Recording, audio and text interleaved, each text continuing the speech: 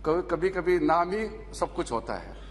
इसलिए जब हम new Delhi international arbitration centre को नाम बदलने का बात कर रहे हैं तो सर हमारे देश में आज के दिन में टोटल 36 आर्बिट्रल इंस्टीट्यूशंस हैं और सब शहरों के नाम हैं। खास करके महाराष्ट्र में है, नई दिल्ली में है, वेस्ट बंगाल, केरला, तमिलनाडु, गोवा, तेलंगाना, गुजरात, कर्नाटका और कई जगह एडहॉक आर्बिट्रेशन का मैकेनिज्म कई सालों से चलते आ रहे हैं। और दिल्ली में ही Delhi international arbitration centre already है जो दिल्ली हाई कोर्ट के अधीन काम करते हैं। तो दिल्ली हाई कोर्ट से जो भी मैटर को आर्बिट्रेशन के लिए रेफर करना है तो वो अपने सेंटर में रेफर कर देते हैं। कभी कभी कोर्ट अपना अपॉइंट भी करते थे अपने हिसाब से। तो हम सर आज जब ये नाम चेंजेस का बात आ रहे हैं तो आपको मैं बताना बहुत जरूरी है सर। कभी कभी नाम से कंफ्यूजन भी पैदा होता है और नाम से आकर्षण भी कर सकते हैं। जैसे मैंने कहा कि कई शहरों के नाम में आर्बिट्रेशन सेंटर है। तो जब भारत सरकार पहल करके संसद में पारित करके एक बिल ला करके फिर हम जब एक सेंटर गठन कर रहा है तो उसका स्तर भी उसी लेवल से बनना चाहिए और उसका हिसाब से उसका प्रोग्रेशन भी होना चाहिए।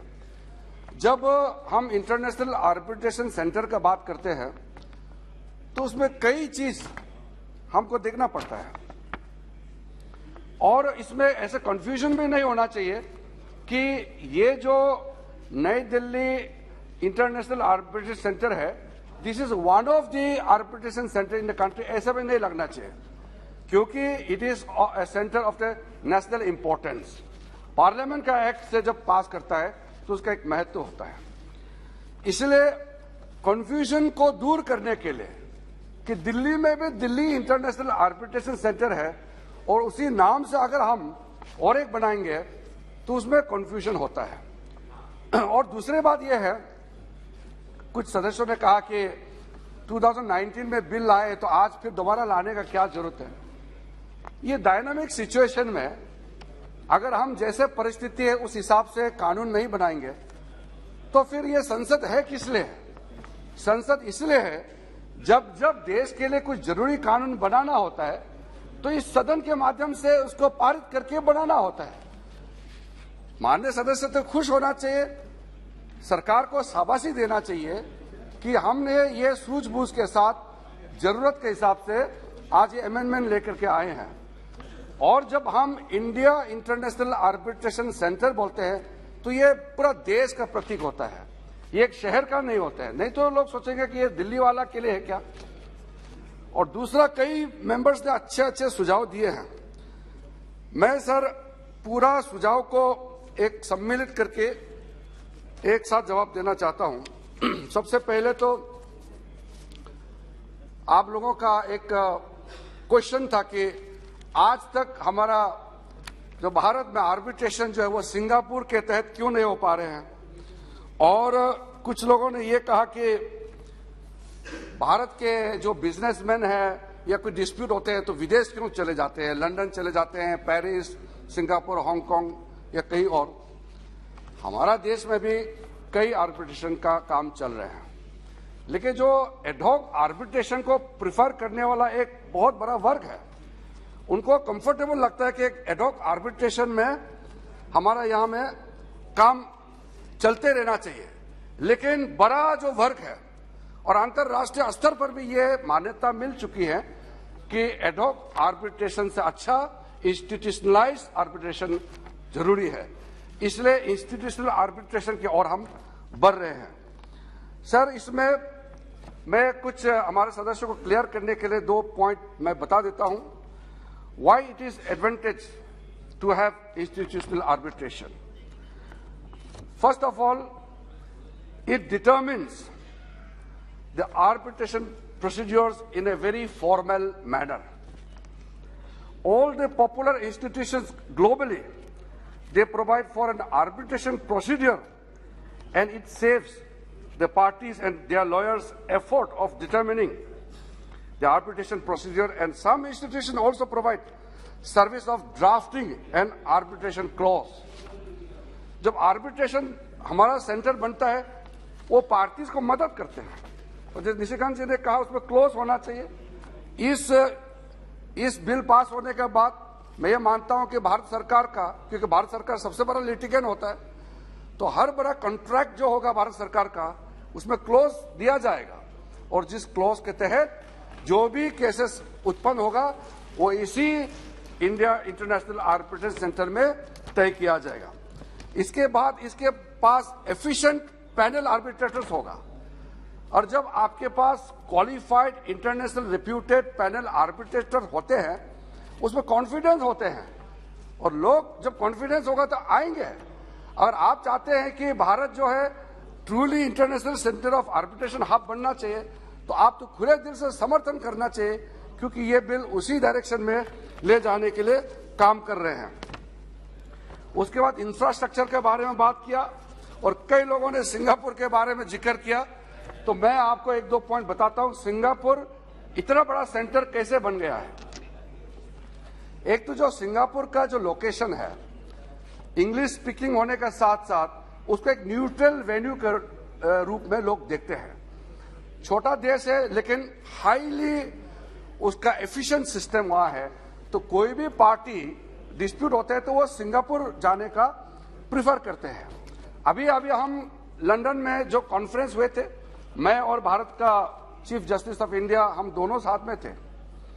कई लोगों से मैंने बात किया, इवन वहां के हाउस ऑफ कॉमन्स में जो एमपीज हैं, मंत्री हैं, हाउस ऑफ लॉर्ड्स में जो वहां मेंबर्स हैं, और बाकी लोगों से मैंने बात किया। सबने एक चीज को कहा है, मुझे उन लोगों का बात सुनकर के अच्छा लगा कि भारत एक उभरता हुआ देश है, इकोनॉमिक आर्थिक ताकत है, और इंडिया की और लोग देख रहा है, और आने वाला दिन में इंडिया ही एक मेजर आर्बिट्रेशन का हब बनेगा। ये कॉन्फिडेंस इन्होंने जताया है। जब लोग भारत की ओर देख रहे हैं तो हम प्रोएक्टिव होकर के जो जो कदम उठाना चाहिए भारत सरकार और इस संसद के माध्यम से हमको उठाना चाहिए। और जब हम प्रधानमंत्री जी के नेतृत्व में एक कल्पना लिया है, और 2016 में जब प्रधानमंत्री जी ने एक विजन हमारे सामने में रखा, मैं कोट करना चाहता हूं।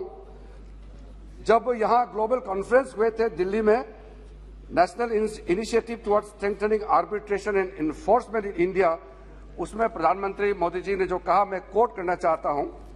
An enabling alternative dispute resolution ecosystem is a national priority for India. We need to promote India globally as an arbitration hub. As Roscoe Pond famously remarked, the law must be stable, but it must not stand still. We need to take inspiration from beyond our shores. इसलिए sir, हम जब एक international hub के बात करते हैं तो हमारे यहाँ पुख्ता व्यवस्था होना चाहिए, और हमारे पास सेंटर भी बने हुए हैं, और उसका जो कंपोजिशन है उसका भी बनाने का हम पूरा तेजी से आगे बढ़ रहे हैं। सर, कई मेंबर ने इसके अलावा जो मुद्दा उठाए हैं, जैसे कि पेंडिंग ऑफ केसेस, ये एक तरह से बहुत अच्छा अल्टरनेटिव डिस्प्यूट रेजोल्यूशन जो मैकेनिज्म है उसके तरह ये बहुत एक बड़ा रास्ता हमको दे रहे हैं। क्योंकि जब हम कहते हैं कि total numbers of pending cases इस देश में 5 करोड़ की ओर बढ़ रहे हैं, तो मैं इस सदन को बताना चाहता हूं कि इसमें कई कारण हैं, और ये कारण हमको इस सदन का सांसद होने के कारण, मेंबर ऑफ पार्लियामेंट होने के कारण सर हमको ये जानकारी होना आवश्यकता है। ऐसे नहीं है, कुछ लोग कह देते हैं कि जजेस लोग क्यों काम नहीं करते हैं, और लोग मुझे भी क्वेश्चन करते हैं कि आप कानून मंत्री हैं, अब 5 करोड़ पेंडिंग होने वाले हैं, आप क्यों कदम नहीं उठा रहे हैं। और आजकल सोशल मीडिया के माध्यम से भी जजेस के ऊपर भी अटैक करते हैं कि ये जजेस क्यों इतना केसेस पेंडिंग रखा है, क्यों काम नहीं कर रहा है। तो सभापति महोदय जी, मैं आपको बताना चाहता हूं कि पहले के मुकाबले में डिस्पोजल ऑफ द केसेस कई गुना आगे बढ़े हैं। लेकिन आज मान लो एक जज के पास 50 केसेस डिस्पोजल होता है तो 100 केसेस नए भी आते हैं। जब भारत उभर रहे हैं, सबको एक अवेयरनेस आए हैं, सब कोर्ट जा रहे हैं, कहीं भी आपको कुछ डिस्प्यूट होगा तो सब वकील लोग को पकड़ते हैं, फिर कोर्ट जाते हैं। तो जिसके हिसाब से मैं मानता हूं कि जो पेंडिंग ऑफ केसेस है ये बहुत तेजी से आगे बढ़ रहे हैं, तो इसका चिंता सबको करना चाहिए, सरकार को भी करना चाहिए और इस सदन को भी करना चाहिए, और साथ साथ जुडिशरी को भी इसको चिंता करना चाहिए। क्योंकि सर लगभग 80% से ज्यादा केसेस पेंडिंग तो लोअर कोर्ट्स में है, और लोअर कोर्ट्स का जो जजेस है, डिस्ट्रिक्ट जजेस है, सेशन कोर्ट्स के जजेस होते हैं, सबऑर्डिनेट कोर्ट्स होते हैं, उनके जजेस का नियुक्ति राज्य सरकार से बातचीत करके हाई कोर्ट के देखरेख में होते हैं। उसमें भारत सरकार सीधा हस्तक्षेप नहीं करते हैं। इसलिए हाँ, हाई कोर्ट का जजेस और सुप्रीम कोर्ट का जजेस का अपॉइंटमेंट में भारत सरकार का उसमें रोल होता है, भारत सरकार उसमें बहुत बड़ा योगदान करते हैं। लेकिन इसका जो percentage of pending of cases आप देखेंगे तो सुप्रीम कोर्ट में कितने हजार केसेस पेंडिंग है, हाई कोर्ट में कितने हैं और लोअर कोर्ट्स में कितने हैं। तो पूरा देखते हुए मैं ये कहना चाहता हूं कि हाँ, हमारे जजेस मेहनत करते हैं, जजेस बहुत ज्यादा केसेस डिस्पोज कर रहे हैं आजकल। एक एवरेज में एक जज सुप्रीम कोर्ट में भी एवरेज में एक जज कम से कम 40-50 केसेस को डिस्पोज करते हैं। दुनिया में कहीं नहीं होते ऐसा, सिर्फ भारत में होते हैं। लेकिन इतना बड़ी संख्या में केसेस आते हैं, उसको डिस्पोज करने में जितना भी करें, लेकिन उसका संख्या बढ़ते जा रहा है। इसका चिंता सबको मिलकर करना है।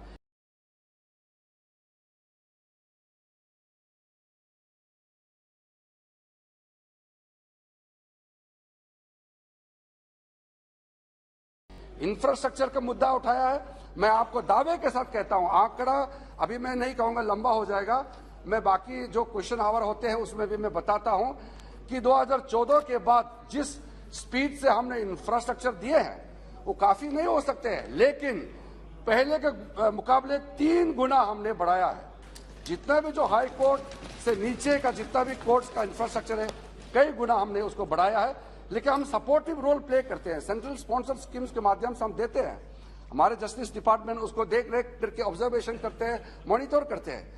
लेकिन राज्य सरकार उसको बहुत ही प्रोएक्टिव रोल प्ले करना पड़ेगा। तो राज्य सरकार और हम मिलकर के इसको देखना है।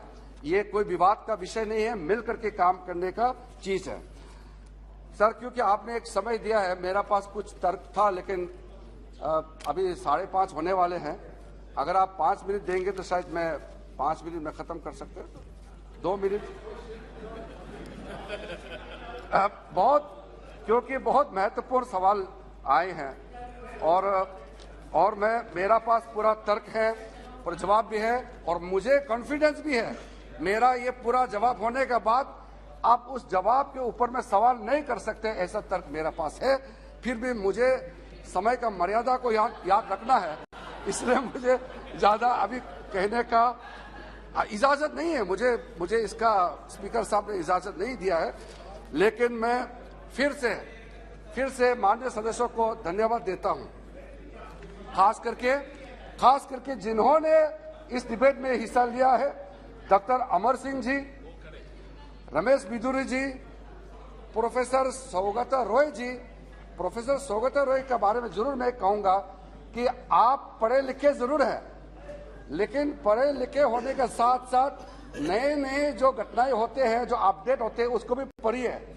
आप कुछ सवाल करते हैं, आपने जो एक मुझे क्वेश्चन किया बिल्कुल गलत। आपने कहा कि जो इंटरनेशनल ये centre of alternative dispute resolution को हमने खत्म करके ये NDIAC बनाया, ऐसा बिल्कुल नहीं है।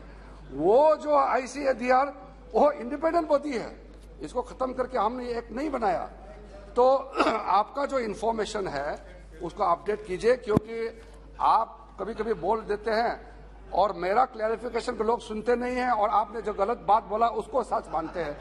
ऐसा नौबत नहीं आना चाहिए। इसलिए जो भी हम इस सदन में कहें, सोच समझ करके, रिसर्च करके, तर्क के साथ हमको अपनी बात रखना चाहिए।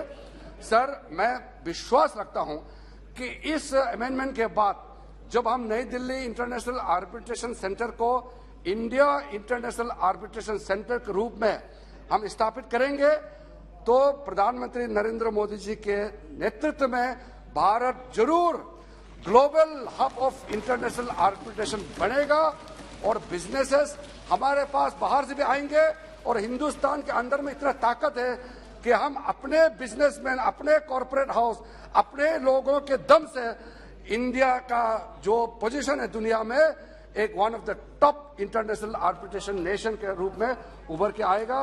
बाकी सदस्यों सब ने आपने जो मुझे इसमें समर्थन दिया है, साथ साथ में हमारे वीरास्वामी कलानिधि जी, कृष्णा देवालू जी, दानिश अली जी, सुप्रिया सुले जी और जस्टिस रिटायर्ड हसनैन मसूदी, ये जज साहब है, रिटायर्ड जज है, जम्मू कश्मीर हाई कोर्ट में जज रहे हैं और उन्होंने उस दिन कश्मीर में जा करके जो अच्छे अच्छे बातें कही हैं मेरे बारे में, हमारे सरकार के बारे में, प्रधानमंत्री जी के बारे में, मैं आपको सैल्यूट करता हूं।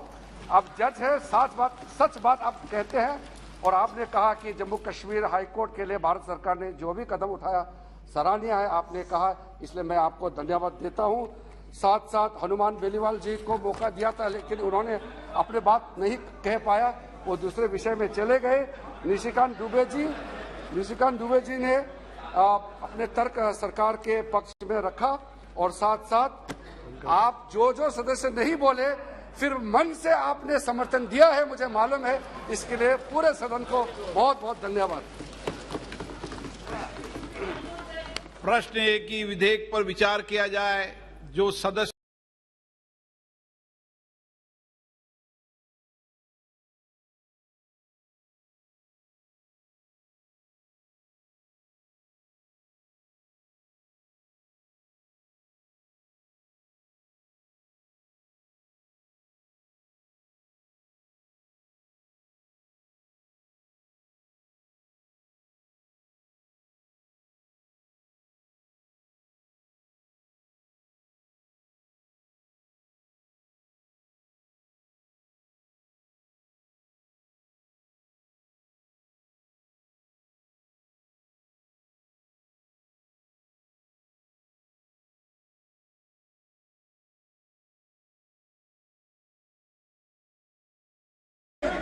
Nishikant Dubey ji. I've already given the धन्यवाद सभापति महोदय। मैं माननीय मंत्री जी द्वारा लाए हुए इस बिल के समर्थन में खड़ा हूं।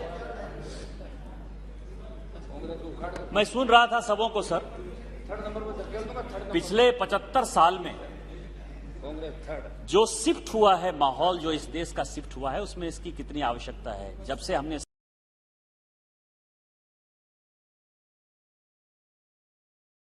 स्टार्ट किया 47 के बाद, तो लाइसेंस, परमिट और कोटा राज में चले गए सर। एक सर्टेन जो है बिजनेस हाउस ही बिजनेस कर सकता है, उसको सर्टेन सेगमेंट में लाइसेंस मिल सकता है, उसको परमिट मिल सकता है, कोटा मिल सकता है। मैं किसी के ऊपर ब्लेम देने के लिए नहीं खड़ा हुआ हो सकता। और दूसरा जो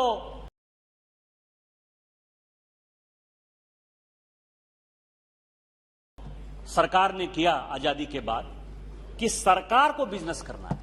यदि स्टील बनाना है सरकार को बनाना है, सीमेंट बनाना है सरकार को बनाना है, कोई भी बिजनेस हो, कार बनाना है सरकार को बनाएगा, पिन बनाना है सरकार को। और एक दो जो बिजनेसमैन थे जो कि लाइसेंस, परमिट, कोटा राज में थे। इस कारण से इस तरह के कोई डिस्प्यूट हमारे यहां नहीं डेवलप हुए। 1990 के बाद लिबरलाइजेशन स्टार्ट हुआ और अब कोई ऐसा सेक्टर नहीं है। भारत सरकार ने एक पॉलिसी के तहत यह फैसला किया है और धीरे धीरे जो मुझे लग रहा है कि सारे बिजनेस सरकार खत्म कर देगी। और सरकार का जो बेसिक काम है, जो इस पार्लियामेंट का बेसिक काम है कानून बनाना, या सरकार का जो बेसिक काम है पॉलिसी में जाना, हमको लगता है कि एक दो सेक्टर को छोड़कर मैक्सिमम जगह सरकार को वहीं जाना चाहिए। और यही पूरी दुनिया का रीत है। ग्लोबलाइजेशन के बाद जो डॉक्टर मनमोहन सिंह जी ने जो स्टार्ट किया इस देश में, एक नई क्रांति जो स्टार्ट की, तो उस कारण से इसकी आवश्यकता है। क्योंकि कोई ऐसा सेक्टर नहीं होगा जबकि भारत का बिजनेसमैन स्ट्रेटेजिक सेक्टर से लेके छोटे सेक्टर तक, स्मॉल स्केल सेक्टर से लेके बड़े सेक्टर तक, वो इन्वेस्टमेंट बाहर का नहीं आएगा या उसका बाहर का पार्टनर नहीं होगा। और जब यह सिचुएशन डेवलप होगा तो सारे डिस्प्यूट यदि वो बाहर होंगे, मान लीजिए बड़े बड़े लोग तो सिंगापुर चले जाएंगे, लंदन चले जाएंगे, अमेरिका में डिस्प्यूट हो जाएगा, उसका सॉल्यूशन हो जाएगा। लेकिन जो हमारे स्मॉल स्केल इंडस्ट्री, जो छोटे लोग हैं, उनके जो डिस्प्यूट होंगे, उस डिस्प्यूट के लिए शायद उनके पास इतना पैसा नहीं होगा, उस एग्रीमेंट का वो पार्ट नहीं होगा। तो मेरा मंत्री जी से यह है कि आपने बहुत अच्छा बिल लाया है। मेरा एक छोटे हैं दूसरे कंपनियों के साथ या दूसरे देश के साथ, उसमें इस पॉइंट को जरूर जोड़ा जाना चाहिए कि कोई भी डिस्प्यूट यदि होता है तो वो डिस्प्यूट इंडिया के अंदर हम उसको रिजॉल्व करेंगे। ये दिल्ली में जो हम ये डिस्प्यूट मैकेनिज्म बना, आर्बिट्रेशन सेंटर बना रहे हैं, यदि हम ये कर पाए तो जो लोगों के कंसर्न है कि ब्रेन ड्रेन हो रहा है, बाहर के लोग जा रहे हैं, और हमने देखा भी है कि बड़े बड़े डिस्प्यूट में, चाहे एंट्रिक्स देवास का मामला हो, चाहे वोडाफोन का सवाल हो, जिस किसी भी सरकार ने किया हो, उसके कारण हम लोगों को काफी नुकसान सहना पड़ा। और एयर इंडिया का तो ऐसा हो गया कि एयर इंडिया के सारे एसेट ही पूरे दुनिया भर में जब्त होने लगे एंट्रिक देवास के कारण।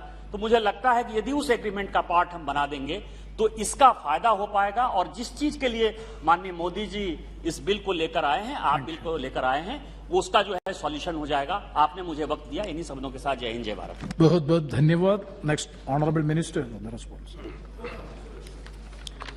बहुत बहुत धन्यवाद।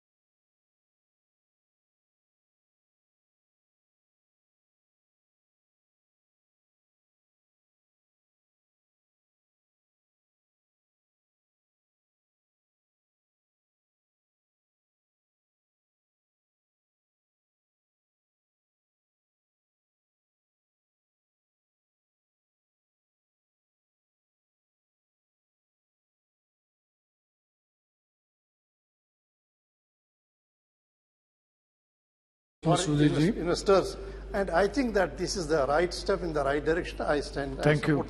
Thank you, Shri Hanuman Beniwal ji. सभा जी महोदय, आज राजस्थान के अंदर एक आस्था का जो केंद्र है खाटू श्याम जी, एक सेकंड साहब, उस मंदिर के प्रांगण में मंदिर के अंदर दर्शन को लेकर भगदड़ मच गई। लाखों लोग थे, इंटेलिजेंसी फेल थी वहां की, 3 लोगों की मौत हो गई, कई दर्जन लोग घायल हो गए। उसके अंदर मेरा निवेदन था कि अंदर टीम भेजे और वहाँ एक सीआई को सस्पेंड करके आप संदेश नहीं दे सकते। क्या है विषय, क्या है? एक सेकंड साहब, क्या है कांग्रेस की इसी सरकार, कांग्रेस की इसी सरकार में 2010 में मेहरानगढ़ के अंदर सैकड़ों लोग मारे गए थे साहब। एक सेकंड, मेरा निवेदन, स्पीक ऑन द बिल। एक सेकंड, एक सेकंड, कांग्रेस की सरकार के अंदर मेहरानगढ़ सैकड़ों लोग मारे गए थे। मेरा निवेदन है, निवेदन सुनिए, बिल पे आ रहा हूँ साहब, bill pay You speak on the bill. Bill pay बोल रहा हूँ आप, bill pay.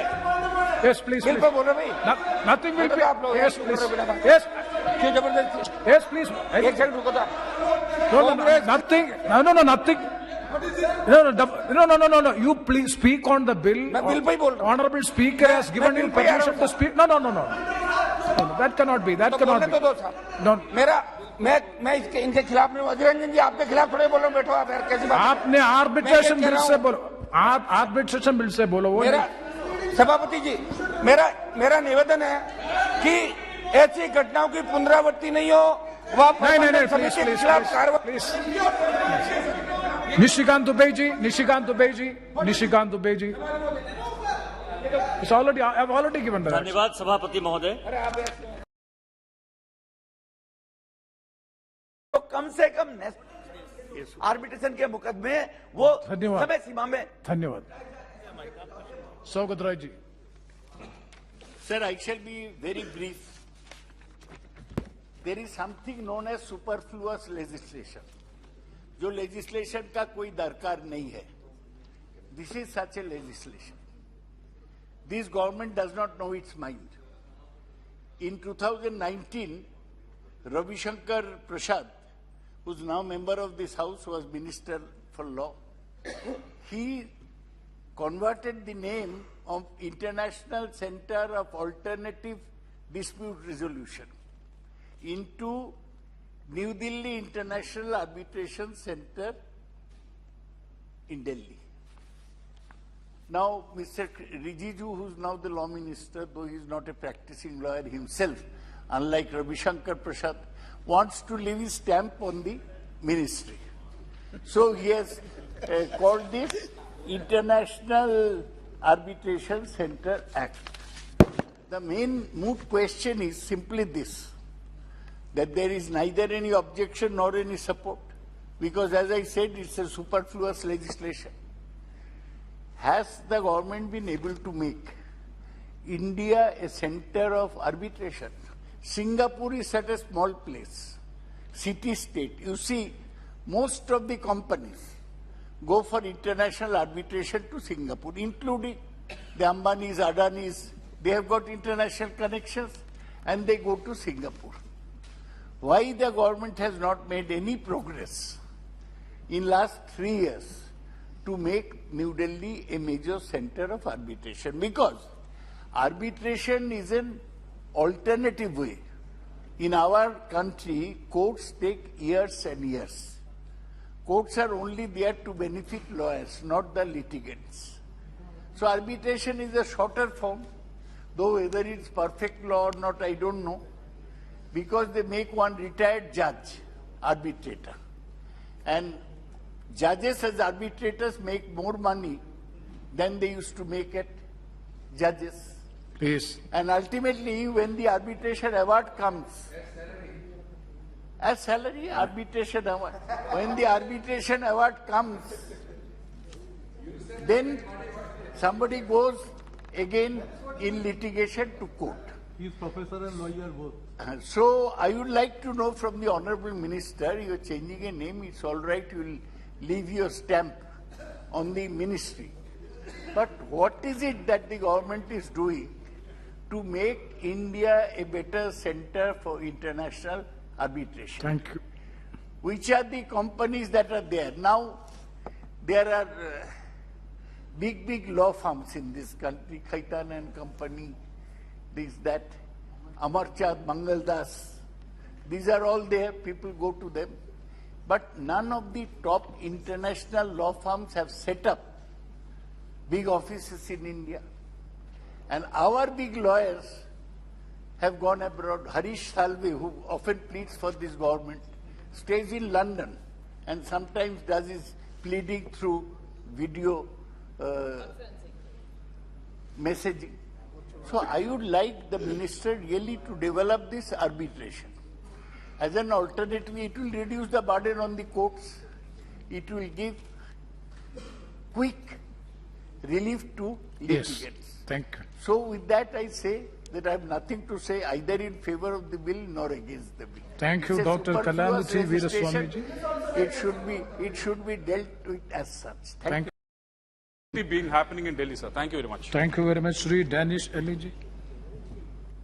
Thank you very much honourable chairperson sir कि आपने मुझे new Delhi international arbitration centre amendment bill 2020 पर बोलने का मौका दिया।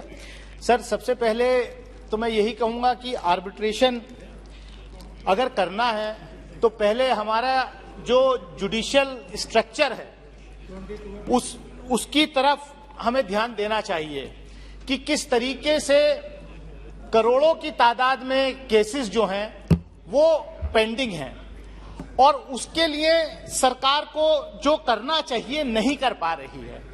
मैं आपको एक एग्जांपल देना चाहता हूं सर कि जहां पर डिस्ट्रिक्ट बने हुए एक डेकेड से ज्यादा हो गया वहां पर डिस्ट्रिक्ट कोर्ट्स की बिल्डिंग नहीं है। ये इंफ्रास्ट्रक्चर गवर्नमेंट को क्रिएट करना है।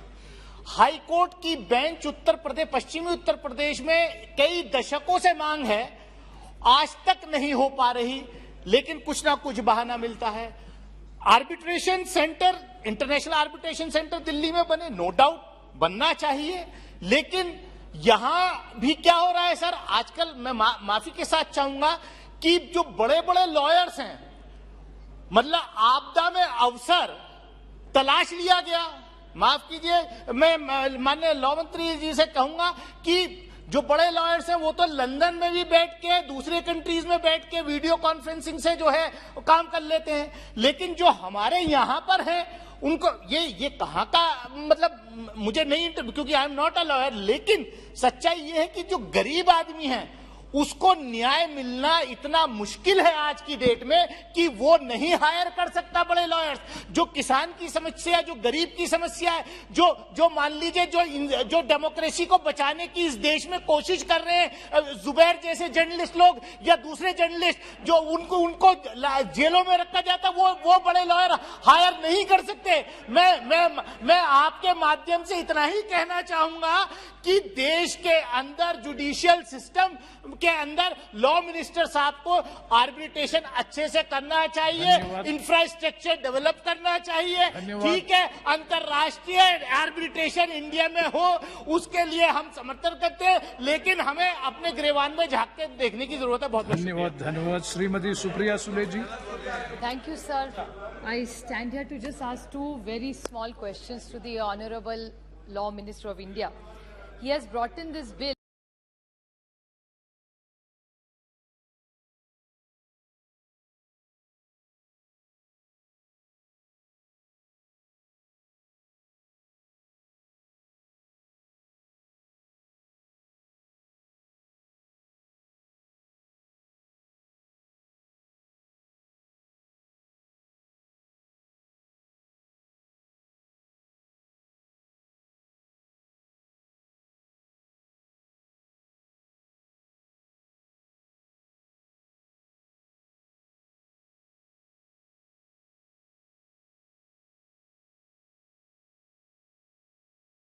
Apply for this. Thank you, Supriya ji. Next, Sri Hanuman Beniwal ji. Sorry, Hasnain Masoodi ji. No, please. Masoodi ji. Thank you, sir. Sir, an efficient adjudicative mechanism has key role in promoting investment, industrial growth, and generation of employment and overall development. Sir, the investors, domestic and foreign, feel encouraged and confident to invest if they find that country has an efficient justice delivery mechanism. And the alternate dispute resolution mechanism has over the years emerged as the main source of key role in adjudication of the disputes. In that background, the bill is a right step in the right direction, because most of the honourable members have voiced the concern that why should people flock to other places for arbitration. It is because we did not have an efficient mechanism here in the country. And if the change itself may not convey much, but it does give an impression, or it does at least belie the impression that no, we don't have an efficient adjudicative mechanism or alternate dispute mechanism, arbitration in the country. And when people flock to, or people go to Hong Kong, or people go to Singapore, or go to other places, they go, or London, they go because there is a clause in the agreement that jurisdiction at London. And why do they insist on it once they enter into an agreement with our investors or who collaborate with them?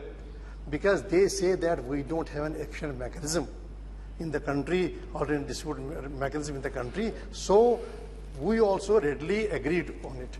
Once we have in place an efficient mechanism, now, I mean, what is proposed by the Honourable Minister, and because Section 15 tells us that the Centre will facilitate arbitration, once that is there, that argument or that plea will no more be available to our investors.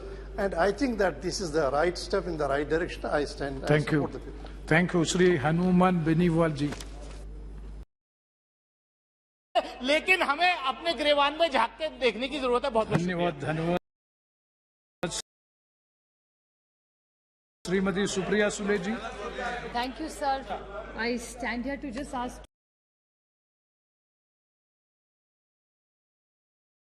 two very small questions to the Honorable Law Minister of India. He has brought in this bill. I can't believe he is just brought it to change the name. I mean, there's really nothing else. I mean, this is really lack of colossal waste of time for Parliament if you've just got it for that. I can't, it's just appalling. I have two questions to ask you. This is not for the common man. This is the new Delhi International Arbitration Center. So this is obviously for the big boys. Now, two questions that I need you to clarify to me. That a reply of Government of India in Rajya Sabha said the high net worth individuals of India are leaving India. My friend Pinaki Mishra also spoke at length last week about it, that most high net worth individuals are leaving this country and prefer a foreign passport over an Indian passport. Now that's point number one. Point number two is that a lot of my colleagues talked about all the big lawyers, the big boys.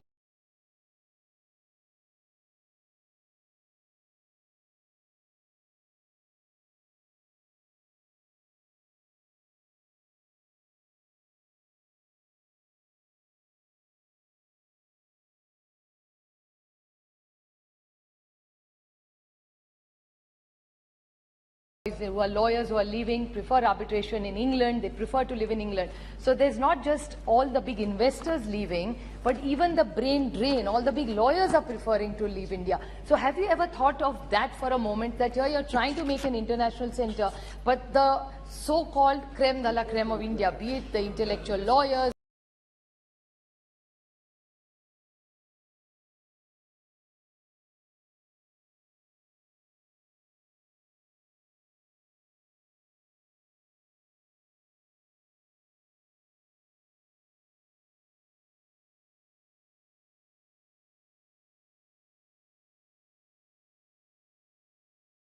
be it the industry, let's not take a socialist line. Let's take for a moment a capitalist line which your government likes. So why are we making sure that all these people who create wealth in this country, create jobs in this wealth, are leaving this country? And give you two small examples. Look at KN Energy. This happened in your duration, as well as the Reliance British Petroleum issue, or the Amazon Future Group and the Reliance dispute. They have not chosen India as an option. Future Group is almost becoming an NP, unfortunately, which had one of the finest companies in this country. So why is a big company like Reliance chooses Singapore or Britain as an arbitration center, not as India? So why don't you introspect instead of bringing the law of just changing names to improve and strengthen the system? अपने कारबान में झाँक के देखो भैया, कुछ तो कम पड़ रहा है, इसीलिए तो सब जा रहे छोड़ के. It's very easy for all the jingoism that your government does, which is all wonderful. But if you are bringing an international center, your big boys, which are of this country, the big investors who you expect to be a part of this arbitration center, prefer Singapore, prefer India. So why are we wasting our time on this arbitration in India? So please reply for this. Thank you. Supriya ji. Next, Sri Hanuman Beniwal ji. Sorry. Hasnain Masoodi ji. No, please. Masood ji. Thank you, sir. Sir,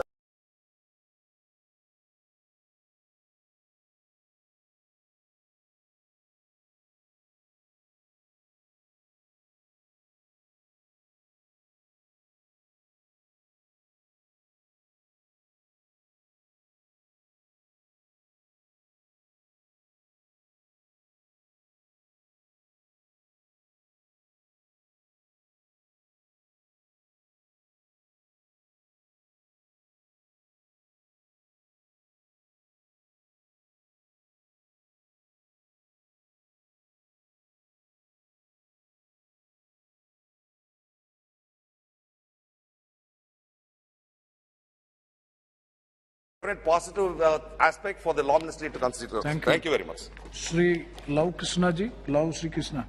Thank you, sir. Thanks for allowing me to speak on New Delhi International Arbitration Center Bill. As Sauta Roy said, there's not much in this, just the change of the name of the bill, name of the center. Sir, this is I believe this is the second time or third time that we are speaking something about arbitration in the last 3 years, sir. But again and again we will be speaking about it, but somehow the arbitration center doesn't come up in Delhi. No, no business happen in Delhi, but the arbitration actually happens either in London or in Singapore. So even the best of the minds, best of the lawyers, best of them are going and practicing overseas, but are not coming to Delhi and doing it, sir. So yes, we totally support this bill, that change of the name and everything. But sir, arbitration as it is that we are speaking right now, we are only talking about the higher level wherein between the corporates and everything, sir. But last time also I spoke about it. It is not just with the corporate level arbitration that is required in this country, sir. With the amount of cases that are pending in this country, there needs to be a thinking. As Kiran Rijiju is a very forward-thinking minister, there should be a thought that should be there, wherein we can have some arbitration at a lower level, so that these pending cases are dealt at that level itself. Say we have local adalat and all those institutes that are there, but they don't have enough power. They don't have enough power to actually do these arbitrations at the lower level. So that's where most of the pendency is being there at the district courts and the high courts, sir. So with that, we support the bill, but we want to see some sort of activity happening in Delhi, sir. Thank you very much. Thank you very much, Sri Danish Eliji.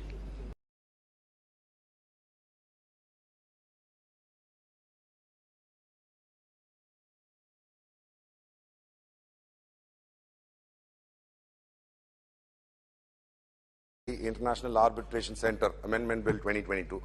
Sir, there is no doubt that we require a bill of such nature, sir. We definitely need an International Arbitration Center in India, because right now the number of disputes that exist, all these disputes, which goes into several thousands of crores, is being heard in Singapore because we do not have a robust arbitration mechanism in India, sir. Sir, in fact, this bill was actually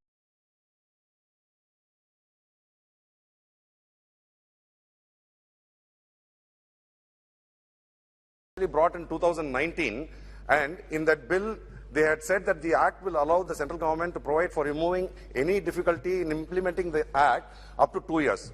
Sir, after 2 years from 2019, within 3 years, they have found that they have had several difficult drafting errors in this act. So when you are preparing a bill, the lackadaisical manner in which they have been preparing bills has already been referred to by the Supreme Court Chief Justice, sir. He has said that the Parliament is passing bills without taking into consideration about the complete details, where there is not adequate amount of debates happening, or referring it to the standing committees to make sure that the bill has all the provisions which need to be taken into consideration, because the Supreme Court CJI, he has mentioned that passing bills without all these considerations creates a havoc in the judicial system, sir. The judges are facing immense trouble in interpreting these bills, and subsequently we come back. It is very sad to note that a bill which was brought in 2019, within 3 years, you want to bring an amendment to this. Can't we even prepare a bill which can last for at least a few decades before you want to seek an amendment? And similarly, the same way that it was seen, we have seen that the problems with the farm bills and so many other bills which the government has brought in without taking into consideration the opposition voices or the voices of the people. So I request that this government may take adequate time to ensure that all the provisions are contained in this bill, sir. Sir, in this bill, we are not talking about any provision. We are talking only about the international arbitration, where these things can last for several thousand crores. But there are so many companies which have disputes which can be much meager, sir. It can be about 50 crores or 10 crores, who cannot afford to go to these kind of centers. So I would request some kind of an arbitration provision can be provided to those people also. And similarly, when we are asking people to keep shifting from Chennai to Delhi every time, the traveling and everything is becoming a problem. In fact, our Honorable Chief Minister also asked for Supreme Court bench to be placed in Chennai, sir. So I would request that the Law Minister to kindly consider that, so that a bench is made available in Chennai, and if possible in all the regions, sir, in Calcutta and Mumbai also. And similarly, we wish that there can be a provision for virtual arguments. I mean, like where now during the pandemic, we have found that several courts have been functioning where they have been functioning virtually. This can be taken into a definite positive aspect for the Law Ministry to consider. Thank you very much. Sri Lauk.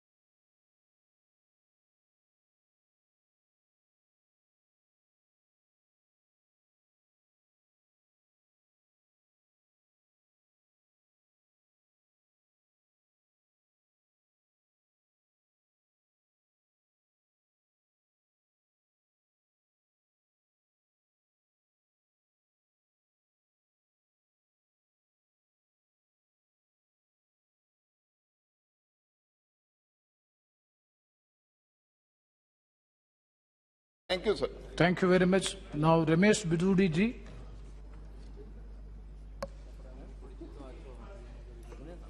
धन्यवाद sir. Please, very brief. मैं बहुत brief बोलूंगा sir. आपने मुझे एक ऐसी माननीय प्रधानमंत्री जी की दूरदर्शिता वाले स्टेप को जो हमारे कानून मंत्री जी के द्वारा रिज्यूड उठाया गया है, उसके समर्थन में मैं बोलने के लिए खड़ा हुआ हूं। अध्यक्ष जी, new Delhi international arbitration centre अब वो इंडिया इंटरनेशनल आर्बिट्रेशन सेंटर के नाम से जाना जाएगा। 1952 से सरकारें चल रही हैं, 60 साल तक। मैं अमरजीत जी को सुन रहा था बड़े ध्यान से। जुडिशरी जिस प्रकार से मजबूत होनी चाहिए थी, वो मजबूत नहीं हुई। अगर जुडिशरी मजबूत होती तो हमारे देश के अंदर आज भी 2 करोड़ अदालतों में केस लंबित पड़े हुए हैं। और ये आर्बिट्रेशन के जो मामले होते हैं, ये जुडिशरी के होते हैं और दूसरे उसके होते हैं सिविल के, जो क्रिमिनल वगैरह नहीं होते हैं। इन केसों को लोगों को समाप्त करने के लिए 10-10, 15-15 साल तक अदालतों में धक्के खाना पड़ रहा है जी। आर्बिट्रेशन के माध्यम से ये केस सॉर्ट आउट हो जाए वो तो ठीक है, लेकिन आज ग्लोबलाइजेशन के तहत विश्व का केंद्र एक आज दुनिया बन रही है और इकोनॉमी के क्षेत्र में, अर्थ के क्षेत्र में, जैसे भी दोहराया भी था अमरजीत जी ने, हमारे बड़ी बड़ी कंपनियां हमारे भी कंट्री में और भी कंट्री, उनको सिंगापुर जाना पड़ता है। उसके पीछे कारण क्या रहा कि वो इंफ्रास्ट्रक्चर जुडिशरी को देना चाहिए था, वो नहीं मिल पाया। वो जो जगह मिलनी चाहिए थी वो लंबे समय तक नहीं दे पाई। और इसका नाम न्यू दिल्ली इंटरनेशनल आर्बिट्रेशन के नाम से लोग समझते होंगे ये दिल्ली के या राज्य के ही आर्बिट्रेशन के मामलों को निपटाने के लिए सक्षम होगा। एक साइकोलॉजी भी इंटरनेशनल लेवल के लोगों पर इसका फर्क पड़ता होगा सर। हमारे देश में लेजिस्लेशन, जुडिशरी और एग्जीक्यूशन, ये 3 संस्थाओं के द्वारा लोकतंत्र की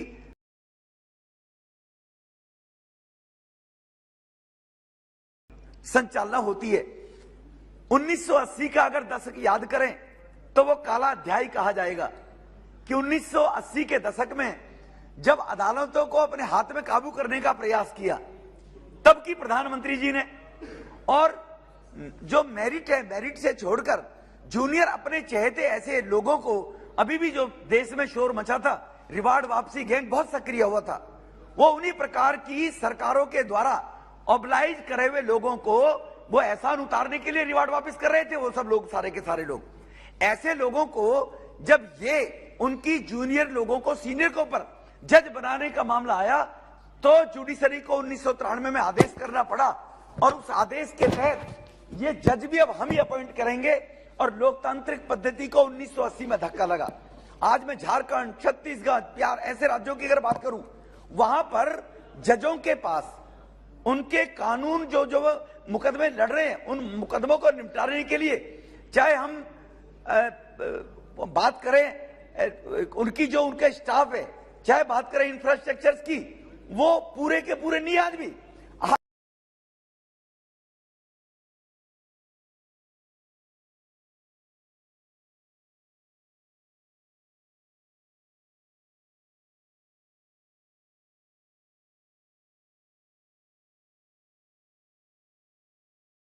आज भी जजों के कई अदालतों में देखेंगे, राज्यों में जाकर एसी तक उनके दफ्तरों में नहीं है। इसके कारण से ये जो सिविल मैटर है और ये आर्बिट्रेशन के मामले माध्यम से निपटाए जाएं और वो जल्द तरीके से निपटाए जाएं, इसलिए इसका नाम बदलकर जो रखा गया वो मैं बाद में आऊंगा सर।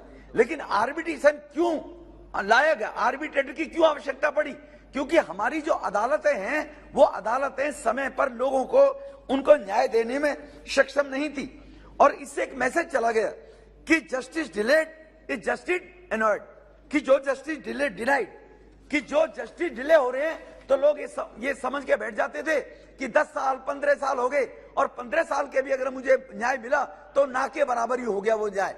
ऐसी स्थिति देश में लंबे समय तक ये बनी रही और इसके जिम्मेवार कौन है ये भी पूरा देश जानता है। 66 वर्ष तक राजनीति को किसी भी प्रकार से वो जो इंफ्रास्ट्रक्चर देने की बात हुई तो आर्बिट्रेशन भी जब 1995-96 में बनाया गया। उससे पहले तो लगातार इतने लंबे समय तक 1940 का अंग्रेजों का बनाया आर्बिट्रेटर कानून चल रहा था देश के अंदर। नहीं सर, मुझे 5 मिनट बोलने दीजिए सर। 5 मिनट हो गया। नहीं सर, 5 मिनट में और मांग रहा हूँ आपसे सर। नहीं, तो मेरी और पार्टी के लोगों का टाइम मुझे दे दीजिए। ना, ये पार्टी का तो टाइम इसीलिए स्पीकर का जो मैं कह रहा था कि स्टेनोग्राफर, टाइपराइटर, इनकी व्यवस्था न होने के कारण से हम लोगों को जो वरीयता के आधार पर जिसका व्यक्ति को न्याय मिलना चाहिए उनके सिविल मैटरों के अंदर, वो नहीं मिल पा रहा था sir.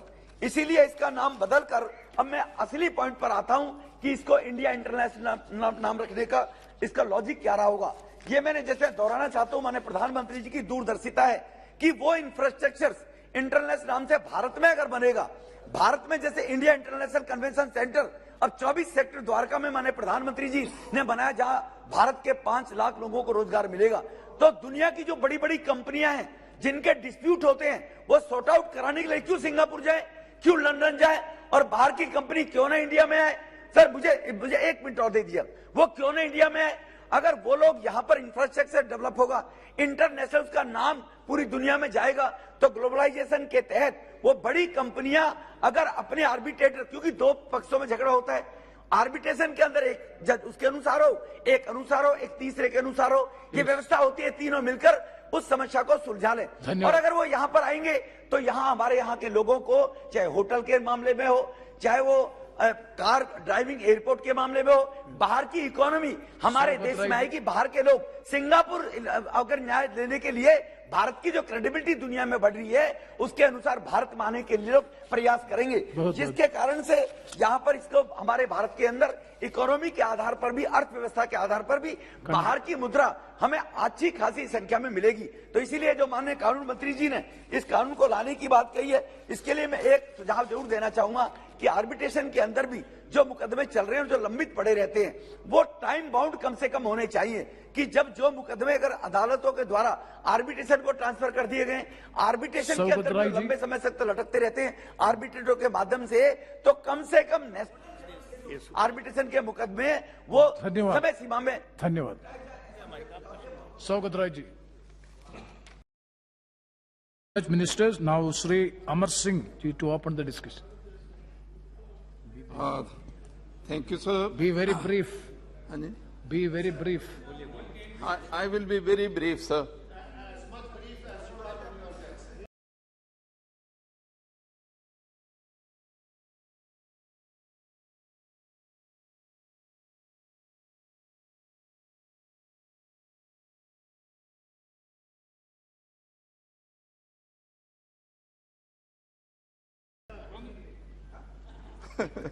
I will be very brief, sir. Very brief.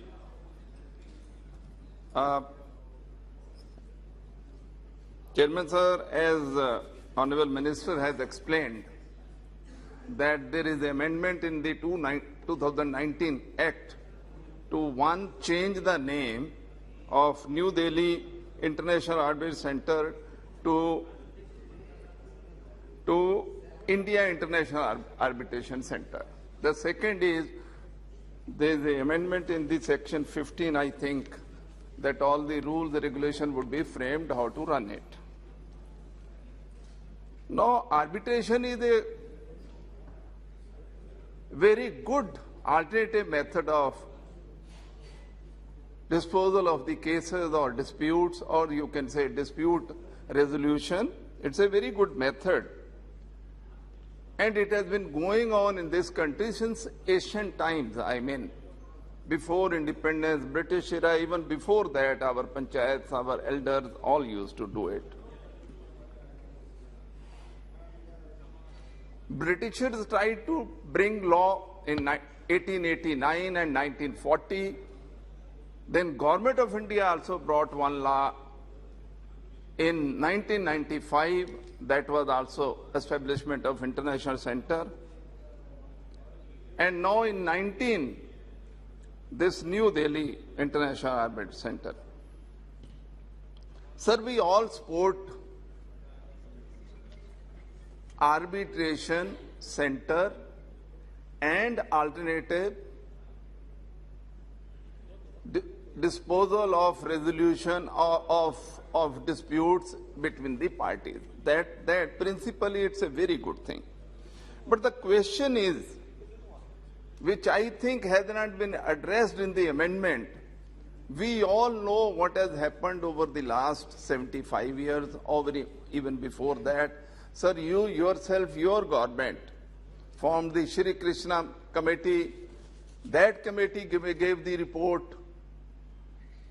Before that, there were two Supreme Court very strong judgments in 1989 and 2009. And the 2009 Supreme Court judgment, Union of India versus Singh Builders Syndicate, they say that there is a very, very unfortunate delays, high cost, frequent and sometimes unwarranted judicial interruptions at different stages are seriously hindering the growth of arbitration in India. That is a Supreme Court judgment. And this was 2009.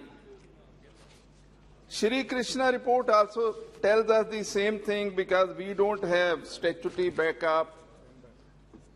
There is lack of experts in the country. Generally, the arbitration tribunals don't stick to the cap on time for disposal of the cases.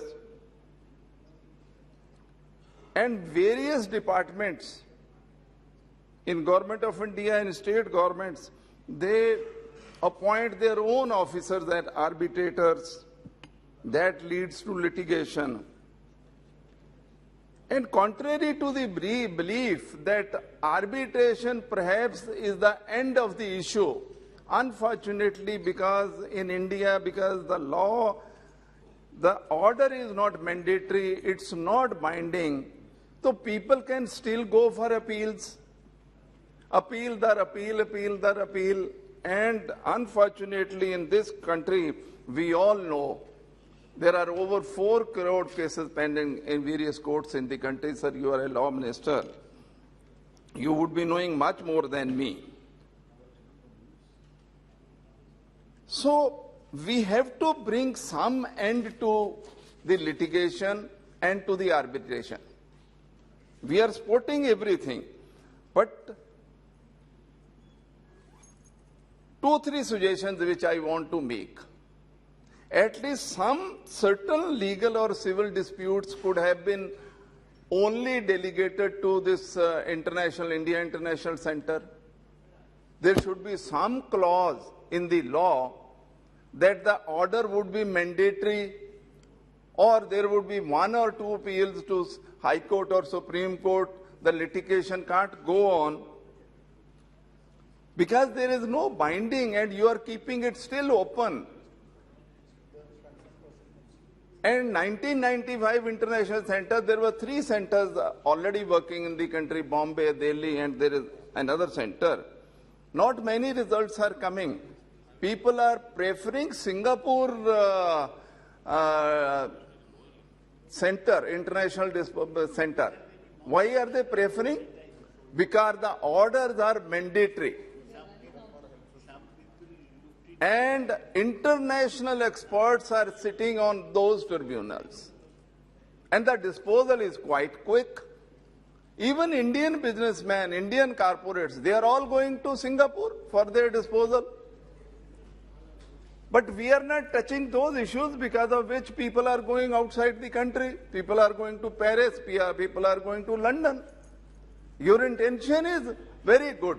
But I don't find anything in the amendment which would lead to really solid results in the country. That is what my point is. Because we cannot, the name changing is good. India International Center would give some, New Delhi could have given a city-centric impression. That's good. But what happens to the orders? There is no finality of the order.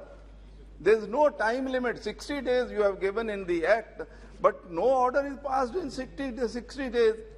What is the provision to finish it in 60 or 70 or whatever days? I mean, there are so many practical problems in the arbitration issue. Unless we take up all those issues, simply changing the names, I don't think, and especially in disputes resolution, Yes, Amar Singh ji. it is the weaker sections of the society. It is the people with the lesser money. I mean, not the big corporate, smaller MSME, all those people. These are the people who are the sufferers because they can't afford the. I mean, those lawyers which go to London and to Singapore. So please bring this law again. Thank you. And bring those amendments which are really needed to make this law effective. Thank you, sir. Thank you very much. Now, Ramesh Bidudi ji.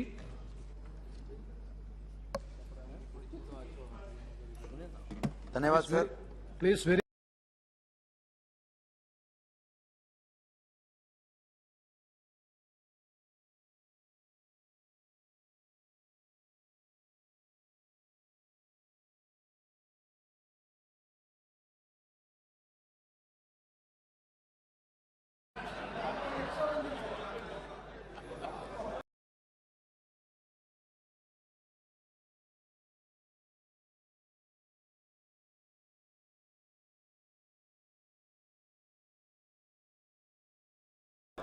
Honorable Speaker, sir,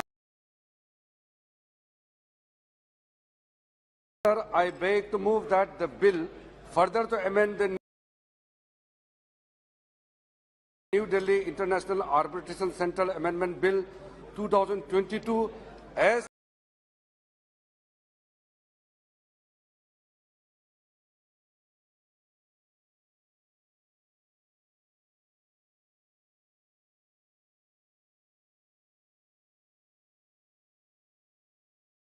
introduced in the Lok Sabha on 5th August 2022 be taken into consideration.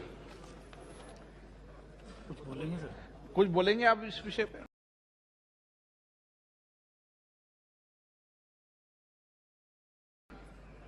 Sir, I am moving this amendment bill with the intention of having a world-class arbitration center in India. In 2009, we all are aware that we had passed the New Delhi International Arbitration Act, and after that, we had already established this said center on 13 Please, June the House be in order, please. 2022. Please. And in this regard,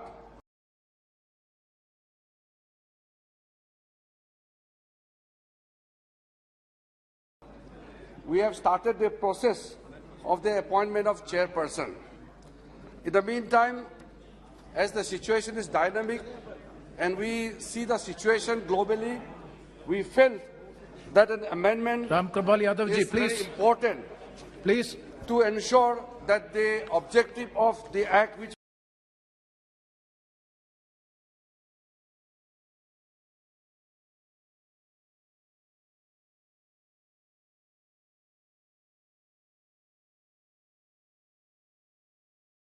we had passed is taken to its logical end.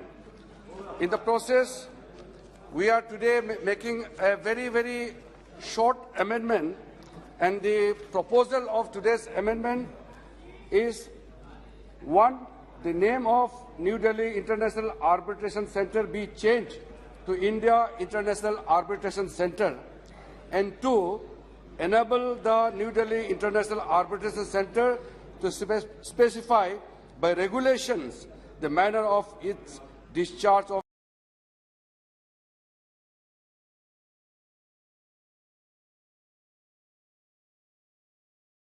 various functions.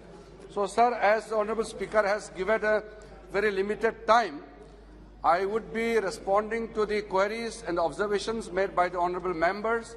So, I would like to explain whatever is possible in detail while I respond to the debate of this discussion.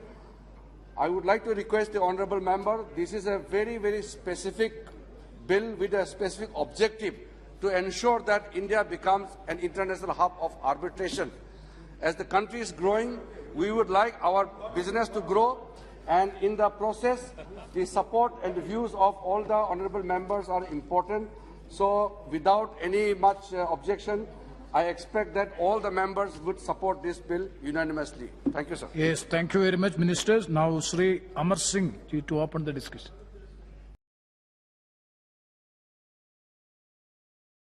Recommended to the House that this may be passed. प्रश्न ये है कि विधेयक पर विचार किया जाए, जो सदस्य इसके पक्ष में हाँ कहें, जो सदस्य विरोध में ना कहें,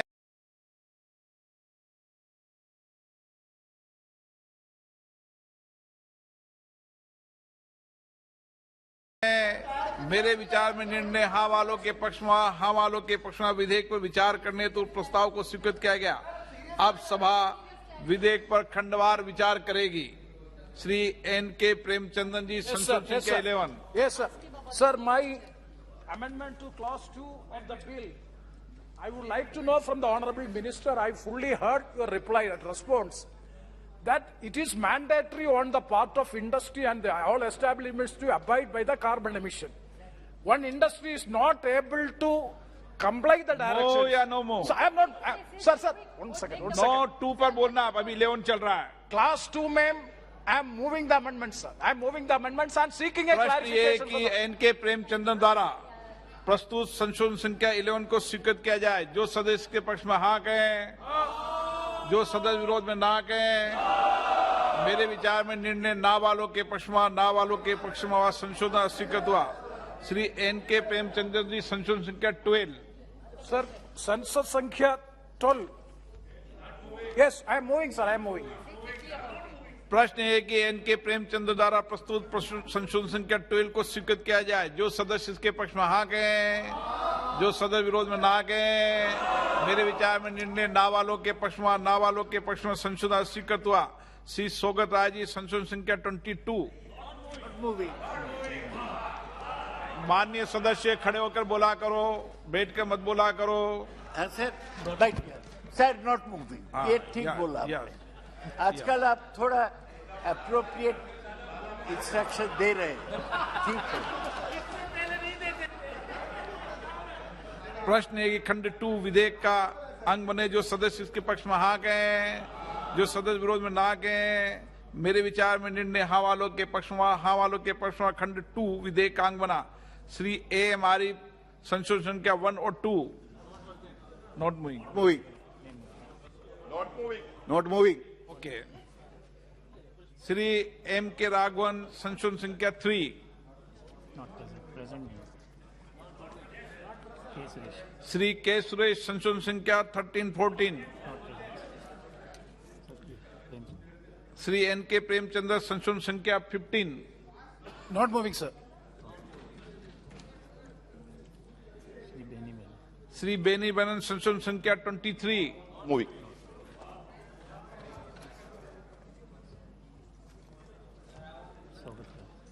श्री सौगत राय जी, संशोधन संख्या 24 से 27। Sir moving in page 3। प्रश्न है कि श्री सौगत राय द्वारा बोलने दीजिए, अमेंडमेंट तो मूव करे। Sir in page 3 for lines 33 to 36, substitute one expert in power sector and the principal secretary of the Ministry of Power, or if there is no principal secretary, the secretary in charge of Ministry of Power, and one official each from the power department of the major states, including West Bengal, to be appointed by the central government. As it is, he has formed a very omnibus and cluttered Bureau of Energy Efficiency. I think it should be less bureaucratic. प्रश्न है कि श्री सौगत राय द्वारा प्रस्तुत संशोधन संख्या 24 से 27 को स्वीकृत किया जाए। जो सदस्य इसके पक्ष में हाँ कहें,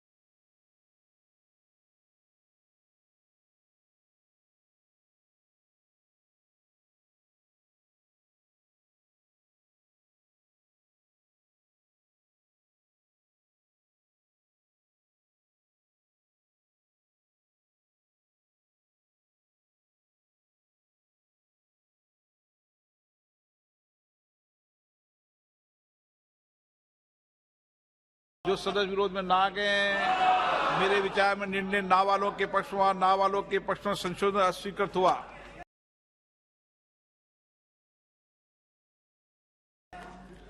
प्रश्न है कि खंड 3 विधेयक का अंग बने, जो सदस्य इसके पक्ष में हाँ कहें, जो सदस्य विरोध में ना कहें, मेरे विचार में निर्णय हाँ वालों के पक्ष में, हाँ वालों के पक्ष में खंड 3 विधेयक का अंग बने। श्री एम के राघवन जी, श्री एन के प्रेमचंद्र जी, संशोधन संख्या 16। Sir, census संख्या 16, Bureau of Energy Efficiency authorized any agency in the country, not outside the country. Let the companies be inside the country. Domestic companies may be authorized. Foreign companies have to be omitted. That is my amendment. Moving, sir. प्रश्न है कि Shri N के प्रेमचंद्र द्वारा प्रस्तुत संशोधन संख्या 16 को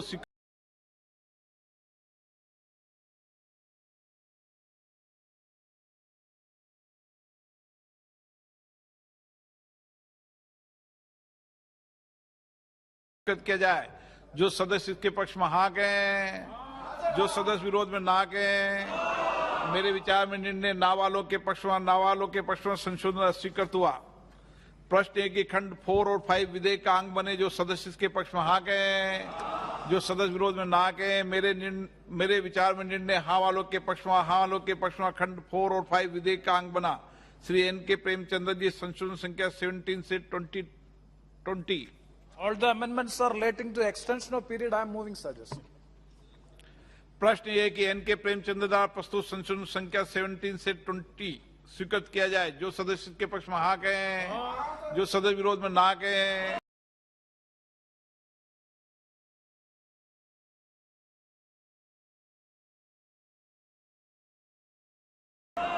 मेरे विचार में निर्णय ना वालों के पक्ष में, ना वालों के पक्ष में संशोधन अस्वीकृत हुए।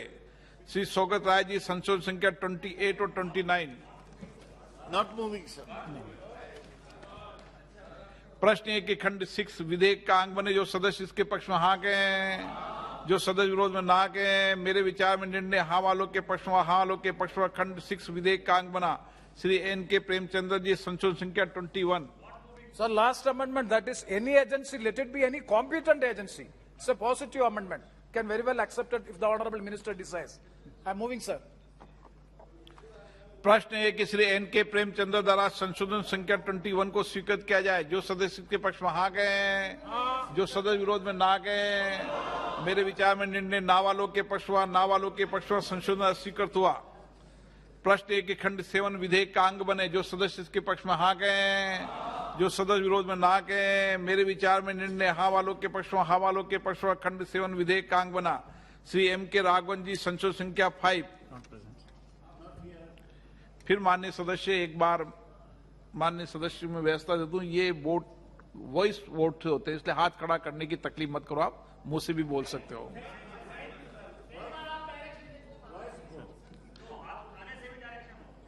प्रश्न है कि 8 और 9 विधेयक का अंग बने, जो सदस्य के पक्ष में हाँ कहें, जो सदस्य विरोध में ना कहें, मेरे विचार में निर्णय हाँ वालों के पक्ष में, हाँ वालों के पक्ष में खंड 8 और 9 विधेयक का अंग बना। श्री एम के राघवन जी, श्री रितेश पांडे, संशोधन संख्या 30। To move this amendment.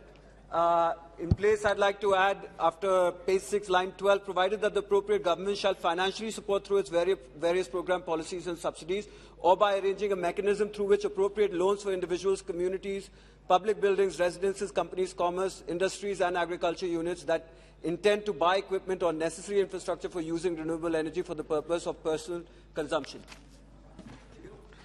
प्रश्न है कि श्री रितेश पांडे द्वारा प्रस्तुत संशोधन संख्या 30 को स्वीकृत किया जाए। जो सदस्य इसके पक्ष में हाँ गए, जो सदस्य विरोध में ना गए, मेरे विचार में निर्णय ना वालों के पक्ष में, ना वालों के पक्ष में संशोधन स्वीकृत हुआ। प्रश्न है कि खंड 10 विधेयक का अंग बने, जो सदस्य इसके पक्ष में हाँ गए, जो सदस्य विरोध में ना गए, मेरे विचार में निर्णय हाँ वालों के पक्ष में, हाँ वालों के पक्ष में खंड 10 विधेयक का अंग बना। श्री एम के राघवन, श्री रितेश पांडे, संशोधन संख्या 31। Sir, I'd like to move this amendment, but quickly एक छोटा सा। Okay, no, प्रश्न है कि श्री रितेश पांडे द्वारा प्रस्तुत संशोधन संख्या 31 को स्वीकृत किया जाए। जो सदस्य इसके पक्ष में हाँ कहें, जो सदस्य विरोध में ना कहें, मेरे विचार में निर्णय नाबालोग के पक्ष में नाबालोग के पक्ष में संशोधन स्वीकृत हुआ। प्रश्न 1 खंड 11 विधेयक का अंग बने, जो सदस्य इसके पक्ष में हाँ गए, जो सदस्य विरोध में ना गए। मेरे विचार में निर्णय हाँ वालों के पक्ष में हुआ, हाँ वालों के पक्ष में खंड 11 विधेयक का अंग बना। श्री M. के राघवन। प्रश्न के खंड 12 से 18 विधेयक का अंग बने, जो सदस्य इसके पक्ष में हाँ गए, जो सदस्य विरोध में ना गए। मेरे विचार में निर्णय हाँ वालों के पक्ष में हाँ वालों के पक्ष में खंड 12 से 18 विधेयक का अंग बना। प्रश्न 1 की खंड 1 अधिनियम सूत्र विधेयक का पूरा नाम विधेयक का अंग बने, जो सदस्य इसके पक्ष में हाँ गए, जो सदस्य विरोध में ना गए। मेरे विचार में निर्णय हाँ वालों के पक्ष में हाँ वालों के पक्ष में खंड 1 अधिनियम सूत्र और विधेयक का पूरा नाम विधेयक का अंग बने। मंत्री जी प्रस्ताव करें कि विधेयक को पारित किया जाए। So I beg to move that the bill be passed. प्रश्न 1 की विधेयक को पारित किया जाए, जो सदस्य इसके पक्ष में हाँ गए, जो सदस्य विरोध में ना गए। मेरे विचार में निर्णय हाँ वालों के पक्ष में हाँ वालों के पक्ष में प्रस्ताव स्वीकृत हुआ, विधेयक पारित हुआ।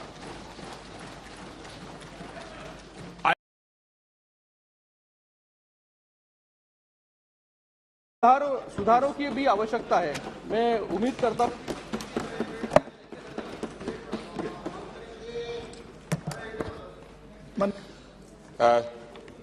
Thank you, Mr. Speaker, sir. I want to first thank all the honourable members who spoke. Jagdambika Pal ji, महुआ मैत्रा जी, जयदेव गल्ला जी, निधुन रेड्डी जी, संतोष कुमार जी, गिरीश चंद्र जी, रंजीत रेड्डी जी, अधीर रंजन चौधरी जी, सुप्रिया सुले जी, राजीव प्रताप रूडी जी, के नवाज जी, हसन मसूदी जी, GS पौन जी, Vishnu Prasad ji, Anubhav Mohanty ji, NK Premachandran ji, Gaurav Gogoi ji, Manoj Rajoria ji, Shinde ji. The debate was positive and most of the speakers have supported this bill. Mr. Speaker, sir, in the power sector, Honorable Speaker, sir, in the power sector, there are many things which we can be proud of as a country. इस sector में जो हमने किया है उस पर हमें गर्व होने का अधिकार है दुनिया भर में. When we connected every village in just about 987 days, the Prime Minister had given us a target of 1,000 days. At that time, the International Energy Agency came out with a tweet saying that this was the best news of the energy sector in 2018. When we connected 28.6 million homes, now it's 28.8 million homes, when we connected every home, हर घर को हम लोगों ने connect किया. And the direction still stands कि अगर कोई घर छूटा हुआ है तो उसको भी कनेक्ट कर देना है. We'll connect if any house is left out, that also has to be connected. When we connected every home, when we connected 28 million homes in just about 18-19 months, I mean, the International Agency said that this was the largest expansion of access in the shortest time frame ever in the history of the power sector. We've done this as a country. I mean, in one stroke, we connected every village, every home. We converted our country from power deficit to power surplus. I mean, today we have about 400,000 megawatts installed capacity. We connected the whole country to one grid, converting our grid into the largest grid in the world. These are things to be proud of. And we also can be proud of, and this is not me saying it. All the countries say we can be proud of our record in energy transition, in the installation of renewable energy capacities. We can be proud of it as a country.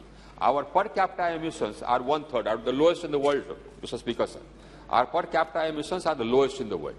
Despite that, we have emerged as the only large economy and only G20 country whose energy transition actions are consonant with a sub-2-degree rise in global temperature.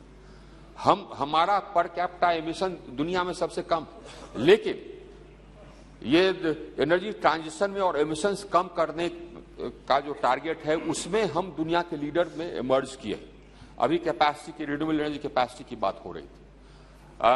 अध्यक्ष महोदय, हमारी आज हम लोगों ने, जैसे कि हमने पिछली बार भी कहा था, हम लोगों ने आज अपनी हमारी स्थापित क्षमता हो गई है नॉन फॉसिल फ्यूल की 1,67,000 मेगावाट और करीब 82,000 मेगावाट हमारा अंडर इंस्टॉलेशन। जिस गति से हमने रिन्यूएबल एनर्जी, ये नॉन फॉसिल हुआ, उसमें से न्यूक्लियर आप निकाल दें तो हमारी रिन्यूएबल एनर्जी कैपेसिटी जो कि स्थापित है 1,61,000 मेगावाट और 72,000 मेगावाट हमारा अंडर इंस्टॉलेशन है। तो लोग कह रहे थे कि हम लोगों ने we had promised that by 2022 will establish 175 gigawatts of capacity, renewable capacity, and we have missed it. But this is the question, we have not missed the target. We are not only on the target, in fact, we are ahead of the target. We would have been much ahead of the target if the COVID had not intervened. Because remember, I'm talking about only renewable energy capacity, I'm not adding nuclear. My renewable energy capacity which is installed is 161 gigawatts and 72 gigawatts is under installation. We have had the fastest rate of growth of renewable energy capacity in the world, bar none. जिस गति से हमने renewable energy capacity अपने जोड़ा है, ये दुनिया में सबसे तेज गति है। ये हम नहीं कहते, the whole world says it. So we have, I mean, we as a country can be proud of it.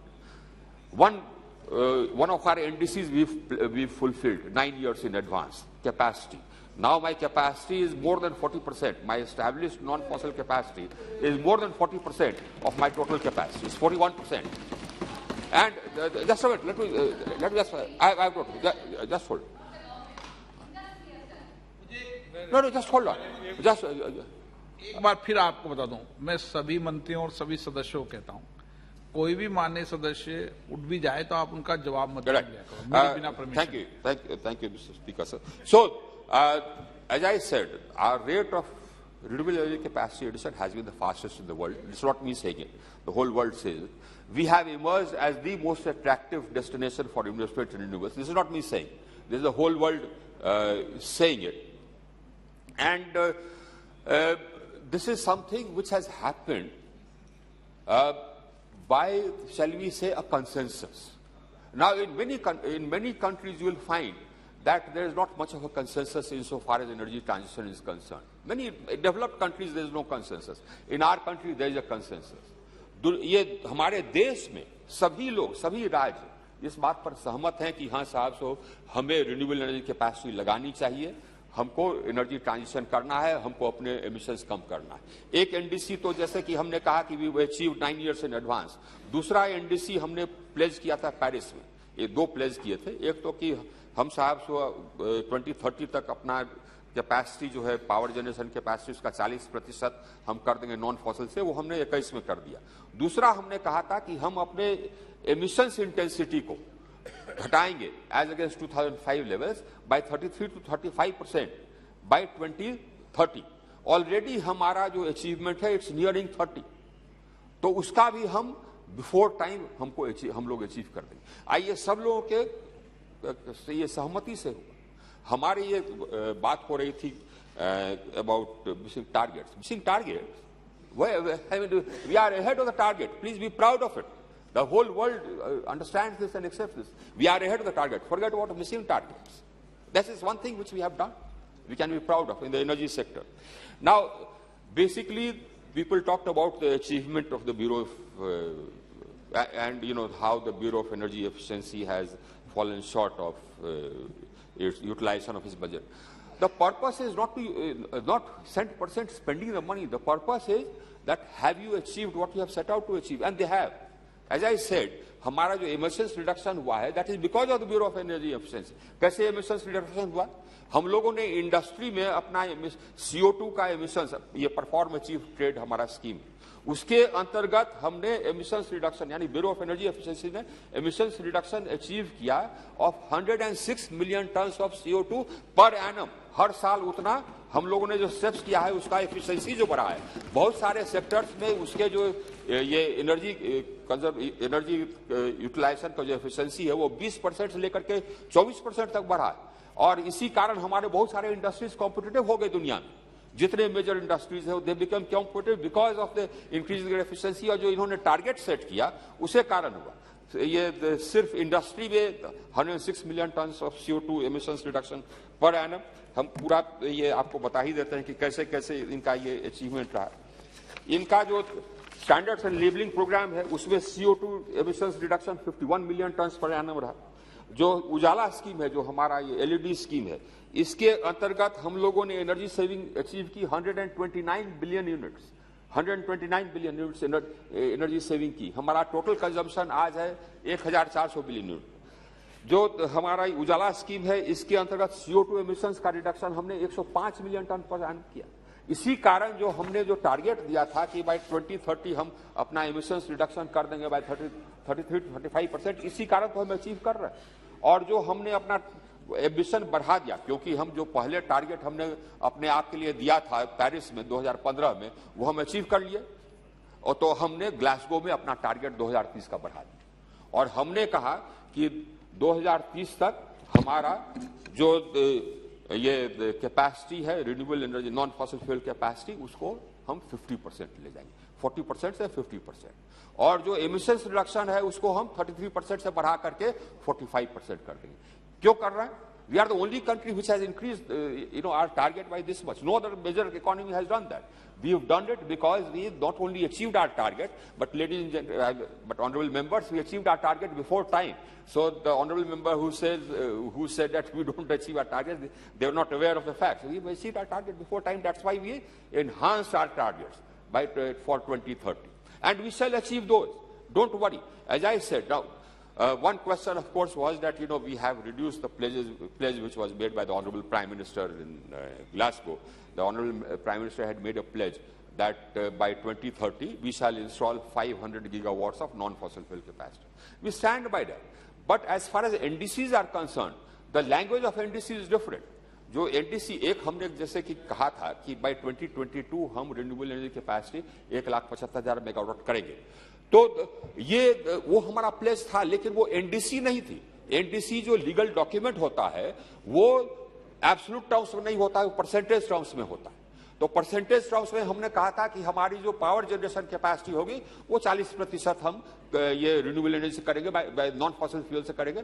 इसमें रिन्यूएबल नॉन रिन्यूएबल नहीं होता है अध्यक्ष महोदय, उसमें फॉसिल नॉन फॉसिल होता है। नॉन फॉसिल से मिशन नहीं होता है, फॉसिल से मिशन होता है, तो फॉसिल नॉन फॉसिल होता है। तो रिन्यूएबल एनर्जी उसमें नहीं आती है, नॉन फॉसिल होता है, जिसमें कि रिन्यूएबल प्लस न्यूक्लियर रहता है। तो हमने कहा था कि नॉन फॉसिल से हमारा कैपेसिटी होगा बाय 40% बाय 2030, जो कि हम 21 नवंबर में अचीव कर लिए। अब उसी को बढ़ा करके हमने 40% को 50% कर दिया। इसमें एब्सोल्यूट टर्म्स में 500 गीगावाट या 450 गीगावाट की बात नहीं कही जाती। तो what you read in the newspapers was actually our the pledge being translated into action in terms of the United Nations framework on climate change. That is the language which is followed. And similarly, the other language which is followed is emissions intensity, which we have again increased our ambition from 33% to 45%. So our progress in renewable energy, our progress in energy transition is something to be proud of. I am proud of it. Every Indian can be proud of it because we have done something which other major economies have not done. And despite the fact that our per capita emissions are the lowest in the world. Why did we do it? Why did we do it? Because we believe it. And not only the government, I believe every Indian believes in the environment. We are the only society which, worships nature, which worships trees, which worships water. We are the only society which worships the sun, the giver of energy. So therefore we believe in it. We believe in, the energy, the conservation, we believe in the environment. And that's why we are doing this. Now the set of amendments which we have brought before you, this will take that forward.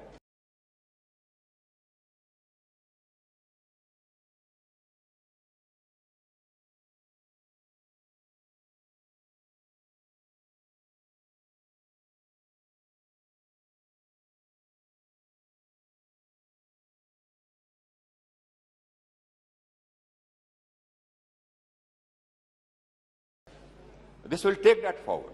And the world is, as I said, Honourable Speaker, that the world is changing. Now, every country has realized that it is necessary to take action, otherwise this, global warming will damage our environment, irreversibly. And every country, therefore, is taking steps.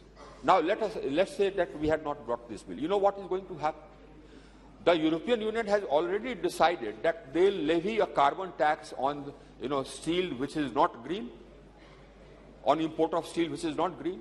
So if we don't convert our industry will not be competitive. It will not be able to sell in the foreign markets. That's how the world is changing. They are going to put carbon tax on every product which we try to export. Or if we don't make those products green products. The future is going to be green products. That is one. The second, of course, is the fact that this is our golden opportunity to change from being a net importer of energy to being a net exporter of energy. Honorable Speaker, sir, we have all the advantages. We have one of the largest established renewable energy capacities in the world, and we have trained manpower, we have the land, we have the sun, so we can emerge as the global supplier for green hydrogen and green ammonia. Now that is going to be the future. And different countries, European countries as well, I mean the developed economies have already started tying up sources of green hydrogen and green ammonia. We are missing the bus. Now we can't afford to miss the bus this time. We missed the bus when the Industrial Revolution took place. This time we shall not miss the bus. We shall emerge as exporters of green hydrogen and green ammonia. I am happy that many of our industries we've already come out with a policy to sort of facilitate production of green hydrogen and green ammonia, and I'm happy that many industries have gone abroad and tied up for export of green hydrogen and green ammonia from our country to those countries which need it, like Japan, European Union, etc. Now that's what our objective is. Our objective is twofold. One objective is that we shall green our industry. That is one. And that is for the environment, and that's also for removing our dependence on imported sources. For Honorable Speaker, sir, we import 9.1 million tons of urea. Why? Because we don't produce natural gas, so we have, and we also import ammonia, grey ammonia. We import natural gas, and then after that we make the ammonia from that to make fertilizer. Now we will sort of do away with our dependence on imports, and we shall make green ammonia here from the sun and our solar energy and wind energy. Similarly, whether in fertilizer, similarly in the refining, petroleum refining, or wherever we use feedstock, we are going to shift from imported feedstock to indigenous feedstock made from renewable energy. Now this is something which we are going to be world leaders in. This is the future, and we shall emerge as world leaders in. These amendments will facilitate that. That's why we have said, we have put an enabling provision in the amendments that we will prescribe the replacement of imported sources, fossil fuel sources, by renewable sources or non-fossil sources made in India. That's why we have provided for the carbon market. Now questions were raised about the carbon market. Now we already have a subspecies of a carbon market. Honorable Speaker, sir, we have already our industries, making sure that our industries become efficient. We've already started putting limits for energy efficiency, the specific energy consumption limits we put under the Energy Conservation Act. And if any industry achieves a higher efficiency than the limit which we put, we give him an energy saving certificate, which he can sell to other industries which also have a target, but which have not been managed to meet their efficiency, energy efficiency target. So they have to either buy this or pay a penalty. So we already have a species of a carbon market. For example, even in renewable energy, if an obligated entity puts more renewable energy or consumes more renewable energy than it's obligated to do, it gets a renewable energy certificate, which can be bought by other obligated entities which have an obligation to consume renewable energy but have not been able to meet that target. They can avoid paying a penalty by buying RECs. Now the carbon credit scheme will combine all these into one instrument. Now one more thing I would like to tell the House. Now these carbon credits are not going to be exported. No question. The carbon credits, and we are very conscious about it. I'll tell you why carbon credits are not going to be exported. Because we have made commitments in COP21, COP26, we have made commitments about our NDCs. Now till so long as we do not meet those commitments, we shall not allow any export of carbon credits. Those carbon credits will have to be bought by domestic industries, generated by domestic industries, bought by domestic industries. What that will do is, right now, and I'll explain the logic behind it. The logic behind it is this. that if a target is fixed on somebody to reduce its emissions or to reduce its carbon content, and it's not able to meet the target, let me just finish. And if it is not able to meet its target, then it has to pay a penalty. Now, but there has to the system of penalties is there, but there also has to be a system for giving incentive. Suppose I not only meet the target, but I overachieve the target. What is the incentive?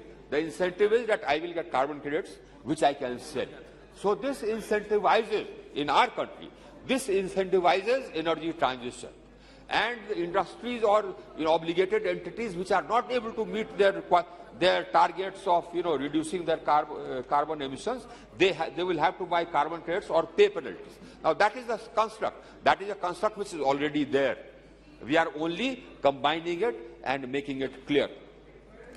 And all these, now, there was some discussion about the domestic, bringing residential buildings into the fold of bringing residential buildings into the fold of this act. Honourable Speaker, sir, we are only bringing in large residential buildings. That means residential buildings which have a connected load of more than 100 kilowatts. A normal middle-class house would have a connected load of 3 kilowatts. I am talking about buildings which have which are larger than 35,000 to 40,000 square feet. Only those buildings will be mandated to become green buildings and sustainable buildings. Now that is again a part of our energy conservation and energy efficiency, and that is possible. Now what we do is we lay down the codes. We say that, okay, if you construct a large building, these are the rules which you will have to follow. This is what you will have to do. Now those codes are made a part of the building code of the state. So the state absorbs it in its building bylaws, and it is implemented as a part of the building bylaws. So the states implement it. All the implementation is done by the states, by the designated agency of the states. Now this bill also provides for providing finances and resources to the designated agencies of the state. That's what this bill does. So these are by and large, it has been welcomed by everybody. This is a bill for the future. And, Honourable Speaker, sir, I would recommend it to the House that this may be passed. प्रश्न ये है कि विधेयक पर विचार किया जाए। जो सदस्य इसके पक्ष में हाँ कहें,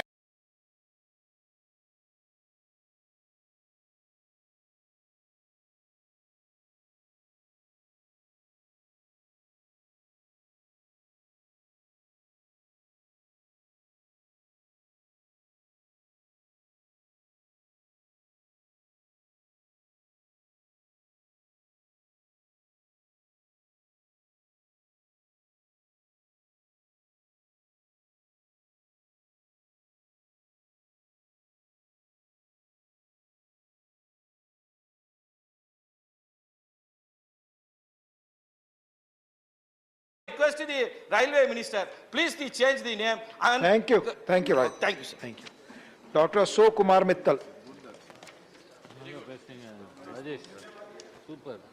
आपने मुझे इस बिल पर सेंट्रल यूनिवर्सिटी अमेंडमेंट बिल पर बोलने का मौका दिया। National rail and transport institute, sorry, धन्यवाद चेयर कि आप मुझे इस बिल पर बोलने का मौका दे रहे हैं। और मेरा सदन में ये पहला मौका मिला है मुझे किसी भी बिल के ऊपर बात करने का, बहुत धन्यवाद उसके लिए भी। इस बिल के माध्यम से भारत सरकार national rail and transport institute को एक जो कि डीम्ड यूनिवर्सिटी है, फुल फ्लेज्ड यूनिवर्सिटी का दर्जा देने जा रही है।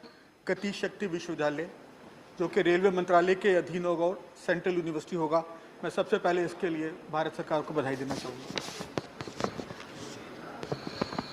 जब हम शिक्षा की बात करते हैं तो मेरे दिमाग में एक छोटा सा पंक्तियाँ आती हैं, मैं आपसे साझी करना चाहूँगा। रोशनी केवल चिराग से ही नहीं होती, रोशनी केवल चिराग से ही नहीं होती, शिक्षा से भी घर रोशन होते हैं, शिक्षा से ही घर रोशन होते हैं।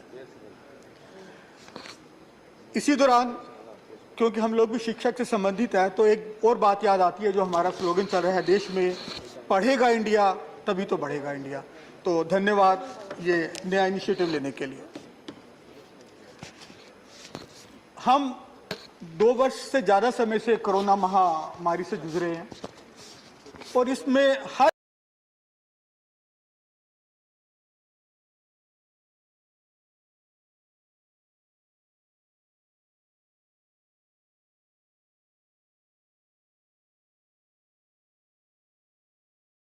क्षेत्र अफेक्ट हुआ है और एजुकेशन जो क्षेत्र वो सबसे बुरी तरह अफेक्ट हुआ है। हम जानते हैं हमारे 30 करोड़ स्कूली बच्चे हैं, 3 करोड़ कॉलेज और विश्वविद्यालय के बच्चे हैं, तकरीबन 33 करोड़ बच्चा हमारा विद्यार्थी है और वो 2 साल से घरों में बंद के बैठे हुए थे। ये पहला वर्ष है कोरोना के बाद जिसमें पूरा भारत ऑफलाइन मोड में, मतलब अपने स्कूल अपने कॉलेज के प्रांगण में जाके पढ़ेगा। मैं इस सब चीजों के लिए पूरे सदन को बधाई देना चाहूंगा कि भारत वापस नॉर्मल सिचुएशन में आ गया है कोरोना की महामारी को पार करते हुए। बहुत बहुत मुबारकबाद सभी को। अब क्योंकि हमें शिक्षा का मौका मिल गया है कि हम कॉलेज में पढ़ें, अपने स्कूल में पढ़ें, क्योंकि बिल्कुल देखा गया है कि ऑनलाइन शिक्षा एक सब्स्टिट्यूट थी, एक कम्प्लीमेंट्री हो सकती थी पर ये सब्स्टिट्यूट नहीं हो सकती थी, क्योंकि जब हम ऑनलाइन मोड में होते आपस में मिल नहीं पाते, बात नहीं कर पाते, शिक्षकों से वार्तालाप नहीं कर पाते, ढंग से खेल नहीं पाते, कल्चरल इवेंट से पार्टिसिपेट नहीं कर पाते, डाइवर्सिटी को एंजॉय नहीं कर पाते और शिक्षा ये सब चीज़ें ही सिखाती हैं और जो कि अछूती जा रही थी इसमें। लेकिन जब हम आगे बढ़ते हैं तो एक चीज़ हमें हमेशा डिस्टर्ब करती है, वो हम सबको करती है, ये भारत सरकार को भी, हम सबको, पूरे सदन को, कि जब टाइम्स हायर एजुकेशन रैंकिंग की बात होती है तो अभी तक हम 200 में नहीं पहुंच पाए। क्यूएस हायर एजुकेशन रैंकिंग की बात होती है तो हम 100 में नहीं पहुंच पाए, जबकि हम विश्व गुरु माने जाते थे। पर मैं उम्मीद कर रहा हूं जो नए प्रयत्न चल रहे हैं उसके अंतर्गत हम विश्व गुरु की तरफ तेजी से अग्रसर होंगे।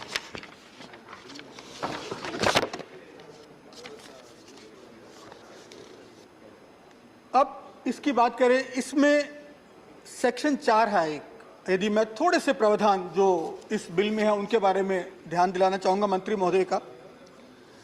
सेक्शन 4 में वैसे तो 1, 2, 3 बड़ा छोटा सा बिल है, तकरीबन प्रोसीजरल ज़्यादा है और उसमें न्यू चीज़ें कोई नहीं आई हैं। तो एक तो ओवरऑल मैं कहना चाहूँगा इस बिल में कोई भी नए प्रावधान नहीं किए गए जिससे शिक्षा की क्वालिटी को सुधारा जा सके, तो उसके बारे में कृपया ध्यान दीजिएगा। सेक्शन 4 में सेक्शन 4J है जिसमें कहा गया है कि यदि कोई एम्प्लॉय जो कि एग्जिस्टिंग इंस्टीट्यूट में काम कर रहा है वो नहीं मानता नई शर्तों को, तो उसको समझाया जाए हल्का सा, नहीं तो उसको निकाल दिया जाए, और फिर भी नहीं काबू आता अपनी टर्म्स पर तो उसको 3 महीने का कंपनसेशन देके उसको बाय बैक कर दी जाए। तो मैं मंत्री महोदय से ये निवेदन करूंगा कि इतने हार्श ना होइए। वो एम्प्लॉइज ने अपनी 20 साल 30 साल इस संस्था को दिए हैं, उनको हटाते टाइम थोड़ा सा रहम दिल करें और उनके लिए थोड़ा सा ध्यान करके भावुक होते हुए फैसला लें, हार्श होके कोई फैसला ना ले। ये मेरी मंत्री महोदय से निवेदन रहेगा। सेक्शन हम 5 पर आते हैं, उसमें कुछ अच्छे प्रोविजन दिए गए हैं कि इस इंस्टीट्यूशन के, इस यूनिवर्सिटी के और सेंटर खोले जा सकते हैं देशों में भी विदेशों में भी। क्योंकि मैं पंजाब से हूँ और हर कोई सेल्फिश होता, मैं भी सेल्फिश हूँ, तो मैं मंत्री जी से निवेदन करूंगा कि एक सेंटर पहला प्लीज पंजाब में खोलिएगा। जब भी आपने खोलना होगा फर्स्ट सेंटर पंजाब में खोलिए, और यदि अभी आप इसकी घोषणा कर पाए बहस के जवाब देते टाइम तो हम सबके लिए बहुत ही ये हर्ष होगा। इसी को आधा मिनट लूंगा और मैं।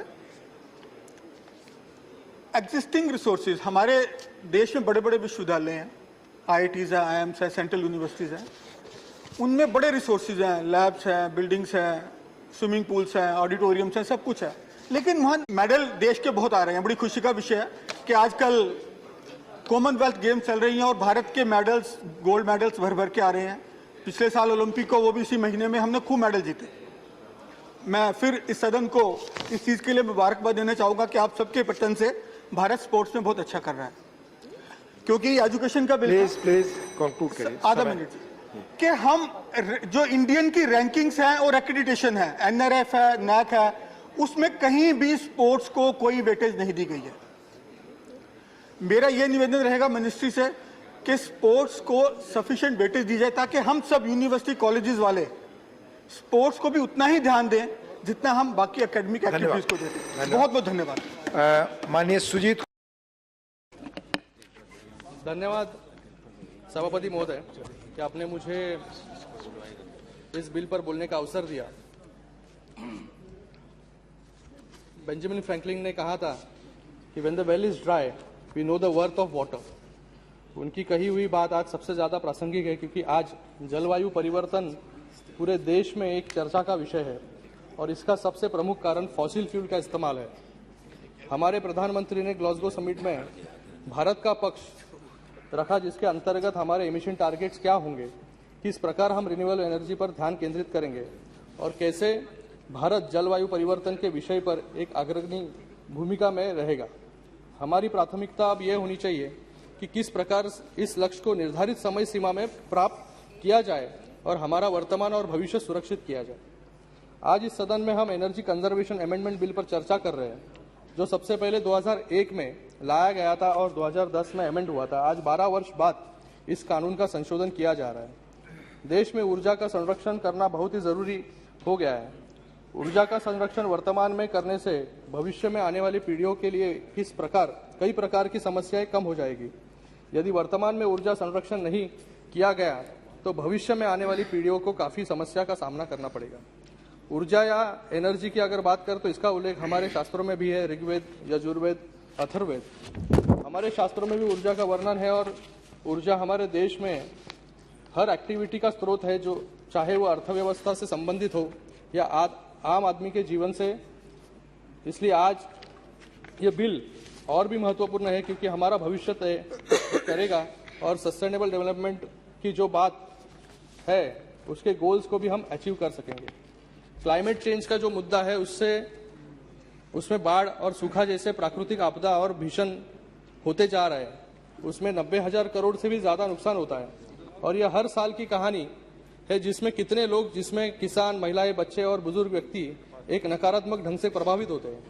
आज सदन में चर्चा और संवाद हो रहा है और मुझे भरोसा है कि सरकार एक सकारात्मक एक्शन प्लान की संरक्षा करेगी क्योंकि यह विषय राजनीतिक नहीं बल्कि राष्ट्रीय हित और हमारे विकास से संबंधित है।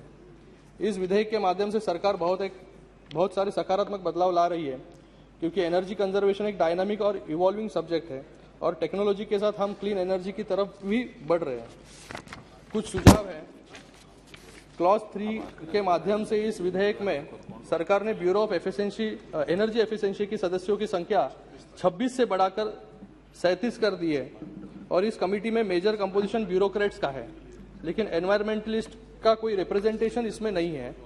हमारे कई ऐसे साथी हैं इस संसद में जो एनवायरमेंट के लिए अच्छा काम भी कर रहे हैं। मेरा सुझाव है कि इस कमेटी में सब्जेक्ट स्पेशलिस्ट की ज्यादा रिक्वायरमेंट है और मंत्री जी से निवेदन करूंगा कि इसमें ऐसे लोगों की भी इसमें लोगों को डालें। इसके अतिरिक्त इस विधेयक में अर्बन लोकल बॉडीज और पंचायत का भी कोई प्रतिनिधित्व नहीं है और ऐसे इंस्टीट्यूशंस का दायित्व है सबसे मैक्रो लेवल पर एनर्जी कंजर्वेशन करना। तो मैं निवेदन करूंगा कि इसमें यूएलबी और पंचायत को भी भागीदार बनाया जाए। मेरा पहला सुझाव और एक सुझाव है कि रिन्यूएबल एनर्जी के अंतर्गत सबसे ज्यादा शेयर सोलर एनर्जी का है, लेकिन वर्तमान में सोलर एनर्जी का प्रयोग सिर्फ इंडस्ट्रियल या कमर्शियल एंटाइटीज द्वारा किया जा रहा है और रेजिडेंशियल सेक्टर में अभी भी यह स्कीम पॉपुलर नहीं है। इसका प्रमुख कारण है कि रेजिडेंशियल एरियाज में सोलर प्लांट या रूफटॉप ग्रिड लगाने के लिए किसी भी प्रकार का इंसेंटिव नहीं दिया जाता है और जिस प्रकार आज इस बिल के माध्यम से आप ऑफिस बिल्डिंग्स और रेजिडेंशियल एरियाज को एनर्जी कंजर्वेशन कोड के अंतर्गत ला रहे हैं, वैसे ही रेजिडेंशियल सोलर सब्सिडी या इंसेंटिव के लिए भी सरकार कोई योजना लाए। मेरा और एक सुझाव है कि सरकार द्वारा 50 में से सिर्फ 39 सोलर प्लांट्स को स्वीकृति दी गई है और उसमें से सिर्फ 8 पार्क्स का काम पूरा किया जा सका है और 6 पार्क्स ऐसे हैं कि जिनका पार्शियल कंप्लीशन हुआ है। हमारा लक्ष्य था कि 40 गीगावाट्स का जो अभी भी लक्ष्य हमारा पूरा नहीं हो पाया है। मैं मंत्री जी से निवेदन करूंगा इस मिशन मोड पे पूरा किया जाए। सोलर पावर प्लांट्स लगाने के सबसे बड़ा इशू जमीन की उपलब्धता है और इसके लिए सरकार को पीएसयू के सरप्लस लैंड को यूटिलाइज करने की योजना बनानी चाहिए। और इसके अतिरिक्त जैसे Cochin airport fully solar power plant पर चल रहे हैं, वैसे ही अन्य एयरपोर्ट्स, बस स्टैंड्स, रेलवे स्टेशन को भी सोलर प्लांट्स पर चलाने की योजना बनाने की आवश्यकता है। इसके अतिरिक्त हमारा फोकस अभी तक सिर्फ स्टैटिक सोलर प्लांट्स पर है। अब हमें floating solar plants, power plants पर ध्यान देने की आवश्यकता है। और विश्व का सबसे बड़ा solar power plant Madhya Pradesh के खांडवा में नर्मदा नदी पर बनाया जा रहा है। मेरा सुझाव है कि देश के अन्य राज्यों में भी नदियों पर ऐसी सोलर पावर प्लांट्स लगाने की आवश्यकता है, क्योंकि यह न सिर्फ एनर्जी जनरेट करेगी, पर इसका एक टूरिस्ट डेस्टिनेशन की तरह भी विकसित हम कर सकते हैं। जी, अगला है हाइब्रिड मॉडल। मेरा अगला सुझाव है कि हमें अब hybrid model of renewable energy पर ध्यान केंद्रित करने की आवश्यकता है।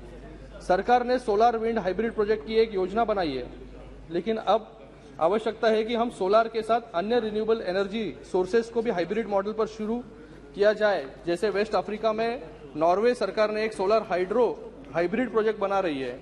घाना में वेस्ट अफ्रीका में 400 मेगावाट्स के हाइड्रो सोलर प्लांट्स का निर्माण कर रहे हैं। और उसी तरह से मुझे लगता है कि कल मिथुन जी ने एक उदाहरण दिया कि तेलंगाना में एक सोलर, आंध्रा में सोलर हाइड्रो पावर प्लांट। तो मुझे लगता है कि दिन के वक्त में सोलर प्लांट काम करेगा और रात के वक्त में ग्रेविटी के माध्यम से इलेक्ट्रिसिटी जनरेशन होगा। तो ये एक अच्छा मॉडल है जो हर पूरे देश में रेप्लिकेट करना बहुत जरूरी है। फिर उसी के साथ में नाउ प्लीज खत्म करो सर। हम स्मार्ट मीटर्स तो लगाते हैं, लेकिन स्मार्ट मीटर्स जो हम लगा रहे हैं सब जगह पर, खाली वहां पर रीडिंग्स की अनुमान हमें मिलता है। हमें यह अनुमान मिलता नहीं है कि कौन सा अप्लायंस कितना एनर्जी खा रहा है, कितना एनर्जी ज्यादा कंज्यूम कर रहा है। तो स्मार्ट मीटर सिर्फ एनर्जी रीडिंग के लिए नहीं, पहले वो जो मीटर्स थे पुराने उसको खाली चेंज करके डिजिटाइज किया गया और उसको स्मार्ट मीटर कहा गया। तो अगर मुझे लगता है कि आने वाले समय में जैसे बाहर के देशों में है कि कौन सा अप्लायंस कितना एनर्जी कंज्यूम कर रहा है, तो एनर्जी सेविंग के लिए हम प्रयत्न कर सकते हैं और एनर्जी कम यूटिलाइज हो सकता है। सर खत्म, last point. International best practices bringing in here learning outcomes from other countries on energy efficiency measures could be relevant to maximize the gains from energy efficiency. For example, Japan has developed a carbon reduction reporting system for small and medium enterprises, which involves both mandatory and voluntary reporting to the Tokyo municipal government. Based on these inputs, the Tokyo municipal government then educates the SMEs about EU strategies to gear them in a desirable direction. In Curitiba, Brazil, an improved public transportation system has led to one of the lowest per capita gasoline consumption in Brazil, despite the second highest car ownership rate. तो इन सुझावों के साथ मैं अपनी बात समाप्त करता हूँ और ये बहुत अच्छा विधेयक है कि मैं इसको माननीय मंत्री जी, कुछ सुधारों की भी आवश्यकता है। मैं उम्मीद करता हूँ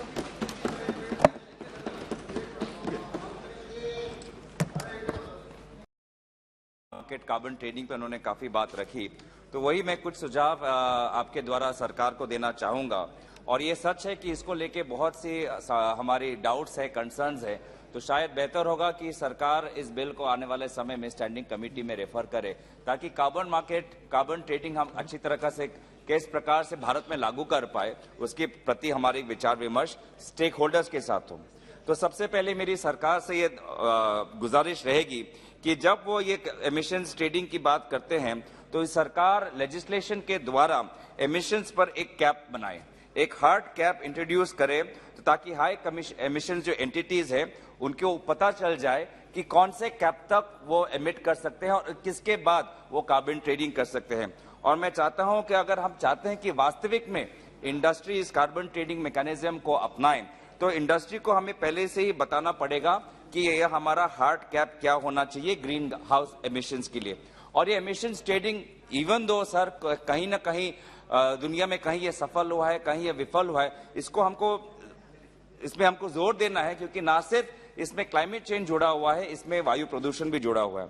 दूसरी बात यह है कि जो कंपनीज जो वास्तविक में कार्बन ट्रेडिंग अच्छी तरीके से कर सकते हैं, तो उनको हमें इंसेंटिव देना चाहिए। और जो लोग नहीं कर पा रहे, जो कंपनीज नहीं कर पा रहे, इसमें वो चोरी कर रहे हैं, तो उनके लिए भी आप स्ट्रिक्ट पेनल्टी आप लाइए इस लेजिस्लेशन में, जो आज वर्तमान इस लेजिस्लेशन में नहीं है। तीसरी बात, एक और चीज जो हमने कार्बन ट्रेडिंग को साथ देखा हुआ है, खासकर की पावर जनरेशन में, तो पश्चिमी देशों में क्या हुआ है कि वहां पे जब भी कार्बन ट्रेडिंग या किसी प्रकार के नए पॉलिसी से कंपनी पर extra burden, extra compliance burden आता है, तो वो पूरा का पूरा बर्डन ग्राहकों को देते हैं। तो ऐसा बहुत हुआ है कि companies they want the power sector transfers the burden of these emissions trading to the consumer, और कहीं ना कहीं इसलिए हमें डर उस सुबह के इलेक्ट्रिसिटी बिल के साथ भी है कि अगर आप पूरा प्राइवेटाइज करेंगे तो हम अपने गरीब को आने वाले समय में अगर कोई निजी कंपनी बहुत ज्यादा टैरिफ बढ़ा दे तो हम गरीब और किसानों को कैसे बचा के रखेंगे। चौथा जो हमारा ये सुझाव सरकार की तरफ से ये है कि आपको रेवेन्यू मिल सकता है एमिशंस ट्रेडिंग के साथ, आपको बहुत अच्छा रेवेन्यू आपको मिलने का ये है, लेकिन इस रेवेन्यू को लेकर आप कहां जाएंगे? इस रेवेन्यू को लेकर सिर्फ आप अपने स्टेट फिस्कल या जो आपका फिस्कल हेल्थ है उसको ठीक कर सकते हैं, लेकिन वास्तविक में आज आप जो सबसे ज्यादा गरीब है, कृषक है, उनको मदद कर सकते हैं। उनको जो एनर्जी कॉस्ट आज दुनिया में बढ़ गया है, आज सबके अगर आप गांव में जाएं, क्षेत्र में जाएं, तो सब बोल रहे हैं कि आज इलेक्ट्रिसिटी बिल बढ़ रहा है, आज पैसे देना है। तो इसीलिए जो भी आपको रेवेन्यू मिले उससे जाके गांव में, छोटे छोटे कस्बों में, शहरों में लोगों को उसको सहायता मिले, वो आप देखिए। और तीसरी जो हमारी जो चीजें हैं, हाँ, 5, 6 और 7 3 और बस बोलनी है, तो वो वहां से 3 आ गया। तीन जो आखिरी के जो 3 पॉइंट है कि सबसे पहले ये तो आपने रिडक्शन पावर जनरेशन की बात कर दी कि ये हमारी पावर रिन्यूएबल से आएंगे, ये विंड से आएंगे, ये सोलर से आएंगे, पर हाइड्रो पावर से आएंगे, लेकिन ग्रिड का क्या होगा? क्या आज हमने उस प्रकार के ग्रिड बनाए हैं जो हाइब्रिड मॉडल में चल पाए, जो ग्रिड थोड़ा हाइड्रो पावर से चला ले, जो ग्रिड थर्मल से चलाए, जो ग्रिड विंड से चलाए, सोलर से चलाए? इस प्रकार के ग्रिड्स पर क्या हमने रिसर्च किया है? क्या हमने इन्वेस्ट किया है? कहीं आपने पायलट किया है? क्योंकि अगर हम सिर्फ प्रोडक्शन करें और ट्रांसमिशन और डिस्ट्रीब्यूशन में ध्यान न दें तो ये सिर्फ आपका प्रोडक्शन में रह जाएगा। अगर आप तीसरा, आज हम समुद्र से घिरे हुए हैं, इंडियन ओशन हमारे दक्षिण में है, तो आज एक टाइडल एनर्जी को लेकर भी आज बहुत से it's a huge form of renewable energy कि जो वेव्स के नीचे जो टाइड्स है उसके से टाइडल एनर्जी में आज ऐसे कुछ छोटे छोटे देश है जो टाइडल एनर्जी में सबसे आगे हो गए हैं। आज स्कॉटलैंड जैसा एक छोटा देश टाइडल एनर्जी में बहुत आगे हो गया। हम कब आगे होंगे ये हम जानना चाहते हैं। इसलिए हमारी गुजारिश रहेगी आप रिसर्च एंड डेवलपमेंट में जोर दें, नई एनर्जी, नए स्टार्टअप्स में जोर दें। ये ना सिर्फ जिम्मेदारी आपकी केंद्र सरकार और राज्य सरकारों की बनती है, पर निजी हमारे जो कंपनियां हैं, जो हमारे स्टार्टअप्स है, उनको भी हम तंदुरुस्त कर सकते हैं। और लास्ट में मैं बोलना चाहूंगा कि आपने अमोनिया की बात की है, आप कहीं ना कहीं ग्रीन मेथनॉल की भी आप बात करिए, क्योंकि बहुत से मेथनॉल की जो अभी हमारी बातचीत हो रही है देश में, पूरा बायोमास बेस्ड मेथनॉल है, जो वो भी बहुत कार्बन एमिटिंग है। जो बायोमास बेस्ड मेथनॉल की हम जनरेशन की बात कर रहे हैं वो भी बहुत हाई एमिटिंग है।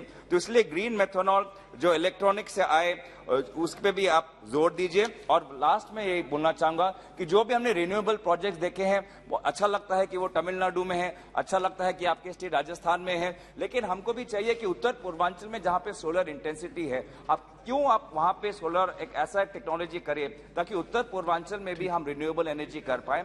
हाइड्रो पावर के साथ हमने किया है, लेकिन हाइड्रो पावर हमेशा हमारे एनवायरमेंट और बायोडाइवर्सिटी के साथ हम बहुत कंसर्न है। तो मैं चाहूंगा कि रिन्यूएबल एनर्जी और मेथनॉल बायोमास पे आप लोग अच्छी तरीके से रिसर्च करके उत्तर पूर्वांचल में भी ग्रीन इंडिया में भाग लेने का एक मौका हमें दें। धन्यवाद।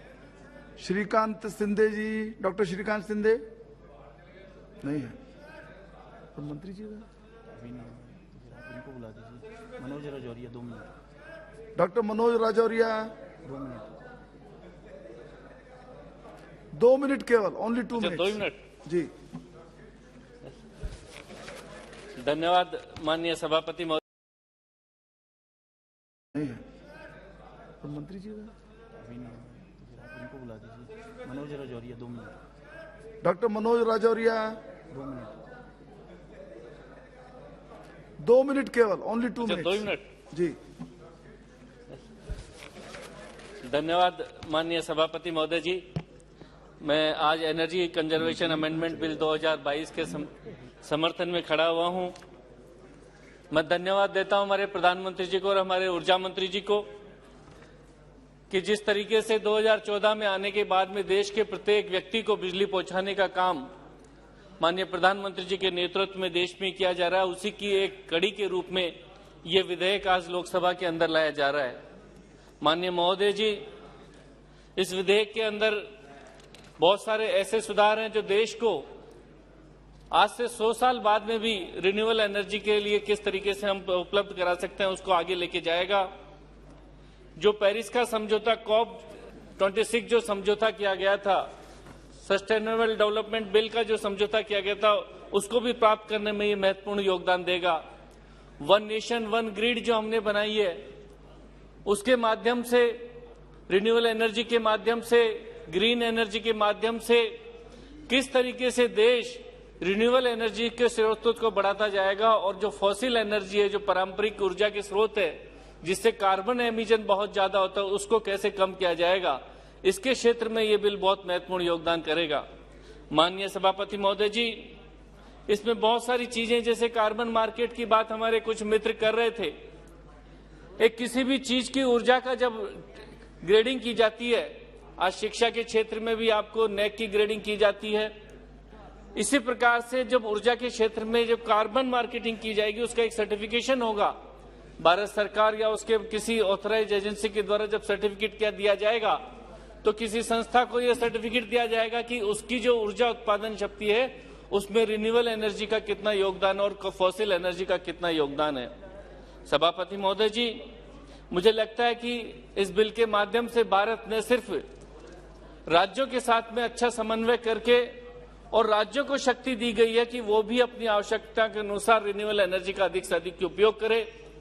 मैं धन्यवाद देना चाहूंगा माननीय प्रधानमंत्री जी को, माननीय ऊर्जा मंत्री जी को, कि जिस तरीके से इन्होंने भारत सरकार को ये कानून जो लेके आए हैं, इस कानून के माध्यम से देश की ऊर्जा की आवश्यकताओं को, रिन्यूएबल एनर्जी की आवश्यकताओं को अगले 100 वर्ष में पूरा करके न सिर्फ प्रत्येक भारतीय व्यक्ति के घर तक पहुंचाने का काम किया है, बल्कि दुनिया में भारत का नाम और भारत की लीडरशिप किस तरीके से स्थापित की जाए, प्रत्येक व्यक्ति के घर में रोशनी की जाए, उस रोशनी को स्थापना करने का काम इस बिल के द्वारा किया जाएगा। माननीय महोदय जी, रिन्यूएबल एनर्जी के माध्यम से इतना बड़ा काम इस देश में किया जा रहा है कि पिछले, मैं सिर्फ 8 साल की भी बात करूं तो 2014 से अब तक लेकर माननीय प्रधानमंत्री जी के नेतृत्व में जिस तरीके से विद्युत सुधार के काम किए गए हैं, मैं सिर्फ उनका नाम आपको लेना चाहूंगा मंत्री जी। अगर उन सुधारों की, जन कल्याणकारी विद्युत के क्षेत्र में जन कल्याणकारी नीतियों की मैं चर्चा करूंगा तो मुझे लगता है कि घंटों घंटों कम पड़ जाएंगे, लेकिन आप मुझे 2 मिनट का समय दीजिए। सिर्फ नाम बताना चाहूंगा कि 2014 के बाद में जिस तरीके से दीनदयाल उपाध्याय ग्राम ज्योति योजना लाई गई और दीनदयाल ग्राम ज्योति योजना के माध्यम से नए सब स्टेशन इस देश में 83 लागे, संवर्धन के 284 का किया गया, ट्रांसमिशन की स्थापना की गई है। ऐसे ही माननीय सभापति महोदय जी, एकीकृत विद्युत विकास योजना लाई गई है, सौभाग्य योजना लाई गई है, जिसमें कि हर घर के अंदर बिजली पहुंचाने का काम किया गया, स्मार्ट मीटरिंग का काम किया गया। आज स्मार्ट मीटर के माध्यम से देश में 19 लाख से ज्यादा स्मार्ट मीटरों का जो स्थापना की जा चुकी है। ऐसा ही नहीं, जल के माध्यम से, विद्युत के माध्यम से, सोलर एनर्जी के माध्यम से और अनेकों हाइड्रोजन एनर्जी के माध्यम से अनेकों ऊर्जा के जो नए स्रोत हैं, उन स्रोतों के माध्यम से देश के अंदर ऊर्जा का उत्पादन कैसे हो, उस ऊर्जा का कमर्शियल उत्पाद हो, रेजिडेंशियल उत्पाद हो, कृषि क्षेत्र में हो, और न सिर्फ भारत की उपयोगिता को, आवश्यकता को पूरा करे, बल्कि विदेशों में निर्यात भी कैसे किया जा सकता है। और ऊर्जा के माध्यम से महोदय जी, मैं ये विश्वास करता हूं कि प्रधानमंत्री जी के नेतृत्व में भारत विश्व शक्ति बनने को। Thank you sir. जय हिंद, वंदे मातरम। Thanks to be brief. Shri N.K. Premachandran ji. Thank you very much, Mr. Chairman, sir, for giving me this opportunity. Sir, the Honorable Power Minister is one of the good learned friend of mine, but I am still in utter confusion whether to support or oppose the bill. We should not. Why? Because the bill is ambiguous, vague, unclear, and the intent of the legislation is not manifested in the bill. That is a basic reason by which I am in a confusion whether to support or oppose the bill. Why, I will explain, sir. So the basic and the most important matter ingredient to be followed in the legislative process is what is the intent of the bill. What is the aims and objects of the bill by which it is to be achieved? Here it is quite unfortunate to note that the amendment proposal is not being manifested in the intent is not manifested in the bill. You see, sir, the original principle Energy Conservation Act of 2001. It was enacted to provide for the efficient use of energy and its conservation, for which a Bureau of Energy Efficiency is also established, and to enforce the measures of this efficient use of energy and its conservation. So none of us in this house will oppose the basic concept of efficient use of energy and its conservation. Nobody opposes it, and we fully support it, because it is need of the hour, not for the present but for the future generation also. It is highly essential, so we fully support. And further, sir, it is our commitment in COP26 in Glasgow conference of parties, COP26, that is the Panchamar, the 5 important elements which the government of India has committed in that conference, 5 principles. So by this amendment, as per the statement of objects and reasons, the government intends to 1. Facilitate the achievement of Panchamar, 5 elements committed in Glasgow. 2. Promote renewable energy and development of carbon market to fight climate change. And number 3, introduce a new scheme of carbon trading and mandate use of non-fossil energy sources. Sir, here I do support all these efforts of 3 provisions or 3 issues relating, the provisions relating to the efforts of 3 issues. That is, mandate use of non-fossil energy sources by prescribing minimum consumption of non-fossil energy sources, number 1. And number 2, bringing large residential buildings under the regime of energy conservation. And number 3, strengthening the Bureau of Energy Efficiency by increasing the number of board of members, and all these things I do support. Sir, except the new concept of carbon market, I have very serious apprehension, for which I am seeking a detailed clarification from the Honorable Energy Minister. Sir, this is a new concept incorporated in this bill. I reasonably apprehend that the amendment bill is designed with the sole intent to facilitate carbon trading. Sir, I draw your attention. It is very interesting to note that what is meant by carbon trading, or what is meant by this carbon trading or carbon market. It is not being defined in the bill. That is my strong objection. See, if you see, according to my limited information, limited knowledge, on the basis of my reference, my homework, I could understand what is carbon trading. Sir, carbon trading is a system of countries meeting the national carbon dioxide reduction by buying carbon credit as earned when a firm funds a project for a technology that is less polluting than the other option.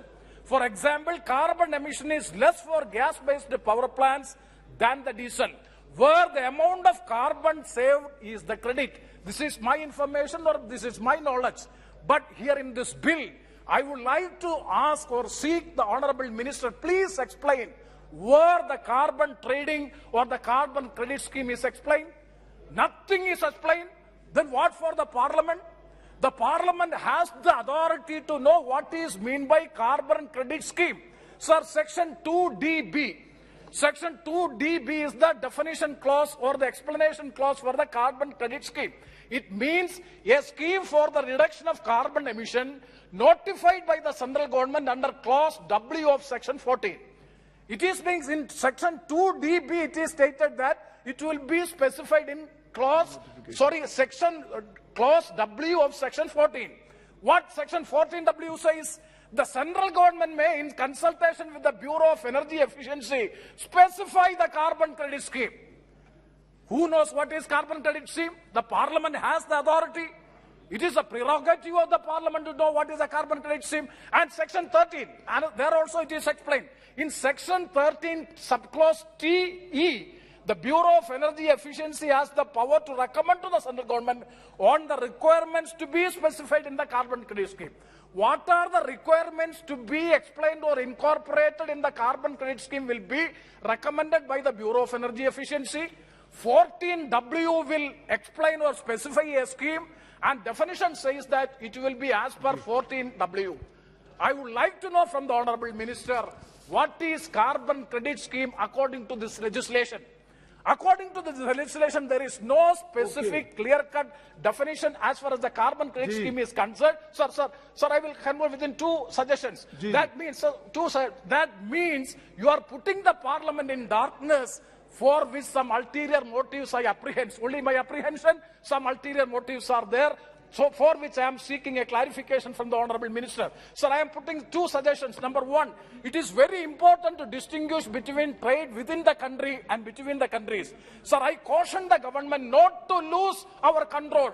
Not to lose our control over the forests to corporates in the name of carbon trading. Sir, number two, further I urge upon the government of India should use the UN forums to argue for the carbon reduction and please remove the shortcuts like carbon trading. Sir, because climate change is a very serious issue, to resolve this, the world requires actual reduction in carbon emission. Sir, 2 sentences. The carbon emitters may avoid actual reduction in carbon emission in the name of carbon trading. That will further worsen the climate change. So, subject to the strong reservation in carbon trading, I support other provisions of the bill and I am seeking a crystal clear clarification from the Honourable Minister regarding this aspect. With these words, I conclude. Thank you very much, sir, for giving me this much of time. Please be brief. Very well. Excellent. Sir, I, on behalf of my party, the Biju Janata Dal, rise to support the Energy Conservation Amendment Bill 2022, which seeks to enable provisions to make the use of clean energy, including green hydrogen, mandatory and to establish carbon markets. This bill seeks to mandate use of non-fossil sources, including biomass and ethanol for energy, and feedstock, along with the use of green hydrogen and green ammonia. It also proposes to enhance the scope of Energy Conservation Building Code and bring large residential buildings within the ambit of energy conservation regime. It is important to note that the Energy Conservation Act 2001 was last amended in the year 2010 to address various new factors which had emerged over a period of time and to provide of more efficient and effective use of energy and its conservation. A need has thus arisen to further amend the Act to facilitate climate targets committed at COP26 summit, sir, promote renewable energy and development of domestic carbon market to battle climate change. Next, I would like to highlight the features of this bill and our observations, sir. One of the unique features of the proposed amendment is it introduces the concept of carbon trading, sir. Carbon credit trading is a fairly effective mechanism towards reducing carbon emissions, involvement of private players in sustainable climate change actions. It was adopted by the European Union to slow down climate change. However, there are various drawbacks to it, sir. Carbon trading involves high transaction costs as each firm pollutes at varying levels and it is difficult to calculate the extent of pollution. Hence, there is a dire need to propose parameters on the basis of which fair and accurate computation of carbon emissions will take place.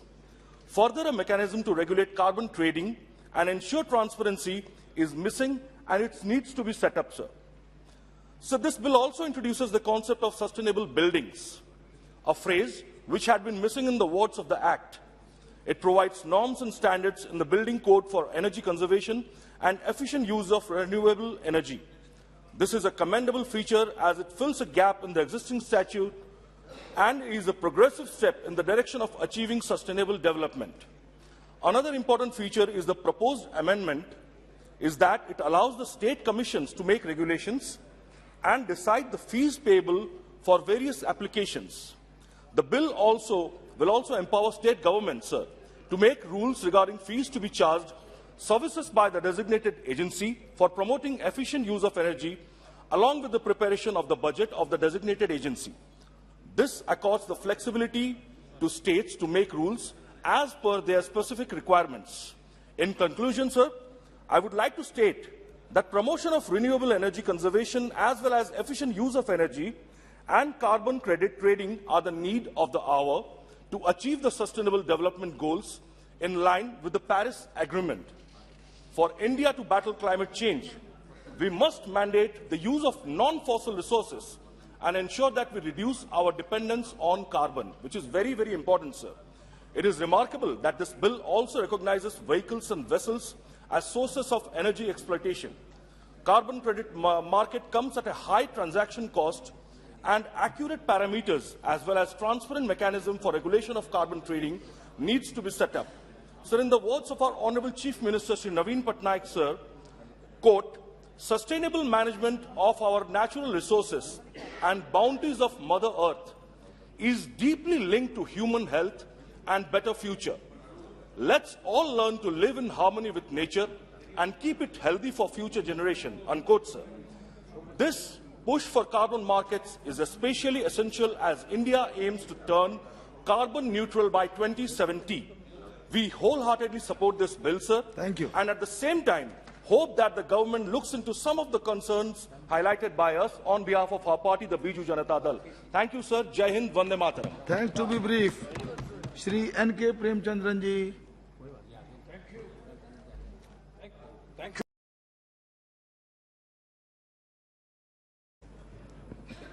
I first of all would like to thank Honorable Shri Madam Sonia ji and Shri Rahul ji for giving me an opportunity to speak on this energy conservation bill.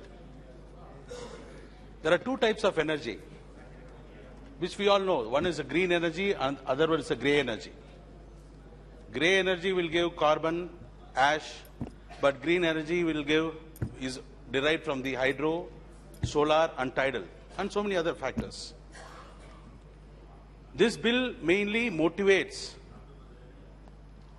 the use of non-fossil renewable energy and discourages the use of fossil fuels. As we all know, this universe has a limited source of fossil fuels, and so according to the Paris Agreement, Honorable Prime Minister also has promised that by 2030, around 33 to 35% reduction in carbon emission will be achieved by India. We appreciate. Now let us see the salient features of the bill. The first point is usage of alternative fuels like green ammonia, green hydrogen, biomass and ethanol. I would like to say at this point of time, you know the world's largest and the cheapest producer of green hydrogen is Adani. This is a fact. Yes. So where the government is heading, the bill has to be passed, no doubt. Conservation is important. Carbon emission should be restricted. But where this bill ultimately is going to favor whom, we have to see. Hindustan should not become Adanistan or Ambanistan. Sir, it is a fact. It is a fact. No, please, and this bill again proposes to give a carbon emission certificate. The bill proposes to give a carbon emission certificate. We appreciate.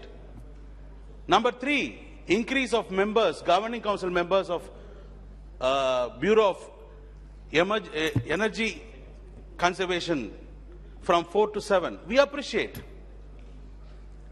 And of course, the fourth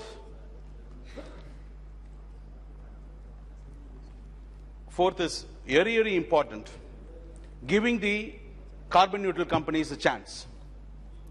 We all appreciate this bill. But there are some grey areas where we have to focus. Number 1 is building a green building, construction of green building. Of course, the investment is very high, around 15% more, and time consuming. And the special design and architect, who is skilled in India? How we are going to achieve this is $1 million question. Number 2, the carbon neutral companies will give the energy. We welcome it. But from where these carbon neutral companies will find the sources to produce this energy? Obviously, they will be buying from some other company. And how far they are going to be the carbon neutral companies is again a space of ambiguity where we have to go in depth. If that is going to emit more carbon, like production of steel is giving 35% carbon, then the idea is defeated. And moreover, the governing bodies, who is giving the carbon certificate? is not the government. Some NGOs may give. Then people have to believe the authenticity of this certification. And last, the governing body members, this Bureau of Conservation, Energy Conservation, has underutilized the funds by around 50% in the last 2 years. So this has to be checked seriously. Then most importantly, the clean energy we are talking about.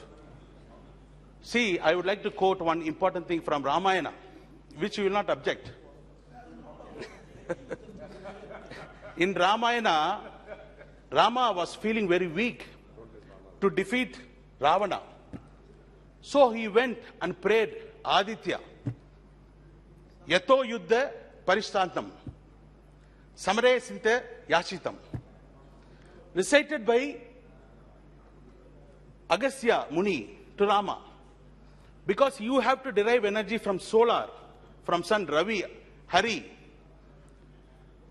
See, when that is the case, this government has reduced the budget of giving Solar Energy Corporation, which is the only PSU run by the Ministry of New and Renewable Energy, from 1,800 crores last year to only 1,000 crores this year.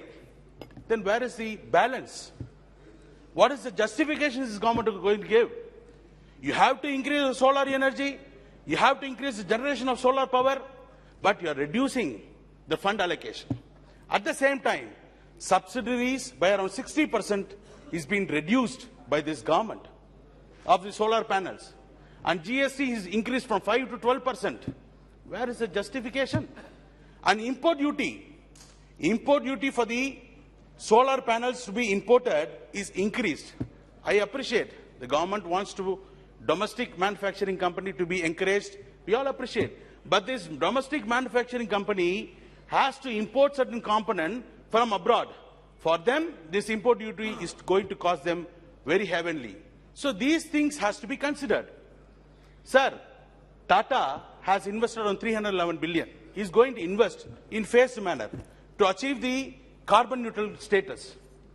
This two cars, the electric vehicle, is having almost 70% share. What is the government of India doing? Why they are not promoting these electric vehicles manufacturing by a government PSU? Why they are keeping quiet? Only these bills are passed to favor certain private companies. Ambani, see, this is a fact. They are contributing to the zero emission. I have no objection. He is going to be invest around 78 billion. Adani is going to invest 70 billion. Seeing that Adani is going to invest in the zero energy, zero carbon emission status, the French company called Total Energy has invested around 20 billion. So 20% stake he has taken. See why these things are happening. Why cannot the government support a PSU, whereas Maharatnas, around 7 companies, have invested 11 times more on fossil fuel energy? Why they cannot invest on this green energy? So these things government has to provide, and so for all these things, I strongly object. The conservation, energy conservation is very important. Honorable Minister today is passing this bill without considering us. He may consider or he may pass because of the member majority. But he is the bill is on energy conservation. But on electricity bill, he has exhausted a lot of energy. So he has to conserve the energy in order to save our country. And please be brief. He's just finishing. Sir, I stand in support of the Conservation Amendment Bill 2022. Sir, the objectives of the bill as spelled out to mandate use of non-fossil sources, including green hydrogen, green ammonia, biomass, establish carbon markets, bring large residential buildings within the fold of the energy conservation regime, and enhance the scope of energy conservation. Sir, for long, industry has taken the global commons to be a dumping ground for carbon emissions, and this bill depicts an attitudinal shift. It is aimed at promoting energy conservation and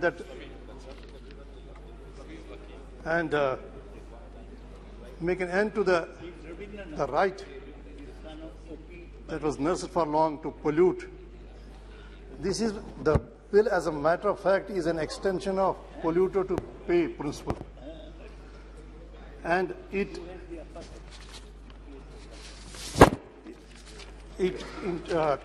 combines all the three responses that we must adopt for energy conservation, that is use of market forces, use of regulator framework, and also extra focus on renewable energy. Sir, all the three have to work together if we have to achieve the targets. This bill is also in the nature of treaty of commitment to treaty obligations. Sir, while market forces use of market framework is a welcome step, but much depends on how this framework is made to work. If this framework does not work as expected, then this cannot have the desired results. Whatever is done today is done a little late, because in the rest of the world, this use of market framework have started much before. It was immediately after Earth Summit of 1972, Brazil Summit. But if we have started today, and if we want to employ market forces, market framework to control carbon emissions, it's a welcome step. And we must expect that whatever framework is provided under this law, the bill, that is made to work efficiently, and we are able to stick to or achieve the targets. So, but at the same time, we should not bid goodbye to a regulatory framework. Both should work together. And last of all, we must have extra focus, as I said, that on renewable energy. And we must encourage use of renewable energy so that we can have less and less emissions, and we can have within limits emissions. And when we just make mention of renewable energy, but what is kind of depressing is that government has not taken adequate steps to encourage use of renewable energy. And we don't find government has not incentivized it. It has not provided extra incentives for all those who use energy to fall back on or to make use of the renewable energy. Sir, in lower Himalayas and in Jammu Kashmir particularly, it is very important to incentivize use of solar energy and renewable energy, because we know that forests constitute carbon sinks. Apart from seas, oceans, forests constitute carbon sinks, and if the depleting forest line is a cause of concern for everyone. Because if we don't have forests, or forests are put to danger, then an important carbon sink that is available to us, that absorbs a part of the emissions that we make, is not available. So I would request Honorable Minister to provide incentives in Jammu and Kashmir, so that, and not only in Jammu and Kashmir, but all the lower Himalayas, so that forest cover that is available to the country is saved. And the emissions that are otherwise a cause of concern, not only for in our country, but to entire humankind, those carbon emissions are reduced and do not play a role in climate change and ozone depletion. And at the same time, while taking every step to make the market framework that is sought to be employed a success, the industry should not be given a free hand.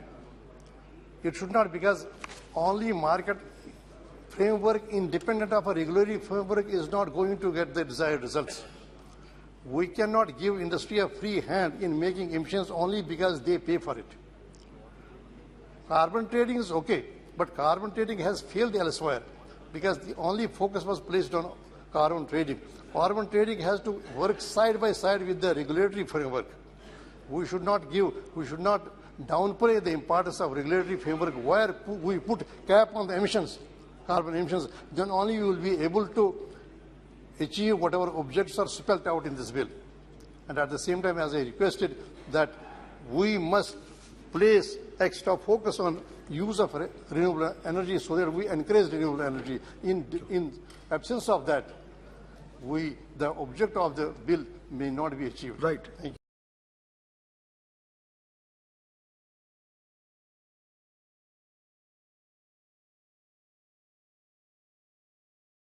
पीछे है, इसका रास्ता माननीय मंत्री जी हम लोग को बिहार में निकालना है। ठीक है, आपका बहुत बहुत श्री के नवसकानी जी। நன்றி மாண்புமிகு அவைத்தலைவர் அவர்களே.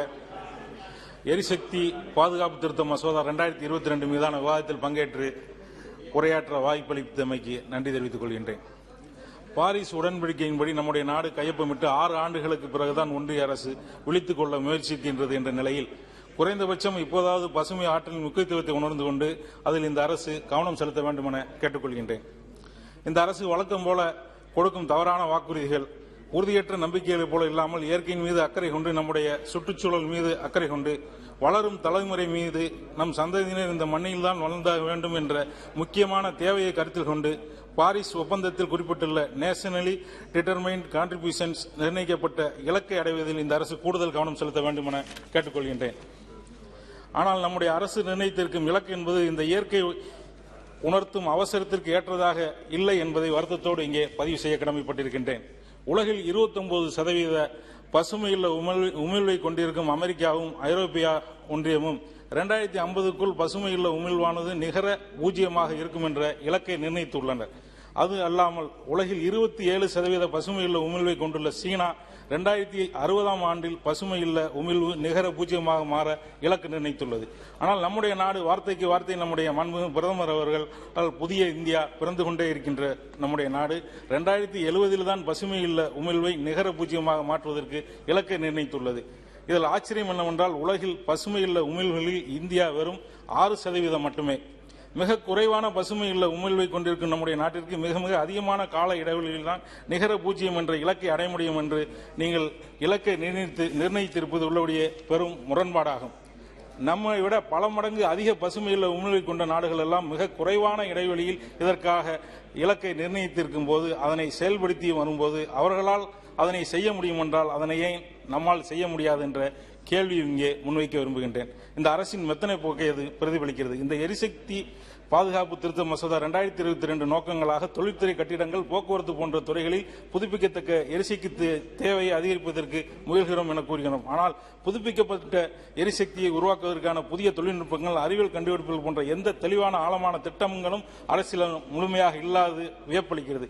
புதுப்பிக்கப்பட்ட எரிசக்திக்கான இந்தியாவின் தேவையை அதிகரிக்கவும் அதன் மூலம் நாட்டின் கார்பன் அளவை குறைக்கவும் 2030க்கு முன் பாரிஸ் ஒப்பந்த கால நிலை இலக்குகளை அடையவும் இந்தியாவின் உறுதிப்பாட்டை பூர்த்தி செய்ய முயல்கிறது என இந்த அரசு கூறுகின்றது. பசுமையுள்ள உமிழ்வை கட்டுப்படுத்தும் நம்முடைய இலக்கு 2070 என மிக நீளமாக இருப்பதையும் நாம் கவனத்திலே கொள்ள வேண்டும். நம்முடைய மாண்புமிகு பிரதமர் அவர்கள் COP26 நாட்டில் பஞ்சமித்ரா பிராமிசஸ் என்ற வாக்குறுதியை உலக அரங்கில் அறிவித்தார். அந்த வாக்குறுதியை உண்மையிலேயே பஞ்சாமிர்தமாக மாற்றுவதும் அல்லது ஏட்டுச் சுரக்காய் கறிக்கு உதவாது என்ற பழமொழியைப் போல வெறும் வாக்கு உறுதியாக வைத்திருப்பதும் இந்த அரசின் நடவடிக்கையில் தான் இருக்கு என்பதை குறிப்பிட விரும்புகின்றேன்.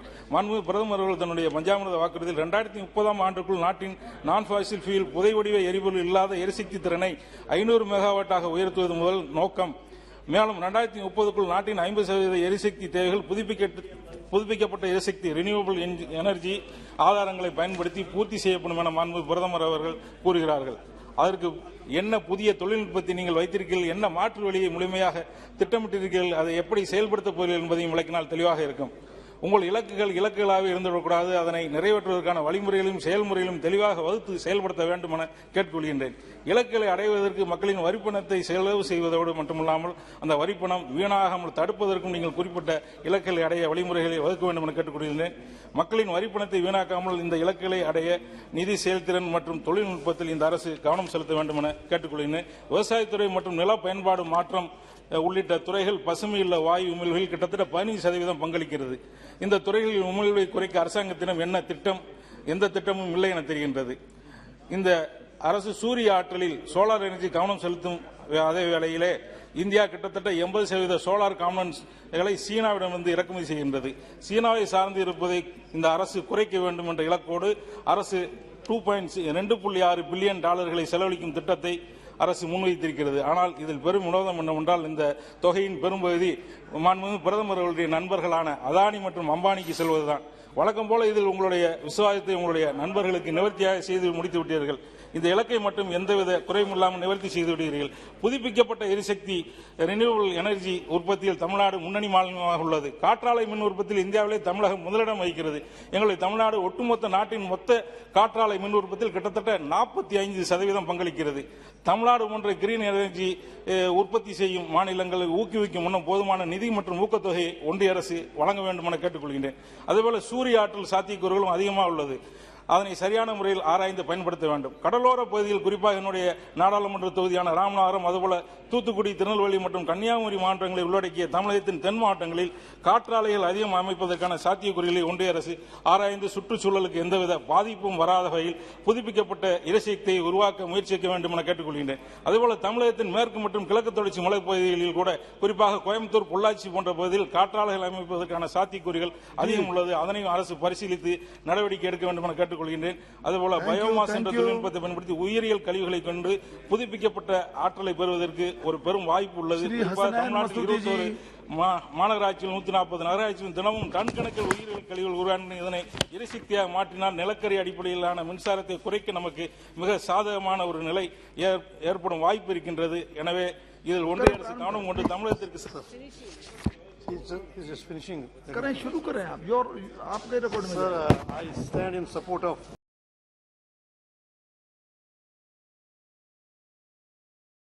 We are willing to work with them, but please give clear clarifications in the reply at policy level. Thank you, sir.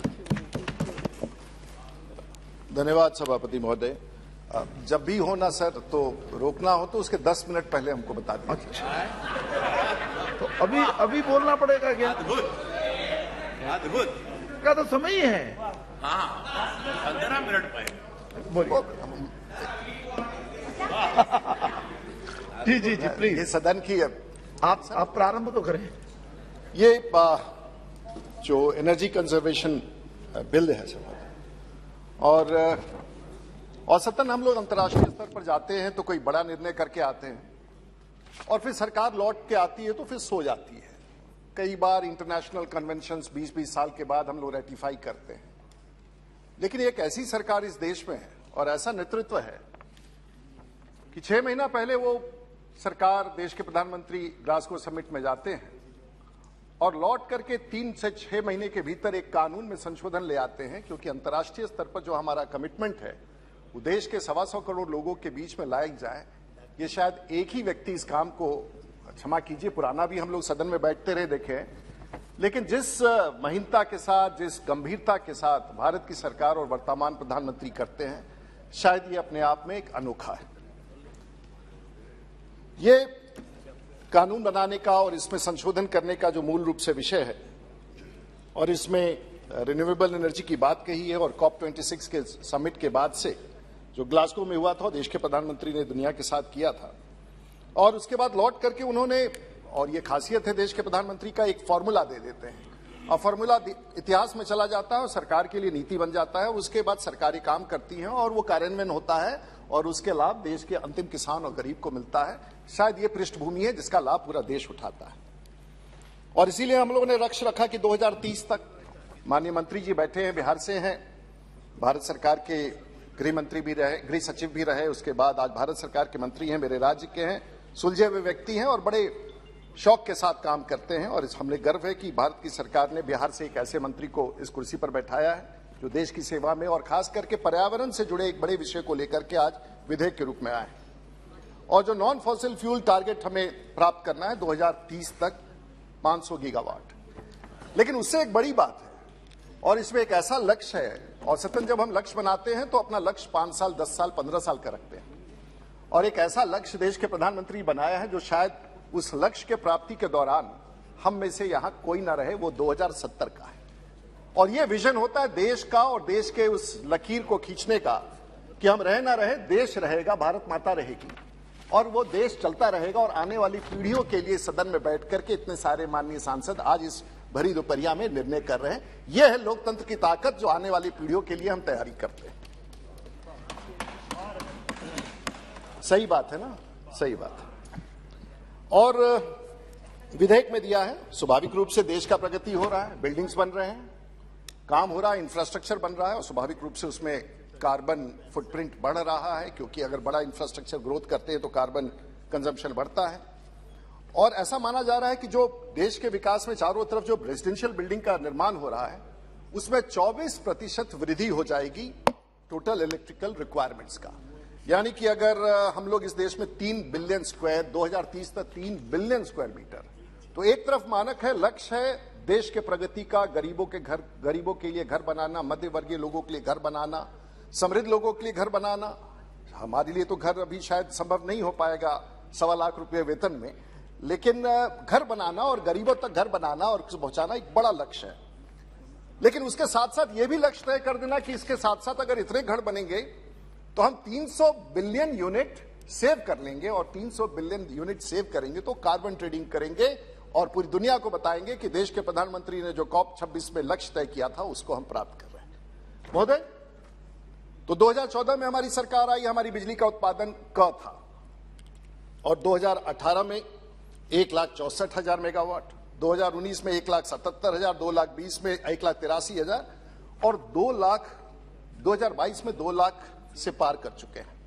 तो एक तरफ लक्ष्य है कि 125 करोड़ लोगों के घर तक बिजली पहुंचाना हमारा लक्ष्य है और उसके घर में उस रोशनी को पहुंचाना, उस बल्ब पढ़ाना और छोटे बच्चे बच्चियां घर में किताब पढ़ सके, टीवी देख सके, वीडियो देख सके और जीवन बढ़िया बन सके। एक तरफ लक्ष्य है उससे पहुंचाना, लेकिन दूसरे तरफ भी हम साथ साथ लक्ष्य लेके चल रहे हैं और बड़े देश का ये सब चिन्ह होता है कि बड़े लक्ष्य के साथ साथ हम दुनिया के स्तर पर भी अपना मानक स्थापित करके अचीव करते हैं। और इसीलिए आज ये कंजर्वेशन बिल साथ साथ सरकार के लाइए तो एक हर गरीब के कोने कोने दूर दराज इलाके में बिजली का कनेक्शन पहुंचाना, किसान के खेत तक बिजली का कनेक्शन पहुंचाना और दुनिया के पटल पर भी कार्बन एमिशन कम करना, ये लक्ष्य साथ लेकर करना, ये नीतिगत फैसला देश के प्रधानमंत्री ने किया जिसको हम अचीव कर रहे हैं।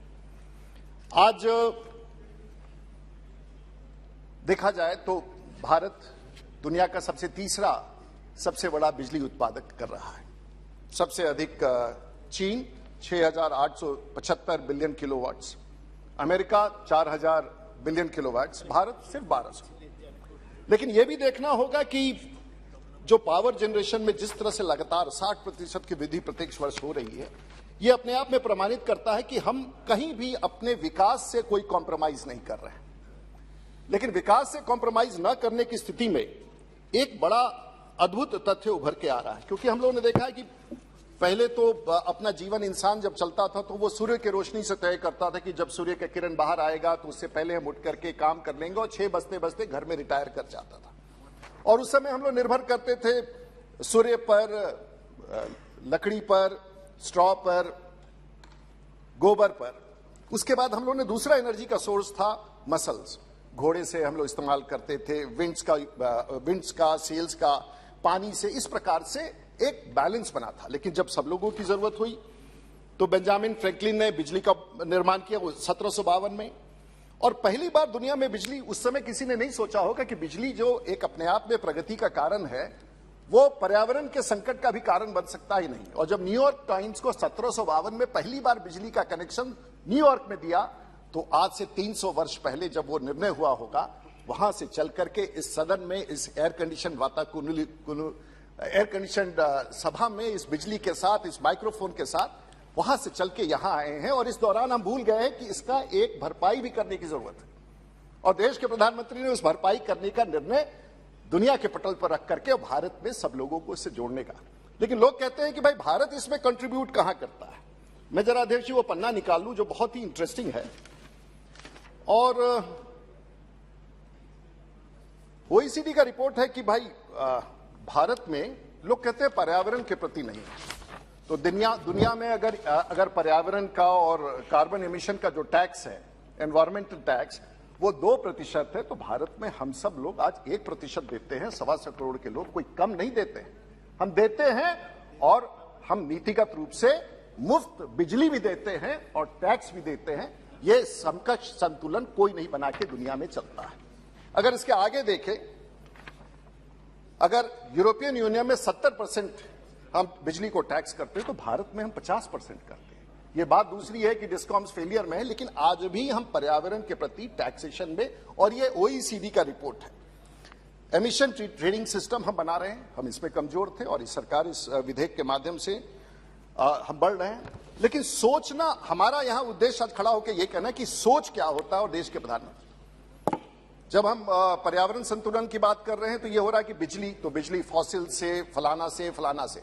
लेकिन देश के प्रधानमंत्री ने जाके इंटरनेशनल सोलर अलायंस भी किया कि अगर यूरोप में अंधेरा रहेगा, अमेरिका में अंधेरा रहेगा, तो भारत में रोशनी रहेगी। तो भारत का बिजली इस रोशनी से, रिन्यूएबल एनर्जी से बनेगा, तो चीन को पहुंचाएंगे और अमेरिका को पहुंचाएंगे। जब अमेरिका में रोशनी रहेगा तो तार से, बिजली से, वहां से रोशनी से, सूर्य की रोशनी से भारत आएगा। और देश के प्रधानमंत्री ने दुनिया के पटल पर इंटरनेशनल सोलर अलायंस का नींव रख दिया है। हमारे लिए गौरव का विषय है।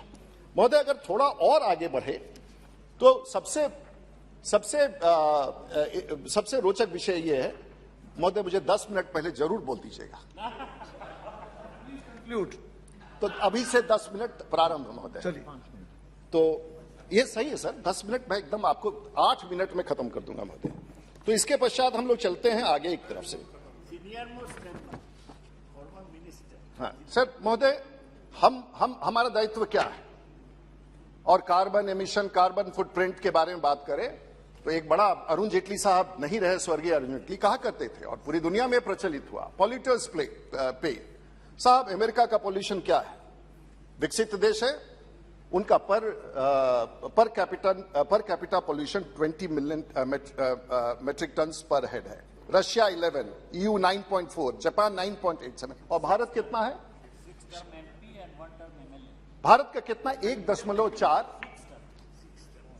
भारत का है 1.4 और दुनिया का 4। हम तो इसको सब अनुपालन कर रहे हैं दुनिया के सामने हमारे लेकिन अगर देखा जाए तो साथ साथ, क्योंकि हमारी आबादी ज्यादा है, चीन आज दुनिया में सबसे ज्यादा कार्बन एमिशन कर रहा है। That is about 10,175 million tonne of carbon dioxide.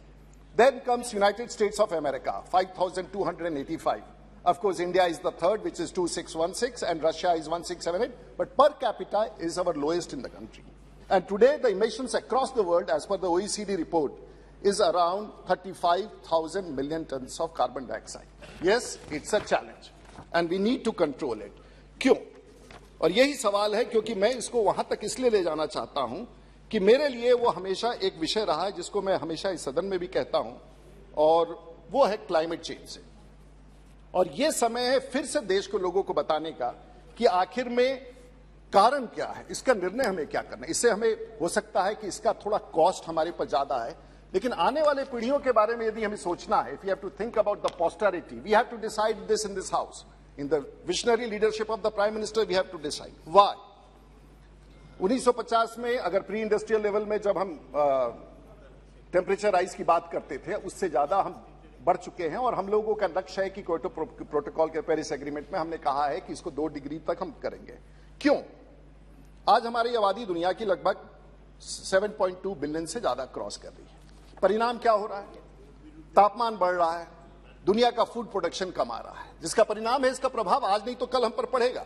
पानी का अभाव हो रहा है, और परिणाम है कि वैसे भी भारत में देखिए, दुनिया में जो पानी का जो हम देखते हैं, जो 3% पीने लायक है, 97% पानी पीने योग्य नहीं। 3% में से भी 1% पीने योग्य पोर्टेबल वाटर है, और बाकी 2% तो समुद्र में है या पहाड़ों पे, चोटियों पर है, बर्फ में है, या धरती के नीचे है। तो पानी का भी अभाव है। वैसी स्थिति में यदि ये संतुलन बिगड़ता है तो आने वाली पीढ़ियों में हम सब लोगों की चिंता की। हम लोगों को लगता है छोटा सा, अगर पौराणिक रूप से कहते थे कि पीपल का पेड़ लगाना है, लेकिन एक पीपल का पेड़ 4 दिन में एक पूरे व्यक्ति के ऑक्सीजन की व्यवस्था करता है। इसीलिए कहा गया है कि पीपल का पेड़ लगाया जाए। जो मधुमक्खियां, एक मधुमक्खी 80 किलोमीटर घूम करके आती है और 1 चम्मच शहद बनाती है, और मधुमक्खी और बाकी सब जो पॉल्यूशन कर जो पॉलिटेंट्स हैं, अगर हम देखें तो लगभग 400 बिलियन वो छोटी छोटी तितलियां, वो छोटी छोटी पतंगियां, छोटे छोटे मधुमक्खियां, ये कभी हम लोगों से आके कुछ मांगती नहीं है। ये कहती नहीं कि साहब मेरा पेमेंट क्या हुआ, मैंने इतना मेहनत करके शहद बनाया है। वो तो ये कहती है कि हमारे बचाने का, हमारे संरक्षण का, पर्यावरण का संरक्षण कर दो, हम मुफ्त तुम्हारी सेवा करते रहेंगे, कभी तुमसे मांगने नहीं आएंगे। और वो आज ये सदन बैठ के तय कर रहा है कि इन मधुमक्खियों को हम कैसे बचाएंगे, इस तितलियों को हम कैसे बचाएंगे, ताकि आने वाली पीढ़ी यहां सुख सुविधा से रह सके। महोदय, मैं छोटा सा उदाहरण, भारत में 1.54 बिलियन के आसपास, लेकिन 300 मिलियन पशुओं का डेथ होता है, मरते हैं। और पिछले 10 वर्षों में 75,000 गिद्ध, वल्चर्स गिद्ध ही कहेंगे ना, 75,000 गिद्ध मर गए। परिणाम क्या होता है कि पशुएं जब मरती हैं, वो वहां पर ढेर में जो उनको पहले वल्चर्स खाते थे उनको खा नहीं पाते हैं, वहां पड़े रहते हैं, प्यूट्रीफाई कर जाते हैं, और उसमें से एक जो विष निकलता है उसे एंथ्रैक्स कहते हैं। और एंथ्रैक्स अगर जब गर्मी का मौसम आता है तो पूरे दुनिया में फैलता है। जैसे सहारन डेजर्ट से हवा चला तो भारत की तरफ तभी राजस्थान से होते हुए भारत के ऊपर आएगा, दिल्ली के ऊपर भी आएगा। और वो छोटे छोटे ऐसे कीटाणु होते हैं जो आपके शरीर में प्रवेश कर जाए तो आपके नर्वस सिस्टम को हार्म कर सकते हैं। तो ये सब चीजें 100 साल में होंगी, इसको रोकने के लिए हम आज काम कर रहे हैं, और इसीलिए इस प्रकार की व्यवस्था हम सब यहाँ कायम कर रहे हैं।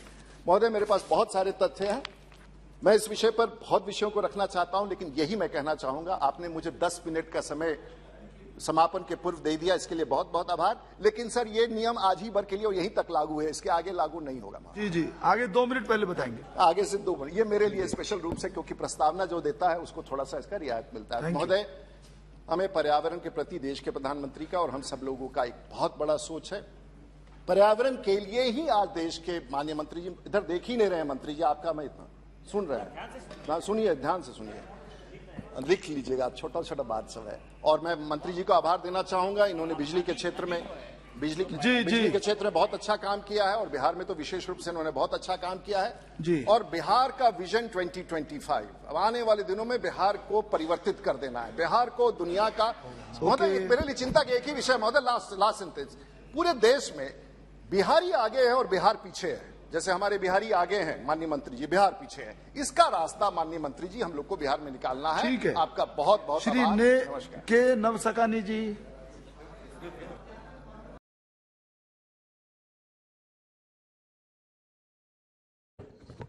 Shrimati Supriya Sule ji. Thank you, sir. I stand here to support the energy conservation bill, sir. So this entire journey of the energy is a long drawn journey globally. And I appreciate all the inputs on Friday made by the Honorable Minister, where he talked about the mixed basket that you're creating. I only seek a few clarifications from the Honorable Minister as a concerned citizen and as a concerned parliamentarian of this August House. So there was a story in the newspaper last week, I stand corrected. It says that India has dropped its target of establishing 500 gigawatt of renewable capacity by 2030, giving itself a flexibility of 50% of power from non-fossil fuel sources. This is the commitment, and the cabinet on Wednesday approved, sir, that India's updated NDC to communicated with the UNFCCC. The updated NDC proposes about 50% cumulative electric power installed capacity from non-fossil fuel-based resources, dropping 500 gigawatt absolute targeted committed at the COP26. It also did not include the commitment of reducing 1 billion tons of carbon emissions. This is what has come in the newspaper. So I seek a clarification from the Honorable Minister that is this the factual situation and what is the policy of the government. Sir, because I'm very concerned, because I follow Parliament very closely. I'm fortunate enough to be here and to hear very illustrious ministers speak exceptionally well. And last few weeks during question hour when the House has functioned, renewable energy has been talked about in a very positive manner, but at the same time, the coal ministry has also been very, very energetic and enthused by the work they're doing. They are talking about coal, they're talking about the mines, how well they're doing, how much more generation has to be done, ultra projects by the government. So I humbly ask the government that what is the true policy of this government? Here you are going into mines and cones aggressively and telling how transparently it has been done, which is wonderful. Transparency is good for the nation, sir.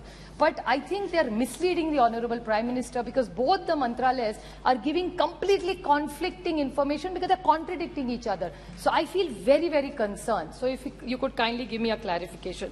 Sir, I come from a background of a rural and an urban constituency, and actually this entire story, energy, started really from the sugar factories in Maharashtra, where renewable energy was really started. And in the objects and statements, you have said that you are looking at green hydrogen, green ammonia, biomass, ethanol, which is all wonderful. I'll seek a clarification on biomass from my little knowledge about, I have very little knowledge on power. But I would like to seek a clarification that both biomass has seen a lot of NPAs in investment, that are lobbies globally, sir, for this kind of matter, is what magazines and information says. So what is the position of Government of India on biomass? Because you've talked about this. And somehow biomass has not delivered the superior results that we have seen, like in ethanol. So if you could kindly clarify in the larger interest of the nation. And the other points are for solar. We are all for solar. We are very happy you're working so much in solar. I have to seek few clarifications from the Honorable Minister that in the land acquisition of solar plants, you normally give 1 year to a project. It takes 6 to 9 months to just acquire the land, because it's thousands of acres that they need, that too directly from the farmer. It's so hard to do land acquisition. So why doesn't Government of India work closer with the states like we used to do for MIDCs? So why don't you use the MIDC model for land acquisition? This is just a suggestion to the government to improve the scheme.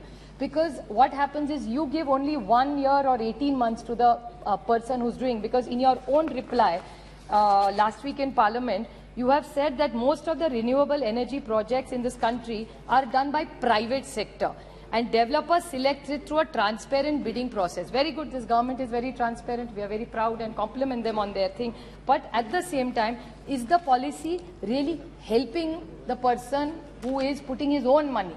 So land is a big challenge. So what intervention will the government do to make sure that the land government helps, like an MIDC, something similar? Is that possible? Second, during this COVID time, they have given a blanket extension to the windmills, which is a very good thing. Congratulations to the government. So because of the supply chain distribution, if in the renewable energies you have given it to the players, the investors of wind, why not do it same to the solars? They have also been similar. They are doing renewable energy. So why this step treatment given to solar? I mean, everybody should be treated. Everybody's been through challenges. So why does solar not get the same is my question to the Honorable Minister. Another big policy intervention which I'd like to ask the Honorable Minister. This government initially was doing a great job in all these bids. Now, in the last 6 to 8 months, you have changed a small policy, and this is purely from the newspapers. I can table wherever I've got this information from. When you get an L1, normally you give it to the L1. You all have started reverse bidding. Now, because of that, the viability becomes a big issue. Already he has delayed because of the land. And the last 6-8 months, most of these private developers, and the reason I'm saying private, because you yourself in your reply has said that all private people are only doing this business. So it's not that I'm speaking for some private agency. I'm going purely by the policy of the government and what has come in the question hour. So what is your stand on this? So will you, between this L1, then what's the point of L1 if you're doing reverse bidding? And the whole thing is the country is going to get affected, the consumer is going to get affected. So if you could clearly give me an answer on this policy thing. And what happens, sir, in this reverse bidding, I stand corrected, please correct me if I'm wrong. What happens is, if it doesn't work out for the private, it comes back to NTPC, which goes back to the government. So then private players will say, कि हम देश में कर रहे, हम बाहर जाके करें, policy is more friendly. So why are you pushing people who want to work in India away because of this one policy which has only come in the last 8 months, sir? It wasn't there before. So my request is, if you could clarify, it will be in the larger interest of the nation and all the people who want to work with the government. Sir, 2-3 quick questions. Even Adirda talked about R&D. Now, you're talking about hydrogen. In your very introductory speech, you spoke very well about green ammonia, green hydrogen, which has all sounded wonderful, very encouraging. But what is the R&D that this government is doing? From the information that I have from a reply given by you, the central assistant has consistently, in 18-19 of was 4,414. In 1920, it was 3,000. In 2021, 2,800. And 2022, it is 2328. So it is continuously coming down. And your government has not reached a single target since it has come to power. People talked about GST. I won't go into that. I see you hinting at this. Just 2-3 very short points. Now, this PM Kusum scheme, you haven't reached a target. I'm just reading through it quickly. You said solar rooftop program. In that, you have only reached 15%. So many programs, off-grid decentralization of solar program, that has been stopped. Bioenergy program, stopped. Small hydrogen program, stopped. And the shortfall, sir, I'm just rushing through these points. Actually, I would have liked to speak a little more. For the total renewable energy of what this, not even 60% target has achieved. I'm not saying that why have you not achieved it, but the whole thing is when the Honorable Minister opened, he said 60-40. Sir, we all know that when there is renewable energy done, we lose a lot in transmission. If about 100 is invested, only 20% gets used of it. So we do need that. And what transmission and distribution? What has this government done for transmission and distribution specifically of renewable energy? You've invested so much money in making this renewable, which is wonderful, but what have you done? Same thing about carbon credit trading. Carbon credit trading is wonderful, but it's all up in the air. Have you spoken to stakeholders? Have you consulted states? Have you consulted industry? Nothing, from the best of my knowledge. Last small point, sir, is about discoms. In the morning, he was a little upset about, the Honorable Minister was slightly agitated because of what happened between us. But sir, this needs serious discussion. Why did Government of India give money to states in that Udayan scheme, if I stand corrected? They gave it to the states so that we would reach the last mile. Garib, जो शोषित है, पीड़ित, जो दूर में रहता है गांव में, उसको बिजली मिले. उसके लिए आपने उदय स्कीम गिरी, स्टेट्स को पैसा दिया. जब दिया तब ऐसा नहीं कहा ये गरीब के लिए मैं दे रहा हूं. States thought that was a scheme which was given to encourage the poor people, support the states. Loan मांगा, हमने मांगा तो नहीं था, आपने सामने से दिया. States तो मांगने नहीं आई थी, आपने किया बहुत अच्छी स्कीम है, ले लो पैसा. So if they gave the money, they did not say it's a scheme. Now they are saying कि it is given, no freebies allowed. Sir, how will it work like that? आप अगर किसान को बिजली दे रहे हो, उसमें दिक्कत क्या है? और sir, see the double standards of this government, sir, which really pains all of us. कि आप 6,000 किसान को दो, तो it is allowed. If the state gives free बिजली to the किसान, it's a freebie. तो आप करो तो अच्छा, हम करें तो सब बुरा. ऐसा नहीं हो सकता ना sir. So if you are giving 6,000 to them, we are happy, we compliment you, we congratulate you. अच्छी बात है. मैं तो कहती 6 का 12 करो, 12 का 18 करो, कोई नहीं. अच्छी बात है. You give it in their account, but why is this government anti-electricity only in the states? Sir, if you could kindly clarify all these points. I just, last one line, sir, I would just like to make a last point. I've cut all my other points. Is what government really needs to do is have a clear-cut policy. There is no, they keep changing policies every few months. That's why people are very anxious. And we need a wind and solar storage hybrid model. These models that we are working on are not going to work. We need a hybrid model, and that's what this government needs to lead. We are willing to work with them, but please give clear clarifications in the reply at policy level. Thank you, sir. धन्यवाद सभापति महोदय. जब भी होना sir तो रोकना हो तो उसके 10 मिनट पहले हमको बता दें. पंक्तियों से आपने पूर्ण किया. Shri GS Pon ji.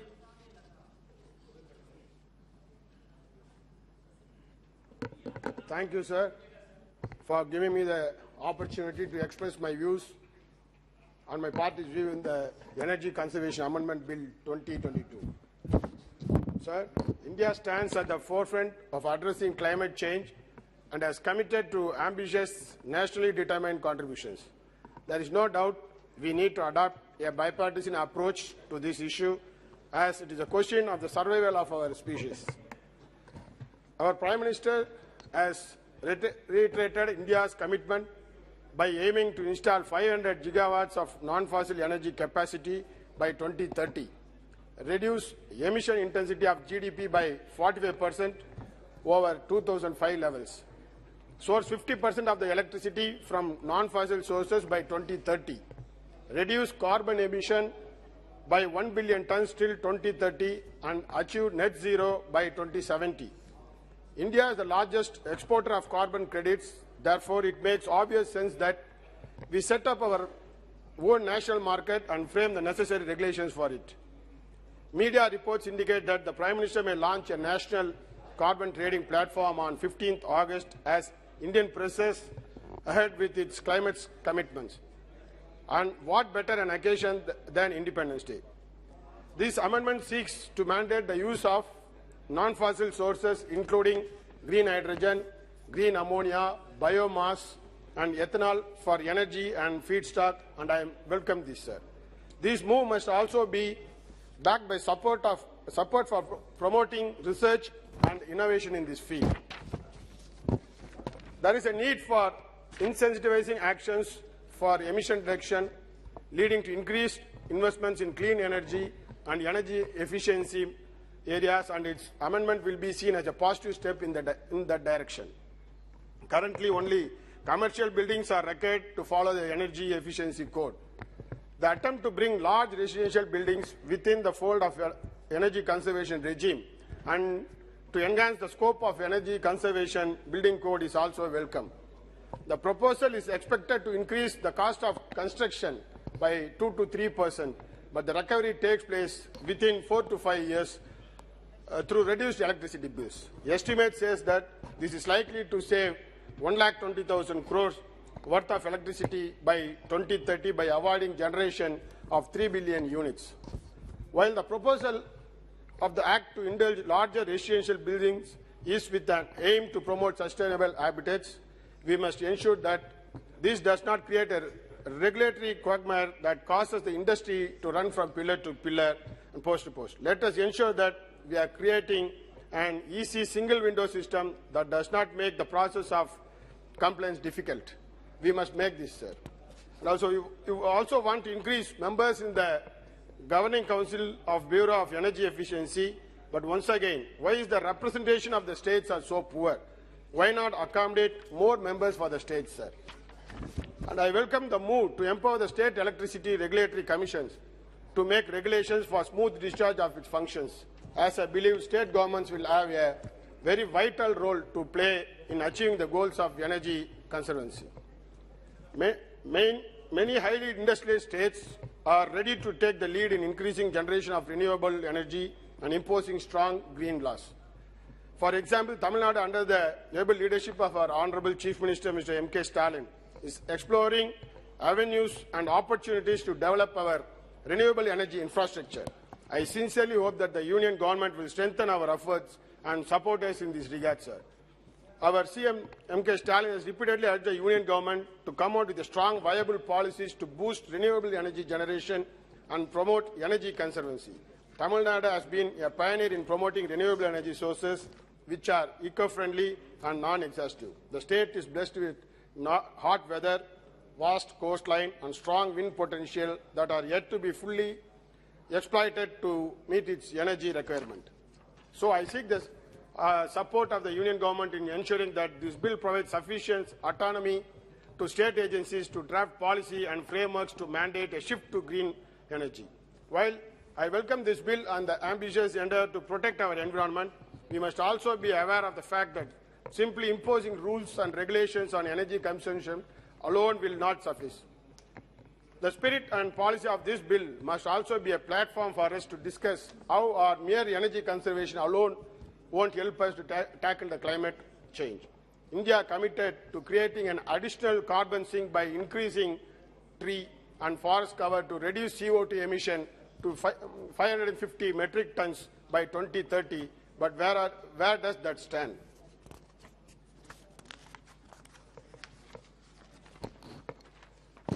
Where do we stand on moving to electric vehicles and creating the infrastructure for them?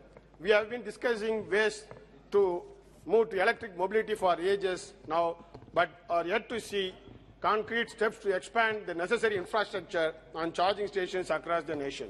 And when are we going to push for all government offices and buildings to lead the way in being energy conscious?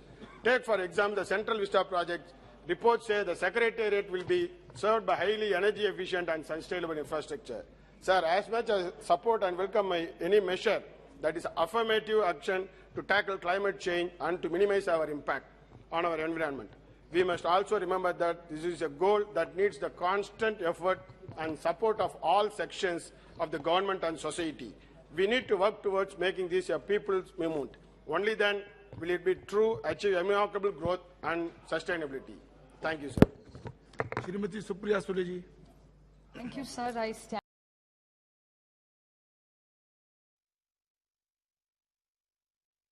सदों माननीय सभापति जी,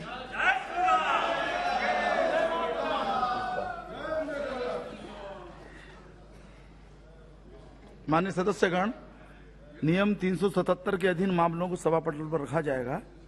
जिन सदस्यों को नियम 377 के अधीन मामलों को आज उठाने की अनुमति दी गई है और जो उन्हें सभा पटल पर रखने के इच्छुक हैं, वे 20 मिनट के भीतर मामले का पाठ व्यक्तिगत रूप से सभा पटल पर भेज दें। आइटम नंबर 24, ऊर्जा संरक्षण संशोधन विधेयक 2022, श्री अधीर रंजन चौधरी जी।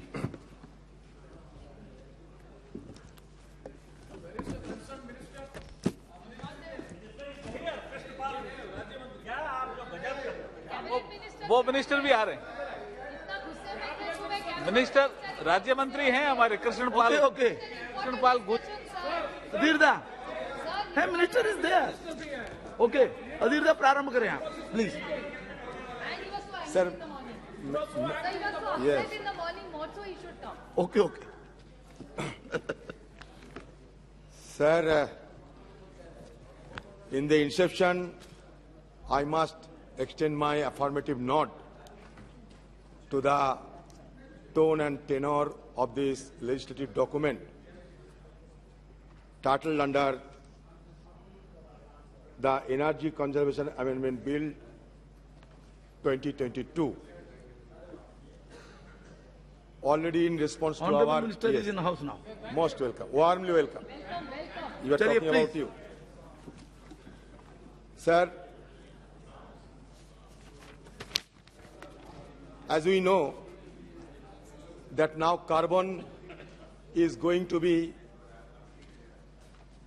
an article of commodification.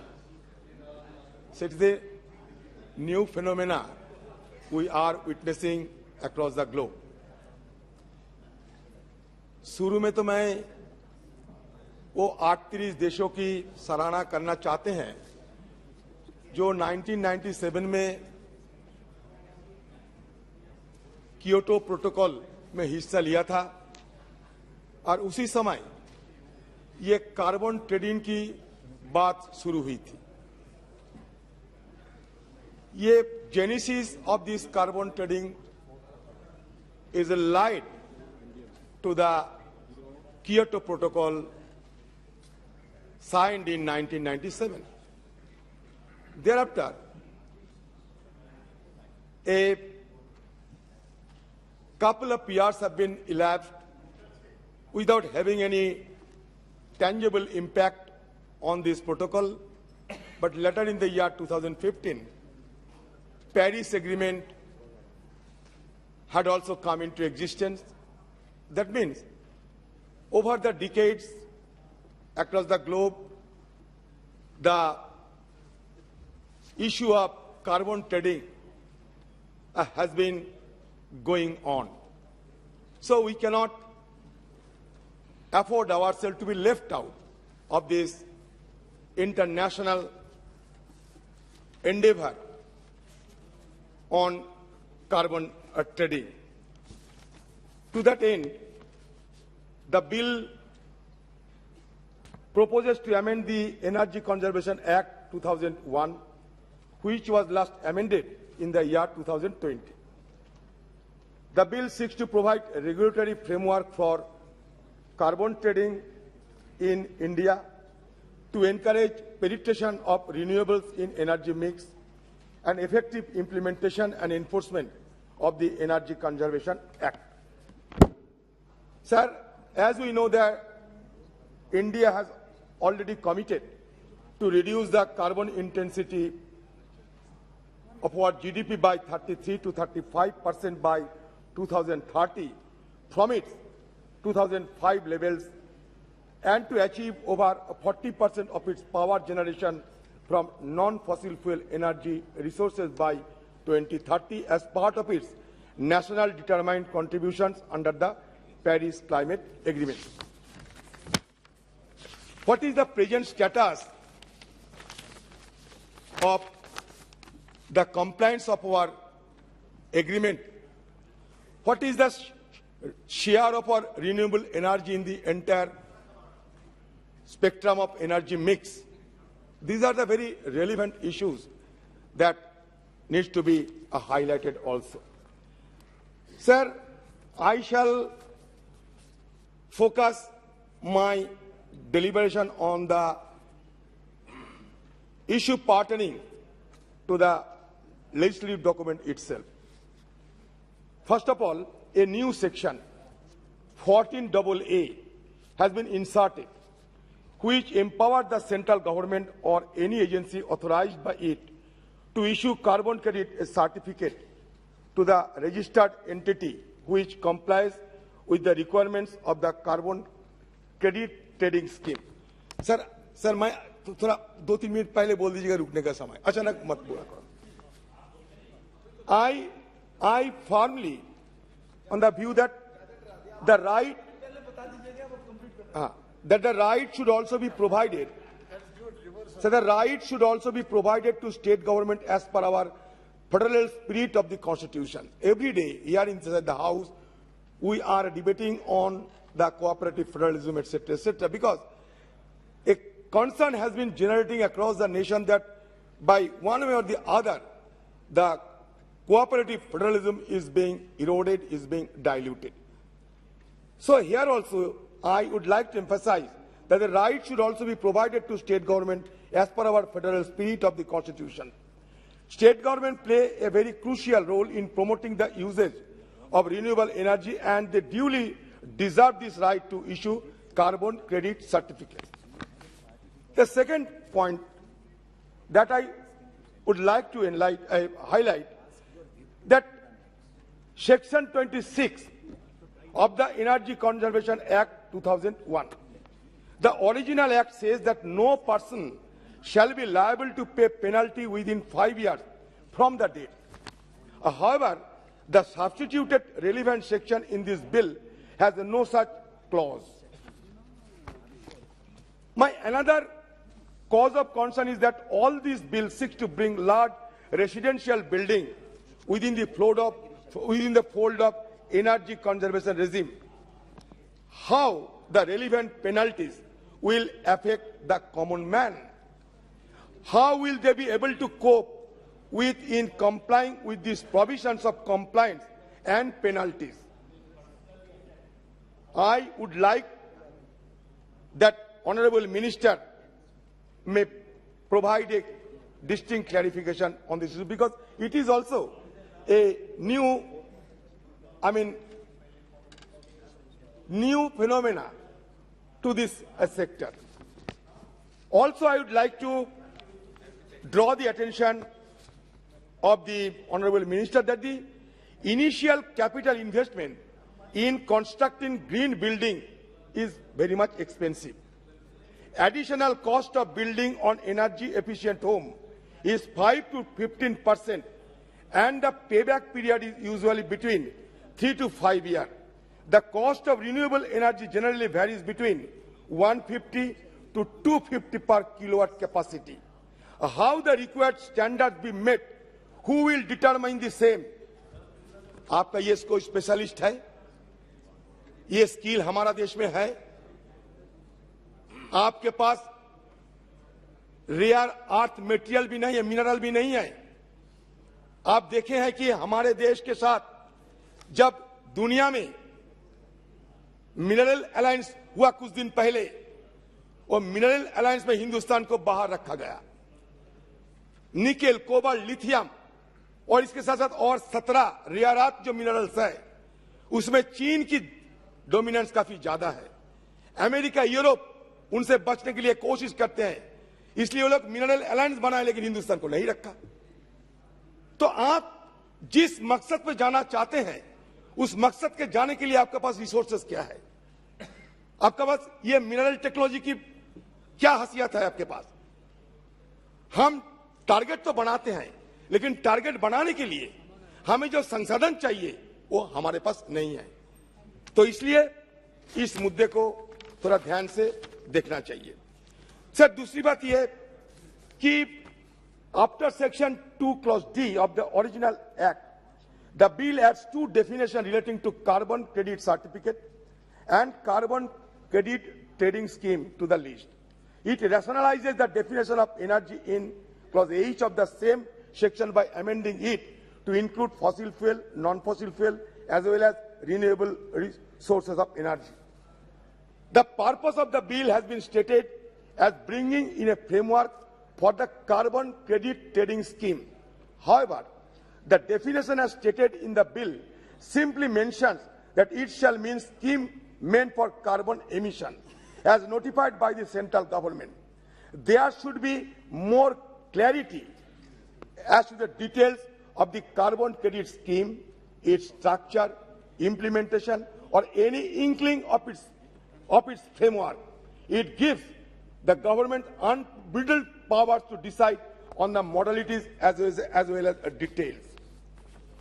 Sir, ये बात रखे गए ब्यूरो ऑफ एनर्जी एफिशिएंसी, इनमें मेंबर्स की संख्या भी बढ़ाया गया 20 से 31 तक। मैं शुरू में मंत्री जी को यह कहना चाहते हैं, there is a proverb in our country that too many cooks spoil the broth. While on the face of it, this may seem innocuous, but it may create problem because adding several departmental secretaries onto the governing council, there is an increased chance of red tape and slow implementation of tax.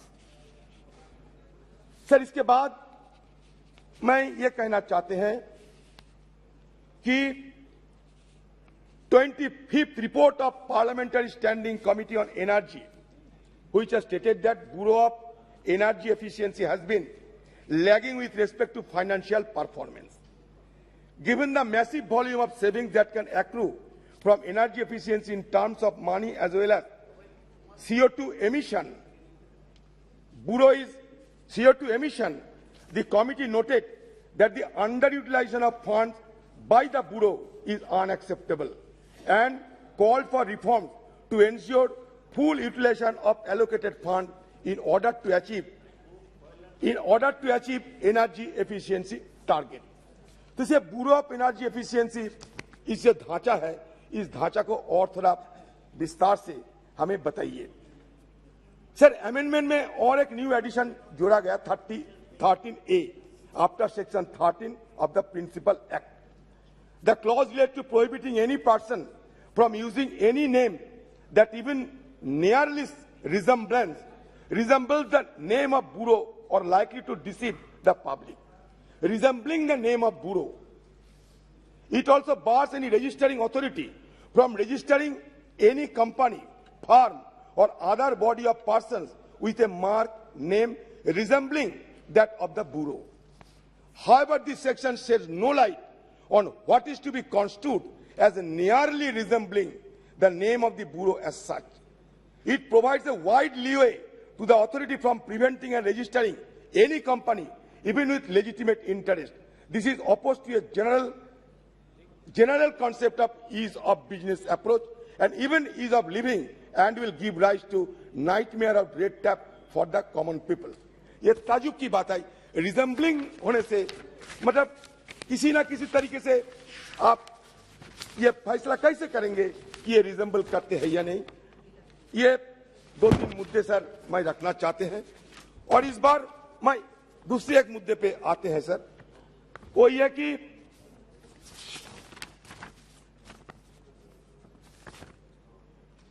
Sir the issuance of carbon credit certificates would be on a voluntary basis, and the success of the scheme would require an enterprising approach from private players in the economy to participate voluntarily in the carbon market. Purchasing from a carbon neutral company aligns with the goals of the Paris Agreement. However, while a carbon neutral company may have deployed energy efficient sources to develop its product commodity, there is no certainty that they also source their raw material from a carbon neutral company as well.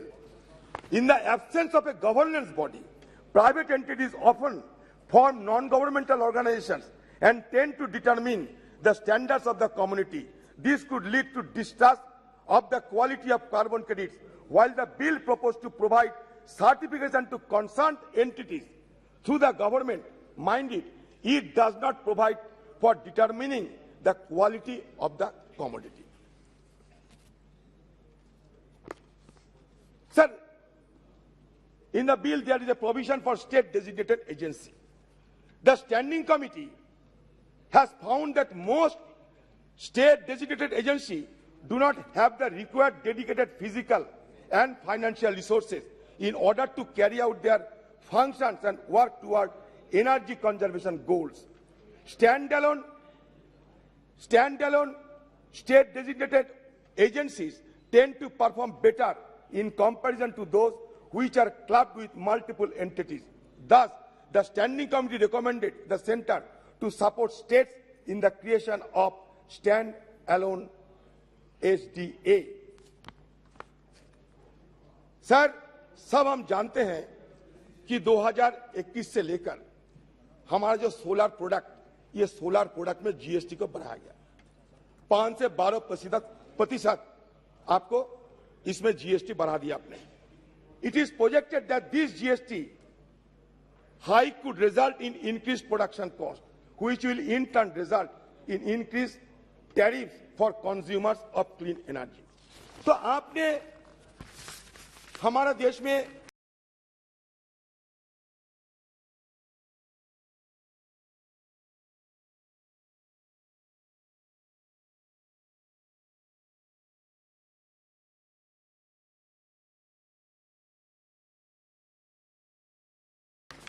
एक raw material minerals की कमी है, research and development की कमी है, institutional deficiency है, फिर हम बड़े बड़े दावे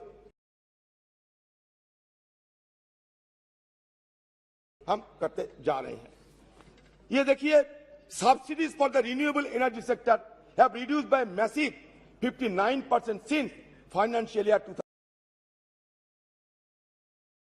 2017. Subsidies seem to have remained focused on electric vehicles, for which subsidies grew by 205%. सारे पैसा सिंह साहब से गडकरी साहब ले रहे हैं. आप कहां रहोगे? आप कहां रहोगे? Enhancing subsidies in the renewable energy sector will be more beneficial to the economy, particularly in the short term, as compared to increasing fossil fuel tax. हमारे हिंदुस्तान में 7 महारत्न है पीएसयू. 7 महारत्न यहाँ ज्यादा निवेश नहीं करते. India 7 Maharatna PSU, those which have the potential to become multinational companies, invested up to 11 times more in fossil fuel projects than in renewable energy in financial year 2021. PSU should be required to diversify into clean energy and formulate plans for phasing down investment in fossil fuel. तो इसलिए incentivise करना चाहिए, ये private investment को और बढ़ावा देना चाहिए. Even among public finance institutions, annual disbursement towards fossil fuel was 3 times more than towards renewable energy in financial year 2021. Clean energy targets of such lending institutions should therefore be enhanced, and they should also formulate plans for phasing down lending to fossil fuel projects. There is also a need for data transparency of the government and its entities with respect to reporting on clean energy. This will ensure that the government remains accountable, as well as will help to implement evidence-based policies on clean energy. Clean energy में क्या investment है बताइए? In 2022, the Institute of Energy Economics and Financial Analysis published a report in which it estimated that India's current levels of investment in the renewable energy sector needs to be doubled to around $30 to $40 billion per year if it intends to meet its target of 450 gigawatt of renewable energy capacity by 2030। आपने तो target रख दिया है, आपने 175 जो target रखा था gigawatt की, उसका क्या सोलर 100 गीगावाट सोलर क्या हाल हुई आपको खुद पता है। 2020 अभी निकल जा रहे हैं, 2023 के टोटल 2023 की और हम बढ़ रहे हैं, लेकिन आपका टारगेट पीछे पड़ गए हैं। आप कहेंगे कि कोविड थे, ये थे, वो थे, बहाना बनाने में आपका कोई जोड़ीदार तो नहीं है दुनिया में। सर मैं बताता हूं, the government has failed to strengthen its capacity for domestic production of solar panel.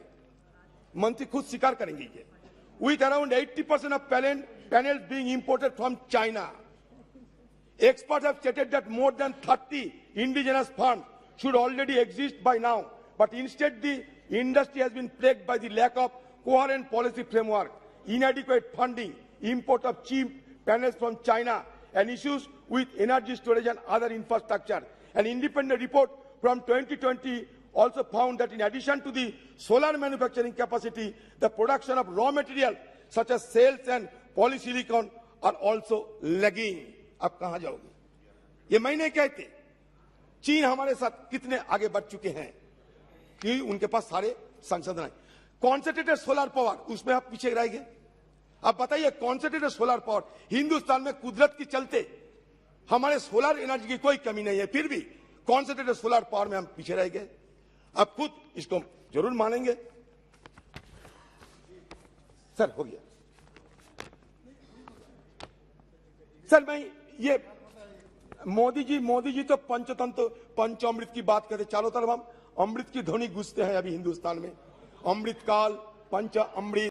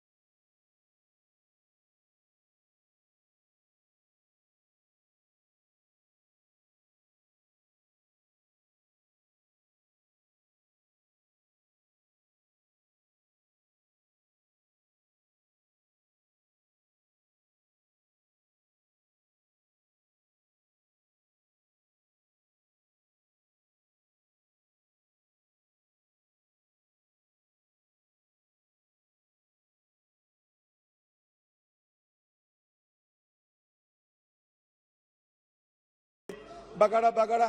हम चाहते हैं कि अगर हमारे चीजों की दामों में, अगर अमृत की चीजों की दामों में अगर अमृत की कुछ बरसात हो जाए तो हिंदुस्तान के लोग बच जाएगी। हर जगह अमृत होते हैं, आम लोगों की रोजमर्रा की चीज में सारे गरल गिरते हैं। फर्क ये है, एक तरफ अमृत, चारों तरफ गरल। कहां जाए हम लोग? हम सरल आदमी हैं, महंगाई पे गरल डालते हो। अब मोदी मतलब मुमकिन है, आप कहते हो मोदी है तो मुमकिन है, मैं कहता हूं मोदी है तो महंगाई है, हम कहते हैं मोदी है तो गरल है, अमृत नहीं है। विषयांतर कर दिया आपने, हो गया अधीरदा विषयांतर कर दिया। चलिए। हाँ सर हो गया जी, हो गया सर। सर ये कहते हैं कि as of April 3022 India installed capacity for power from renewable sources stand at 111.39 gigawatt, despite a previous target of achieving 175 gigawatt by 2022. Thus, the Prime Minister's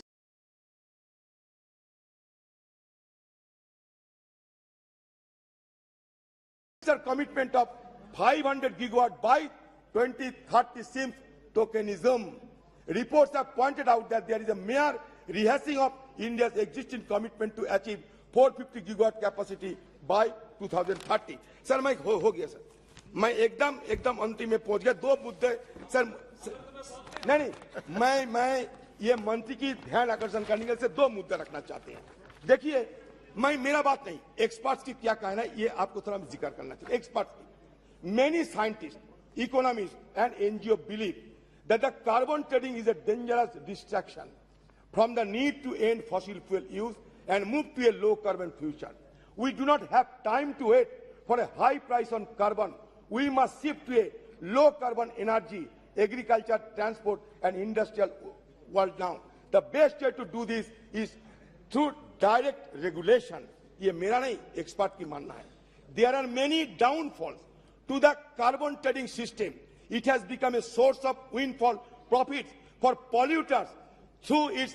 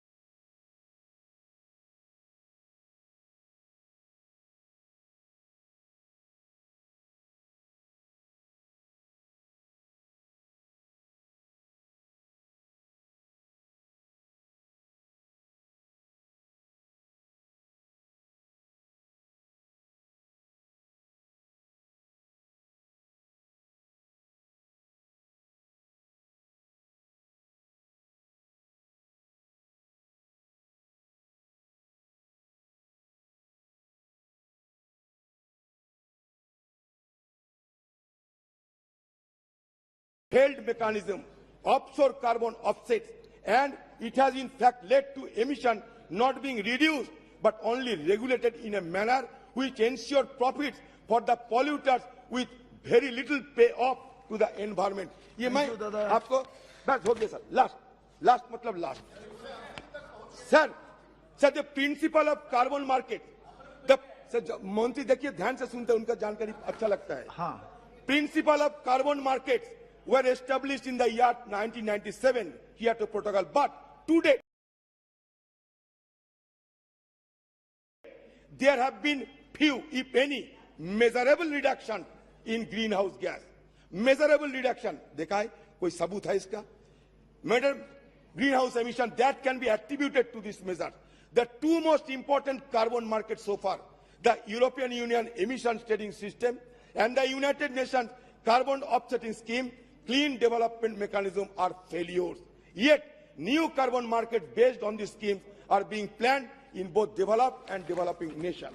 मैं ये कंसर्न जताता हूँ, इसका मतलब ये नहीं मैं बिल की विरोध करता हूँ, नहीं, मैं एक्सपर्ट की बस हो गया सर, हो गया सर. जी. The second reason that carbon markets have been infested by corruption and non-transparency.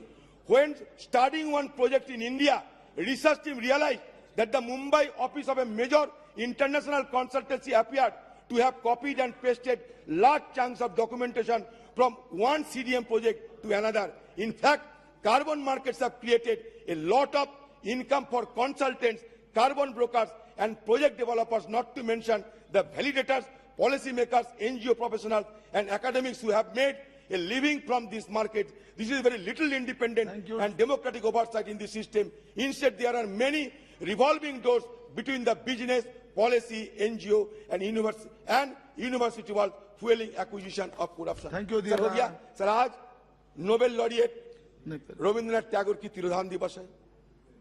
ये कुदरत को मानते हुए उन्होंने ये एक समय कहा था कि trees are the earth's endless effort to speak to the heaven. तो पेड़ बचाओ, पौधे बचाओ, कुदरत की बचाओ. हम रिन्यूएबल गुरुदेव की पंक्तियों से आपने पूर्ण किया. Shri GS Pon ji.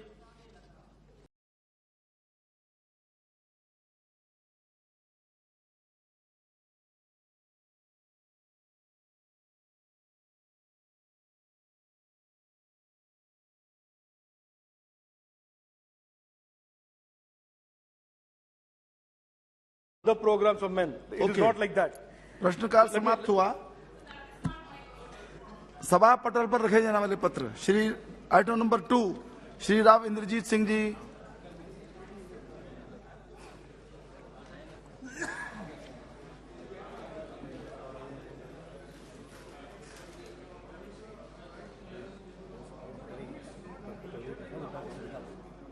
in today's list of business.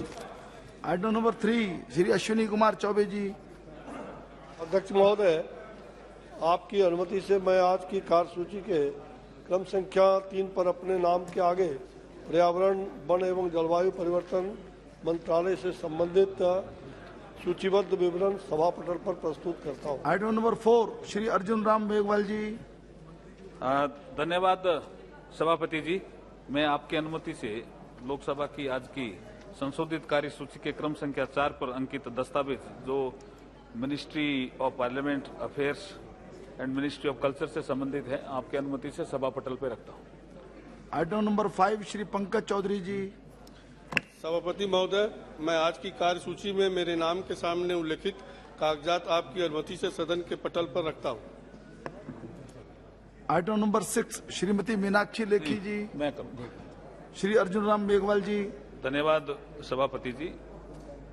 आज की संशोधित कार्यसूची के क्रम संख्या 6 पर श्रीमती मीनाक्षी लेखी जी के नाम के आगे जो दस्तावेज जो मिनिस्ट्री ऑफ कल्चर से संबंधित है, आपकी अनुमति से मैं सभा पटल पर रखता हूँ। Item number 7, Shrimati Renuka Singh ji.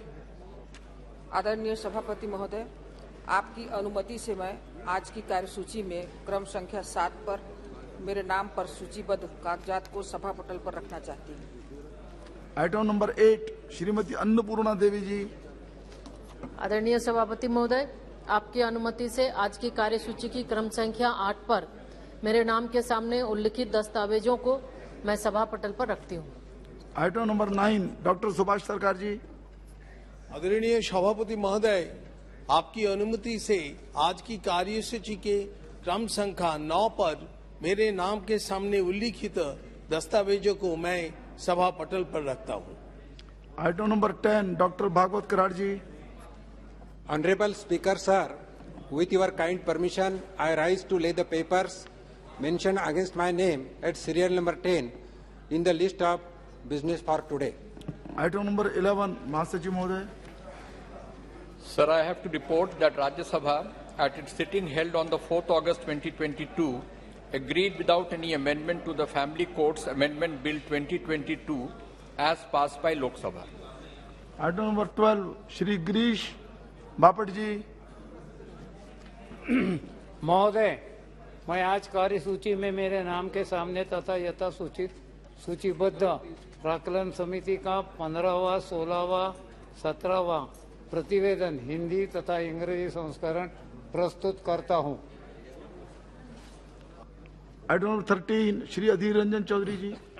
Sir, I rise to present the report number 51st and 52nd Hindi and English versions of the Public Accounts Committee 2022-23 as listed against my name in today's list of business at serial number 13. Item number 14, Shri Beni Benan ji. Sir, I rise to present the 8th report, Hindi and English version of the Joint Committee on Office on Profit, 7th Lok Sabha as listed against my name at serial number 14.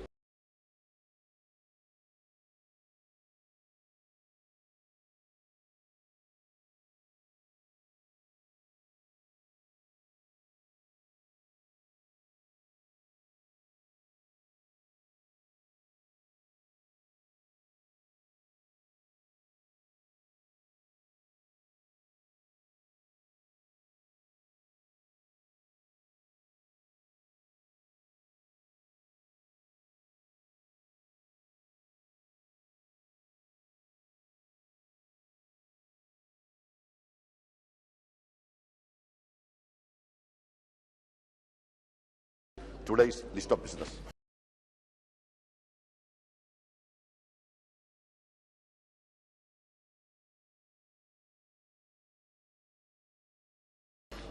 Item number 15, Shri Rodmal Nagar ji. सभापति महोदय, मैं आज की कार्यसूची में मेरे नाम के सम्मुख यथा सूचीबद्ध पेट्रोलियम और प्राकृतिक गैस संबंधी स्थायी समिति के 14वां और 15वां प्रतिवेदन सभा पटल पर रखता हूं। Item number 16, श्री रमाकांत भार्गव जी। माननीय सभापति महोदय, मैं आज की कार्यसूची के क्रम संख्या 16 पर मेरे नाम के सम्मुख यथा सूचीबद्ध रसायन और उर्वरक समिति स्थायी समिति के 35वां, 36वां, 37वां और 38वां की गई कार्रवाई प्रतिवेदन हिंदी तथा अंग्रेजी संस्करण प्रस्तुत करता हूं। आइटम नंबर 17 श्री के Raghuram Krishna Raju ji. Honorable Chairman, sir, I beg to lay on the table a copy each of the following reports in both Hindi and English versions of Standing Committee on Personnel, Public Grievances, Law and Justice. Number 1, 118th report on the subject Review of Guardianship and Adoption Laws. And number 2, 119th report of the action taken on 111th report of the Committee on Strengthening of Grievance Redressal Mechanism of Government of India. Thank you, sir. Item number 18 Shri Pankaj Chaudhary ji. के निर्देश के अनुसरण में आर्थिक कार्य विभाग, व्यय विभाग, वित्तीय सेवाएं विभाग, लोक उद्यम विभाग और निवेश और लोक आश्रित प्रबंधन विभाग से संबंधित वित्त संबद्ध स्थायी समिति 17वीं लोकसभा की 40वीं रिपोर्ट में निहित सिफारिशों के कार्यान्वयन की स्थिति के संबंध में वक्तव्य देना अपना सौभाग्य मानता हूं। वित्त मंत्रालय के अनुदान मांगों 2022-23 की जांच से संबंधित वित्त से संबद्ध स्थायी समिति 17वीं लोकसभा की 40वीं रिपोर्ट दिनांक 22 मार्च 2022 को लोकसभा में रखी गई थी। समिति ने अपनी रिपोर्ट में विभिन्न मुद्दों पर विचार विमर्श किया था। समिति द्वारा वास्तविक बजटीय अनुमान तैयार करने, स्वीकृत निधियों के स्तंभ उपयोग, परिणाम बजट, अधिशेष भूमि के मुद्रीकरण के लिए विशेष प्रायोजन वाहन, सार्वजनिक क्षेत्र के उद्यमों के विनिवेश, पूंजीगत व्यय, राज्यों को निधि, ब्याज भुगतान और सरकारी उधार, बैंकिंग क्षेत्र का शुद्धिकरण, एग्जिम बैंक, राष्ट्रीय वित्तीय अवसंरचना और विकास बैंक, डिजिटल अर्थव्यवस्था और बढ़ती ऑनलाइन धोखाधड़ी और उसमें शिकायत निवारण तंत्र की सुविधा प्रदान करने संबंधित 13 सिफारिश की गई थी। इस रिपोर्ट में निहित सिफारिशों टिप्पणियों के संबंध में की गई कार्रवाई का विवरण वित्त से संबद्ध स्थायी समिति को भेज दिया गया। समिति द्वारा 40वीं रिपोर्ट में की गई सिफारिशों के कार्यान्वयन की वर्तमान स्थिति अनुबंध में दी गई है। मैं अनुबंध की विषय वस्तु पढ़कर सुनाने में सदन का बहुमूल्य समय नहीं लेना चाहूंगा और मैं ये अनुरोध करूंगा कि इसे पढ़ा हुआ माना जाए। Item number 19 Shri Arjun Ram Meghwal ji. Honorable Chairman, sir, with your permission, I want to make a statement regarding the status of implementation of the recommendation observations contained in the 294th report of the Department related Parliamentary Standing Committee on Transport, Tourism and Culture on development and conservation of museums and archaeological sites, challenges and opportunities.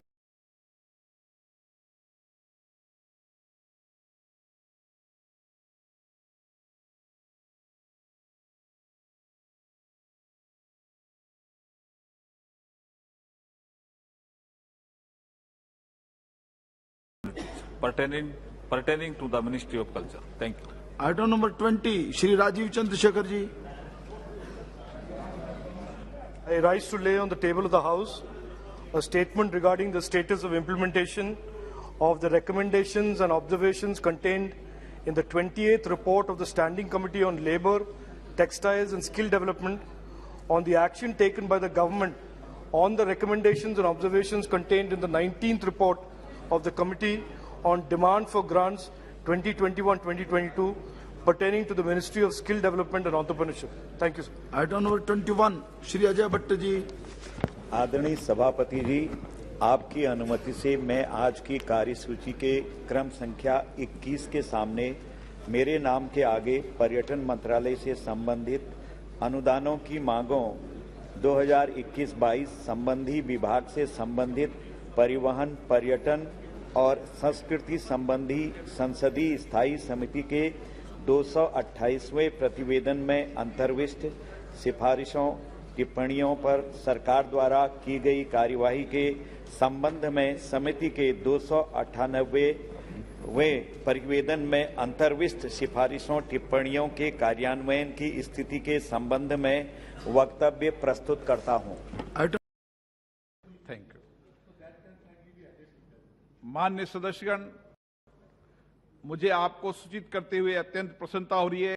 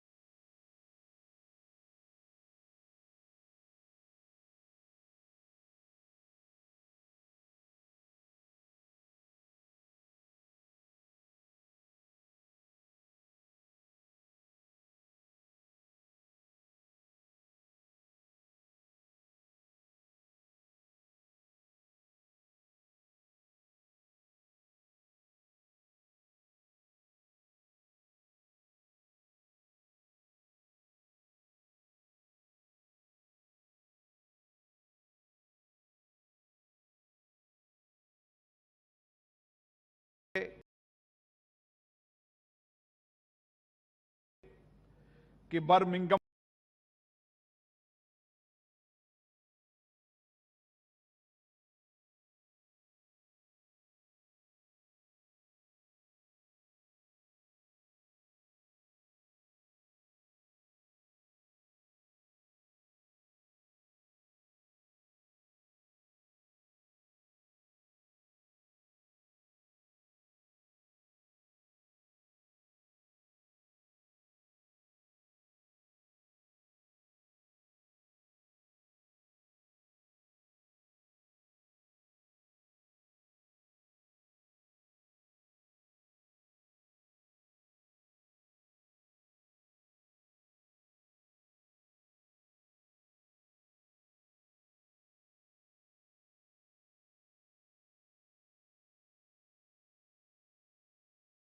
में चल रहे राष्ट्रमंडल खेलों में भारतीय दल ने अभी तक अत्यंत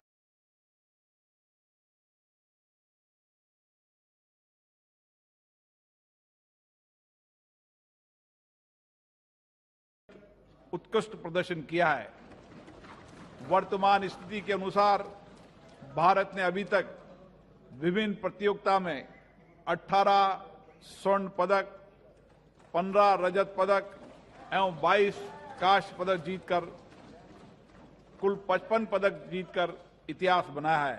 मैं सदन की ओर से और स्वयं अपनी ओर से पदक जीतने वाले सभी खिलाड़ियों को हार्दिक बधाई देता हूं और अन्य सभी खिलाड़ियों को आने वाले मुकाबले में अच्छे प्रदर्शन के लिए शुभकामनाएं देता हूं।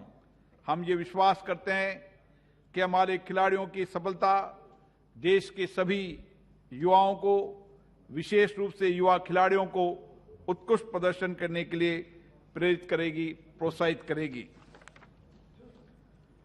प्रश्न संख्या 301।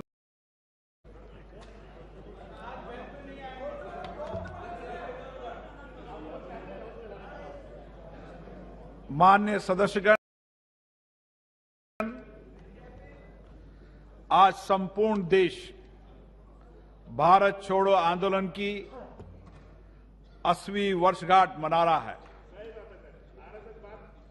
9 अगस्त 1942 को राष्ट्रपिता महात्मा गांधी ने भारत छोड़ो का नारा दिया था। स्वतंत्रता प्राप्ति के लिए किए गए हमारे संघर्षों में भारत छोड़ो आंदोलन सर्वाधिक निर्णायक क्षणों में से एक था, जिसने पूरे देश को स्वतंत्रता प्राप्ति के लक्ष्य के लिए संघर्ष करने हेतु एकजुट किया। आज जब हम स्वतंत्रता प्राप्ति के 75वें वर्ष में हैं, आजादी का अमृत महोत्सव मना रहे हैं, तब हम ये संकल्प करें कि हम अपने स्वतंत्रता सेनानियों के बलिदान को स्मरण करते हुए देश में काम करते रहेंगे और उनके उच्च आदर्शों के प्रति स्वयं को समर्पित करेंगे। इस अवसर पर हम उन सभी शहीदों को अपनी श्रद्धांजलि अर्पित करते हैं जिन्होंने स्वतंत्रता संग्राम में अपने प्राणों की आहुति दी और अपना सर्वोच्च न्यौछावर किया। अब सभा स्वतंत्रता सेनानियों की स्तुति में मौन रहेगी।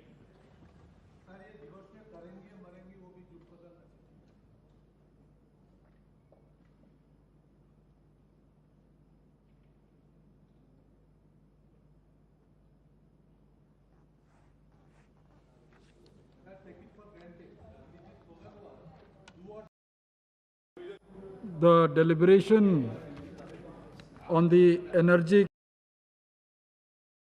Conservation Amendment Bill 2022 is inconclusive today, will continue on another day.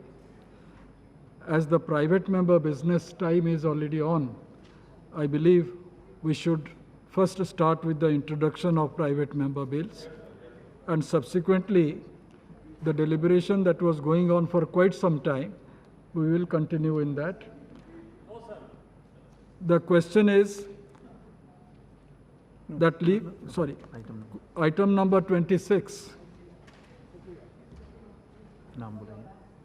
Sudhakar Tukaram Shrangare.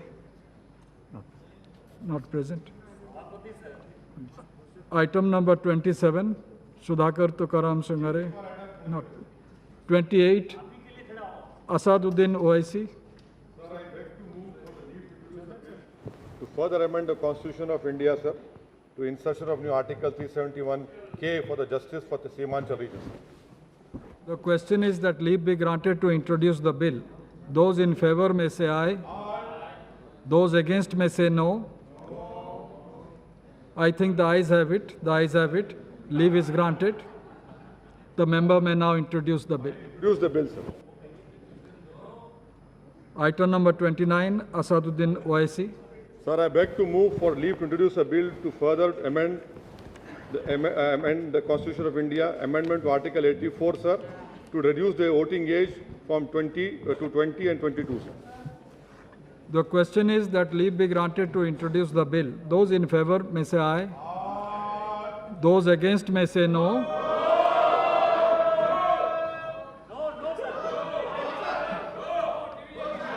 I think the ayes have it. The ayes have it. Leave is granted.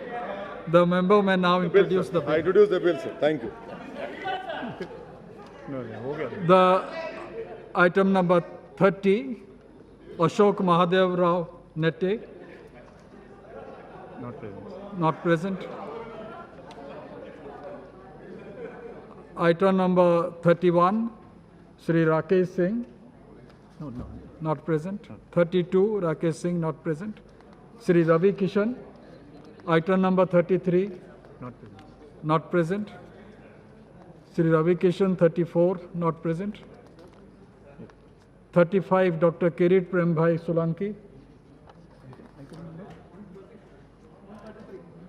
Item number 35, not present. 36, Sriranga Pavarne.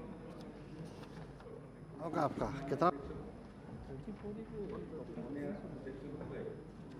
मैं इसी क्षेत्र में जहाँ कोई उद्योग स्थापित किया गया है अथवा स्थापित किया जाना है, स्थानीय निवासियों के लिए रोजगार उपलब्ध कराने के सभी कर्मचारियों की बुनियादी आय सुनिश्चित करने और ऐसे क्षेत्र में औद्योगिकरण के कारण किसी प्रतिकूल प्रभाव के पर्यावरण के संरक्षण के लिए विनायात्मक तंत्र स्थापित करने तथा उसके संसक्त अथवा उसके अनुषंगिक विषयों का उपसंद करने के लिए विधेयक को पुनर्स्थापित करने की अनुमति की दी जाए. The question is that leave be granted to introduce the bill. Those in favor may say aye. Those against may say no. I think the ayes have it. The ayes have it. Leave is granted. The member may now introduce the bill. मैं विधेयक को पुनर्स्थापित करता हूँ. Item number 37, Shrimati Rama Devi. मैं प्रस्ताव करती हूँ कि महिला कृषकों की जेंडर विशिष्ट आवश्यकताओं, उनकी विधि सम्मत आवश्यकताओं और हकदारी का संरक्षण करने तथा उनको कृषि योग्य भूमि, जल संसाधनों और अन्य संबंधित अधिकारों द्वारा सशक्त बनाने के लिए और तत्संबंधी कृत्यों तथा तत्सन्न सशक्त विषयों का उपबंध करने के लिए विधेयक को प्रस्तावित करने की अनुमति दी जाए. The question is that leave be granted to introduce the bill. Those in favor may say aye. Those against may say no. I think the ayes have it. The ayes have it. Leave is granted. The member may now introduce the bill. मैं विधेयक को प्रस्तावित करती हूँ. Item number 38, Jasbir Singh Gill, not present. Sri Ravi Kishan, not present. Sri Ravneet Singh, not present. Sri Jagadambika Pal. Item number 41.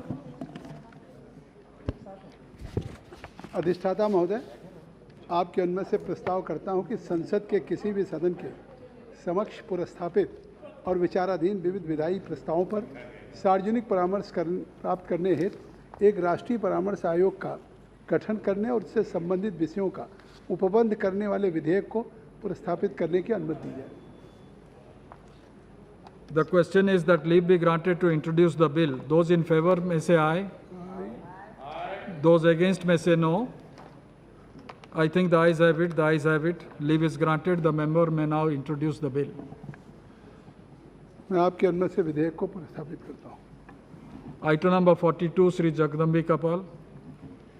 अधिष्ठाता महोदय, आपकी अनुमति से मैं प्रस्ताव करता हूं कि माता पिता और वरिष्ठ नागरिकों का भरण पोषण तथा कल्याण अधिनियम 2007 का संशोधन करने वाले विधेयक को प्रस्तावित करने की अनुमति दी जाए। The question is that leave be granted to introduce the bill. Those in favor may say aye. Those against may say no. I think the ayes have it. The ayes have it. Leave is granted. The member may now introduce the bill. मैं विधेयक को प्रस्तावित करता हूं। Item number 43, Sri Jagdambika Pal. अधिष्ठाता महोदय, मैं प्रस्ताव करता हूं कि 17 से 23 वर्ष के आयु समूह में प्रत्येक भारतीय की अनिवार्य सैन्य भर्ती करने तथा उससे संबंधित विषयों का उपबंध करने वाले विधेयक को प्रस्तावित करने की अनुमति दी जाए। The question is the leave be granted to introduce the bill. Those in favor may say aye. Those against may say no. The ayes have it. The ayes have it. Leave is granted. The member may now introduce the bill. मैं आपके अनुमति से विधेयक को प्रस्तावित करता हूँ। Item number 161, Sri N.K. Premchandran. Thank you very much, sir. Sir, I move for leave to introduce a bill further to amend the Legal Service Authorities Act of 1987. The question is that leave be granted to introduce the bill. Those in favor may say aye. Ayes. Those against may say no. I think the ayes have it. The ayes have it. Leave is granted. The member may now introduce the bill. Sir, I introduce the bill, Legal Service Authorities Amendment Bill 2022. Item number 162. Sir, I move for leave to introduce a bill further to amend the Constitution of India. The question is that leave be granted to introduce the bill. Those in favor may say aye. Those against may say no. I think the ayes have it. The ayes have it. Leave is granted.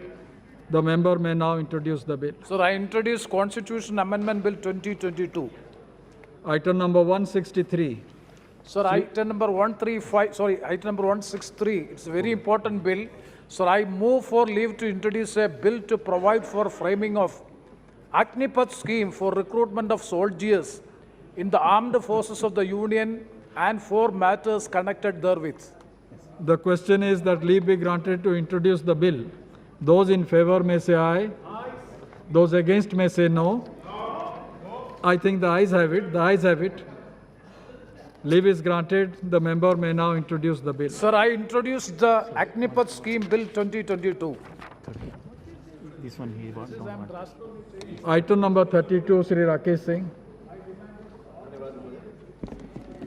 मैं प्रस्ताव करता हूं कि उन निस्सहाय बालकों जो कूड़ा बीनकर भिक्षावृत्ति से जूते पॉलिश करके पॉटर के रूप में काम करके या सड़क की क्रॉसिंग या सार्वजनिक स्थानों पर कर्तव्य दिखाकर जीवन यापन करते हैं के लिए संघ और राज्य सरकारों के द्वारा किए जाने वाले पुनर्वास और कल्याणकारी उपायों और उन्हें अभिरक्षा में लेकर उनका पुनर्वास करने और उन्हें उचित देखरेख, संरक्षण, शिक्षा, व्यावसायिक प्रशिक्षण प्रदान करने तथा उससे संसक्त या उसके अनुषांगिक विषयों का उपबंध करने वाले विधेयक को पुनर्स्थापित करने की अनुमति दी जाए। The question is that leave be granted to introduce the bill. Those in favor may say aye. Those against may say no. I think the ayes have it. The ayes have it. Leave is granted. The member may now introduce the bill. मैं विधेयक पुनर्स्थापित करता हूँ। Item number 44. Professor Ramshankar Kataria. Not present. 45. Professor Kataria, not present. 46. Sri Hemant Patil. Not present. I should inform the House there are 171 private member bills to be introduced today. 47. Sri Thirunavakara sir. Not present. 48. Sri Thirunavakara sir. Not present. Professor Rita Boguna Joshi. Not present. 50.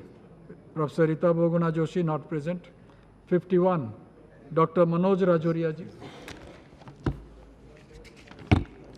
महोदय, मैं प्रस्ताव करता हूं कि देश में बालक श्रम की प्रथा के उत्साधन और तत्संबंधी विषयों के विषयों वाले विधेयक को पुनः स्थापित करने की अनुमति दी जाए। कोई नहीं जा रहा। The question is, leave be granted to introduce the bill. Those in favor may say aye. Aye. Those against may say no. I think the ayes have it. The ayes have it. Leave is granted. The member may now introduce the bill. महोदय, मैं विधेयक को पुनः स्थापित करता हूं। Item number 52, Dr. Manoj Rajoria ji. महोदय, मैं प्रस्ताव करता हूं कि अपहरण, व्यापहरण, प्रलोभन के लिए जाने के कारण गुमशुदा होने वाले अथवा अपने घर से भाग जाने वाले बालकों की शीघ्र खोज करने और उन्हें पुनः मिलाने हेतु गुमशुदा बालकों को खोजने के लिए विशेष रूप से प्रशिक्षित कर्मियों सहित पुलिस स्थापना में विशेष प्रकोष्ठ का निर्माण करने, तुरंत प्रथम सूचना रिपोर्ट दर्ज कराने, टेलीविज़न, समाचार पत्रों, सोशल मीडिया में गुमशुदा बालकों की फ़ोटो और उनका ब्यौरा प्रदर्शित करने, जिससे कि गुमशुदा बालकों का पता लगाने के लिए एक उचित प्रणाली स्थापित की जा सके और उनके संबंधित या अनुशासनिक विषयों पर उपबंध करने वाले विधेयक को पुनः स्थापित करने की अनुमति दी जाए। The question is that leave be granted to introduce the bill. Those in favor may say aye. Aye. Those against may say no. I think the ayes have it. The ayes have it. महोदय, मैं विधेयक को पुनः स्थापित करता हूं। The member may now introduce the bill. मैं विधेयक को पुनः स्थापित करता हूं। Item number 53, Srimati Lockett Chatterjee, not present. 54, Srimati Lockett Chatterjee, not present. 55, Sri Midhun Reddy. Sir, I rise to move for leave to introduce a bill to provide for establishment of a board for determination of prices of basic food items and services commonly used by public in the country and for matters connected therewith or incidental thereto. Thank you, sir. The question is that leave be granted to introduce the bill. Those in favor may say aye. Aye. Those against may say no. I think the ayes have it. The ayes have it. Leave is granted. The member may now introduce the bill. Sir, I want to introduce the bill, sir. Item number 56, Srimati Poonam Mahajan, not present. 57, Advocate Adur Prakash, not present. 58, Sri Asaduddin Owaisi. I'd like to move for leave to introduce a bill to provide a practical framework for the realization of the right to water, enable participation of citizens in the management of water resources, and to ensure sustainable use of ecological resources and for matters connected therewith or incidental thereto. Right to Water Bill 2020. The question is that leave be granted to introduce the bill. Those in favor may say aye. Yes, sir. Those against may say no. I think the ayes have it. The ayes have it. Leave is granted. The member may now introduce the bill. Sir, I introduce the bill, sir. Item number 59, Sri Tirath Singh Rawat, not present. 60, Sri Ashok Kumar Rawat, not present. 61, Sri Abu Hassan Khan Chaudhary, not present. 62, Kumbakodi Sudhakaran, not present. 63, Sri Sudhakaran, not present. 64, Tirath Singh Rawat, not present. 65, Jasbir Singh Gill, not present. 66, Sri P.P. Chaudhary.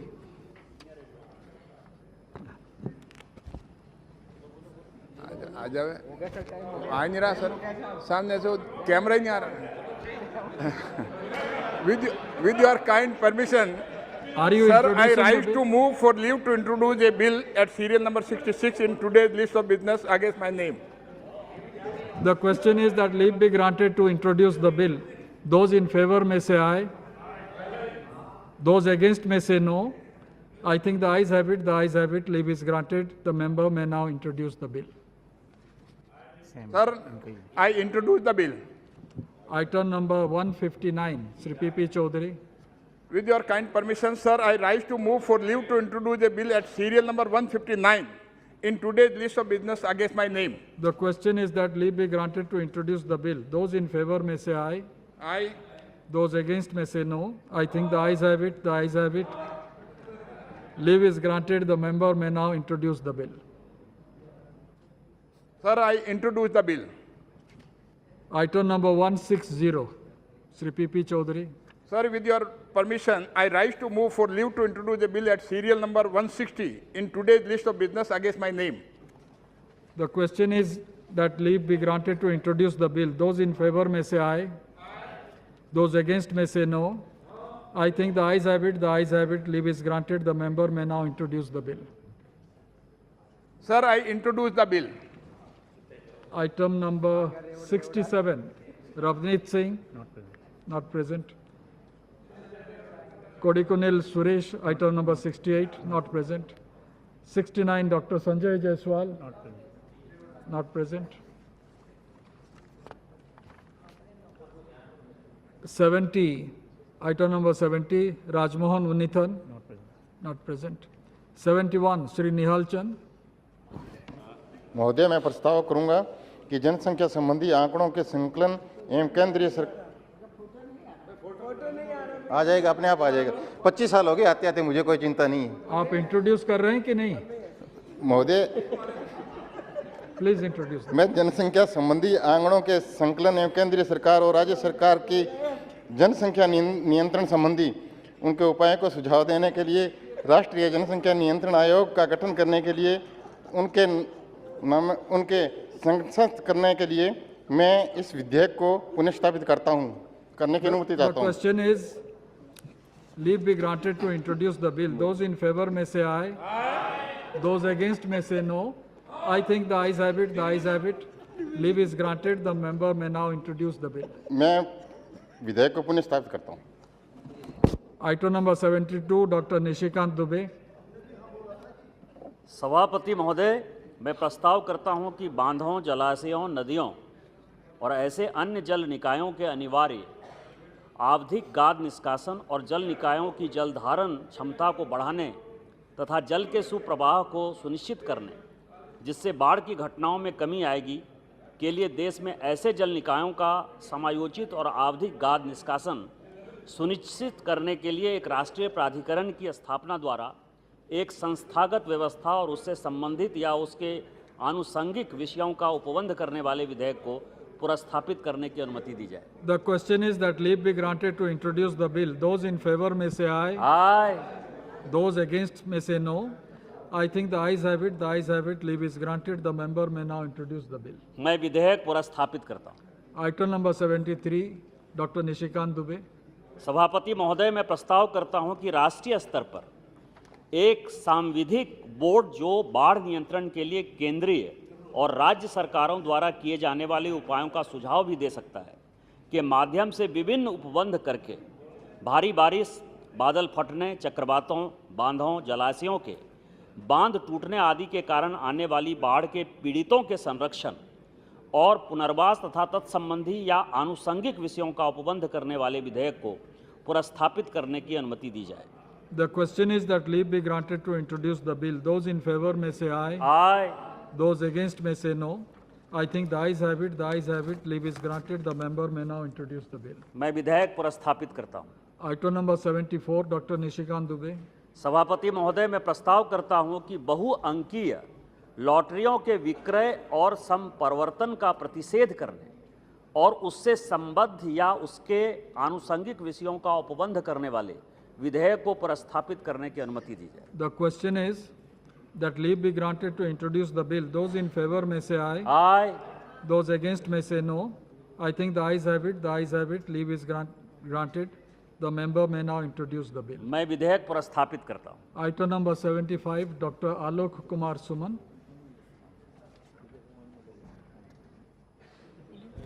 I rise to move for leave to introduce a bill to provide for the compulsory health insurance for the senior citizens, mentally retarded children and persons with disability to funded by the government and for free of cost treatment of insured persons by all hospitals including private hospitals and clinics and for matters connected therewith and incidental thereto. The question is that leave be granted to introduce the bill. Those in favor may say aye. Aye. Aye. Those against may say no. I think the ayes have it. The ayes have it. Leave is granted. The member may now introduce the bill. I introduce the bill. Item number 76, Sri Nihal Chand.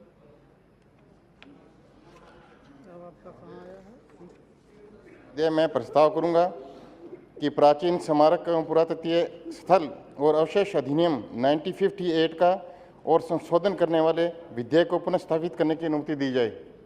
The question is that leave be granted to introduce the bill. Those in favor may say aye. Those against may say no. I think the ayes have it. The ayes have it. Leave is granted. The member may now introduce the bill. मैं विधेयक को पुनः स्थापित करता हूँ। Item number 72, Cordinal 77, Sri Suresh not present. 78, Sri Suresh not present. 79, Sri Sunil Dattaray Tatkare not present. 80, Sri Sunil Tatkare not present. 81, Sri Sunil Tatkare not present. 82, Sri Manoj Kotak. Sir, I rise to move for leave to introduce bill to establish an over-the-top OTT platform regulatory authority to ensure complete ban on showing violent, abusive and vulgar web series, films or such other similar content on OTT platform in the country for matters concerned herewith. Over-the-top platforms regulatory authority bill 2021. The question is that leave be granted to introduce the bill. Those in favor may say aye. Those against may say no. I think the ayes have it. The ayes have it. Leave is granted. The member may now introduce the bill. I introduce the bill. Item number 83, Sri Subrat Pathak. Not present. 84, Sri Subrat Pathak. Not present. 85, Sri Sudhakar Tukaram Srangare. Not present. 86, Jugal Kishore Sharma. Not present. 87, Jugal Kishore Sharma, not present. 88, Ram Mohan Naidu, not present. 89, Gajanan Kirtikar, not present.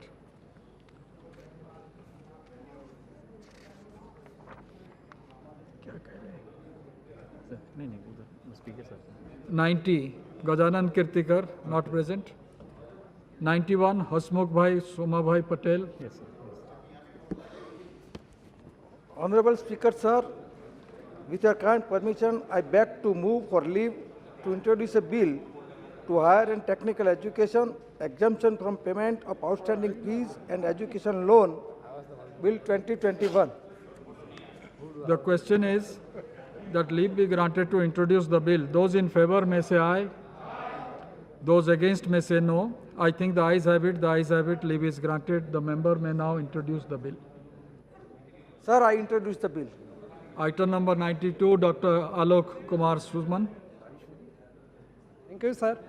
I move for leave to introduce a bill to provide for setting up of a national flood control board to suggest measures to management and control floods for and matter for connected therewith and incidental thereto. The question is that leave be granted to introduce the bill. Those in favor may say aye. Those against may say no. I think the ayes have it. The ayes have it. Leave is granted. The member may now introduce the bill. Yes, sir, I introduce the bill. Item number 93, Dr. Alok Suman. Sir, I move for leave to introduce a bill to provide for a special financial assistance to the state of Bihar for overcoming the current agrarian crisis in a state caused by an unseasonal rains, hailstorm, deficit rainfall and consistency rising input prices, forcing farmers and debt trap, providing relief and loan waivers to farmers, compensations for failed crops, promotion of sustainable farming, rainwater harvesting, creation of grain and fodder banks, skill development, research and development, and welfare schemes for farmers, agricultural laborers, and other minorized section of the society in the state of Bihar, and for matters connected therewith and incidental thereto. The question is that leave be granted to introduce the bill. Those in favor may say aye. Aye. Those against may say no. I think the ayes have it. The ayes have it. Leave is granted. The member may now introduce the bill. Sir, I introduce the bill. Item number 94, Sri Vijay Kumar, Vijay Vasant, not present. Sri Rama Mohan Naidu, item number 95, not present. Item number 96, Benny Behanan, not present. 97, Srinivas Kisnani, not present. 98, Vishnudat Sharma, not present. 99, Vidyut Varan Mahato. सभापति महोदय, मैं प्रस्ताव करता हूं कि संविधान अनुसूचित जातियों आदेश 1950 का और संशोधन करने वाले विधेयक को पुनर्स्थापित करने की अनुमति दी जाए। The question is that leave be granted to introduce the bill. Those in favor may say aye. Aye. Those against may say no. I think the ayes have it. The ayes have it. Leave is granted. The member may now introduce the bill. मैं पुनर्स्थापित करता हूं। Item number 100, Shri Vidyut Varan Mahato. मैं प्रस्ताव करता हूं कि संविधान अनुसूचित जनजाति आदेश 1950 के और संशोधन करने वाले विधेयक की पुनर्स्थापित करने की अनुमति दी जाए। The question is that leave be granted to introduce the bill. Those in favor may say aye. Those against may say no. I think the ayes have it. The ayes have it. Leave is granted. The member may now introduce the bill. मैं विधेयक को पुनर्स्थापित करता हूं। Item number 101, Srimati Supriya Sule. Move for leave to introduce a bill to provide compulsory sensitivity training for students and teachers pertaining to social issues such as caste, gender and overall inclusion in all educational institutes for the matters concerned within. Thank you. The question is that leave be granted to introduce the bill. Those in favor may say aye. Aye.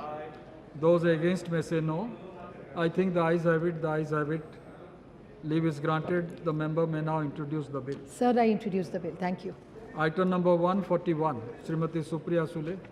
I beg to move to leave to introduce a bill further to amend the Protection of Human Rights Act 1993. The question is that leave be granted to introduce the bill. Those in favor may say aye. Aye. Those against may say no. I think the ayes have it. The ayes have it. Leave is granted. The member may now introduce the bill. I introduce the bill, sir. Thank you. Item number 142, Srimati Supriya Sule ji. I beg to move leave to introduce a bill to provide protection to widows and single women to abolish the practices of widowhood in India. Thank you. The question is that leave be granted to introduce the bill. Those in favor may say aye. Those against may say no. I think the ayes have it. The ayes have it. Leave is granted. The member may now introduce the bill. I introduce the bill. Thank you, sir. Shri Sriranga Appa Varnej, item number 102. माननीय अध्यक्ष महोदय, मैं प्रस्ताव करता हूं कि पुरातत्व और प्राकृतिक विरासत के संरक्षण के लिए एक बोर्ड का गठन करने तथा उससे संसद या उसके आनुषंगिक विषयों का उपबंध करने वाले विधेयक को पुनर्स्थापित करने की अनुमति दी जाए। The question is that leave be granted to introduce the bill. Those in favor may say aye. Aye. Those against may say no. I think the ayes have it. The ayes have it. Leave is granted. The member may now introduce the bill. मैं विधेयक को पुनर्स्थापित करता हूं। Item number 103, माननीय अध्यक्ष Sriranga Appa Varnej.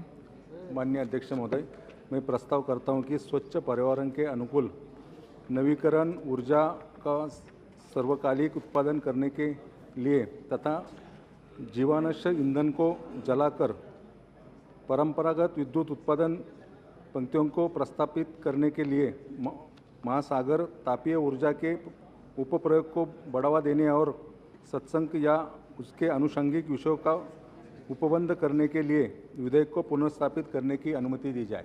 The question is that leave be granted to introduce the bill. Those in favor may say aye. Aye. Those against may say no. I think the ayes have it. The ayes have it. Leave is granted. The member may now introduce मैं the bill. विधेयक को पुनर्स्थापित करता हूं। Item number 200, Sri Ranga Appa Varnej ji. हाँ, माननीय अध्यक्ष महोदय, मैं प्रस्ताव करता हूं कि संविधान अनुसूचित जनजातियां आदेश 1950 का और संशोधन करने वाले विधेयक पर विचार किया जाए। This should not be. चर्चा दिया क्या? यस सर, नहीं कंसिडरेशन के लिए ठीक है। Item number 104, Sri T.N. Pratapan, not present. 105, Sudhir Gupta.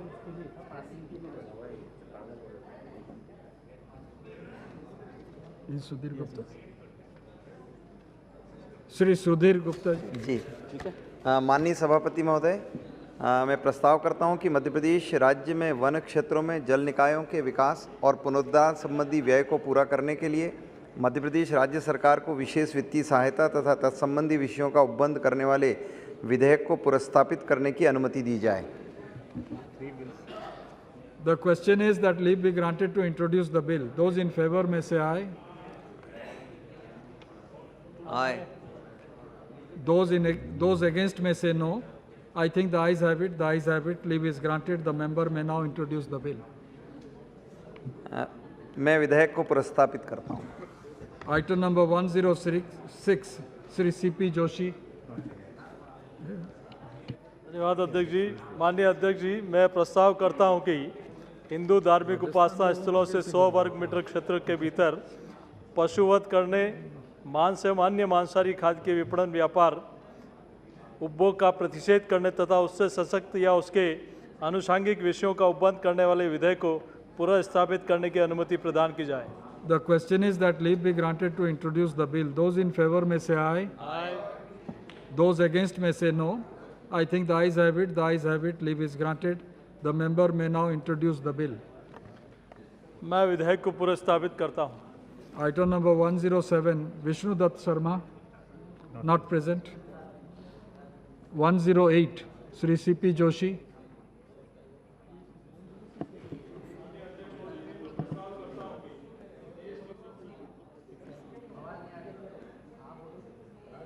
माननीय अध्यक्ष महोदय जी, मैं प्रस्ताव करता हूं कि देश की जनसंख्या को नियंत्रित करने और राष्ट्रीय जनसंख्या नियंत्रण समिति की स्थापना करने तथा उससे सशक्त विषयों का उपबंध करने वाले विधेयक को पुनर्स्थापित करने की अनुमति प्रदान की जाए। The question is that leave be granted to introduce the bill. Those in favor may say aye. Aye. Those against may say no. I think the ayes have it. The ayes have it. Leave is granted. The member may now introduce the bill. मैं विधेयक को पुनर्स्थापित करता हूँ। ये दोबारा करेंगे sir, ये इन्होंने गलत किया, दोबारा करवाइए। 106। I would request Mr. C.P. Joshi to introduce 106 again. माननीय अध्यक्ष Item महोदय जी, number मैं 106. सही ढंग से करिए। 106 नंबर। 106 दोबारा।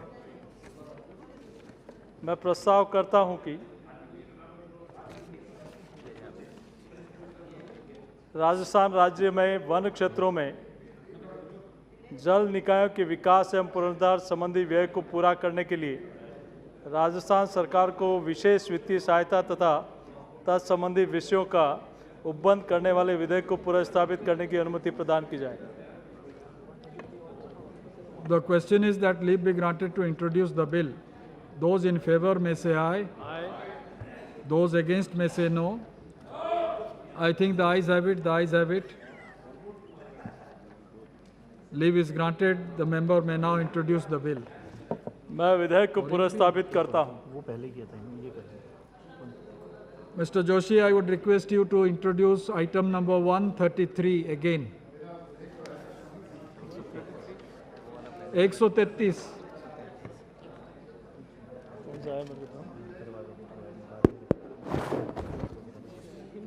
133. धन्यवाद अध्यक्ष जी। मैं प्रस्ताव करता हूं कि हिंदू धार्मिक उपासना स्थलों से 100 वर्ग मीटर के क्षेत्र के भीतर पशुवध करने, मांस एवं अन्य मांसाहारी खाद्य के विपणन, व्यापार, पकाने, परोसने, उपभोग का प्रतिषेध करने तथा उससे सशक्त या उसके आनुषंगिक विषयों का उपबंध करने वाले विधेयक को पुनर्स्थापित करने की अनुमति प्रदान की जाए। Is that leave be granted to introduce the bill. Those in favor may say aye. Those against may say no. I think the ayes have it. The ayes have it. Leave is granted. The member may now introduce the bill. मैं विधेयक को पुनर्स्थापित करता हूं। Item number 109, Shri Dileshwar Kamaith. महोदय, मैं प्रस्ताव करता हूं कि संविधान अनुसूचित जातियां आदेश 1950 का और संशोधन करने वाले विधेयक को पुनः स्थापित करने की अनुमति दी जाए। The question is that leave be granted to introduce the bill. Those in favor may say aye. हाँ। Those against may say no. I think the ayes have it. The ayes have it. Leave is granted. The member may now introduce the bill. Sir, विधेयक पुनः स्थापित करता हूँ। Item number 110, Sri Gopal Shetty. धन्यवाद अध्यक्ष जी। मैं प्रस्ताव करता हूं कि उच्चतम न्यायालय, उच्च न्यायालय और जिला न्यायालय की कार्रवाई में राजभाषा का प्रयोग और उससे तत्संगत या अनुसांगिक विषयों का उपबंध करने वाले विधेयक को पुनर्स्थापित करने की अनुमति दी जाए। The question is that leave be granted to introduce the bill. Those in favor may say aye. Aye.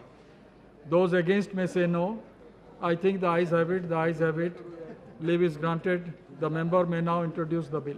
मैं विधेयक पुनर्स्थापित करता हूं। Item 111, Sri Abdul Khalik, not present. 112, Dr. Sujay Radhakrishna V.K. Patil, not present. 113, Dr. Sujay V.K. Patil, not present. 114, Sri Jayant Sinha, not present. 115, Kuldeep Rai Sharma, not present.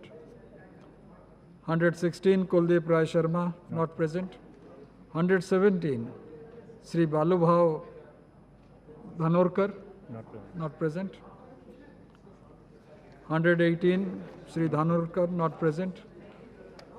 119, Uttam Kumar Reddy, not present. 21. Item number 121, Srinivas Kesineni, not present. 122, Unmesh Bhai Sahab Patil.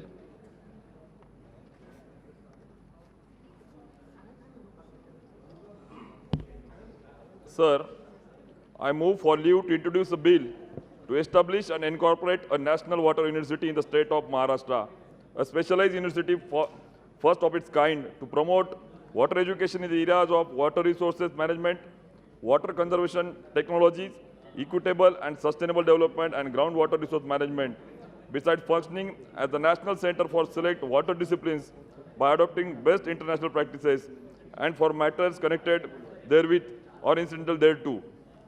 The question is that leave be granted to introduce the bill. Those in favor may say aye. Aye. Those against may say no. I think the ayes have it. The ayes have it. Leave is granted. The member may now introduce the bill. Sir, I introduce the bill. Item number 123, Sri Unmesh Patel. Sir, I move for leave to introduce a bill to provide for the welfare and the protection of the agriculture workers and for matters connected therewith or incidental therein. The question is that leave be granted to introduce the bill. Those in favor may say aye. Aye. Those against may say no. I think the ayes have it. The ayes have it. Leave is granted. The member may now introduce the bill. Sir, I introduce the bill. Item number 124, Dr. Sujay V.K. Patil, not present.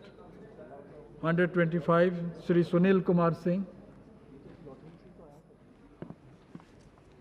माननीय सभापति महोदय, मैं प्रस्ताव करता हूं कि देश में किसी भी रूप में धर्म से संबंधित आपत्तिजनक सामग्री के प्रकाशन एवं प्रसारण पर प्रतिषेध करने और उसे संसक्त या उसके अनुसांगिक विषयों का उपबंध करने वाले विधेयक को पुनर्स्थापित करने की अनुमति दी जाए।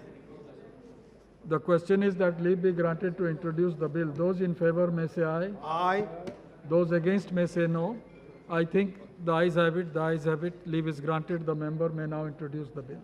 मैं विधेयक पुनर्स्थापित करता हूं। धन्यवाद। Item number 126, Sri Sunil Kumar Singh. माननीय सभापति महोदय, मैं प्रस्ताव करता हूं कि वन क्षेत्रों में सिंचाई सुविधाओं के विकास के लिए विशेष सिंचाई विकास निधि का गठन करने और उससे संसक्त विषयों का उपबंध करने वाले विधेयक को पुनर्स्थापित करने की अनुमति दी जाए। The question is that leave be granted to introduce the bill. Those in favor may say aye. Aye. Those against may say no. I think the ayes have it. The ayes have it. Leave is granted. The honourable member may introduce the bill. मैं विधेयक पुनर्स्थापित करता हूं। Item number 127, Sri Sunil Kumar Singh. माननीय सभापति महोदय, मैं प्रस्ताव करता हूं कि बालिकाओं के व्यावसायिक दुर्व्यवहार के रोकथाम के लिए जिसमें किसी बालिका को प्रलोभन देकर, खरीदकर या अपहरण करके या उसे व्यावसायिक लाभ के लिए देवदासी के रूप में समर्पित करके वेश्यावृत्ति के लिए बाध्य किया जाता है।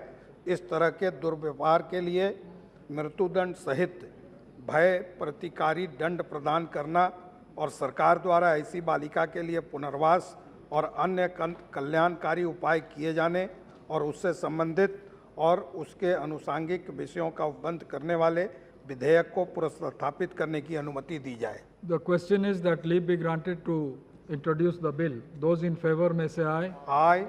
Those against may say no.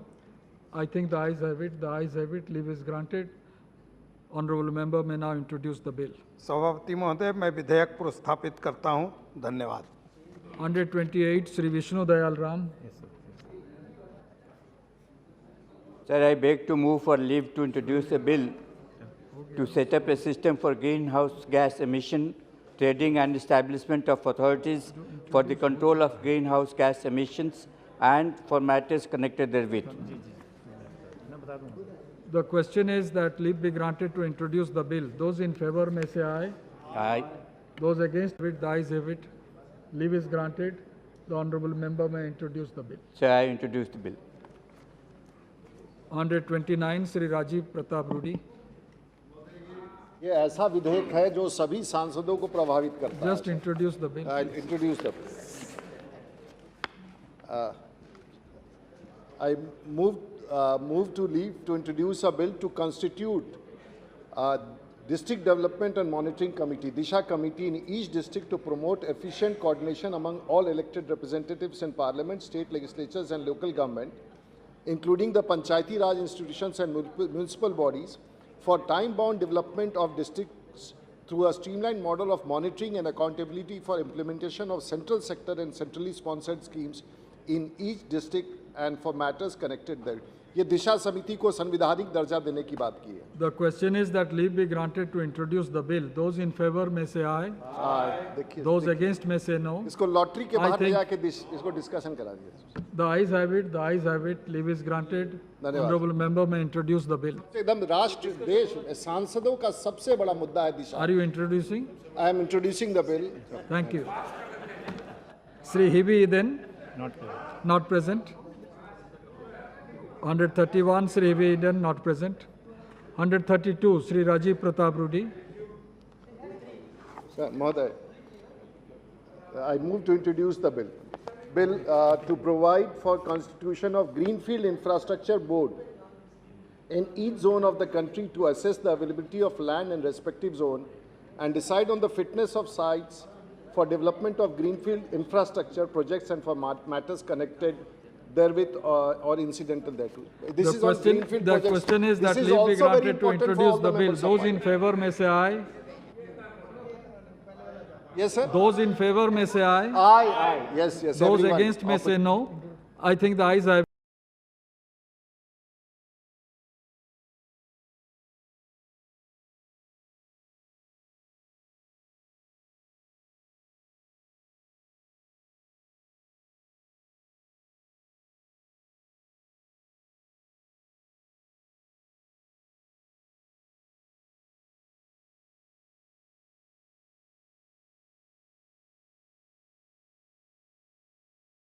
The ayes have it. Leave is granted.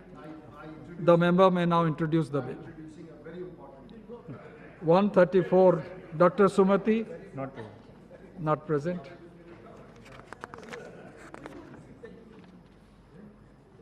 (135) Dr. Sukanto Mazumdar. Sir, I move to introduce a bill to provide for the establishment of Tourism Promotion Authority for the eastern region of the country and for matters connected therewith and incidental thereto. The question is that leave be granted to introduce the bill. Those in favor may say aye. Aye. Those against may say no. I think the ayes have it. The ayes have it. Leave is granted. The honorable member may now introduce the bill. I introduce the bill. Item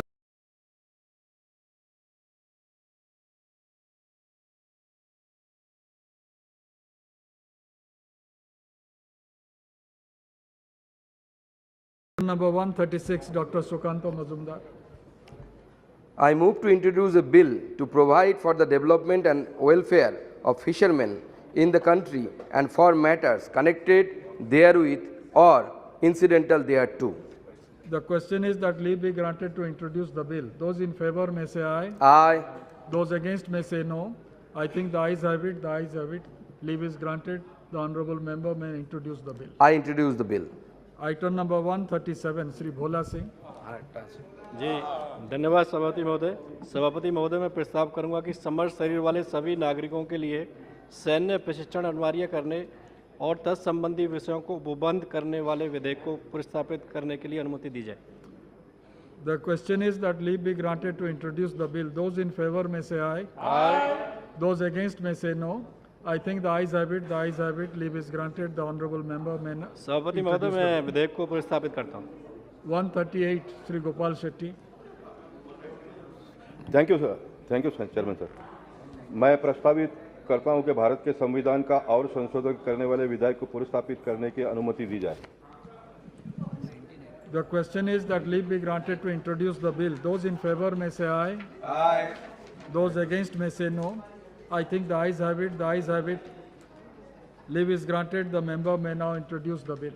मैं विधेयक को पुनर्स्थापित करता हूं. Item number 139, Srimati Diya Kumari. Sir, I beg to move for leave to introduce a bill further to amend the Constitution of India. The question is that leave be granted to introduce the bill. Those in favor may say aye. Aye. Those against may say no. I think the ayes have it. The ayes have it. Leave is granted. Honourable member may introduce the bill. Sir, I introduce the bill. 140, Dr. Sukanta Mazumdar. I move to introduce a bill to provide for payment or remunerative price to betel goers, free of cost insurance of betel crop, comprehensive welfare of betel goers, and setting up of betel research center and for matters connected therewith. The question is that leave be granted to introduce the bill. Those in favor may say aye. Aye. Those against may say no. I think the ayes have it. The ayes have it. Leave is granted. The honourable member may introduce the bill. I introduce the bill. Item number 143, M.K. Raghavan. Not present. Item 144, M.K. Raghavan. Not present.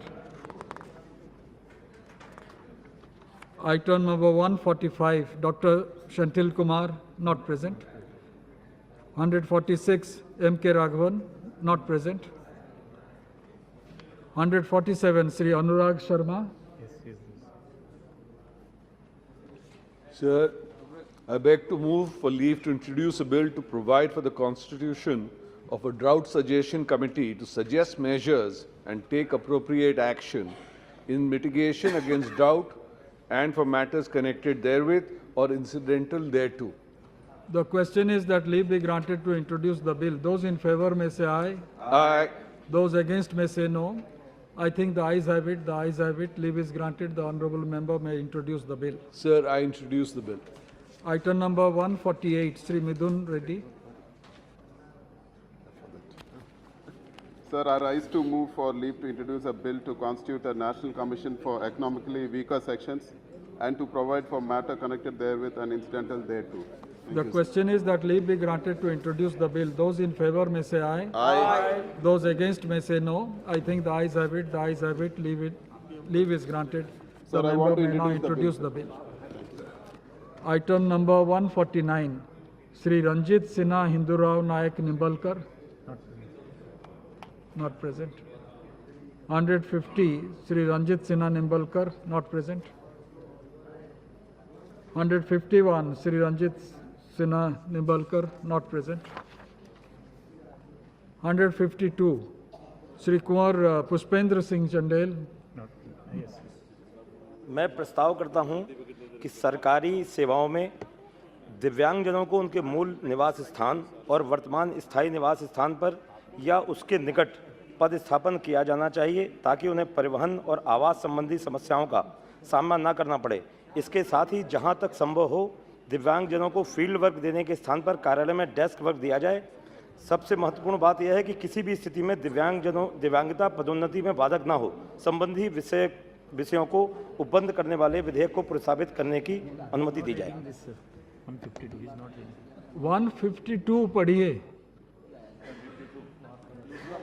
152 है sir 152 Regulation of service rules at workplace in appointments of persons with disabilities. हाँ same वही है sir सादर जी वही है बस इतना पढ़ना जो लिखा हुआ बस अच्छा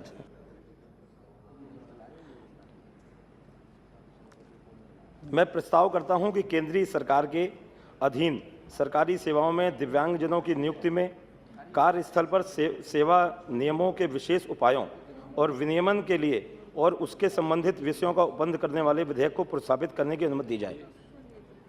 The question is that leave be granted to introduce the bill. Those in favor may say aye. Aye. Those against may say no. I think the ayes have it. The ayes have it. Leave is granted. The honourable member may now introduce the मैं bill. विज्ञापित करता हूं। Aye. The question is that leave be granted to introduce the bill. Those in favor may say aye. Aye. Those against may say no. I think the ayes have it. The ayes have it. Leave is granted. The member may now introduce the मैं विधेयक प्रोत्साहित करता हूं। 154 श्री कुंवर पुष्पेंद्र सिंह चंदेल। मैं प्रस्ताव करता हूं कि संविधान संशोधन विधेयक 2022 अनुच्छेद 325 का संशोधन संबंधी विधेयक को प्रोत्साहित करने की अनुमति दी जाए। The question is that leave be granted to introduce the bill. Those in favor may say aye. Aye. Those against may say no. I think the ayes have it. The ayes have it. Leave is granted. The honourable member may मैं introduce विधेयक the bill. प्रोत्साहित करता हूं। Item number 155. Dhanush Kumar. Honorable Speaker, sir, I move for leave to introduce a bill to provide for not present conduction of all union government examination in all the languages included in the 8th schedule to the Constitution and for matters connected therewith. The question is that leave be granted to introduce the bill. Those in favor may say aye. Yes. Those Yes. against may say no.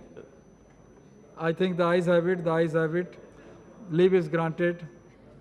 The member may now introduce the bill. I also to introduce the bill, sir. 156. Sri Unmesh Patil. Not present. Yes. Sir, I move. Oh, sorry. Yes, please. Sir, I move for leave to introduce a bill further to amend the Code of Criminal Procedure 1973. The question is that leave be granted to introduce the bill. Those in favor may say aye. Aye. Those against may say no. I think the ayes have it. The ayes have it. Leave is granted. Honourable member may now introduce the bill. Sir, I introduce the bill. Sri Manish Tiwari. Not present.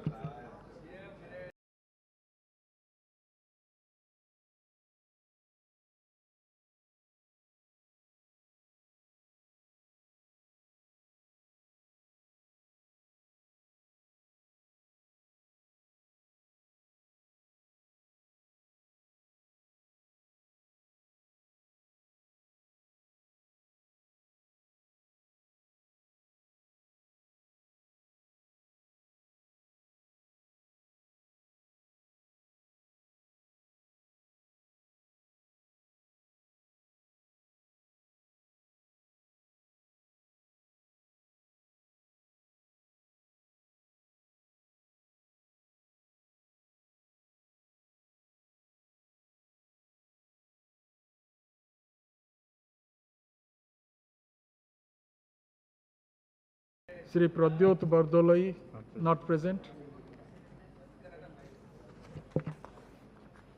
Sri Janardhan Singh Sigriwal. Yes. Item number 164. Youth Welfare. सभापति महोदय, मैं प्रस्ताव करता हूं कि देश में युवकों के विकास के लिए एक व्यापक नीति का उपबंध करने वाले विधेयक को प्रस्तावित करने की अनुमति दी जाए। The question is that leave be granted to introduce the bill. Those in favor may say aye. Aye. Those against may say no. I think the ayes have it. The ayes have it. Leave is granted. The member may now introduce the bill. सभापति महोदय, मैं विधेयक को प्रस्तावित करता हूं। Item number 165. Sri Janardhan Singh Sigriwal. सभापति महोदय, मैं प्रस्ताव करता हूं कि दृष्टिबाधित व्यक्तियों को अधिकार प्रदान करने जिससे वे रोजगार, सामाजिक और वित्तीय सुरक्षा, नागरिक और अन्य सेवाओं का लाभ उठा सकें, स्वतंत्र नागरिकों के रूप में मानवीय गरिमा और स्वाभिमान के साथ जी सकें और उससे सशक्त या उससे अनुषंगिक विषयों का उपबंध करने वाले विधेयक को प्रस्थापित करने की अनुमति दी जाए। The question is that leave be granted to introduce the bill. Those in favor may say aye. Aye. Those against may say no. I think the ayes have it. The ayes have it. Leave is granted. The member may now introduce the bill. सभापति महोदय, मैं विधेयक प्रस्थापित करता हूं। Item number 166, Shri Janardhan Singh Sigriwal.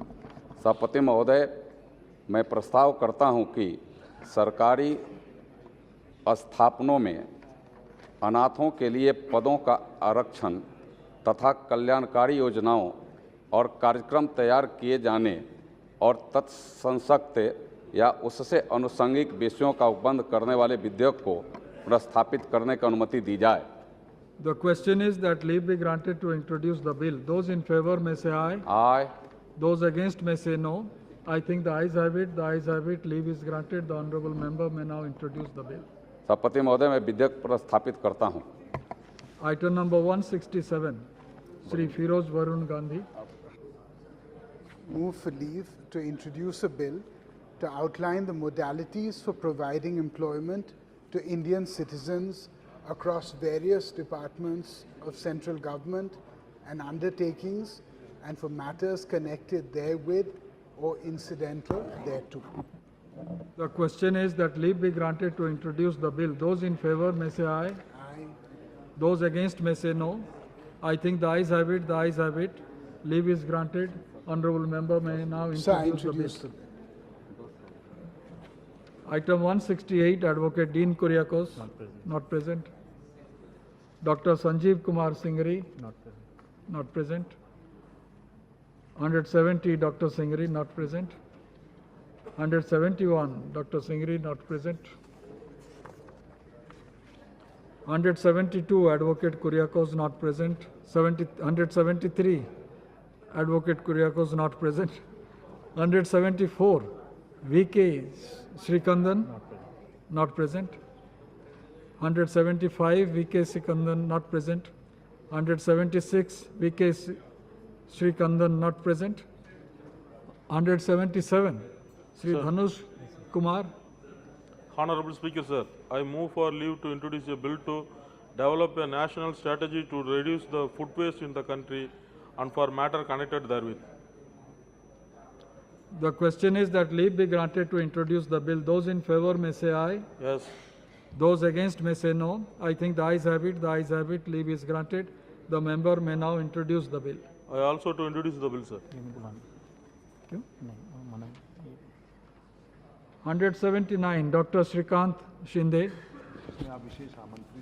सभापति महोदय, मैं प्रस्ताव करता हूं कि भारत के संविधान का और संशोधन करने वाले विधेयक को पुरस्तापित करने की अनुमति दी जाए। The question is that leave be granted to introduce the bill. Those in favor may say aye. Aye. Those against may say no. I think the ayes have it. The ayes have it. Leave is granted. The member may now introduce the bill. मैं विधेयक को पुरस्तापित करता हूं। Item number 180, Dr. Shrikant Shinde. सभापति महोदय, मैं प्रस्ताव करता हूं कि मराठी को एक प्रमुख अंतर्राष्ट्रीय भाषा के रूप में अधिक कार्यात्मक दक्षता और मान्यता प्राप्त करने में सक्षम बनाने के प्रयोजनार्थ शिक्षण एवं अनुसंधान तथा मराठी भाषा और साहित्य के प्रचार एवं विकास हेतु अंतर्राष्ट्रीय मराठी विश्वविद्यालय की स्थापना और निगमन तथा उससे संसक्त या उसके अनुषंगिक विषयों का उपबंध करने वाले विधेयक को पुरस्तापित करने की अनुमति दी जाए। The question is, leave be granted to introduce the bill. Those in favor may say aye. Aye. Those against may say no. I think the ayes have it. The ayes have it. Leave is granted. The honourable member may now introduce the bill. मैं विधेयक को पुरस्तापित करता हूँ। Item number 181, Dr. Shrikant Shinde. Bill to provide for compulsory teaching of urban planning in senior secondary level in all the schools throughout the country in order to prepare students from school level and thereby ensuing sustainable as well as positive development in urban regions and for making it obligatory for the central and the state government to provide requisite infrastructure for the purpose and for the matters connected therewith or incidental thereto. The question is that leave be granted to introduce the bill. Those in favor may say aye. Aye. Those against may say no. I think the ayes have it. The ayes have it. Leave is granted. I introduce Honourable the bill. member may now introduce the bill. I introduce the bill. Item number 182, Shri Kuldeep Rai Sharma. Not present. 183, Dr. Manoj Rajoria. सभापति महोदय, मैं प्रस्ताव करता हूं कि अनुसूचित जातियों तथा अनुसूचित जनजातियों के बालकों के लिए रिहायशी स्कूलों की स्थापना करने तथा तत्संबंधी या उसके अनुशंसक विषयों पर उपबंध करने वाले विधेयक को पुनः स्थापित करने की अनुमति दी जाए। The question is that leave be granted to introduce the bill. Those in favor may say aye. Aye. Those against may say no. I think the ayes have it. The ayes have it. Leave is granted. The honourable member may now introduce the bill. मैं विधेयक को पुनः स्थापित करता हूं। 184, Dr. Kishanpal Singh Yadav. धन्यवाद सभापति महोदय। मैं प्रस्ताव करता हूं कि कृषि के विकास के लिए और कृषि तथा सहवद्य विज्ञानों के में अकादमिक की अभिवृद्धि तथा अनुसंधान के कामकाज को अग्रसर करने के लिए और उसे राष्ट्रीय महत्व की एक संस्था घोषित करने के लिए मध्य प्रदेश में एक विश्वविद्यालय की स्थापना और निगमन का उपबंध करने वाले विधेयक को पुनर्स्थापित करने की अनुमति दी जाए। The question is that leave be granted to introduce the bill. Those in favor may say aye. Aye. Those against may say no. I think the ayes have it. The ayes have it. Leave is granted. The honourable member may now introduce the bill. मैं विधेयक को पुनर्स्थापित करता हूं। Item number 185, Dr. Kishanpal Singh Yadav. धन्यवाद सभापति महोदय। मैं प्रस्ताव करता हूं कि उपासना स्थल विशेष उपबंध अधिनियम 1991 का निरसन करने वाले विधेयक को पुनर्स्थापित करने की अनुमति दी जाए। The question is that leave be granted to introduce the bill. Those in favor may say aye. Aye. Those against may say no. I think the ayes have it. The ayes have it. Leave is granted. Honourable member may now introduce the bill. मैं विधेयक को पुनर्स्थापित करता हूं। Item number 186, Shri Ramesh Chand Bind. Chairman sir, आपकी अनुमति से मैं प्रस्ताव करता हूं कि पथ विक्रेता जीविका संरक्षण और पथ विक्रय विनिमय अधिनियम 2014 का संशोधन करने वाले विधेयक को पुनर्स्थापित करने की अनुमति दी जाए। The question is that leave be granted to introduce the bill. Those in favor may say aye. Those against may say no. I think the ayes have it. The ayes have it. Leave is granted. The member may now introduce the bill. पुनर्स्थापित भी करेंगे। Item number 187, Shri Ramesh Chand Bind. माननीय अध्यक्ष जी, मैं आपकी अनुमति से प्रस्ताव करता हूं कि दंगों, सांप्रदायिक हिंसा और हिंसक प्रदर्शकों के पीड़ित व्यक्तियों के लिए समान प्रतिकार और तत्सख्त या उसके आनुषंगिक विषयों का उपबंध करने वाले विधेयक को पुनर्स्थापित करने की अनुमति दी जाए। That leave be granted to introduce the bill. Those in favor may say aye. Those against may say no. I think the ayes have it. The ayes have it. Leave is granted. The member may now introduce the bill. पुनर्स्थापित भी करेंगे। Item number 188, Dr. Hina Gavid. I rise to move for leave to introduce a bill to amend the Compensatory Afforestation Fund Act 2016. The question is that leave be granted to introduce the bill. Those in favor may say aye. Aye. Those against may say no. I think the ayes have it. The ayes have it. Leave is granted. The honourable member may now introduce the bill. Sir, I introduce the bill. Item number 189, Dr. Hina Gavid. Sir, I beg to move for leave to introduce a bill further to amend the Constitution of India. The question is that leave be granted to introduce the bill. Those in favor may say aye. Aye. Those against may say no. I think the ayes have it. The ayes have it. Leave is granted. The honourable member may now introduce the bill. Sir, I introduce the bill. Item number 190, Dr. Hina Gavid. Sir, I rise to move for leave to introduce a bill to provide for the rehabilitation of persons displaced due to climate change realization of their rights of life, health, food, water, shelter, property and resettlement, and for matters connected therewith. The question is that leave be granted to introduce the bill. Those in favor may say aye. Aye. Those against may say no. I think the ayes have it. The ayes have it. Leave is granted. The honourable member may now introduce the Sir, I bill. introduce the bill. Item number 191, Srimati Aparupa Podar, not present. 192, Shri Nihal Chand Chauhan. सभापति महोदय, मैं पर्यावरण संरक्षण अधिनियम 1986 का और संशोधन करने वाले विधेयक को पुनः स्थापित करने की अनुमति दी जाए। The question is that leave be granted to introduce the bill. Those in favor may say aye. Those against may say no. I think the ayes have it. The ayes have it. Leave is granted. Honourable member may now introduce the bill. अभी बोल, तेरा ही wait कर रहा हूँ मैं। Item number 193. मैं आपका wait Srimati कर रहा हूँ। Aparupa Podar, not present. 194, Aparupa Podar, not present. 195, Dr. Shashi Tharoor, not present. 196, Sri Hanuman Venival. सभापति महोदय,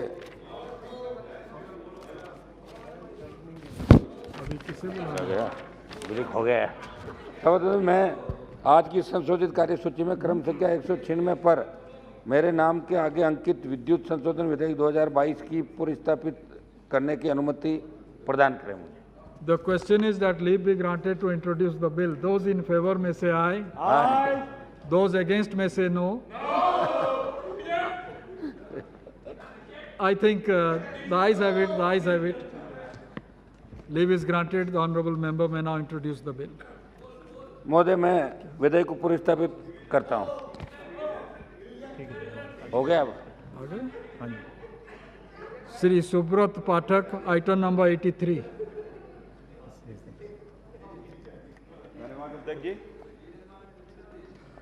मैं प्रस्ताव करता हूं कि गरीबी रेखा के नीचे रहने वाले स्नातकों को बेरोजगारी भत्ते का संदाय और तत्संबंधी विषयों का उपबंध करने वाले विधेयक को पुनर्स्थापित करने की अनुमति दी जाए। The question is that leave be granted to introduce the bill. Those in favor may say aye. Aye. Those against may say no. I think the ayes have it. The ayes have it. Leave is granted. The honourable member may now introduce the bill. मैं विधेयक को पुनर्स्थापित करता हूं। Item number 84, Sri Subrat Pathak. मैं प्रस्ताव करता हूं कि सुगंध के निर्यात के विकास के लिए और सुगंध उद्योग के नियंत्रण, जिसके अंतर्गत सुगंधित पौधों की खेती का नियंत्रण है, के लिए बोर्ड के गठन और उससे संबंधित विषयों का उपबंध करने वाले विधेयक को पुनर्स्थापित करने की अनुमति दी जाए। The question is that leave be granted to introduce the bill. Those in favor may say aye. Aye. Those against may say no. I think the ayes have it. The ayes have it. Leave is granted. Honourable member may now introduce the bill. मैं विधेयक को पुनर्स्थापित करता हूं। Item number 112, Sri Sujay Patil. Sujay Vike Patil. Yes. Sir, I rise to move for leave to introduce a bill further to amend the Indian Penal Code 1860 and the Code of Criminal Procedure 1973. The question is that leave be granted to introduce the bill. Those in favor may say aye. Aye. Those against may say no. I think the ayes have it. The ayes have it. Leave is granted. The honourable member may now introduce the bill. Sir, I introduce the bill. Item number 113, Dr. Sujay Vike Patil. Sir, I rise to move for leave to introduce a bill further to amend the Medical Healthcare Act 2017. The question is that leave be granted to introduce the bill. Those in favor may say aye. Aye. Those against may say no. I think the ayes have it. The ayes have it. Leave is granted. The honourable member may now introduce the bill. Sir, I introduce the bill. Item number 124, Dr. Sujay Vike Patil. Sir, I rise to move for leave to introduce a bill to amend the Protection of Women for Domestic Violence Act 2005. The question is that leave be granted to introduce the bill. Those in favor may say aye. Aye. Those against may say no. I think the ayes have it. The ayes have it. Leave is granted. The member may now introduce the bill. I introduce the bill.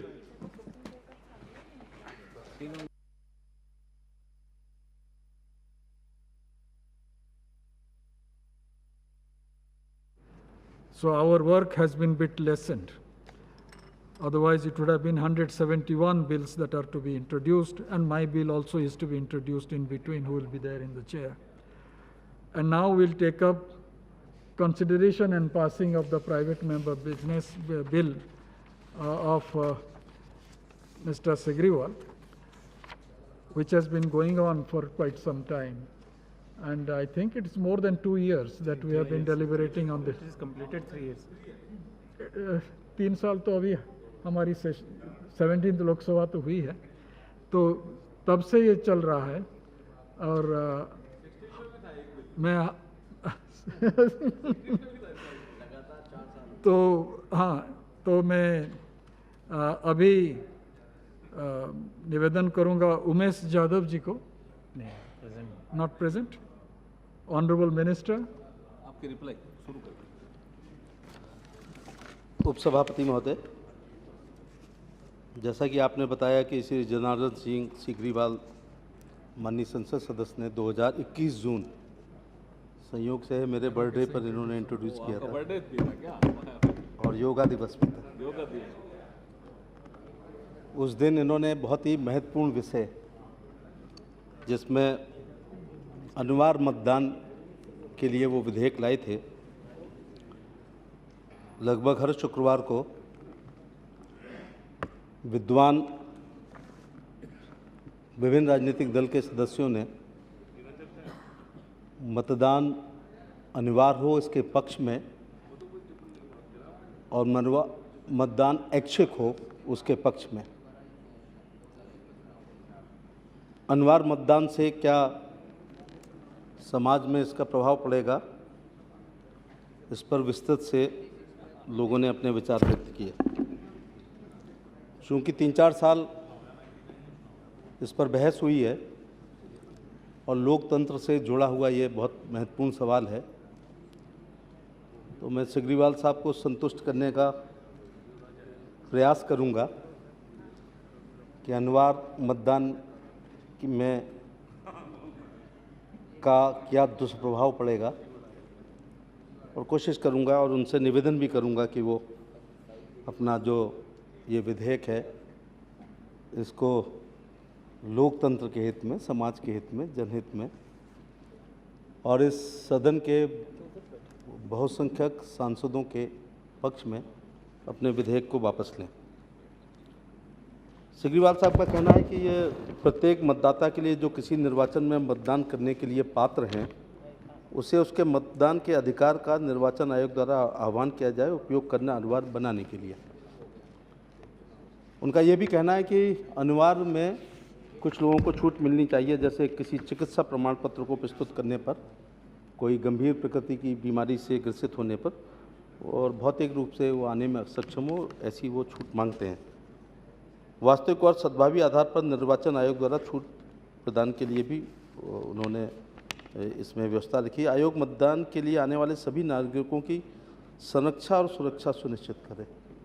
ये मुझे लगता है संभव नहीं है, क्योंकि मेरी अपनी लोकसभा में 2200 बूथ हैं, तो मतदान दिवस के दिन तो पोलिंग स्टेशन पर व्यवस्था रहेगी, लेकिन वो अनिवार्य रूप से आएँ, रास्ते में उनको सुरक्षा दी जाए, इंच इंच पर पुलिस हो। मुझे लगता है ये आपका व्यवहारिक पक्ष नहीं है। आयोग केंद्रीय सरकार और राज्य सरकार को सभी पात्र मतदाताओं की सूची भेजेगा जिन्होंने अपना मत नहीं डाला है। ये भी व्यवहारिक पक्ष नहीं है। जो नहीं डाला है वो लगभग लोगों को पता रहता है, बूथ एजेंट को भी पता रहता है, लेकिन नहीं डाला है, ये जब ऑथेंटिक सूची आ जाएगी तो ना डालने वाले पर जो माफिया टाइप के राजनीति में लोग हैं, जिन्होंने कन्वेंसिंग करते समय जिन लोगों ने उनको वादा किया था कि हम डालेंगे, लेकिन आप सूची मांग रहे हैं कि आयोग उनको सूची भेज दे कि इन लोगों ने नहीं डाला, तो मुझे लगता है कि इसके खिलाफ कुछ प्रतिक्रिया भी प्रतिनिधि कर सकते हैं। जिन लोगों ने उनको वादा किया था या कुछ ग्रहण कर लिया हो अथवा आश्वस्त किया हो और इस प्रत्याशा में कुछ लोगों ने उनको लाभान्वित किया हो, उसके बाद यहाँ से एक सूची जाए कमीशन से और वो ये जाए कि इन्होंने नहीं डाला है, तो मुझे लगता है कि इस एक्शन का रिएक्शन भी होगा। इसलिए आपका सुझाव जो बहुत जो है रिलेवेंट नहीं है। सीगरीवाल साहब ये भी कह रहे हैं कि 500 रुपये का जुर्माना। अब मनरेगा वाला उस दिन वोट डाले या ना डाले, बुखार में है, गंभीर बीमारियों पर आप कह रहे हैं कि चुनाव आयोग वो रिटर्निंग ऑफिसर उनको छूट दे, लेकिन हरारत है मान लो, उस दिन मनरेगा के भी उसके रुपए मारे जाएंगे और ऊपर से आपको 500 रुपये भी दे, माने 3 दिन काम के। तो मुझे लगता है कि ये आर्थिक दंड भी भारत जैसे देश में, जिसमें उपसभापति महोदय 80 करोड़ लोग, ये छोटी संख्या नहीं है, 80 करोड़ लोग 5 रुपये किलो गेहूं और चावल के लिए इस 44 डिग्री टेम्परेचर की लाइन में लगता है, ना मिलने पर हम लोगों को शिकायत करता है। 12,000 के शौचालय के लिए वो प्रधान के घर के चक्कर काटता है, 1,20,000 के प्रधानमंत्री आवास के लिए वो निरंतर प्रयास रहता है। और हम सभी लोग जानते हैं कि ऐसे लोग सुबह अपने घरों पर भी आते हैं, तो उन पर आर्थिक जुर्माना करना मुझे लगता है ठीक नहीं है। और जो मत देंगे उनको केंद्रीय सरकार की सेवा में नौकरियों में अधिमानता दी जाएगी, ये तो बिल्कुल भी व्यवहारिक पक्ष आपका नहीं है। मान लो आप 67% लोगों ने मतदान कर दिया, तो क्या 67% लोगों को आप दे पाएंगे? आप ये सोच रहे हैं कि 100% दें तो 100% को नौकरी देंगे, तो वो नौकरी आएंगी कहाँ से? प्रेफरेंस भी नहीं देना चाहिए। क्या आप इसको इक्वल टू एनसीसी के सर्टिफिकेट के बराबर कर देंगे कि नौकरी में उसको प्रेफरेंस दिया जाए, जो लगातार परेड करता है और केवल 5 साल में एक दिन मतदान के लिए चला जाए? मुझे नहीं लगता है कि वो सरकारी नौकरियों में किसी भी प्रकार के ट्रांसफ़र पोस्टिंग तक में या प्रमोशन में या नौकरी देना तो बहुत बड़ी बात है, वोट को देने पर उसको एक नौकरी मिले, ये ठीक बात नहीं होगी और ये व्यवहारिक पक्ष भी नहीं है। और जो यही आप कह रहे हैं कि उत्तम शिक्षण संस्थाओं में दाखिले में अधिमानता दी जाएगी। मैं उत्तर भारत के सबसे बड़े कॉलेज आगरा में एसोसिएट प्रोफेसर हूँ। मेरिट बहुत जाती है, कट ऑफ बहुत जाती है, केवल मत का प्रयोग किसी ने कर दिया इस बात पे वो 2%, 4% या 1% पाए, एक नंबर पर 100 बच्चे एडमिशन की सीढ़ी पर खड़े होते हैं। तो मैं समझता हूँ कि ये व्यवहारिक पक्ष नहीं है। और इस पर हमारे विद्वान माननीय सदस्यों ने इसमें भाग लिया। 2019 से मैं देख रहा हूँ कि जी मुझे पता है कि रूपाला जी मेरे भाषण को निश्चित तौर से एंजॉय करेंगे, जैसा वो करते आए हैं हमेशा।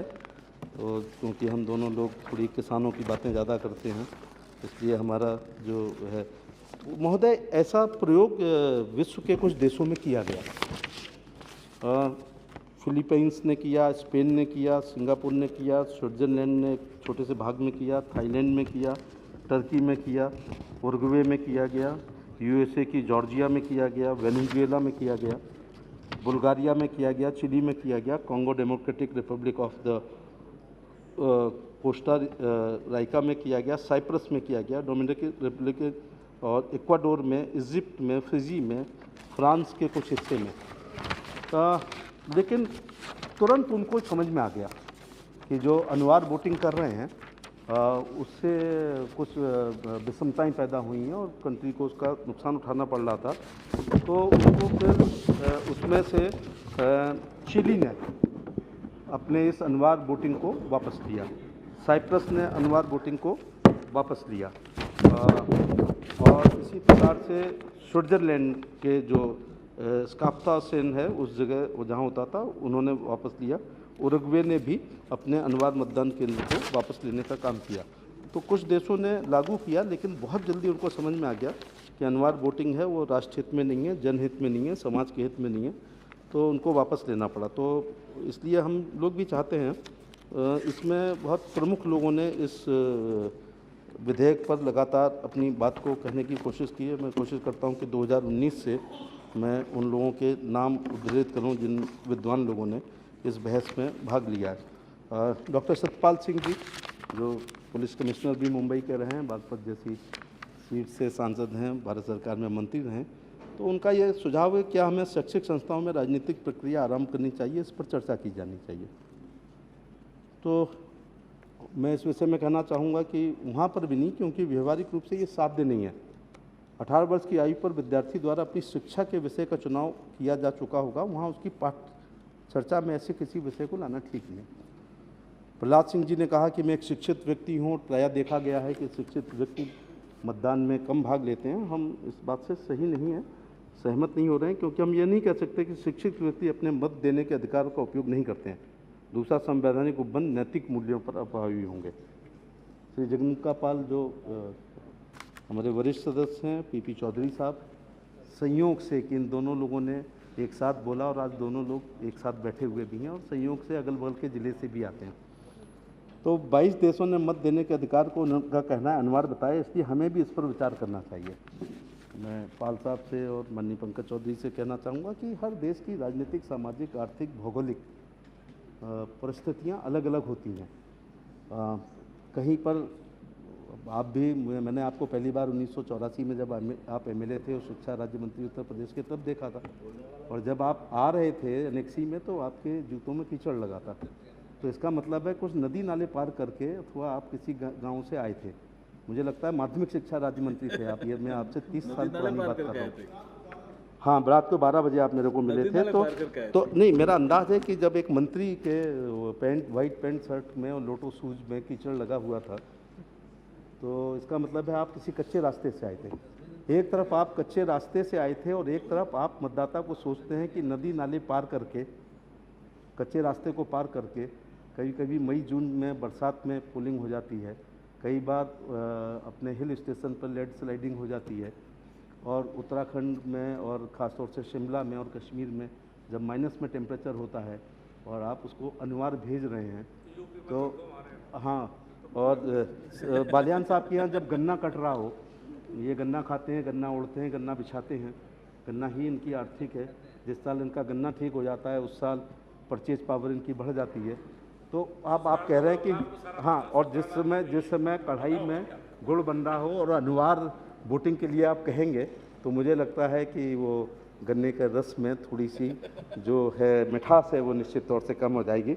इसलिए मैं कहना चाहूँगा कि हमारे देश का राजनीतिक परिदृश्य अन्य देशों से पाल साहब भिन्न है। हम इस स्थिति में नहीं है कि हम उनकी प्रत्येक चीज़ को अंगीकृत करना चाहिए। हमें प्रस्ताव का अपनी परिस्थितियों और सापेक्ष में मूल्यांकन करना चाहिए। मतदान करने को हमारे देश में संवैधानिक और कानूनी उपबंधों को देखते हुए कठोरतापूर्वक अनिवार्य नहीं हमें करना चाहिए। उक्त मुद्दे पर व्यापक रूप से विचार करते हुए भारतीय विधि आयोग का भी यही दृष्टिकोण है।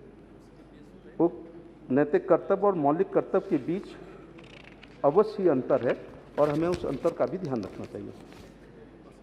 अभी थोड़ी देर पहले जो उपसभापति की कुर्सी पर श्री भतीरी मेहताब साहब बैठे थे, उनका भी ये कहना था कि मतदान एक नागरिक अधिकार है, ना कि कर्तव्य। इट्स राइट नॉट ड्यूटी और नॉट कंपल्सरी ड्यूटी। और वैसे भी हम मौलिक अधिकारों की बात ज़्यादा करते हैं, मौलिक कर्तव्यों की बात ज़रा कम करते हैं, लेकिन मौलिक कर्तव्यों की भी बात होनी चाहिए। तो अनिवार्य मतदान अन्य चीज़ों का अतिक्रमण कर सकता है। अनिवार्य मतदान आवश्यक रूप से एक बाध्यकारी वाक है जो वाक की स्वतंत्रता का उल्लंघन करेगा, क्योंकि बोलने के अधिकार में आवश्यक रूप से नहीं बोलने का अधिकार सम्मिलित है। इसलिए उनका ये कहना है कि ये अलोकतांत्रिक होगा, किसी व्यक्ति को मतदान के लिए बाध्य किया जाए, क्योंकि ये उनका कहना है कि ये उसकी स्वतंत्रता का उल्लंघन है। और मैं और मेरा विभाग भी इस बात से सहमत है कि ये उसकी स्वतंत्रता का उल्लंघन होगा। तो माननीय सदस्य का दृष्टिकोण सही है। निर्वाचक मामलों में संबंधित संवैधानिक स्कोर और कानूनी उपबंधों के अनुरूप है। हुकुमदेव नारायण यादव साहब, जिनके भाषण से हम लोग बहुत लाभान्वित होते रहे हैं। जब वो बोलते हैं तो गांव, गरीब, किसान, खासतौर से हमारी बकरी का बहुत वो उल्लेख करते हैं। बकरी, भेड़, गांव, देहात, किसान उनका, लेकिन यहाँ पर वो अनिवार्य मतदान की प्रक्रिया को जरूरी कहते हैं। और दूसरी तरफ वो हमेशा गरीबी, कमज़ोर, पिछड़े, दलित, अनुसूचित जाति व्यक्तियों के हक और हुकूक की लड़ाई लड़ते थे। तो जिस दिन अनिवार्य वोटिंग के लिए जाएंगे तो मुझे लगता है सबसे ज़्यादा परेशानी में गरीब व्यक्ति आएगा, क्योंकि मुझे लगता है कि माइग्रेटेड लेबर होता है। जो गरीब व्यक्ति होता है वो माइग्रेटेड लेबर होता है। और जिस राज्य से, तो इस सदन के सदस्य नहीं है, लेकिन मैं जवाब देना चाहूँगा कि जिस राज्य से वो बिहार से आते थे, वहाँ के लोग पंजाब में बहुत ज़्यादा नौकरी करने के लिए जाते हैं। और अनिवार्य वोटिंग होने के लिए, और जिस समय उन्होंने ये बात कही थी उस समय वन नेशन, मोदी जी का वन नेशन वन ग्रिड नहीं था, वन नेशन वन राशन उस समय नहीं हो पाया था, वन नेशन वन इलेक्शन की अवधारणा नहीं आई थी। इसलिए ऐसा नहीं संभव था जिस समय उन्होंने अपने विचार व्यक्त किए थे कि बिहार की माइग्रेटेड लेबर पंजाब में काम कर रही हो और अनिवार्य वोटिंग के लिए उसे बिहार आना पड़े और पंजाब में वो अपना वोट नहीं डाल सकते थे। इसलिए उस समय की परिस्थितियों के अनुसार, आज की परिस्थितियों के अनुसार ये बहुत रिलेवेंट बात नहीं है। भैरव प्रसाद मिश्रा ने कहा है कि इसका एक बीच का रास्ता है, वो है नोटा। और देख रहे हैं कि नोटा का प्रयोग जो लोग करना चाहते हैं वो कर रहे हैं। भगवत मान जी यहाँ बोलने के बाद पंजाब चले गए हैं। उनकी राय है कि मतदान नहीं किए जाने के लिए सरकारी सुविधाएं याद में कटौती की जानी चाहिए। तो सरकारी सुविधाओं में कटे नहीं, लोग कोर्ट में चले जाएंगे। मैंने फिर कहा ना कि ये उनका मौलिक, ये उनका अधिकार है, उनका कर्तव्य नहीं है। आप उनकी सरकारी योजनाओं में कटौती करेंगे, उनका राशन कार्ड छीनेंगे या उनको कल्याणकारी योजनाओं से वंचित करेंगे तो निश्चित तौर से वो कोर्ट का दरवाज़ा खटखटाएंगे और इसमें संविधान के किसी न किसी विचार अभिव्यक्ति की स्वतंत्रता या उसके मौलिक अधिकार का कहीं कहीं हनन निश्चित तौर होगा। इसलिए मान साहब की बात से भी हम बहुत ज़्यादा सहमति व्यक्त नहीं कर पा रहे हैं। श्रीमती कविता कलवा कुंतला ने ये कहा है, ये और भी आगे बढ़ के कह रही हैं। उनका कहना है कि मतदान नहीं करते उन्हें दंडित किए जाने के बजाय, हाँ ठीक कहना है, मतदान करने के लिए प्रोत्साहित करना चाहिए। हाँ जी, हाँ जी, प्रोत्साहित करना चाहिए। तो ये मैं उनकी बात से सहमत हूँ। दुष्यंत चौटाला जो हमारी कहा जनसंख्या का आकार इस प्रयास में बहुत बड़ी बात है। खैर CR चौधरी साहब ने कहा, जयप्रकाश नारायण निषाद जी ने, रमेश विधूड़ी साहब ने इसमें भाग लिया, चंद्रकांत खैर साहब ने, TG वेंकटेश ने। आज मैं जो है इनकी बात नहीं सुन पा रहा हूँ किन्हीं कारणों से कि बालियान साहब जो चाह रहे हैं, और कोंडा विश्वेश्वरैया रेड्डी साहब ने अनुमान मतदान को सबसे बड़ा लाभ ये है कि सरकारी नीतियां और लोगों का प्रतिनिधित्व जनता की इच्छा और आकांक्षा के अत्यधिक निकट होगा। ये बात किसी हद तक सही है कि ज़्यादा वोट जी आधार से जोड़ रहे हैं, बहन जी आधार से जोड़ रहे हैं, लेकिन अनिवार्य नहीं। तो रमेश चंद्र कौशिक का कहना है कि प्रतिशत बहुत कम है। इसी प्रकार से अब्दुल खालिक साहब ने भाग लिया, बाद में अजय मिश्रा जी और सब लोगों ने भाग लिया जी। तो जी हाँ, आधार पहले जिस देश में अभी सबके आधार कार्ड ना बने हों, सबके राशन कार्ड ना बने हों, तो कुछ गुड़ ढीला होता है, कुछ बनिया ढीला होता है, दोनों बातें होती हैं। लेकिन वहाँ पर हम जो है वहाँ हम अनिवार्य कर दें तो वोटिंग को अनिवार्य करने से पहले बहुत सी चीज़ें हमें अनिवार्य करनी चाहिए। तो जो रूपाला जी हम लोगों ने अनिवार्य करने की होना चाहिए वो प्रधानमंत्री जी ने अनिवार्य करने का कोशिश किया है। और लोग क्यों वोट डालते हैं, क्यों जाएं? पूंछ उठा के देखते हैं तो गड़बड़ निकलता है। 52 से चुन रहे हैं, आवास नहीं मिल रहा है, मकान नहीं मिल रहा है, शौचालय नहीं मिल रहा है, हेल्थ कार्ड नहीं उनको मिल रहा है, उनको विधवा पेंशन नहीं मिल रही थी, विकलांग पेंशन नहीं मिल रही थी, वृद्धावस्था पेंशन नहीं मिल रही थी। गरीबी हटाओ का नारा दे दिया लेकिन गरीबी हटी नहीं। लोगों ने सरकार बना दी एक नारे पे, गरीबी हटाओ। गरीबों ने सोचा कि लौट आएंगी इंदिरा गांधी तो गरीबी हट जाएगी, तो गरीबी हटी नहीं, तो परसेंटेज उनका डाउन हो गया। राजीव गांधी जी ने कहा कि वो 1 रुपये भेजते हैं तो 15 पैसे पहुंचता है, तो ये 85% जो खा रहे थे रास्ते में, तो वो कहीं ना कहीं उससे गुणवत्ता कम हुई होगी ना योजनाओं की। तो फिर उसका वोटिंग पर भी असर पड़ा, फिर लोगों ने कहा भाई 1 रुपया आया था, यहाँ तो 15 ही पैसे लगे हैं, तो क्यों वोट डालो। तो अब मैं आपको एक बहुत चौंकाने वाला आंकड़ा बता रहा हूँ, ज़्यादा पुराना और मैं बहुत आंकड़ेबाजी में विश्वास नहीं करता हूँ, लेकिन कुछ आंकड़े जो हैं वो अपने आप में बोलते हैं। 2009 जो चुनाव जिसमें मनमोहन सिंह जी प्रधानमंत्री बने और राइट टू इंफॉर्मेशन और किसानों का कर्जा ऐसे कुछ काम किए, लेकिन लास्ट में बहुत सरकार बदनाम हो गई थी।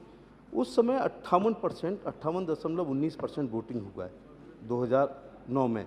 अब आप देखिएगा कि ये एक जादुई आंकड़ा मैं आपको बता रहा हूँ कि इस 5 साल बाद 2014 में चुनाव घोषित हुए। आखिरी के दिनों में श्री नरेंद्र मोदी जी प्रधानमंत्री के प्रत्याशी घोषित हुए। अब 9 और 14 का अंतर देखिएगा। ऐसा नहीं है कि सब हीरो हीरोइन ने बहुत ज़्यादा कहा हो कि मतदान करो, या कोई इंसेंटिव मिला था, या कोई मतदाता को प्रभावित किया गया था, या उसको 2 किलो चीनी दी गई थी, या उसको बहुत ज़्यादा साधन उपलब्ध कराए गए थे, या मतदान केंद्रों की बहुत ज़्यादा संख्या बढ़ गई थी, या मतदान केंद्रों की दूरी बढ़ गई थी, कम हो गई थी, या मतदाता सूची में बहुत आमूल परिवर्तन आया था। ऐसा नहीं हुआ था। लेकिन उपसभापति महोदय की 2009 में 58.19% मतदान हुआ और नरेंद्र मोदी प्रधानमंत्री घोषित हुए हैं, और वो बन जाएं, उनकी सरकार आ जाए और जो है गुजरात मॉडल देश में लागू हो जाए, इस प्रत्याशा में लोगों ने इतना वोट डाला कि ये 58% से 66% हो गया। कभी किसी चुनाव में हुआ है? किसी भी 52, 57, 62, 67, 69, 74, 77, 80, 84, 89, आप कोई सा भी उठा के देख लो, 91, 96, 98, 99, 2004 मेरे ख्याल से मैंने सारे चुनाव का जिक्र कर दिया। अचानक 2009 और 14 में 8.4% की वृद्धि हो गई। ये अचानक हो गई क्या? इसीलिए सेग्रीवाल साहब कह रहा हूँ कि इसको अनिवार्य ना करिएगा। अगर आप गरीब कल्याणकारी योजनाएं लागू कर देंगे, उनको नीचे ले आएंगे और वेलफेयर स्टेट हो जाएगी और हमारी योजनाएं जो होंगी वो गरीबों के कल्याण की होंगी। अगर कोई भी सरकार अगर पहले से 12,000 रुपये का शौचालय, खेत में शौच करती हुई महिला को किस प्रधानमंत्री ने नहीं देखा था? हेडलाइट की रोशनी आने पर उसको खड़े होते हुए किसने नहीं देखा था? क्यों नहीं बने? तब तो ज़्यादा बनना चाहिए था, तब तो ज़्यादा गरीबी थे। जब जवाहरलाल नेहरू प्रधानमंत्री थे या शास्त्री जी थी या मिसेस गांधी थी या उसके बाद मोरारजी भाई थे, उन्होंने ज़्यादा महिलाओं को सड़क पर शौच करते हुए देखा होगा और उठते हुए देखा होगा। दिल तो था लेकिन उसमें संवेदनशीलता की बड़ी भारी कमी थी, इसलिए वो नहीं बने। जैसे ही श्री नरेंद्र मोदी जी प्रधानमंत्री बने तो उन्होंने ये इज्जत घर बनाने का काम किया, उसकी वजह से अचानक 8%। हाँ, मैं ये भी बता दूं, केवल मतदाता यहीं नहीं रुका है। 2009 के बाद 14 में, 14 के बाद जब 19 का लोकसभा का चुनाव आया है तो फिर 1.1% फिर बढ़ गया है। तो इस बार जो था 2019 के चुनाव में 67.47 चुनाव हुआ, तो 8% तो बढ़ाया 9 से 14 के बीच में और पूरा 1.1% बढ़ा दिया इस 5 साल में, क्योंकि उस समय योजनाएं उसकी तरफ थी, चालू थी, पूरी हो नहीं पाई थी। और आप यकीन मानिएगा कि जब 19 का चुनाव आएगा तब तक बहुत सी केंद्र सरकार 24 का चुनाव आएगा। मैंने क्या बोल दिया? 19। अच्छा, 19 का हिस्सा हम लोग करके ही आए हैं। 24 का चुनाव जब आएगा तो तमाम सारी योजनाएं जो निर्माणाधीन थी वो कंप्लीट हो चुकी होंगी, अंतिम व्यक्ति के चेहरे पर मुस्कान आ चुकी होगी, तो निश्चित तौर से ये परसेंटेज भी बढ़ेगा। तो मैंने फिर कहा कि ये राइट है, ड्यूटी नहीं है, प्रोत्साहित करना चाहिए और इस प्रोत्साहन की दिशा में बहुत काम किए गए हैं। एक्शन में जेल होगी, ये ठीक नहीं है। लॉ कमीशन ने भी इसको जो है वो मना किया है कि इस विषय में विभिन्न अलग अलग समितियां बनी हैं, उन समितियों ने भी इसके खिलाफ में ही अपनी रिपोर्ट को देने की कोशिश की है। इसलिए मैं ये बताने की कोशिश करूंगा कि ये एक ऐसा पक्ष है जिस पे बहुत लोग इसके पक्ष में बोल रहे हैं, बहुत लोग उसके खिलाफ में बोल रहे हैं, लेकिन इस विषय में 1950 में जब संविधान लागू हुआ था तब पहले ही साल बाबा साहब भीमराव अंबेडकर की अगुवाई में जो है लोक प्रतिनिधित्व अधिनियम के दौरान विचार व्यक्त किया गया था कि इसमें अनुवाद किया जाए। तो बाबा साहब की अगुवाई में ही इसको जो है मना कर दिया गया कि भारत जैसे विकासशील, तब तो अविकसित देश था, लेकिन आज विकासशील देश है, तो विकासशील के देश में भी ऐसा होना संभव नहीं है। फिर इसके बाद निर्वाचन सुधार संबंधी राष्ट्रीय संवैधानिक पुनर्विलोकन कार्य समिति, जिसको NCRWC कहा गया है, तो उन्होंने भी मना किया। तारकुंडे समिति एक बैठी गई और तारकुंड में बहुत डिटेल में अब नहीं जाऊंगा क्योंकि हमारे कुछ मित्रों को कहीं हाईटी में जाना है। अच्छा नहीं, अच्छा सभी को जाना है, तो बालियान साहब को विशेष तौर से जाना है, तो वहाँ मुझे भी जाना है, तो अभी वहाँ जाना है, लेकिन अभी उसके लिए समय है और यहाँ जाने में और वहाँ जाने में 3 मिनट का अंतर है। तो मैं 3 मिनट का केवल रास्ते में, तो आप एक तरफ तो 3 किलोमीटर पैदल चल करके उसको अनवार वोट के लिए बात कर रहे हैं, यहाँ थोड़ी जल्दी कर रहे हैं, जहाँ 3 मिनट में हम NXE में पहुँच जाएंगे। खैर, तो तारकुंडे समिति ने भी कहा कि ये हमने इसे उन निर्वाचन में मतदाताओं के लिए उनके मत डलवाने के लिए अनिवार्य बनाने की वांछिता पर गंभीरता से विचार किया और जब लोगों से बात की, लोगों ने गुस्सा व्यक्त किया है कि ये संभव नहीं है। इसके अनुसरण में अनिवार्य मतदान के मुद्दे पर चर्चा संसद में 2004 और 2009 में तब हुई थी जब इस आशय के 2 प्राइवेट सदस्य विधेयक पुनर्स्थापित किए थे। उनका भी हश्र वही था। हालांकि मैं आपसे निवेदन करूंगा, मैं हश्र नहीं कहूंगा, मैं आपसे अनुरोध करूंगा कि आप अपने इस जो बौद्धिक विधेयक है आपका, उसको आप जो वापस ले लें तो ठीक रहेगा।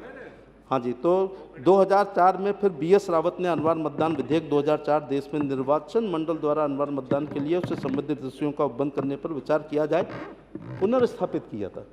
तो ये ऐसी बात नहीं है कि सांसदों के बीच में ये बात दिमाग में आती थी कि अनिवार्य हो जाएगा तो शायद उनके चयन में ज़्यादा आसानी होगी, या जो चयन होंगे तो बहुमत के आधार पे होंगे, क्योंकि कई जगह कुछ लोग बूथ कैप्चर के द्वारा भी इस प्रकार से अपना पक्ष में रिजल्ट कर लेते थे, तो इसलिए उन्होंने अनिवार्य कहा था। विधेयक अन्य बातों के साथ विभिन्न तर्कों, प्रकृति के उपबंध, लोकतांत्रिक प्रक्रिया में मतदाताओं को शामिल न होने आदि पर चर्चा हुई। महत्वपूर्ण बात है कि 2009 में श्री JP अग्रवाल साहब ने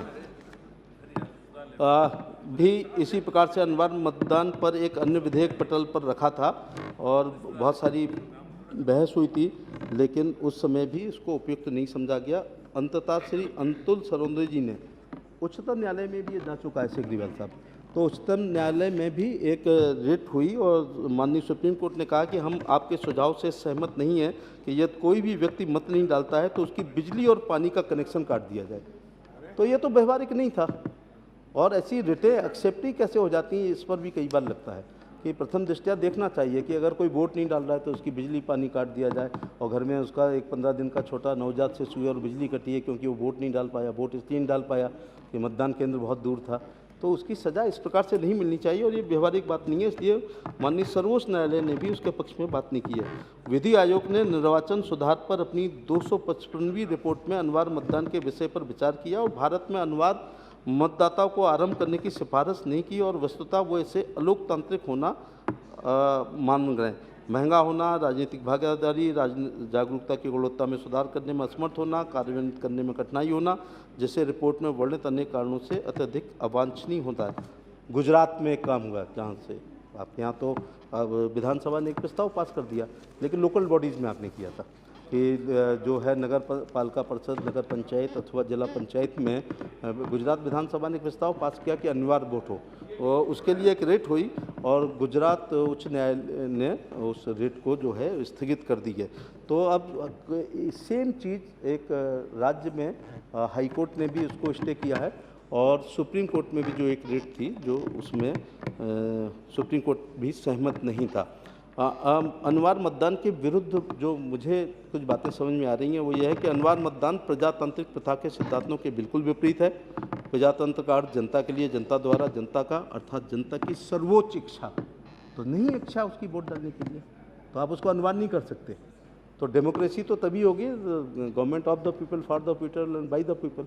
अब बाय द पीपल है, some people are not giving the vote, इसका ये मतलब नहीं है कि हम उनको अनिवार्य कर दें। प्रजातांत्रिक तंत्र में मतदान करने के अधिकार में मतदान ना करने का अधिकार, कितनी बढ़िया बात है कि प्रजातांत्रिक तंत्र में मतदान करने के अधिकार में ही मतदान न करने का अधिकार निहित होता है।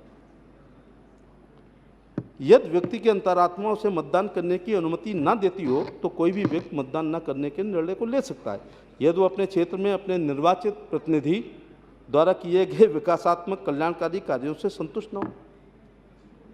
5 बार से वो वोट दे रहे हैं, उस गांव में भी सड़कें नहीं है तो बहिष्कार कर देते हैं वो लोग।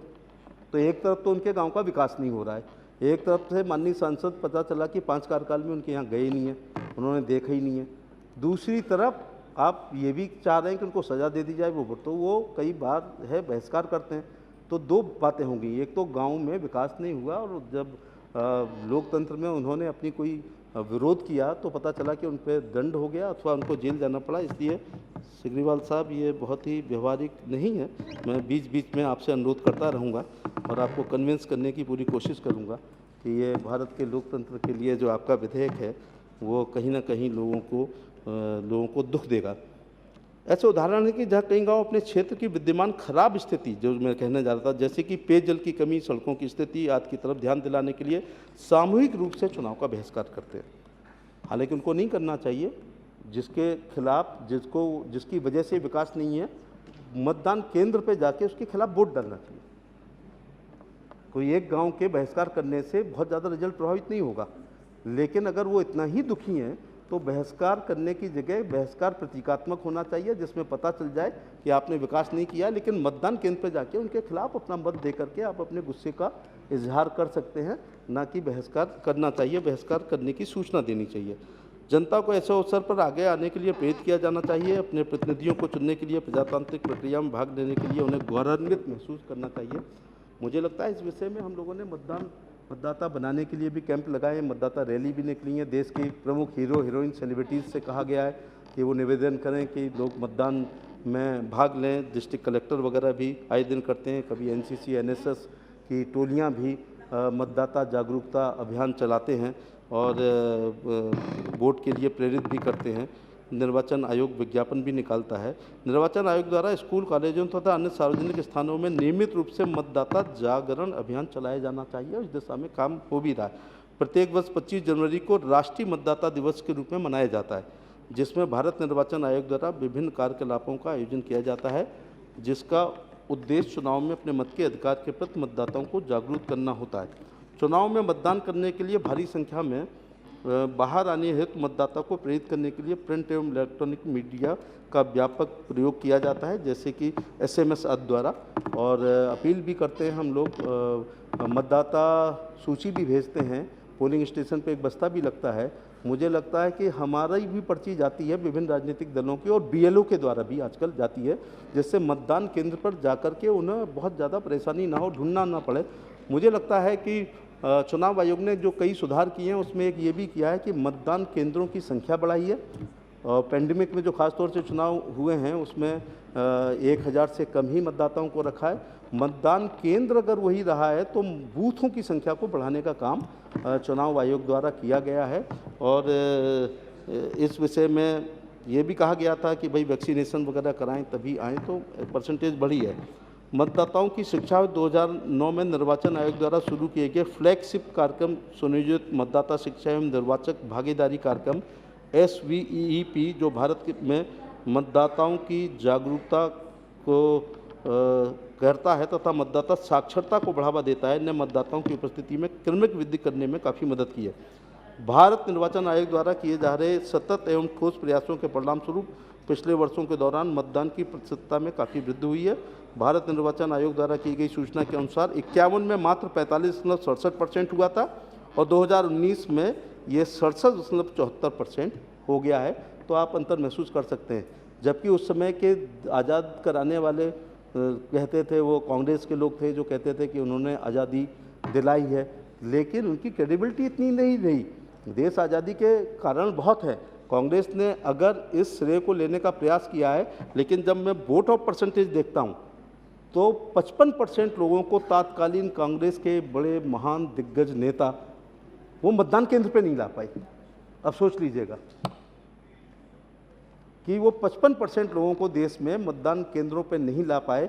और वहीं 2014 में और 2009 में श्री नरेंद्र मोदी के प्रधानमंत्री बनने की प्रत्याशा में 14 में पड़े और फिर 19 में, तो 14 में ही 8.4% वोट बढ़ा है, 8.4% बढ़ा है। अब ये क्लियर अंतर को मैं बताना चाहूँगा।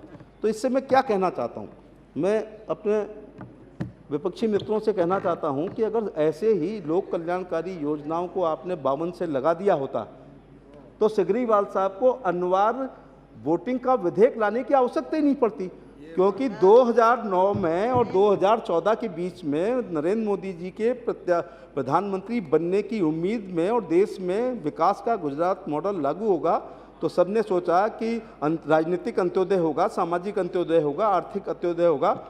और द्रौपदी मुर्मू साहब जब से राष्ट्रपति बनी हैं तो अंतिम पायदान पर खड़ी हुई महिला, जो हमेशा हर जात की पिछली होती है, ऊपर से आदिवासी तो ज़्यादा ही पिछली होती है, और वो सबसे सर्वोच्च पद पर पाते हैं।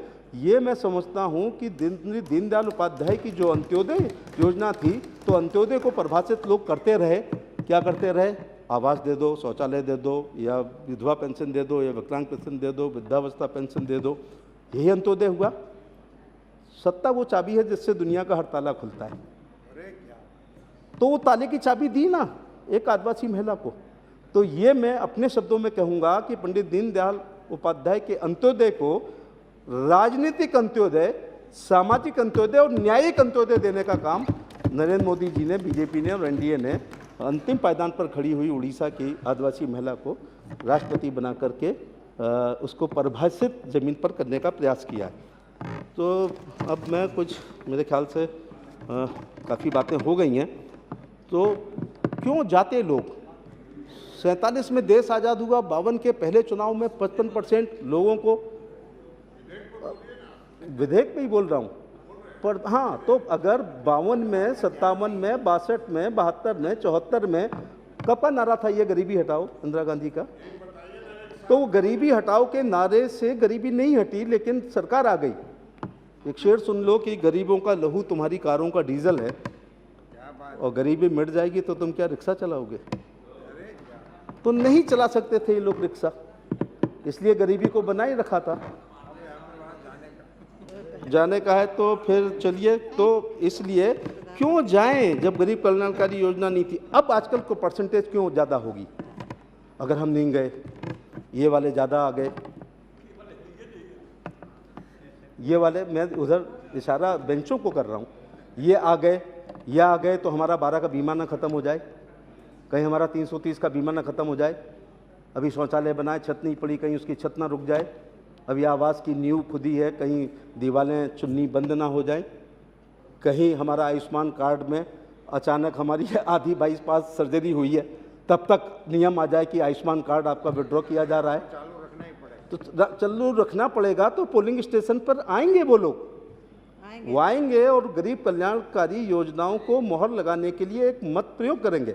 मैं कहता हूँ ना हमेशा कि मुंशी प्रेमचंद की पूछ की रात एक कहानी है, जिसको डल्लप पिलो पर सोने वाले और एसी में रहने वाले उसको रट सकते हैं, 90% नंबर ला सकते हैं, लेकिन उसके मर्म और दर्द को वही समझ सकता है जिसने पूछ की रात एक चादर में, पिछौरा है ना बहन जी अपने इलाके में, तो एक पिछौरा में काटी हो। नरेंद्र मोदी चूंकि गरीब घर से आते हैं, इसलिए ये तमाम सारी लोक कल्याणकारी और गरीब कल्याणकारी योजनाएं, और जब गरीब कल्याणकारी योजनाएं की प्रत्याशा में 8% वोट बढ़ सकता है, तो जिस दिशा में आपका विधेयक है उस दिशा में सरकार कल्याणकारी कार्य चला करके उस दिशा में हम आगे बढ़ने के प्रयास कर रहे हैं। और आंकड़े बोल रहे हैं कि 8% बढ़ गया और उसके बाद 1.1% बहुत बढ़ गया। और उत्तर प्रदेश के संदर्भ में भी आपसे कहूँगा कि वो चले जाएं, गुंडाराज चला जाए, ज़मीनों पे कब्जे बंद हो जाएं, अपहरण बंद हो जाएं। इस उम्मीद से लोगों ने परसेंटेज ज़्यादा की और 17 में भारतीय जनता पार्टी की सरकार बना दी। फिर लोगों ने सोचा 22 में कहीं गड़बड़ी ना हो जाए, तो कल्याणकारी योजनाएं, देश की राज्य की कल्याणकारी योजनाएं और बाबा का बुलडोजर, और बूथ अध्यक्ष से लेकर राष्ट्रीय अध्यक्ष ने परिश्रम की पराकाष्ठा से जो पसीना बहा, इतना परसेंटेज वोट पड़ा कि दोबारा भारतीय जनता पार्टी की सरकार उत्तर प्रदेश में आई। मैं 22 दफे उसका आंकड़ा नहीं बता पाऊंगा। तो उपराष्ट्रपति जी विदाई समारोह है। अब आप मेरे से माफ़ी मांगें और मैं सिगरीवाल साहब से माफ़ी मांगूँ, तो ये ज़्यादा ठीक रहेगा। तो मैं अब उनसे मैं सिगरीवाल साहब को आपको आश्वस्त करना चाहूँगा कि आपकी मंशा बहुत अच्छी है, आपका उद्देश्य बहुत अच्छा है, आपका विचार बहुत अच्छा है। आप डेमोक्रेसी को मुकम्मल करना चाहते हैं, उसको डेमोक्रेसी को मजबूत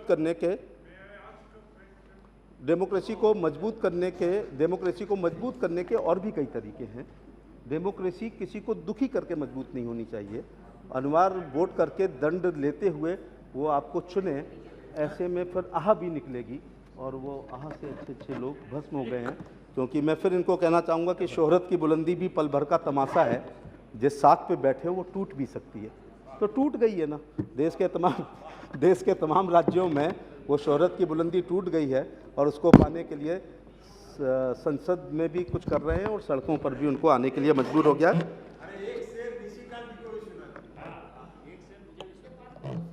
Chairman, I want to ask a very special question. हाँ, मैं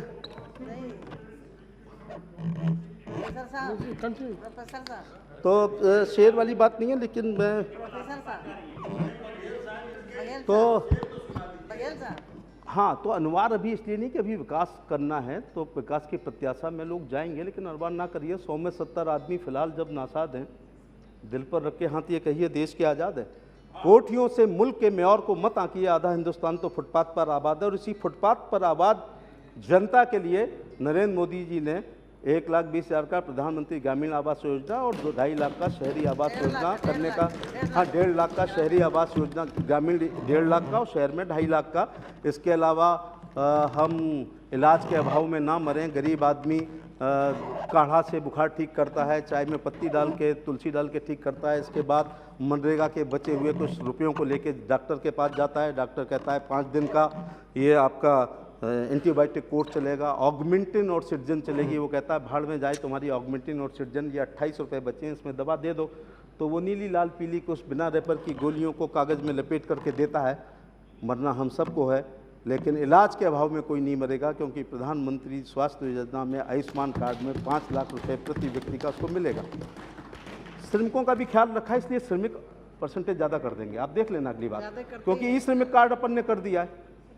और अनिवार्य की जगह हमें कोशिश करनी चाहिए कि हम कहीं से राशन जब ले सकते हैं तो कहीं से वोट डाल सकें। मुझे लगता है ये ज़्यादा अच्छी बात है कि जब हम इलेक्ट्रॉनिक में और नेट वेट ठीक हो जाए, जब हम साइंस एंड टेक्नोलॉजी में आगे आ जाएं, तब ये होना चाहिए कि अगर हम बिहार की माइग्रेटेड लेबर अगर पंजाब में है तो वो वहाँ काम करते हुए वोट डाल सके और वो पंजीकृत हो जाए। तो फिर ऐसे में उन लोगों को भी कष्ट होगा जो बूथ कैप्चर से फिर मैनपुरी में, आजमगढ़ में, करहल में, फिरोजाबाद में, बदायूं में, संभल में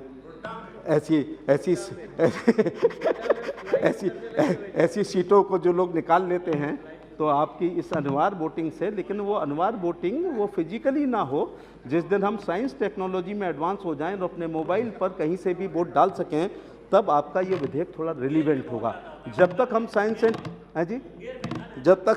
एंड टेक्नोलॉजी में कभी पीने पिलाने में, कभी आगे बढ़ाने में यूँ ही होती थी तकरार, उनमें यूँ ही चलती थी तलवार, उनमें मुझे आपके मधुर संबंधों का आभास है। तो ये नोक झोंक होती रहनी चाहिए। और आप जैसे लोग पिछली वाली बेंच पर बैठ के बहुत सारगर्भित टिप्पणियाँ आप करते हैं, आज तो आप फ्रंट सीट पर बैठे, तो बैक बेंचर हमेशा कमज़ोर पढ़ाई में नहीं होते हैं।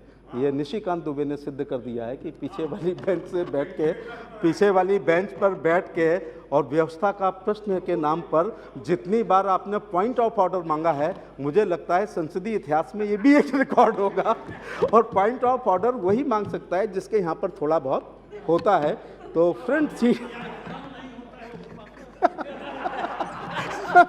तो आज बिहार के लोगों में, झारखंड के लोगों में आपस में जो होड़ मची है, तो मैं मेरे ख्याल से सिग्रीवाल साहब से अनुरोध करूंगा कि बहुमत जनता ने इसके पक्ष में अपने मत व्यक्त नहीं किए हैं।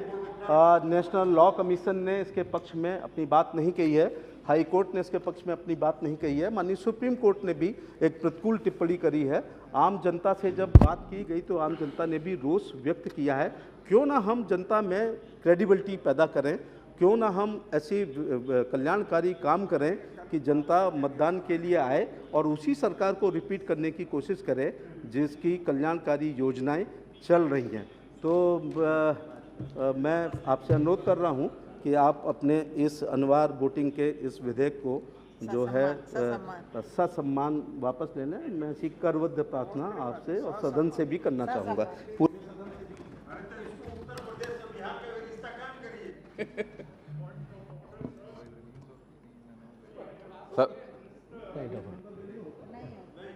सभापति No, private member bill, there is no point of order.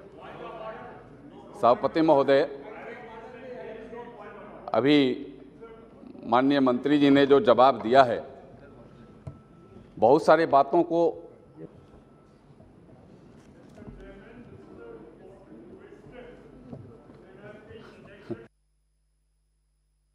Members, some of the members were left out to introduce the bill. Item number 120, Shri B. Magdap. Item number 134, Dr. T. Sumadi. Thank you, sir. I rise to move to introduce the bill, the Breast Cancer Awareness Bill 2022. This bill seeks to create mass awareness among the people of all walks of life to prevent breast cancer among females, provide free screening and mammography for the women across the country, and provide advanced state-of-art treatment for those diagnosed with breast cancer and for matters connected therewith. Thank you. The question is that leave be granted to introduce the bill. Those in favor may say aye. Those against may say no. I think the ayes have it, ayes have it. Leave is granted. The member may now introduce the bill. Sir, I introduce the bill. Thank you very much. Item number 191, Srimati Apurva Podar. Sir, I rise to move to introduce the bill further to amend the Right of Children to Free and Compulsory Education Act 2009. The question is that leave be granted to introduce the bill. Those in favor may say aye. Those against may say no. I think ayes have it, leave is granted. The member may now introduce the bill. Introduce the bill, sir. Item number 193, Srimati Apurva Border. Sir, I rise to move to introduction a bill further to amend the Constitution of India, sir. The question is that leave be granted to introduce the bill. Those in favor may say aye. Aye. Those against may say no. I think ayes have it, leave is granted. The member may now introduce the bill. Sir, I introduce the bill. Item number 194, Srimati Apurva Border. Sir, I rise to introduce a bill to provide for the welfare and protection of the fishermen and for the matters connected therewith for the incidental thereto. The question is that leave be granted to introduce the bill. Those in favor may say aye. Those against may say no. I think ayes have it, leave granted. The member may now introduce the bill. Introduce the bill. Mr. Janardhan Singh Sigriwal. अभी सारी बात आप ही लोग कह रहे हैं तो फिर थोड़ा सा तो हमको दीजिए। सभापति महोदय, माननीय मंत्री जी ने जिस तरीके से अनिवार्य मतदान विधेयक पर जो अपनी बातें रखी है, बहुत सारी बातों को तो उन्होंने आज के परिस्थिति में अनुकूल रखा है, लेकिन आज के परिस्थिति में आज जो सरकार है, आज जिसके नेतृत्व में सरकार चल रही है, उनकी जो भावना है, हमें लगता है उनकी भावना आज पूरे नेशन को एक सूत्र में बांध कर के एक तरीके से एक रूप में ले चलने का है। और चाहे उसमें जीएसटी हो, एक नेशन एक कर की बात हो, चाहे वन नेशन वन कार्ड की बात हो, और उसी तरीका से यह अनिवार्य मतदान की भी बात है। सभापति महोदय, आज लगभग 90 करोड़ मतदाता 2019 के लोकसभा चुनाव के स्तर पर जो गिनित है वह हैं, और इसमें आज भी 60 करोड़ ही मतदाता अपने मत का प्रयोग किया है। मंत्री महोदय बता रहे थे कि इन लोगों को दंड देने की बात, या मैं अपने सहमत नहीं हूं कि दंड दिया जाए, लेकिन जितने पैसे इन मतदान कराने के लिए रैलियां, छात्रों के लिए रैलियां निकाली जाती है, अधिकारियों के से रैलियां निकाली जाती है, अपने चुनाव आयोग प्रचार में जो पैसे खर्च करते हैं, मेरा इसमें स्पष्ट मानना है कि अगर अनिवार्य मतदान कर दिया जाए तो यह तमाम पैसे जो सैकड़ों करोड़ में या सारे पैसे लगते हैं, समय लगते हैं, और वह गरीब कल्याण के योजना में लगाई जाए, मेरा यह कहना है। और इसीलिए मैंने इस बिल को इस सदन में मैं लाया था, और मैं बधाई करता हूं सदन को कि घंटों, मैं तो कहता हूं कि ऐतिहासिक बिल होगा। अभी तक इतने घंटे, यह 16वीं लोकसभा में भी 10 साढ़े 10 घंटे चर्चे हुए, और इसमें भी 7 घंटे से ज़्यादा चर्चे हुए, और 2 दर्जनों से ज़्यादा हमारे माननीय सदस्यों ने अपने विचार रखे, और सबने कहीं ना कहीं पॉजिटिव अपने बात को रखा है कि अनिवार्य मतदान करने से क्या फायदा होने वाला है। सभापति महोदय, कई एक स्तरों पर जो मनी पावर, मसल पावर, अन्य तरीके से जो लोग मतदाताओं को डरवा करके, धमका करके, पैसे के बल पर मतदान केंद्रों पर न जाने के लिए विवश करते हैं, उनका अनिवार्य मतदान हो जाएगा तो सरकार भी उसकी व्यवस्था करेगी, चुनाव आयोग भी उसकी व्यवस्था करेगी, और चुनाव आयोग तो कई एक नई व्यवस्थाएं भी खड़े कर दिया है आज, और इसी के वजह से आज हमें लगता है कि यह मतदान और ज़्यादा परसेंटेज बढ़ा है। यह 2019 में जैसे 14 में वह 66% के लगभग था, यह 67% से ज़्यादा लगभग इस 19 में हो गया है। मैं एक बात मैं मंत्री से मैं सहमत हूं कि उन्होंने कहा कि गरीब कल्याण की योजनाओं से मतदाताओं के विश्वास भी बढ़ते हैं और मतदान केंद्र पर वो जाते भी हैं, तो यह बात सही है। लेकिन यह कहीं से भी मेरी यह भावना नहीं है, मेरे मन में यह कहीं से भी यह ऐसी बातें नहीं है कि जिससे कि गरीबों को उससे कष्ट हो, गरीबों को इससे कल्याण भी होने वाला है। मैं चुनाव आयोग तो कई एक नियम बनाए हैं, चुनाव आयोग तो पहले और आज में जो नियम बनाए हैं, पहले यह अभी मतदान होता था बैलेट से, आज वह मतदान बदला और बैलेट के जगह पर ईवीएम से मतदान हो रहा है। पहले आपको आई कार्ड की आवश्यकता नहीं होती थी, अब आई कार्ड के भी कई एक प्रोसेस चुनाव आयोग ने लाने का काम किया है। यह चुनाव आयोग की अपने जिम्मेदारी के तहत, और चुनाव आयोग सबका मतदान कैसे उनके मतदान केंद्रों पर हो सके, यह बात चुनाव आयोग तय करे। सरकार तो पॉजिटिव सरकार है, सरकार कई एक स्तरों पर इसमें सुविधा देने का भी काम आज सरकार ने किया है। सभापति महोदय, मैं कहूं कि आज आधुनिक मतदान केंद्र भी बनाए गए हैं, महिलाएं भी 100% मतदान केंद्रों का संचालन करें, मत दिलवाने का काम करें, यह भी व्यवस्था बनाई गई है। आज अभी विशेष रूप से मतदान केंद्रों पर बैठने का, पीने के पानी का और उनके ऊपर आगे टेंट इत्यादि लगा करके जो स्पेशलाइज मतदान केंद्र है उसको भी यह सुविधा आज मतदान में आज चुनाव आयोग देने का काम किया है। वैसे चाहे दिव्यांग मतदाता हो, चाहे प्रेगनेंसी के अवसर पर हमारी वैसे बहनें और मतदाताएं हों, उनको गाड़ी भेज करके मतदान केंद्र पर लाने का, यह तमाम व्यवस्थाएं आज 19 के लोकसभा में उसके बाद के मतदान पर यह बनाए गए हैं, यह सुविधा तो बढ़ाई गई है। मैं यह कहता हूं कि अगर यह अनिवार्य होता है तो वह और सुविधा को बढ़ाई जाएगी और जितने पैसे अपव्यय हो रहे हैं, इन चीजों में जो समय व्यतीत हो रहा है, वह समय और व्यय होने की बातें वह खत्म होगी और इससे लोगों को उसका व्यापक लाभ मिलेगा। और मैं तो कहता हूं माननीय मंत्री जी से, यह माननीय नरेंद्र मोदी जी की सरकार है जो देश के प्रधान सेवक के रूप में वह सेवा करने का काम कर रहे हैं। वे स्वयं एज ए मुख्यमंत्री, वे स्वयं गुजरात में अनिवार्य मतदान हो और इसके लिए पंचायती राज व्यवस्था में उन्होंने लाने का उन्होंने काम किया था। मैं तो कहूंगा कि माननीय मंत्री जी को एक बार प्रधानमंत्री जी से भी इस विषय पर विमर्श करना चाहिए, क्योंकि यह समान बात नहीं है।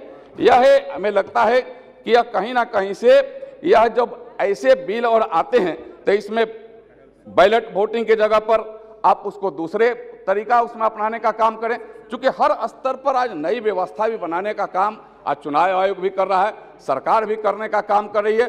और सरकार और चुनाव आयोग मिलकर के सबके मतदान कैसे हो सके इसके लिए वह व्यवस्था खड़ा करे।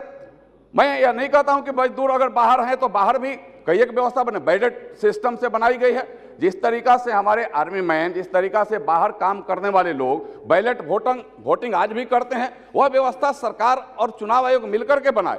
मेरा इसमें यही माननीय मंत्री से कहना है कि एक बार पुनः आप विचार करिए। आपने जो आग्रह किया, मेरा आग्रह आपसे है कि इसे को आप स्वीकार करिए और अनिवार्य मतदान करने की व्यवस्था को लागू करने के प्रति, चूंकि यह माननीय नरेंद्र मोदी जी की सरकार है, जब यह तमाम चीजों को गरीबों के कल्याण के लिए इतने नीचे तक, चाहे वह प्रधानमंत्री जनधन योजना हो, करोड़ों करोड़ के लोग आज बैंकों के मुंह को नहीं देखा था, खाते नहीं देखे थे, उनको खाता खुलवाने में सक्षम हो सकते हैं। वह सभी लोगों के घर तक बिजली पहुंचाने में सक्षम हो सकते हैं। वह सभी को आयुष्मान भारत के माध्यम से सभी के इलाज के लिए व्यवस्था करने में सक्षम हो सकते हैं। आज गरीब कल्याण योजना के तहत दुनिया का सबसे बड़ा अन्न वितरण प्रणाली चालू करने में सक्षम हैं। आज यह कोरोना के महामारी के अवसर पर आज पूरे देश में 200 करोड़ से ज्यादा वैक्सीन लगवा करके आज लोगों को सुरक्षित करने में सक्षम हो रहे हैं। आज वह चाहे वह प्रथम डोज हो, दूसरा डोज हो, बूस्टर डोज हो, बच्चों के लिए डोज हो, वह आज पूरे देश में यह पूरी व्यवस्था खड़ा करने में सक्षम है। तो अनिवार्य मतदान में हमें लगता है कि निश्चित रूप से यह सरकार सक्षम होगी। और मैं तो कहता हूं कि जब मोदी जी हैं तो सब मुमकिन है। माननीय मंत्री जी एक बार निश्चित रूप से विमर्श कर करके मोदी जी को उस भावना को यह अनिवार्य मतदान के रूप में यह सभी मतदान करें, यह परसेंटेज बढ़े। और हमें लगता है कि वास्तव में सही रूप में जब सब मतदान करते हैं तो सही तरीका से वह हमें लगता है कि लोकतंत्र का जो सही प्लेटफॉर्म है वह मतदान केंद्र है। और लोकतंत्र सही मायने में जब 100% मतदान होगा तो सही लोकतंत्र और अच्छा और सम्मुख लोकतंत्र बनेगा, यह मेरा पूरा का पूरा विश्वास है। इसलिए मैं पुनः मंत्री से मैं निवेदन करूंगा कि आप जिस तरीका से प्रधानमंत्री जी की भावना है, जिस तरीका यह सरकार काम कर रही है, यह देश के कल्याण के लिए, देश के हर लोगों के कल्याण के लिए, देश के गरीबों के कल्याण के लिए जो योजनाएं 100% धरती पर लागू करने में सफल यह सरकार है, उसी तरीका से आज ऐसे अनिवार्य मतदान को भी आप वह अमली रूप दीजिए और दे करके, और इसे हमें लगता है कि आप स्वीकार करने का काम करिए। मैं माननीय मंत्री जी से मैं यह कहूंगा कि दायित्वों का पालन करना है, यह किसी पर बोझ नहीं है। और प्रधानमंत्री जी हर दायित्व का पालन करने के लिए स्वयं भी अपने स्तर से अपने भी पालन करते हैं और देश के लोगों को भी आग्रह करने का काम करते हैं। इसलिए मेरा पुनः माननीय मंत्री जी से आग्रह है कि आप पुनः इस पर विचार करिए और इसको स्वीकार कर करके और देश में अनिवार्य मतदान लागू करने की दिशा में आप कार्रवाई करने का काम करिए। मेरा यही आग्रह है। उपसभापति महोदय, जैसा माननीय सदस्य जिनका ये विधेयक है, आदरणीय श्री जनार्दन सिंह ग्रीवाल साहब ने अपनी संवेदनशील भावनाओं से अवगत कराया है और अनिवार्य मतदान के लिए पुनः एक बार सदन से अनुरोध किया है। मैं इस संदर्भ में कहना चाहूँगा कि कहीं ऐसा ना हो जाए कि operation success but patient die.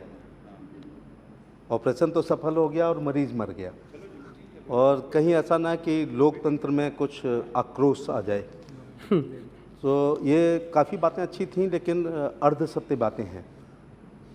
उनकी भावनाओं की मैं बहुत इज्जत कर रहा हूँ, भावनाएं बहुत अच्छी हैं। भावनाएं डेमोक्रेसी को मुकम्मल करने की हैं। उनका आशय यह है कि अनिवार्य मतदाता होगा तो जो रिजल्ट आएगा वो सही में बहुमत वाला रिजल्ट आएगा। तो मैं इस मामले में कहना चाहूँगा कि अब जब 68% तक मतदान होने लगा है और आपका अनिवार्य पर कम है, आपका आत्मा इस बात पे है कि लोग मतदान ज़्यादा करें, तो मैं सदन को भी और माननीय सिग्रीवाल साहब को आश्वस्त करना चाहूँगा कि नरेंद्र मोदी जी की सरकार में जब 12 के बीमा से लोग लाभान्वित होंगे, 330 के बीमा से लाभान्वित होंगे, आयुष्मान कार्ड से लाभान्वित होंगे, उज्ज्वला के गैस के सिलेंडर से लाभान्वित होंगे, शौचालय से लाभान्वित होंगे, आवास से लाभान्वित होंगे और शिक्षा चिकित्सा से लाभान्वित होंगे। ई श्रमिक कार्ड में कक्षा 5 तक 50 रुपये वीरेंद्र जी दे रहे हैं। 8वीं तो लेबर आपका समाज कल्याण की बहुत सारी आपकी कल्याणकारी योजनाएं चल रही हैं। विधवा पेंशन, विकलांग पेंशन, वृद्धावस्था पेंशन दे रहे हैं। SC BC के छात्रों को आप बड़ी स्कॉलरशिप दे रहे हैं, उनको कोचिंग के लिए आप दे रहे हैं, उनकी शादियों में आप 51,000 रुपये उत्तर प्रदेश में दे रहे हैं। तो ये जब सारी चीज़ें, हाँ मैं अनुरोध करूँगा साहब, आपने भी अपने वक्तव्य में विड्रॉ करने वाली ही बात कही है, मैंने आपका पढ़ा।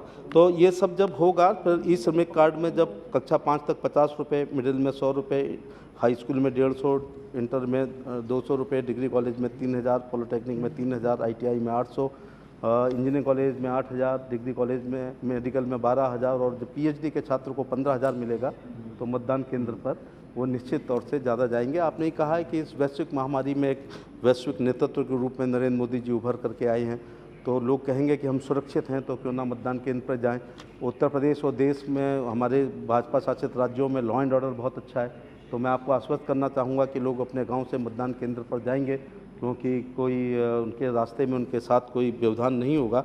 ये सारी, जब मैंने बताया कि केवल नरेंद्र मोदी जी की 2014 में प्रधानमंत्री बनने की प्रत्याशा में 8.5% वोट हुआ और इस बार एक बढ़ा है तो 9.5%।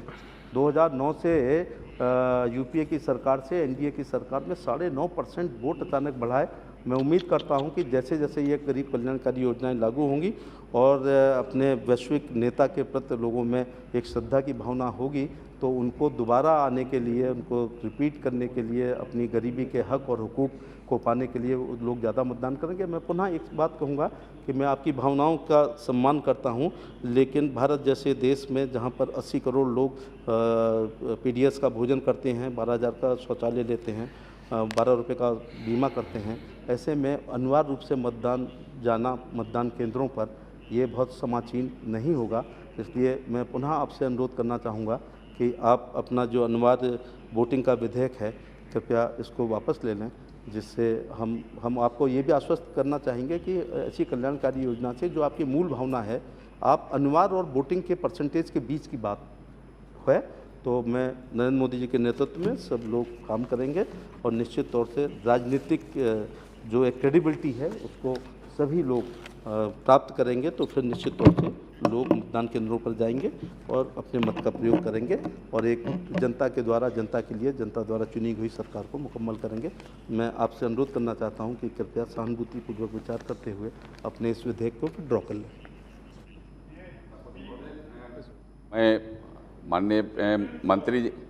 मैं माननीय मंत्री जी के आग्रह पर एक आग्रह विनती करते हुए कि वास्तव में मतदाताओं के लिए जो व्यवस्था सरकार और आयोग बढ़ा रही है उसमें और परसेंटेज बढ़ाने के लिए जो फिजूल खर्ची है उस पर न कर करके सीधे मतदाताओं पर, उनके सुविधा पर खर्च हो, उनको मतदान करने में कैसे सहूलियत हो सके इस पर खर्च हो।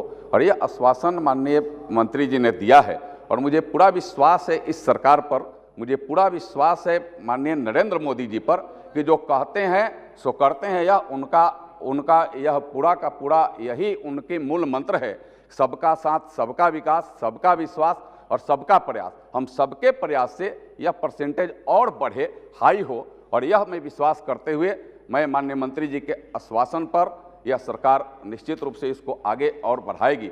मैं अपने इस प्रस्ताव को वापस लेता हूँ। धन्यवाद। The question is that मैं आभार प्रकट करता हूं। the question is that leave be granted to withdraw the bill. Those in favor may say aye. Those against may say no. I think that I have it. The leave is granted. The member may now withdraw the bill. Withdraw the bill, please. You withdraw the. जी, मैं माननीय मंत्री जी के आश्वासन पर, इस सरकार के विश्वास पर इसे अपने विधेयक को वापस लेता हूँ। Okay. Says.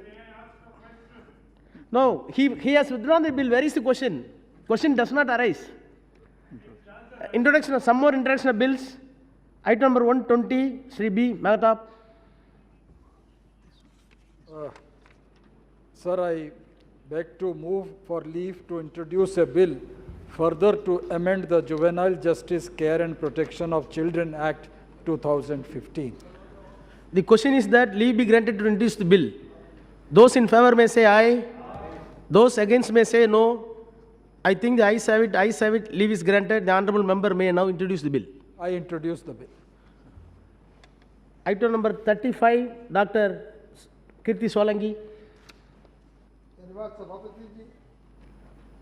मैं प्रस्ताव करता हूं कि अनुसूचित जातियां और अनुसूचित जनजातियां अत्याचार निवारण अधिनियम 1989 का और संशोधन करने वाले विधेयक को पुरस्स्थापित करने की अनुमति दी जाए।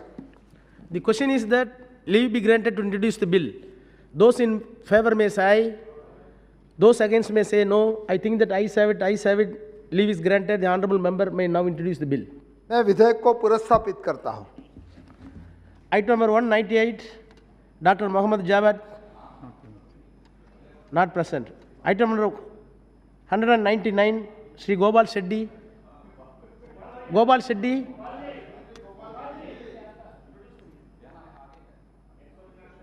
धन्यवाद अध्यक्ष सभापति महोदय जी। मैं प्रस्ताव करता हूं कि लोक प्रतिनिधित्व अधिनियम 1951 का और संशोधन करने वाला विधेयक पर विचार किया जाए। The question is that leave be. You can speak on that bill. Oh, this one. Okay. You can speak on that. Now you can speak. It is not introduced now. Okay. ये भी निवेदन करना चाहूँगा कि ये चर्चा के बाद में विधेयक को पारित भी किया जाए। अध्यक्ष जी, मैं शुरुआत का मेरा जो विचार है इस विधेयक पर वो मैं पढ़ने का प्रयास करूंगा और उसके बाद का जो भी मेरा भाषण होगा मैं मौखिक करूंगा। ये जो पूरा ये जो बिल का मामला है, अभी ये सिग्रीवाल जी का भी एक बिल को उन्होंने वापस लिया। हम सबका प्रयास ये है कि भारत जैसे इतने बड़े देश में जो 130 करोड़ का देश है और ये कोरोना काल में ये one minute. Honorable members, before I call Sri Gopal Shetty ji to move the motion for consideration of Representation of People Amendment Bill 2019, the time for consideration of the bill has to be allotted by the House. If the House agrees, 2 hours may be allotted. Yes. Now continue. Honorable member, please continue.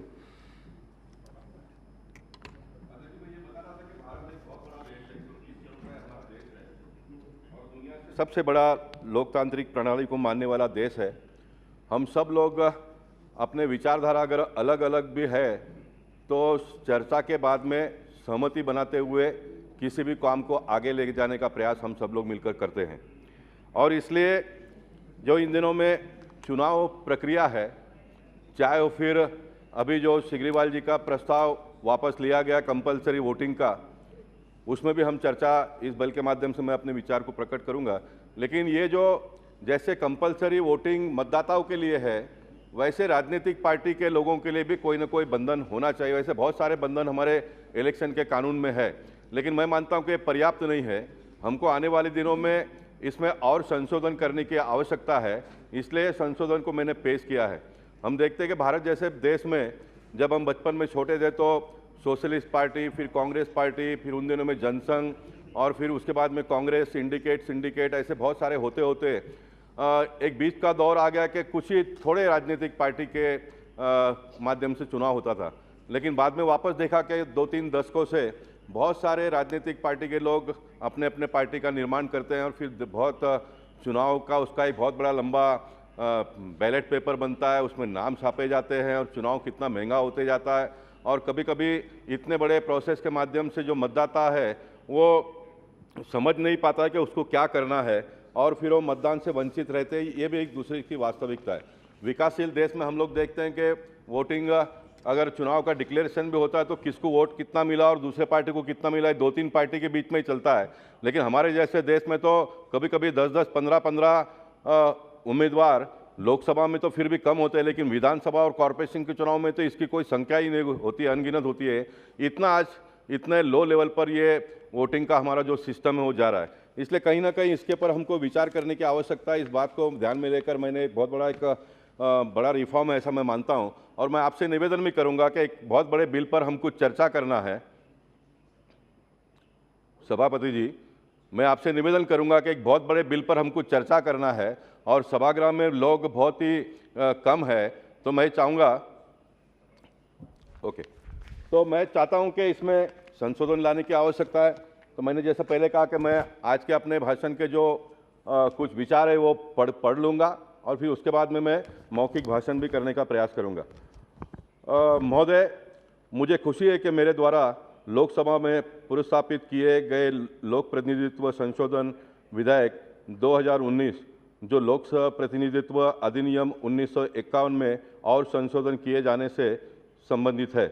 अपनी बात रखने का अवसर आपने मुझे दिया, इसलिए मैं आपका आभार प्रकट करता हूं। लोक प्रतिनिधित्व अधिनियम 1951 के अनुसार यदि कोई पंजीकृत दल निम्न शर्तों में कोई एक शर्त पूरी करता है तो उसे राष्ट्रीय स्तर का मान्यता भारतीय चुनाव आयोग देता है।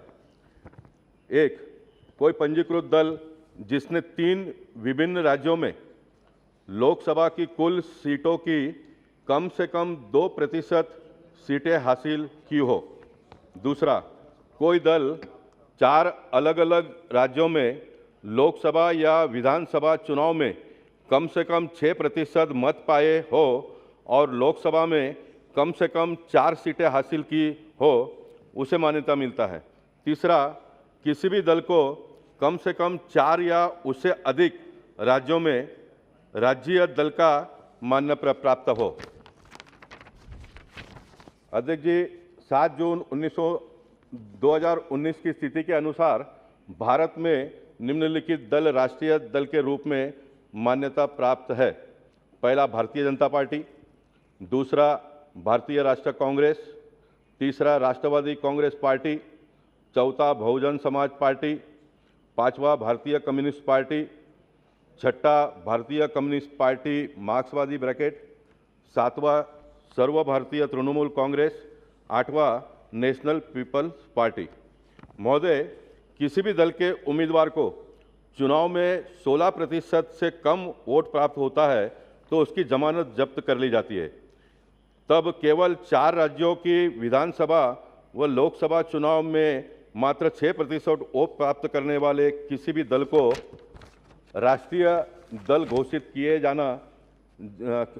जाने का कोई औचित्य नहीं बनता है, ऐसा मेरा मत है। मैं यह भी कहना चाहूँगा कि यदि किसी राजनीतिक दल का केवल 4 राज्यों में अस्तित्व है और उसे केवल 4 राज्यों में विधानसभा लोकसभा चुनाव में मात्र 6% वोट प्राप्त होते हैं एवं केवल 3 राज्यों से उसके लोकसभा के 11 सदस्य है तो उसे राष्ट्रीय दल घोषित नहीं किया जाना चाहिए, ऐसा मुझे लगता है। क्योंकि किसी भी देश के राष्ट्रीय राजनीतिक दल का एक अलग अस्तित्व होता है, इसलिए राष्ट्रीय राजनीतिक दल के गठन के लिए आवश्यक है कि उसके देश के 1/4 राज्यों से कम 54 लोकसभा सदस्य अथवा लोकसभा के कुल सदस्यों की संख्या के 10% के बराबर सदस्य हो और उसे देश के 1/4 राज्यों में विधानसभा तथा लोकसभा चुनाव में कम से कम 16% वोट प्राप्त हुए हो तथा उसका 1/4 राज्यों में अपना एक मूल आधार भी हो। अंत मेरे द्वारा प्रस्तुत ये विधेयक लोक प्रतिनिधित्व अधिनियम 1951 में और संशोधन किए जाने का आशय देश के हित में राज्यों को और अधिक मजबूत प्रदान करने का है और निम्नलिखित महत्वपूर्ण शर्तों में जो राजनीतिक दल पूर्ण करते हैं केवल उन्हीं दलों को राष्ट्रीय दल का दर्जा प्रदान किया जाने की आवश्यकता है।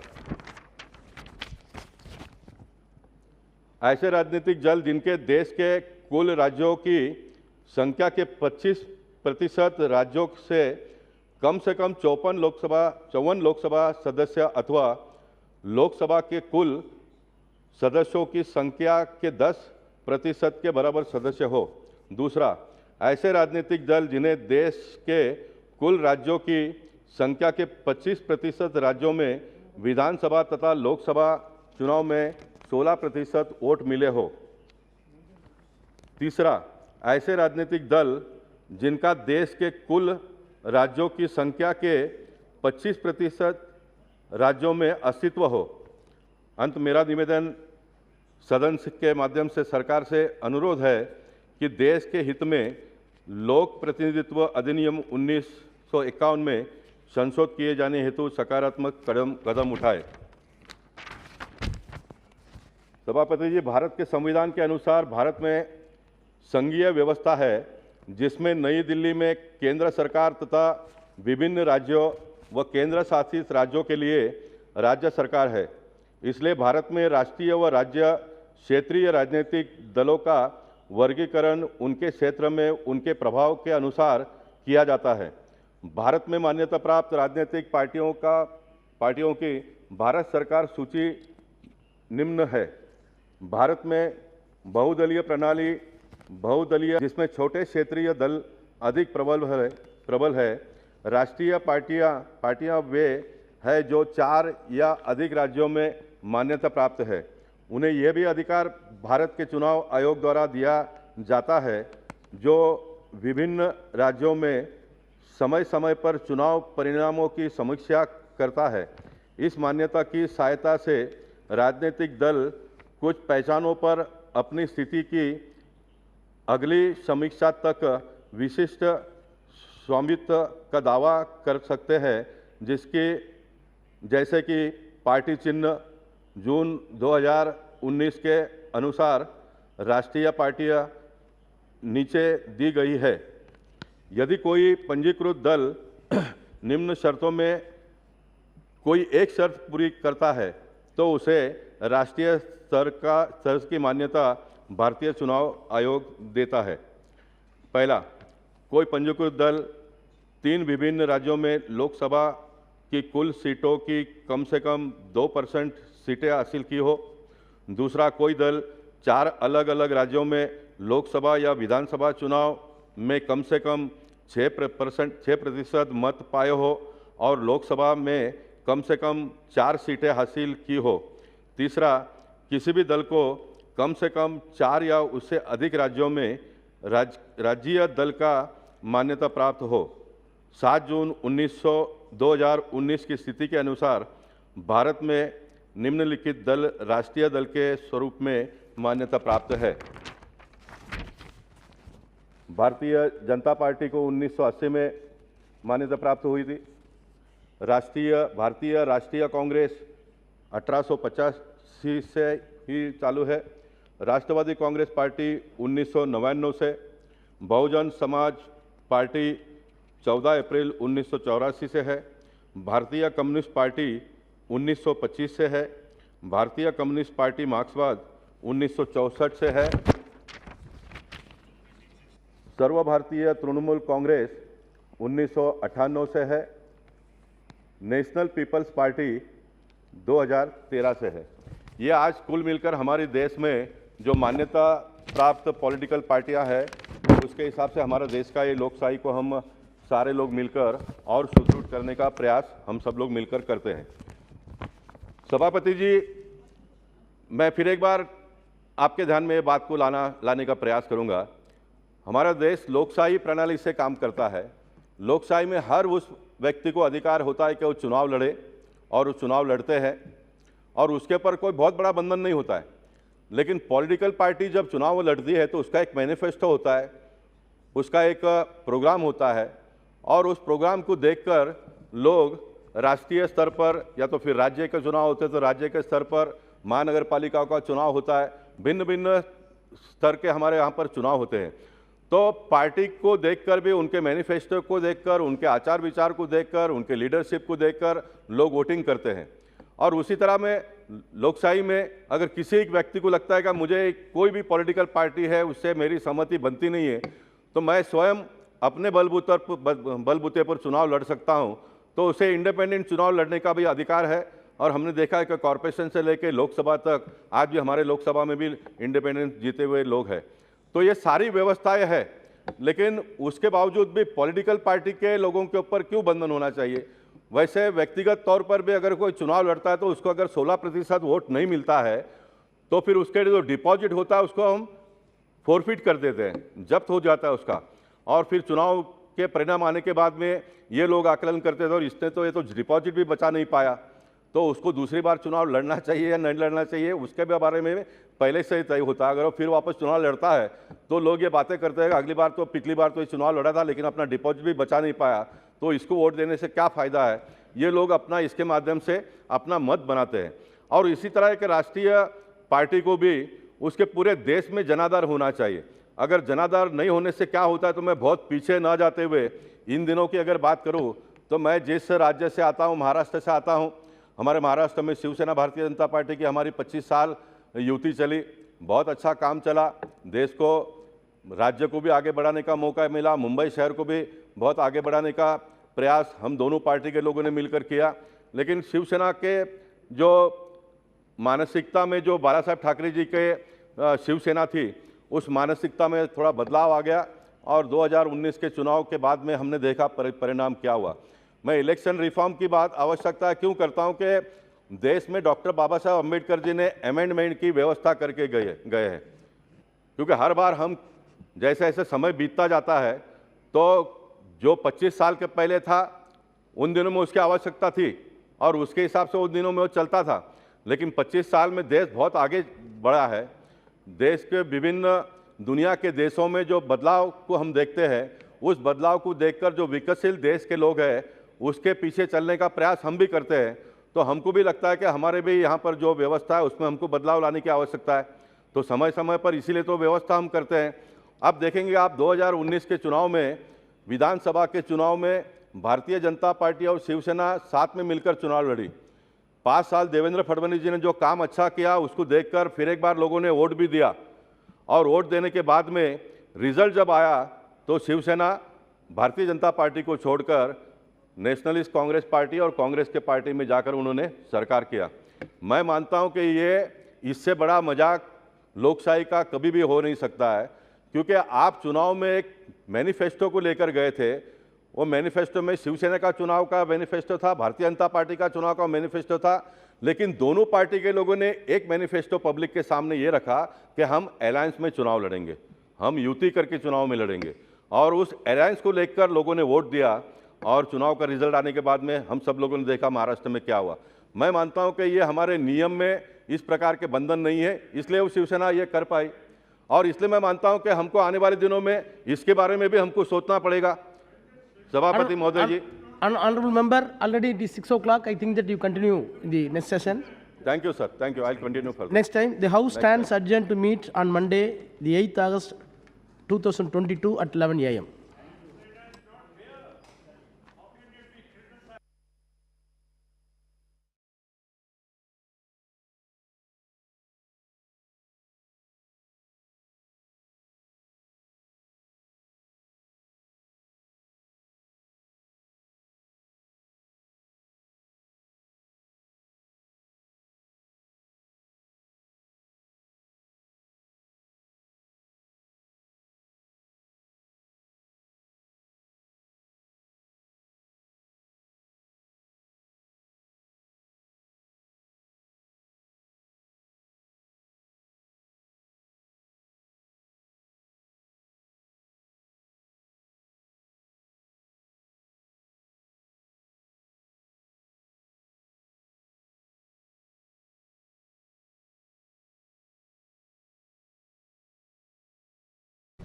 धन्यवाद. Sri Ranjit Reddy.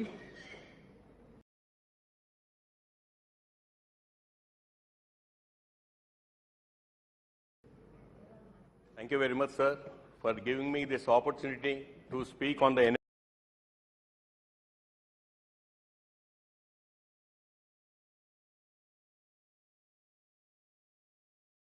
Energy Conservation Amendment Bill of 2020. Let's all confess that this bill is being amended only to see that the achieved targets put forth by Honorable Prime Minister at the Conference of Party 26, so that the Panchamrit, what is proposed by Honorable Prime Minister, have to be reached. This COP 26 has proposed 5 nectar elements. Out of the 5 nectar elements, 3 were quantitative changes. We definitely welcome all the quantitative changes, Honorable Sir. And the first change is to increase the installed capacity of non-fossil sources to 50%. We definitely appreciate that. And the second thing is to reduce the emissions intensity by 45% and to reduce the carbon emissions by 1 billion tons by 2030. Each one of us will definitely welcome all the 3 changes because we are accountable and answerable to the next generation, and we are also answerable to the climatic changes in the future to come.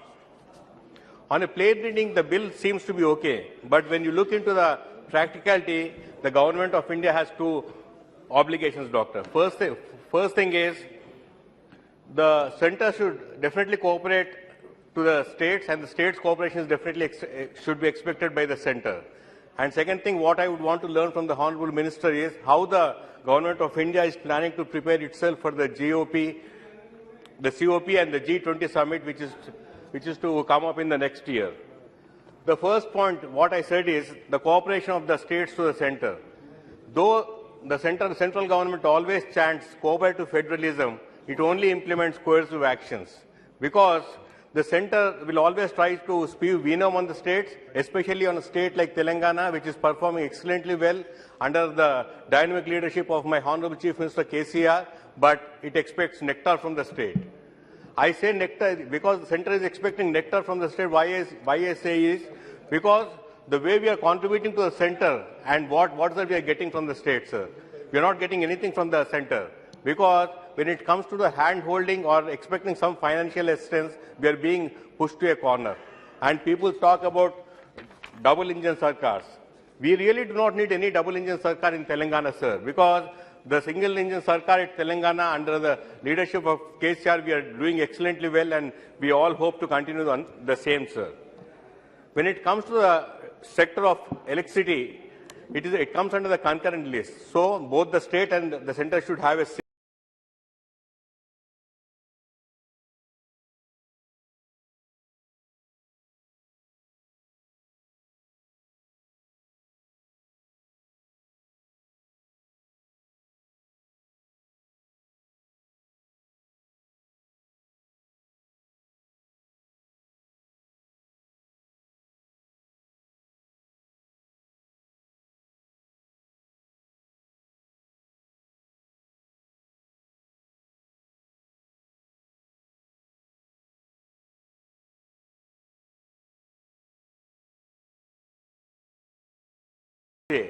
But when it comes to this point, the center is prevailing to amend the laws, rules and regulations relating to electricity, and it is encroaching upon the states, sir.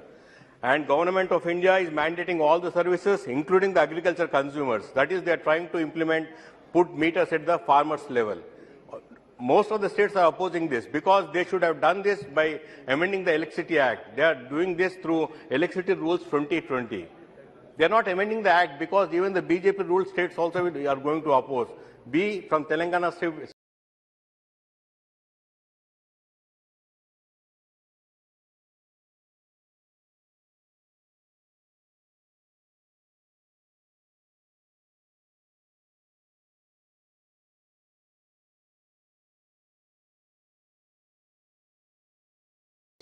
we are strongly opposing this move, sir. Second thing is they are linking up this to 0.5% additional borrowing. How can that be linked to the additional borrowing of 0.5%, sir? The Telangana government is definitely opposing this point also. And second thing, as I discussed about the concurrent list also, when any sector comes under a concurrent list, the government of India can only supersede the state government when it wishes. But see the way the center has prevailed upon and is giving powers to the Central Electricity Regulatory Commission by opening the floodgates to the private sectors to operate in more than one state. We strongly oppose this, sir. When it comes to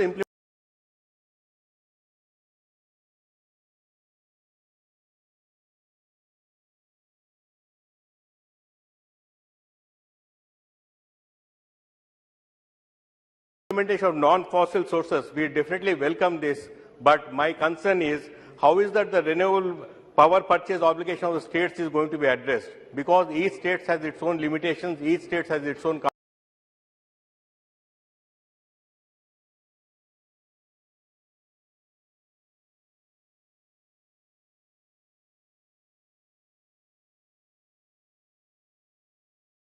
commitments which are already committed long time back.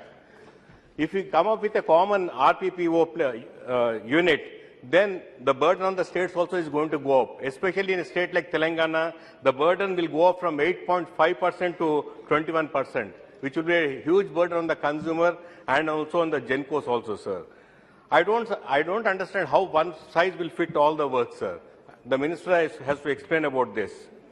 The last point is when it comes to the State Reorganization Act, under Section 93 of AP Reorganization Act, basically the GENCO, which was supposed to produce power in both the states, the power was supposed to be shared with a ratio of 54:46. But the government of Andhra Pradesh has stopped supplying the power which is generated in Andhra Pradesh, sir, in spite of conditions put by Southern Regional Load Dispatch Center. I request the concerned minister and the Honorable Prime Minister to please look into this and address the government of Andhra Pradesh to look into that, sir. The final point, sir, everything we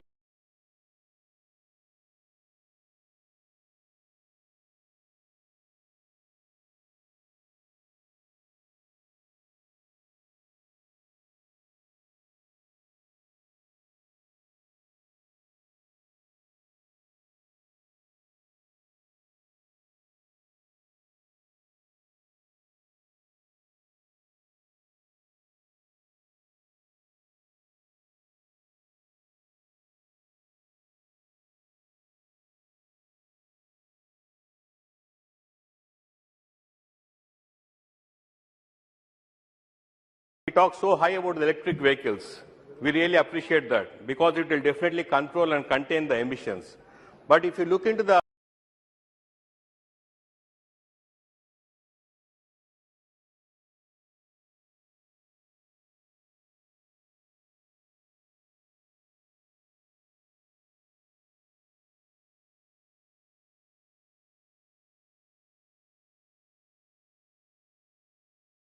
number of vehicles being sold, it is almost around 3 lakhs only, because the target which suppose the number of the vehicles which are going to go up, the target, the big condition will be the supply of the batteries. As per the Indian Energy Outlook, we are going to need 50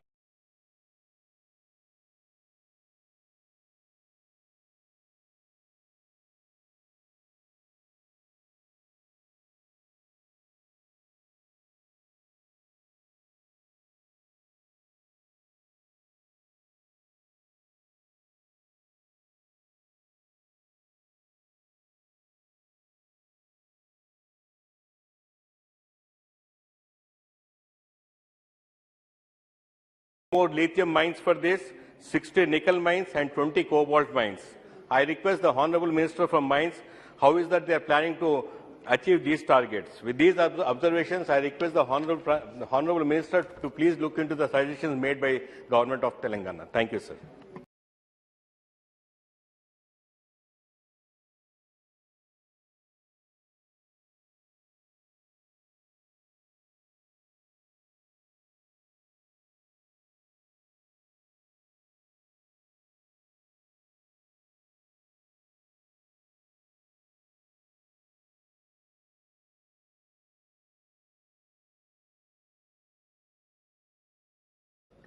माननीय सभापति महोदय, आपने मुझे ऊर्जा संरक्षण संशोधन विधेयक 2022 पर बहुजन समाज पार्टी की तरफ से विचार रखने का मौका दिया इसके लिए मैं आपका और हमारी पार्टी की राष्ट्रीय अध्यक्ष आदरणीय बहन कुमारी मायावती जी का आभार प्रकट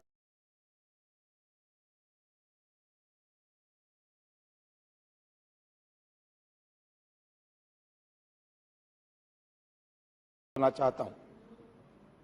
माननीय सभापति महोदय, जैसा कि मालूम है कि वैश्विक स्तर पर कार्बन उत्सर्जन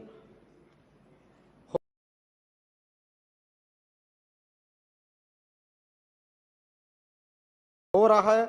दिन प्रतिदिन की बढ़ोतरी मानव जीवन सहित समस्त प्राणी तथा जीव जंतु के जीवन के ऊपर प्रतिकूल प्रभाव डालने के कारण एक गंभीर चिंता का विषय बना हुआ है। इसी ग्रीन गैस उत्सर्जन की कमी लाने के लिए अंतर्राष्ट्रीय समुदाय ऊर्जा संरक्षण के लिए प्रयासरत देशों ने एनडीसी नेशनल डिटरमेंट कंट्रीब्यूशन अर्थात अपने अपने स्तर से ऊर्जा संरक्षण के लिए राष्ट्रीय स्तर का कार्य प्रोग्राम बना रखा है, जो पेरिस क्लाइमेट एग्रीमेंट के अनुसार वर्ष 2030 तक कार्बन उत्सर्जन के क्षेत्र में अधिकाधिक कमी तथा रिन्यूएबल एनर्जी का बढ़ावा देना है। इंटरनेशनल एनर्जी एजेंसी IEA के मुताबिक अभी पूरे विश्व में विद्युत की पूर्ति 24% है, रिन्यूएबल एनर्जी के माध्यम से की जाती है, जो वर्ष 2024 तक बढ़कर 28% होने की संभावना है।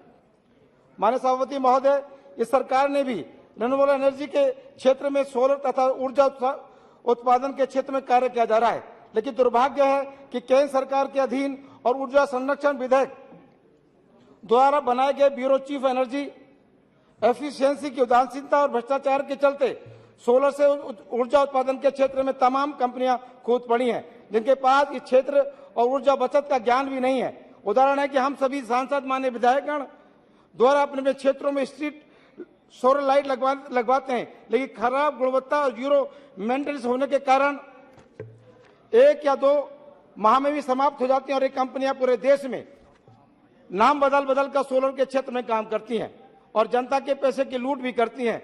मैं माननीय मंत्री जी से आपके माध्यम से जानना चाहूंगा कि इस प्रकार की कंपनियों के खिलाफ कितनी शिकायतें प्राप्त हुई और माननीय मंत्री जी ने उनके खिलाफ क्या कार्रवाई की। जब अपना प्रश्न उत्तर दें तो इसमें जरूर बताने का कष्ट करें।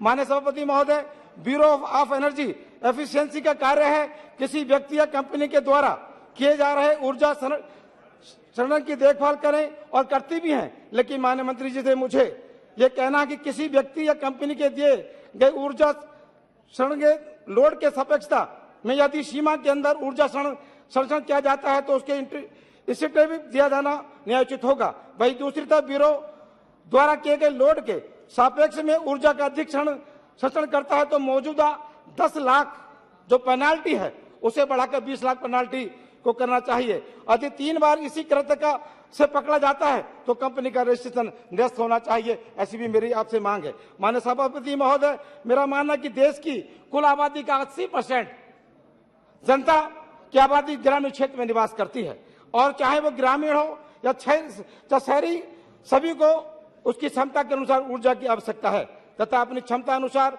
ऊर्जा का उपयोग भी करता है। ग्रामीण क्षेत्र के निवासियों को जिस प्रकार सरकार आवास, शौचालय, बिजली, पानी की व्यवस्था करती है, उसी प्रकार बिजली उत्पादन हेतु सोलर सिस्टम का उपयोग करके जिससे घरेलू उपकरण, टीवी, फ्रिज, LED पंखा चलाने के साथ साथ कुकिंग की भी सुविधा प्रदान करे और करेगी तो एक तरफ विद्युत की मांग भी कम होगी और दूसरी तरफ उसका बिल न देने से आर्थिक बचत भी होगी। साथ साथ ऊर्जा संरक्षण शून्य तथा कार्बन उत्सर्जन से भी 0 हो जाएगा।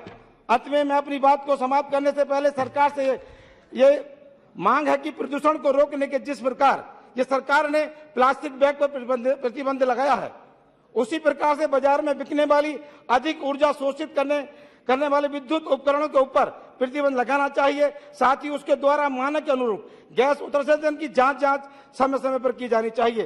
पिछले सत्र में जिस दौरान माननीय मंत्री श्री नितिन गडकरी जी ने द्वारा हाइड्रोजन आधारित एक कार का उपयोग किया गया था, यह बहुत ही बड़ा ऊर्जा संरक्षण के क्षेत्र में क्रांतिकारी व सराहनीय कार्य है। इस टेक्नोलॉजी का प्रचार प्रसार और अनुसंधान अधिकाधिक करके समस्त ऑटोमोबाइल क्षेत्र सहित विद्युत उपकरणों को भी हाइड्रोजन आधारित बनाया जाना सरकार का महत्वपूर्ण कदम होगा, जिससे पेरिस क्लाइमेट एग्रीमेंट की शर्त पूरी होगी। बहुत बहुत धन्यवाद। Note of what the member had just now said. I now request Santosh Kumar ji.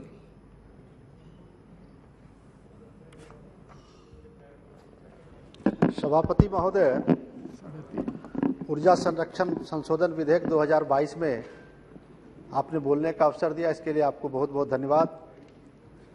इस विधेयक द्वारा ऊर्जा संरक्षण अधिनियम 2001 में संशोधन का प्रस्ताव है। यह अधिनियम अंतिम बार 2010 में संशोधित किया गया था। विधेयक में निम्नवत प्रस्ताव किए गए हैं। ग्लासगो में आयोजित COP 26 में भारत द्वारा प्रस्तुत निम्नलिखित पंचामृत की प्राप्ति को सुगम बनाना है।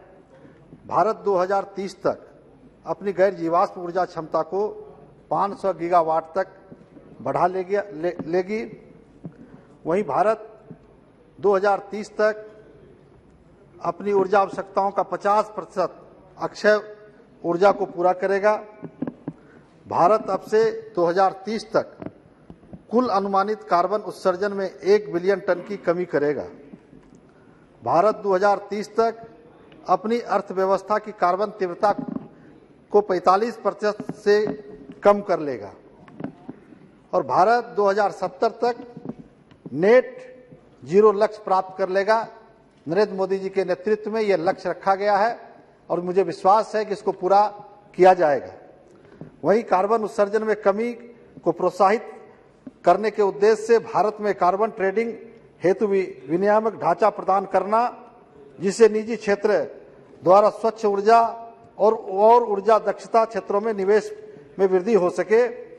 प्रस्तावित संशोधनों से भारत में कार्बन बाजार में विकास में सहायता मिलेगी और पंजीकृत कंपनी जो कार्बन क्रेडिट ट्रेडिंग योजना की आवश्यकताओं का अनुपालन करती है को कार्बन क्रेडिट प्रमाण पत्र जारी करना और नामित उपभोक्ताओं द्वारा green hydrogen, green ammonia, biomass और इथेनॉल जैसे गैर जीवाश्म ईंधन आधारित ऊर्जा की खपत का न्यूनतम स्तर निर्धारित करना। भवन, उद्योग, परिवहन आदि जैसे अंतिम उपयोग क्षेत्र में अक्षय ऊर्जा की मांग को प्रोत्साहित करना और बढ़ाना और इस तरह देश में जीवाश्म ईंधन आधारित ऊर्जा खपत को कम करना और संवहनीय प्रयासों को बढ़ावा देने के लिए बड़े आवासीय भवनों को ऊर्जा संरक्षण व्यवस्था के दायरे में लाना।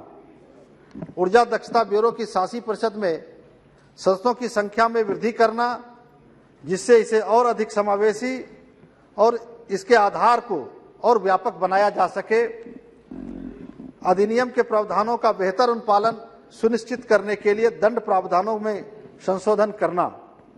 देश में स्वच्छ ऊर्जा के लिए सुचारू और व्यवस्थित परिवर्तन की आवश्यकता करने हेतु सुगम बनाने के लिए ऊर्जा संरक्षण संबंधी इस प्रगतिशील विधेयक का स्वागत करते हुए इस बात पर जोर दिया जाना चाहिए कि हमें अपने अक्षय ऊर्जा और नेट जीरो कार्बन उत्सर्जन लक्ष्य प्राप्त करने के लिए प्रोत्साहन और निरुत्साहन दोनों की एक व्यवस्था तैयार करनी होगी और हमें प्रभावी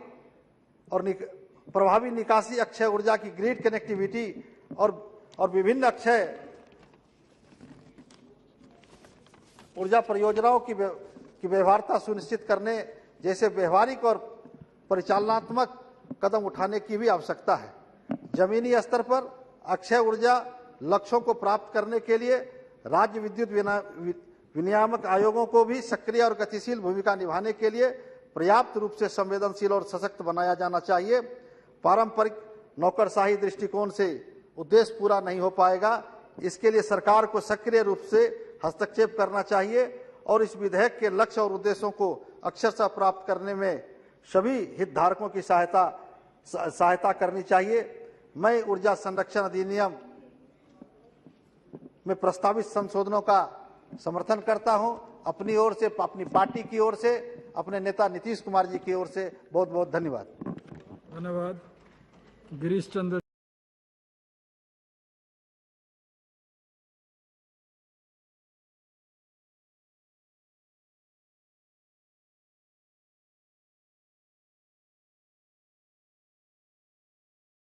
my submissions and I support the bill. Thank you very much. Shri Mithun Reddy ji.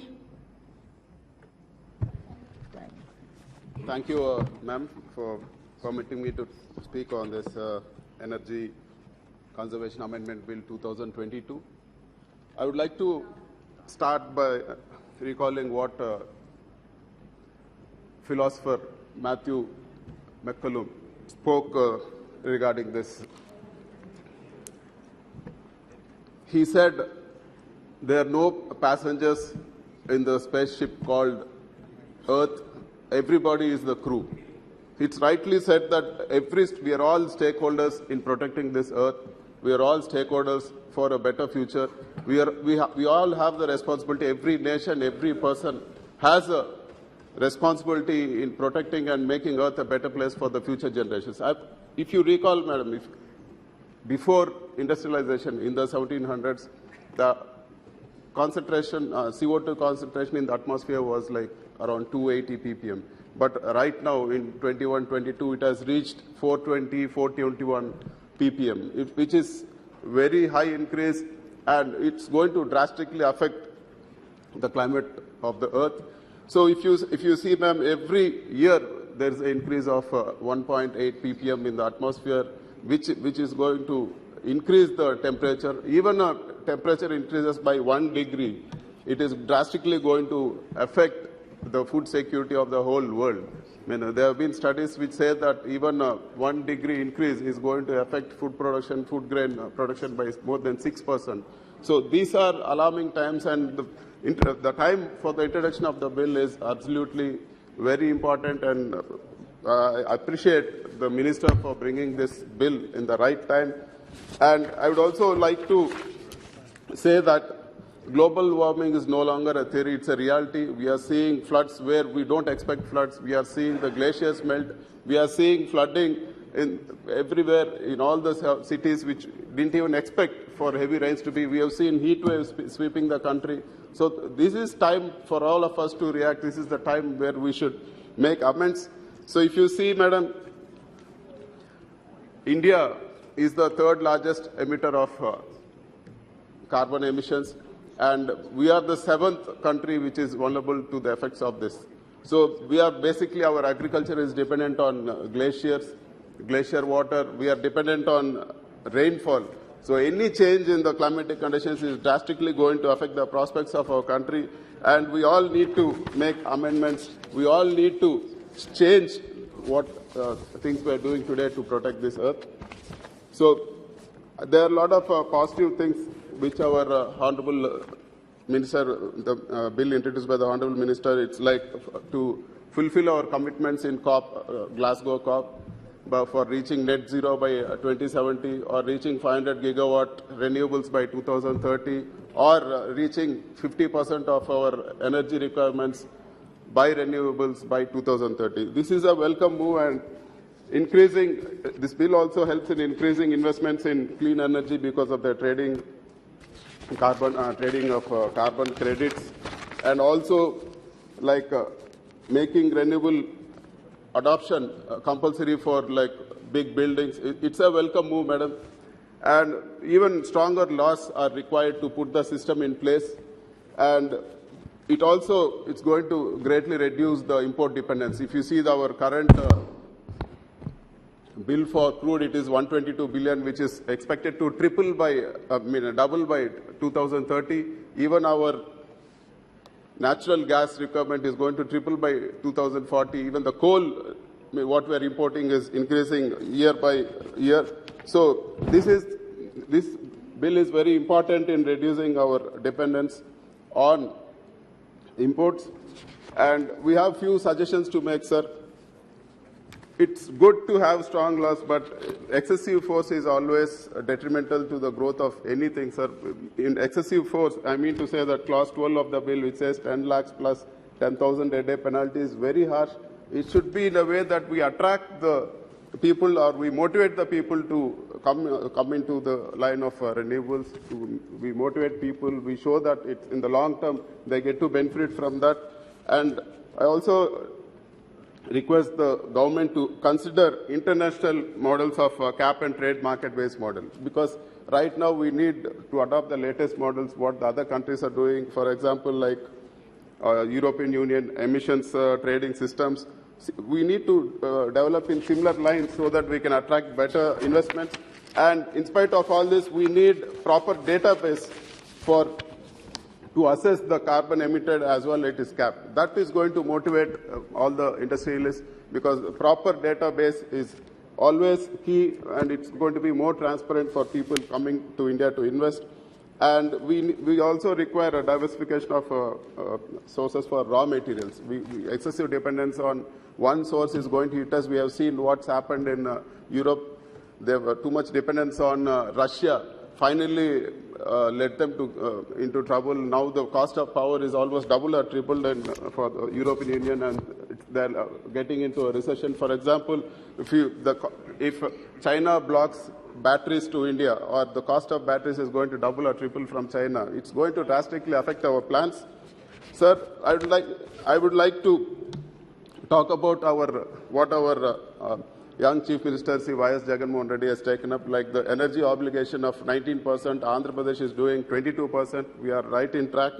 And I would like to, one more suggestion, sir, like the GST, we request the lower slabs of GST to be there for renewables, because the increase in GST for pump storage at 18% or even 12% for solar is not good for the industry. We request you to consider reducing the GST to the previous levels. And I would like to say that, sir, Andhra Pradesh is, under the guidance of our Chief Minister, is going in the right direction for this. For example, the world's largest integrated pump storage is being built in Andhra Pradesh with 5,300 megawatt. It's a big thing, sir. It is so huge that it is going to it's going to control emissions almost equal to 3 million cars or 15 million tons of carbon dioxide. So we have 33 such locations, sir, 33 such locations. So I have a proposition to make on behalf of our state, sir.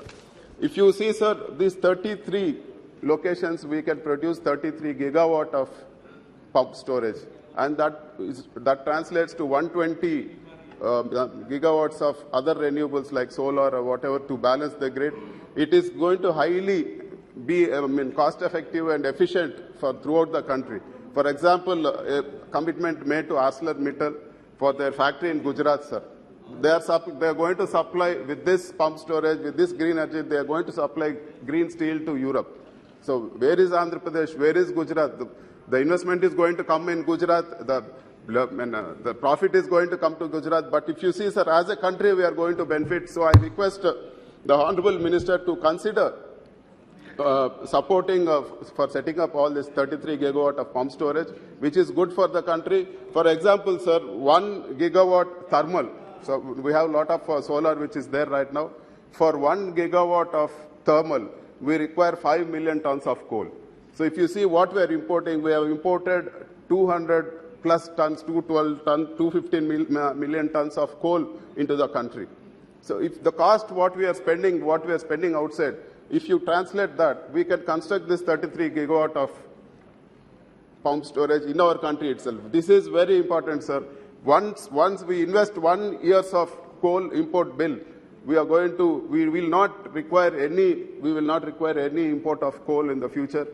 So this is, I request you to impress upon the Honorable Prime Minister or take this up, sir, because this is going to be a game changer. Andhra Pradesh will be a hub for the whole country, or it will be a battery for the country, sir. In future, it's all going to be green energy. It's going to attract a lot of investments. We have natural resources for that. Right now we are doing solar, sir. For solar, we require to import panels. We are importing a lot of things.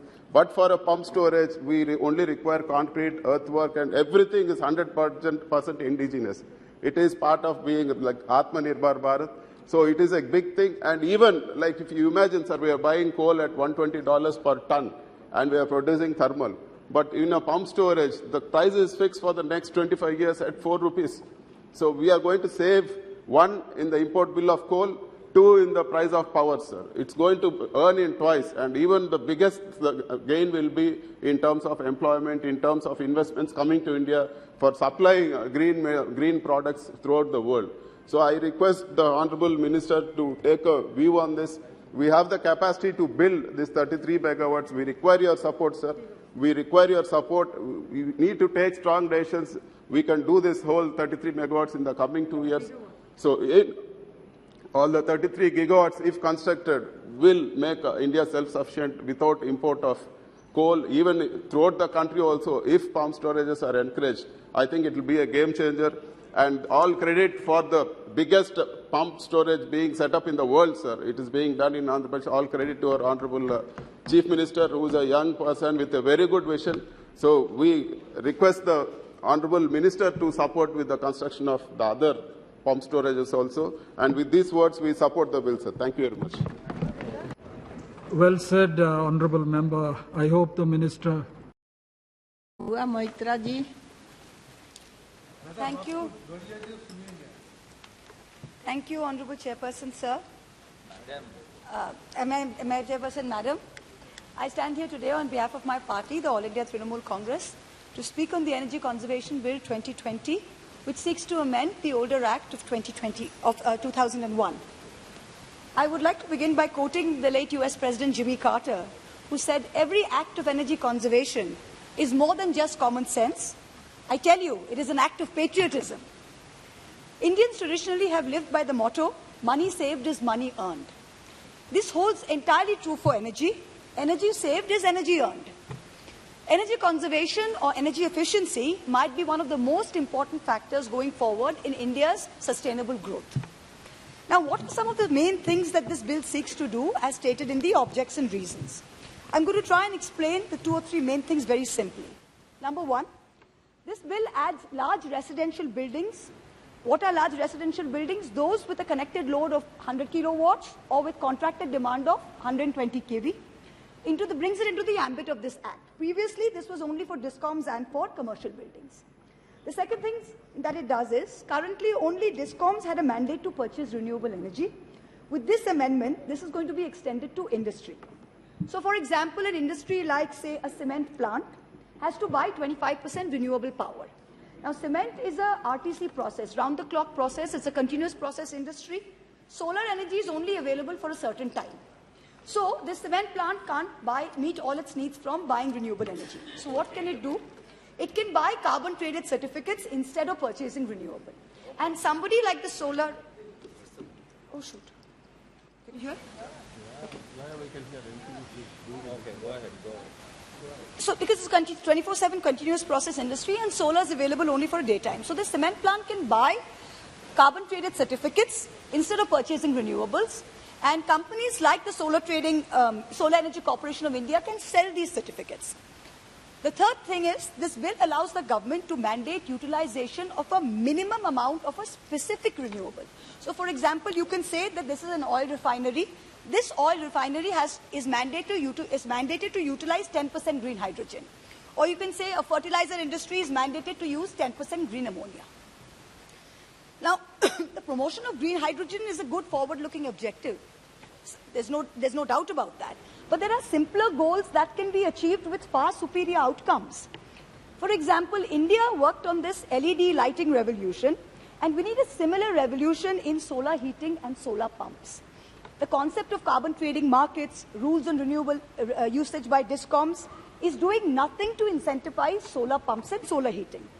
The Honorable Prime Minister's mission is a home for all under Prime Minister's Awas Yojana, which is a great scheme. But this essentially means that all those citizens will expect to have cooling in their homes, whether it's a fan, whether it's an air cooler, whether it's an air conditioner, at least in the summer. So we need to talk about cooling equity. Nobody is talking about cooling equity. The Intergovernmental Panel on Climate Change predicts that by the year 2100, that's 80 years away, the need for electricity for power cooling is going to go up by 30 times what it was in 2000. Now, this is a global statistic. India's Ministry of Environment's ozone cell has already talked about cooling goals in the India Cooling Action Plan, ICAP.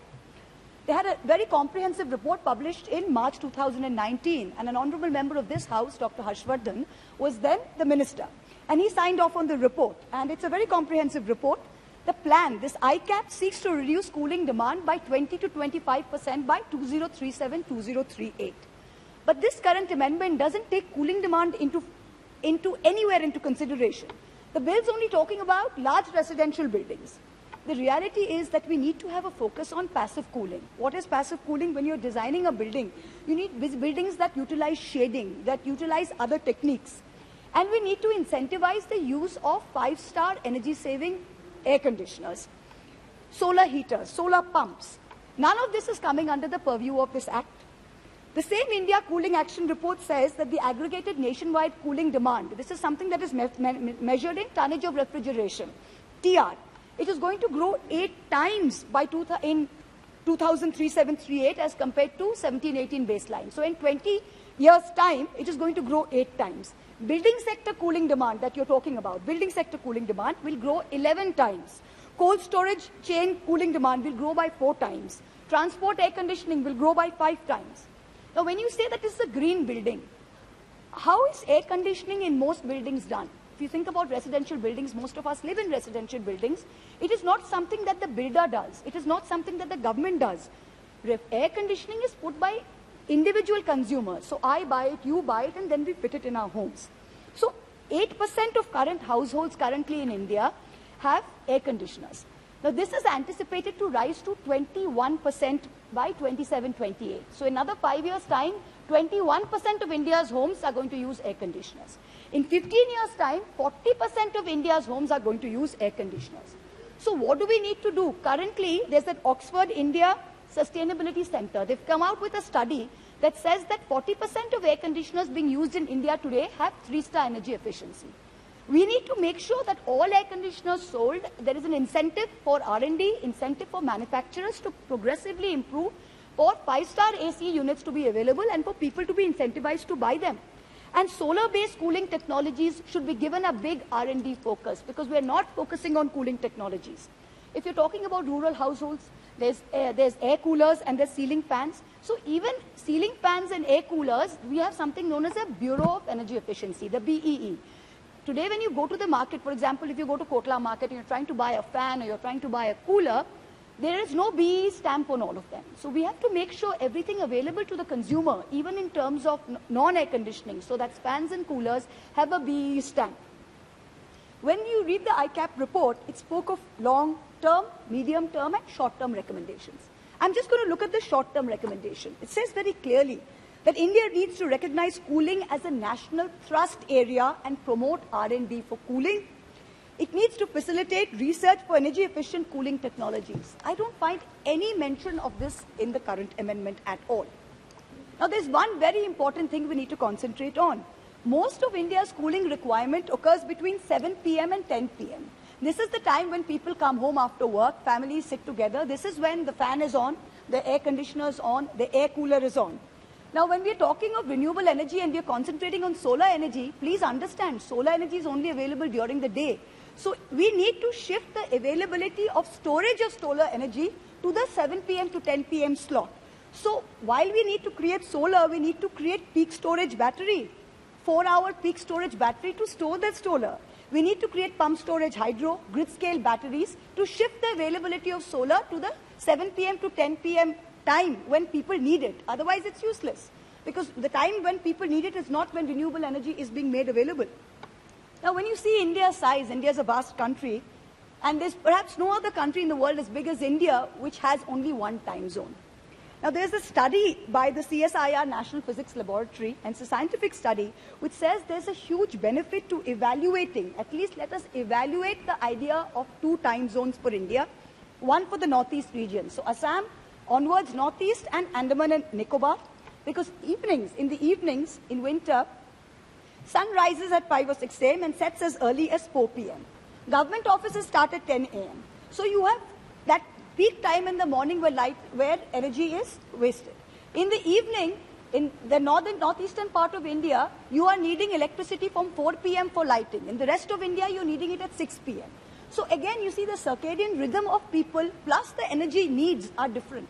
And perhaps the idea of making that part of India GMT plus 1, GMT plus 6.5 as opposed to us which are GMT plus 5.5 for the rest of India would be beneficial, and the study actually says it would result in an annual saving of approximately 2.7 billion units of electricity. This is a study which is there by the CSIR National Physics Lab.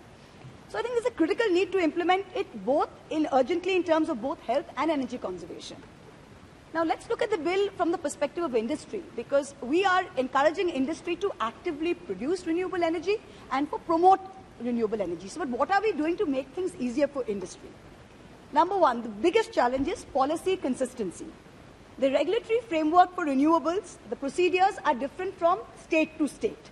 So the definition of the RPO, the renewable purchase obligation, differs from state to state. So this, for a company which is operating pan-India, it's creating a huge risk of investment because your different standards are there for every state. Now the policies are available for 5 years. Again, you have an investment risk. You don't know what's going to happen in 5 years' time. You look at biomass. Biomass doesn't even have a comprehensive framework. The state electricity regulatory commissions, they have delayed payments. Now the developers then have to get into a debt trap because they're not getting their payments cleared in time from the SERCs. For captive solar producers, a consistent metering policy is a must. There is no consistent metering policy for captive solar producers. When we come to GST, the government previously had 5% GST on renewable energy equipment. Now they have increased it to 12%. If you look at the last 18 months, the price of PV modules, photovoltaic modules, which are used in solar panels, have increased 40 to 50%. So when you're looking at domestic solar engineering, domestic solar procurement, construction, basically the solar EPC market, this has all been hit. This is something we need to look at seriously. Infrastructure. Now there is insufficient integration between the grid and between renewable projects. So the grid is producing the renewable energy. The State Electricity Regulatory Commission is not being able to use all the generated power. So we need the transmission infra to be ahead of the renewable generation infra. We are producing it, the transmission is not being able to pick it up. This is important, this integration. Then we go to overdependence on solar. We know there's an allocation of about rupees 19,500 crores to facilitate domestic solar manufacturing. This is a great thing. Currently, 80% of dependence is on one country, China. 80%. So we need to include provisions in our policies to bring wind energy at par with solar energy, because most manufacturing for wind energy is domestic. We can also look at mini hydro. Of course, there's a lot of untapped potential in mini hydro. There are some environmental issues that need to be examined. And we also need to promote biomass as an alternative energy source. What's happening now with using only solar is RTC, which is round the clock. We are not getting round the clock in renewable power. This is something that can only be done with a hybrid mix of hydro, wind, and solar. And the next thing we come to is storage. Now, India, again, the same thing. The demand for the time of when the demand for the energy is and the time that energy is produced, there's a lag. So what do we need? We need storage. India would need about a dozen gigawatt scale factories with an average capacity of 10 gigawatt hour at least. So the government needs to support R&D and local battery manufacturing to scale up. This is something that is the need of the hour. Green hydrogen. We've talked of green hydrogen. Currently, 95% of energy produced, hydrogen produced is grey hydrogen, which is from natural gas. So there are technological challenges for transportation and for the usage. So a major R&D effort and investment is required in the green hydrogen space. It's not going to be easy to shift overnight from 95% grey hydrogen to green hydrogen. Now, it's a good bill. It's a step in the right direction. But this government's got an uncanny knack of ignoring what's important and concentrating on what makes headlines. For example, now we should be looking at GDP. We are being exhorted by the government to concentrate on our DPs. So the G is being forgotten from the GDP, only look at the GP. So let's not make the same mistake with energy conservation. There's plenty of good work done by various ministries. I myself have read 2 very comprehensive reports, not by your ministry but by others. I would really urge that those recommendations are encompassed into this amendment. So in conclusion, we've got to be really serious about energy conservation and about encouraging energy conservation, and it's not just enough to be a government of gas bags. We've got to do more than that. Thank you very much.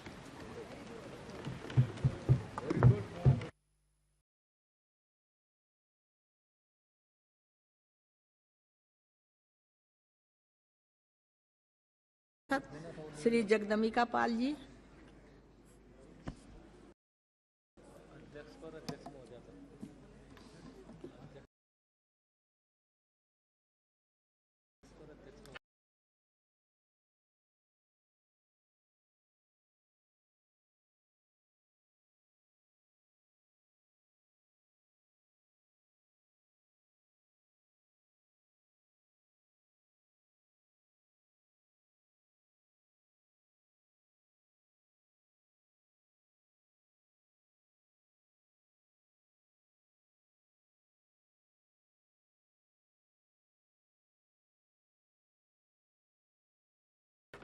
अध्यक्ष महोदय, अधिष्ठाता महोदय, आपने माननीय ऊर्जा मंत्री जी के द्वारा जो दुनिया की चिंता उन्होंने व्यक्त की, चाहे वो क्लाइमेट चेंजेज की बात हो, ग्लोबल वार्मिंग की बात हो या कार्बन इमिशन की बात हो, आज पूरी दुनिया की चिंता में भारत के उस पहल को जिस तरह से अपने बिल को प्रस्तुत करते हुए उन्होंने अपने भावनाओं की अभिव्यक्ति की है, मैं उसके समर्थन में खड़ा हूँ। स्वाभाविक है कि माननीय मंत्री जी ने कहा कि पहले जब दुनिया के देश के लोग मिलते थे तो हम बैकफुट पे रहते थे और आज वो डिफेंसिव मोड पे है, और जिस तरह से उन्होंने विस्तार से कहा है तो मुझे लगता है कि इस बिल का सर्वसम्मत से समर्थन करेंगे लोग। आखिर इस बिल को अमेंड करने की जरूरत क्यों पड़ी? जो बिल हम लोगों ने 2002 में तैयार किया, इसका अमेंडमेंट इसके पहले 2010 में हुआ, और 2010 में पहली बार जिस तरह से हुआ कि हम एनर्जी के कंजम्पशन को, उसके नाम्स को, इंडस्ट्रीज को एक करेंगे, लेकिन इसके बावजूद दुनिया में बढ़ते हुए उस कार्बन इमिशन या उत्सर्जन की बात जो हुई, क्लाइमेट चेंजेज की बात हुई, जिस पेरिस समझौते का उल्लेख किया, ग्लासगो के समझौते का, ग्लासगो की कॉन्फ्रेंस का, COP26 का उल्लेख किया, तो स्वाभाविक है कि उस चिंता के कारण आज भारत की लोकसभा में इस एनर्जी कंजर्वेशन अमेंडमेंट बिल को माननीय मंत्री जी लेकर के आए हैं, और आज उसमें हमारी दुनिया से, दूसरे देशों से अच्छी पहल है।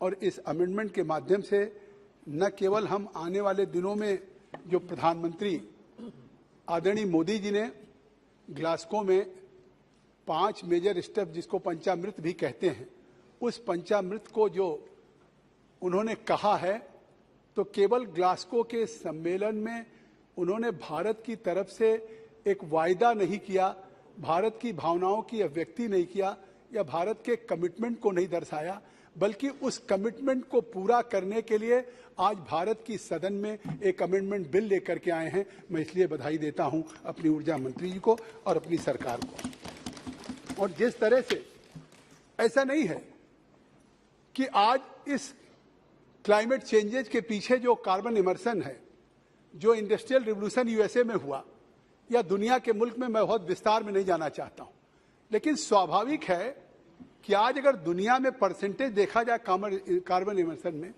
तो उसके लिए हम जिम्मेदार नहीं हैं। अगर उसके लिए जिम्मेदार है तो आज भी यूएसए है, क्योंकि यूएसए का आज भी योगदान 25% है। यूरोपियन यूनियन के जो 19 कंट्रीज हैं उनका करीब 22% है, चाइना का आज भी 13% है, और भारत का केवल 3% है। इसके बावजूद भी पूरी दुनिया के इस क्लाइमेट चेंजेज के, ग्लोबल वार्मिंग की 1.5% से ज़्यादा ग्लोबल टेम्परेचर न बढ़ने पाए, इसकी प्रतिबद्धता जो पहले दुनिया के नेताओं को होती थी, आज वो भारत के प्रधानमंत्री नरेंद्र मोदी जी की है। तो स्वाभाविक है ये विश्व के कल्याण के लिए करना। और ये हमारी रिपोर्ट नहीं है, ये यूएसए की रिपोर्ट है, ब्लूमबर्ग की रिपोर्ट है कि 1850 से लेकर 2019 तक भारत में कार्बन इमर्शन 4% से ऊपर कभी नहीं हुआ। और वहीं यूरोपियन यूनियन का देखिए, यूएसए का देखिए, जैसा मैंने कहा 25%, 22%, 13%।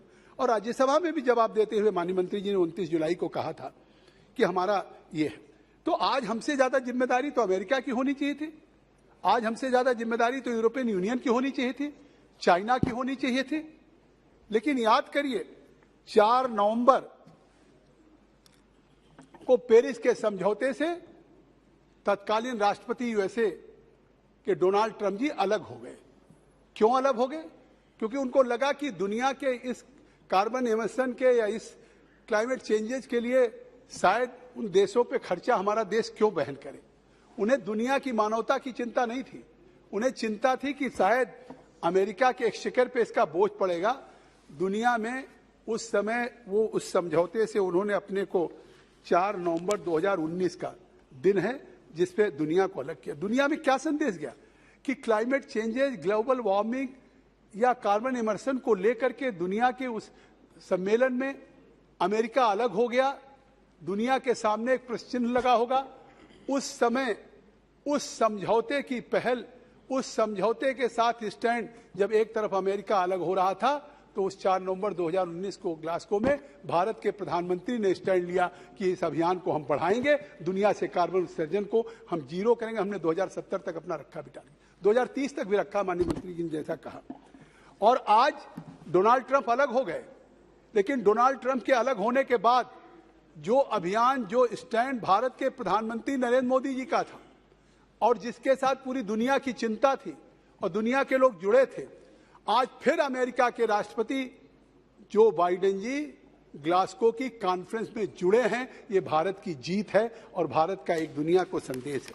तो इस तरीके से आज जिस तरीके से आज मोदी जी चिंता कर रहे हैं और जिस तरीके से मैंने कहा कि COP26 में उन्होंने कहा कि हम पंचामृत या 5 स्टेप्स जो हम लेंगे, उस 5 स्टेप्स के लिए उन्होंने महत्वपूर्ण जो कहा वो COP26 में, उसमें सबसे पहले कहा कि हम क्लाइमेट चेंजेज को कम्बैट करने के लिए, क्लाइमेट चेंजेज को ठीक करने के लिए, समन्वय करने के लिए, क्लाइमेट चेंजेज कब ठीक होगा? जो आज क्लाइमेट में चेंजेज आ रहा है, जब कार्बन का उत्सर्जन बढ़ता जा रहा है, प्रदूषण बढ़ता जा रहा है, दुनिया में उस कार्बन के उत्सर्जन से उसका असर क्लाइमेट पे पड़ता है, ये इंटरलिंक्ड है और उस नाते क्लाइमेट चेंजेज हो रहे हैं। चाहे बारिश के समय बारिश नहीं, कहीं सूखा, कहीं गर्मी के समय बारिश, इस तरीके से हो रहा है। तो उसमें 5 चीजें उन्होंने तय किया। मुझे लगता है कि जैसा माननीय मंत्री जी ने कहा कि हम आत्मनिर्भर भी हैं, और लेकिन इसके आगे भी हमारा कमिटमेंट है कि जहां तक उन्होंने बार बार कहा, भारत की ये प्रतिबद्धता है कि आने वाले दिनों में हमने नेशनल थर्मल पावर कॉरपोरेशन से या थर्मल या कोल की एनर्जी से हमने रिन्यूएबल एनर्जी को स्विच ओवर किया। जहां पहले 175 गीगावाट भारत का लक्ष्य था बिजली प्राप्त करने का कि हम 175 गीगावाट बिजली बनाएंगे, आज वहीं हमारी सरकार ने नॉन फॉसिल जैसा मंत्री जी ने व्याख्या किया है कि चाहे सोलर हो, चाहे विंड हो या हाइड्रो हो, या इससे रिन्यूएबल एनर्जी से, हम रिन्यूएबल एनर्जी से 500 गीगावाट को हम हासिल करेंगे और उत्पादन करेंगे। ये भारत का संकल्प है और ये हम संकल्प करके आए हैं। प्रधानमंत्री ने उस दिशा में हमने आज जो लक्ष्य रखा था उसमें हमने हासिल भी किया है। 175 गीगावाट का लक्ष्य आपने 2022 तक का रखा था रिन्यूएबल एनर्जी में। मैं बधाई देता हूं कि 114 गीगावाट की प्राप्ति हमारी सरकार ने कर लिया रिन्यूएबल एनर्जी से, जो अपने आप में एक अचीवमेंट है। तो इसलिए मैं कहना चाहता हूं कि जो प्रतिबद्धता आज हमारी सरकार या प्रधानमंत्री अपने उस COP26 में करके आए थे, उस दिशा में कि हम 2030 तक नॉन फॉसिल एनर्जी, मतलब जो ग्रीन एनर्जी होगी, क्लीन एनर्जी होगी या जिस तरीके से एक फ्री होगी, उस रिन्यूएबल एनर्जी में हम 500 गीगावाट करेंगे। और आने वाले दिनों में जो 2030 तक का ये संकल्प है, नहीं उस दिशा में बढ़ रहे हैं। हम आपको अभी तो आप सुनिए ना, प्रारंभ हुआ है। रिन्यूएबल एनर्जी में 2030 तक हम 50% अपने देश की एनर्जी को रिन्यूएबल एनर्जी पे लेकर के जाएंगे और 2030 तक का ये हमारा संकल्प है कि 1 बिलियन टन हम कार्बन इमिशन को कम करेंगे और 2070 तक ये संकल्प है कि जीरो कार्बन इमिशन इस भारत होगा, जो दुनिया के लिए अपने आप में एक संदेश होगा। कार्बन की इंटेंसिटी, सौगत दादा तो आते हैं ब्रीफिंग में, आज आए नहीं। कार्बन इंटेंसिटी की मैंने वैल्यू भी आज सुबह पूछा कि इसको हम कैसे कैलकुलेट करेंगे। आज उस कार्बन इंटेंसिटी की या कार्बन उत्सर्जन की तीव्रता को कम करने के लिए भी हमने संकल्प लिया है कि 45% हम उसको कम करेंगे। जिससे तो ये हमने इस तरह से एक 5 जो मेजर स्टेप्स हैं, वो 5 मेजर स्टेप्स हमने किए, क्योंकि ये दुनिया में सबसे पहले अगर किसी ने दुनिया को कहा, आप देखिए जब हमारी सरकार आई तो हमने 1 नेशन 1 ग्रिड की बात कही और आज दुनिया में प्रधानमंत्री मोदी जी हैं। मैम, पूरी दुनिया की बिजली की चिंता, एनर्जी की चिंता, नॉन फॉसिल एनर्जी की चिंता या क्लीन एनर्जी की चिंता, या हम आज 1 सन 1 वर्ल्ड 1 ग्रिड अगर नारा दिया है, जिसको साकार करने का काम कर रहे हैं, वो भी हमारी सरकार कर रही, प्रधानमंत्री श्री नरेंद्र मोदी जी कर। हम सिंगापुर तक लाइन बनाने जा रहे हैं दादा, सिंगापुर तक लाइन बनाने जा रहे हैं। हम केवल 1 सन की, पूरे दुनिया में एक सूर्य है, दुनिया मतलब एक विश्व पूरा एक देश है, एक परिवार है और एक ग्रिड है। आप सोचिए, इसी हाउस में दादा भी थे, हम भी थे। ग्रिड फेल हो जाते थे इसी आगरा के पास, पूरा पूरा कई राज्य अंधकार में डूब जाता था। भारत में वन ग्रिड नहीं था। अभी मंत्री जी अपने उस उत्तर में खुद ही माननीय मंत्री जी इसका उल्लेख करें। तो इसलिए मैं आज कहना चाहता हूं कि जिस तरीके से माननीय मंत्री जी ने कहा कि हम ग्रीन बिल्डिंग करेंगे, कार्बन मार्केट की बात कही, उन्होंने फॉसिल फ्यूल को रिड्यूस करने की बात कही।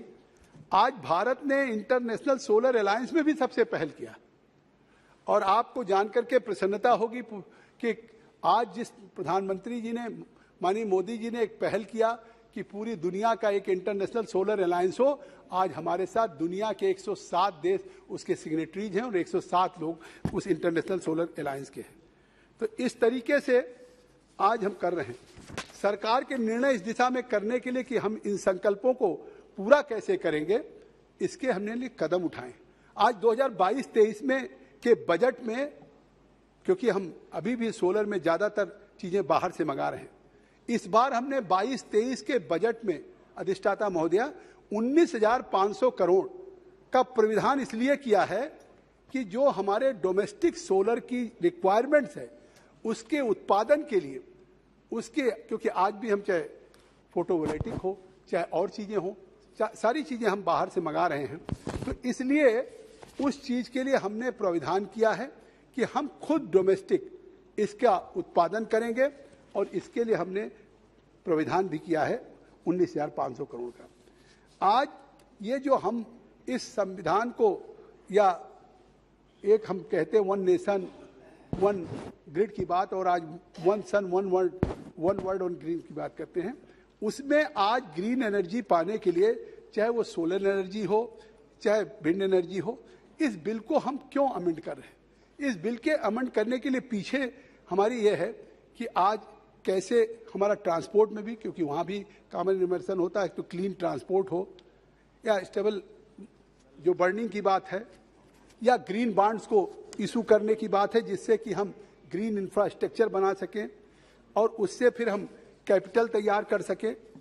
इसी तरीके से ये गवर्नमेंट के निर्णय है और गवर्नमेंट ने उपाय शुरू कर दिए कि हम इस देश में 50 सोलर पार्क की स्थापना करेंगे और उस 50 सोलर पार्क से रिन्यूएबल एनर्जी की जो कैपेसिटी बढ़ेगी वो 40 मेगाहजार वाट बढ़ेगी एक साथ। जो हमने तय किया है कि किस तरीके से हम 500 गीगावाट को हम प्राप्त करेंगे, उस दिशा में 50 सोलर पार्क हमने स्थापित करने का फैसला किया। और आज हम कहना चाहते हैं, जैसा मैंने उल्लेख किया था, कि आज उस तेजी से जिस तरीके से 114 गीगावाट को हमने इंस्टॉल कर लिया, आज उस दिशा में चाहे रूफटॉप सोलर प्रोग्राम हो, उसमें भी हमने 4000 मेगावाट का टारगेट रखा है कि 4000 मेगावाट का लक्ष्य पूरा करेंगे। और एक जो सस्टेनेबल डेवलपमेंट गोल है, पूरी दुनिया के लिए वो सस्टेनेबल डेवलपमेंट गोल है, उस गोल में जो 11 में है, इस रिन्यूएबल एनर्जी से हम 9 इश्यूज को हम एड्रेस करने जा रहे हैं। तो इससे साफ है कि आज भारत जिस तरीके से रिन्यूएबल एनर्जी के मामले में क्रांति कर रहा है, उस नाते आज इस बिल को जिस तरीके से हम अमेंड कर रहे हैं, उसके पीछे यही मंशा है।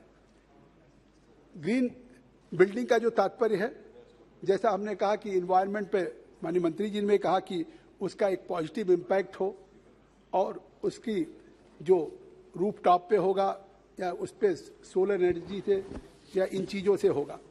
तो इसलिए कहना चाहते हैं कि आज जो हमने तय किया कि इस बिल से हम एक स्टेट एनर्जी कंजर्वेशन फंड भी बनाएंगे, क्योंकि स्वाभाविक है कि जब तक हम एक प्रमोशन करना चाहते हैं या रिन्यूएबल एनर्जी को हम उसको प्रमोट करना चाहते हैं with in the state also, तो वो हम एक स्टेट एनर्जी के कंजर्वेशन फंड का भी निर्माण करेंगे।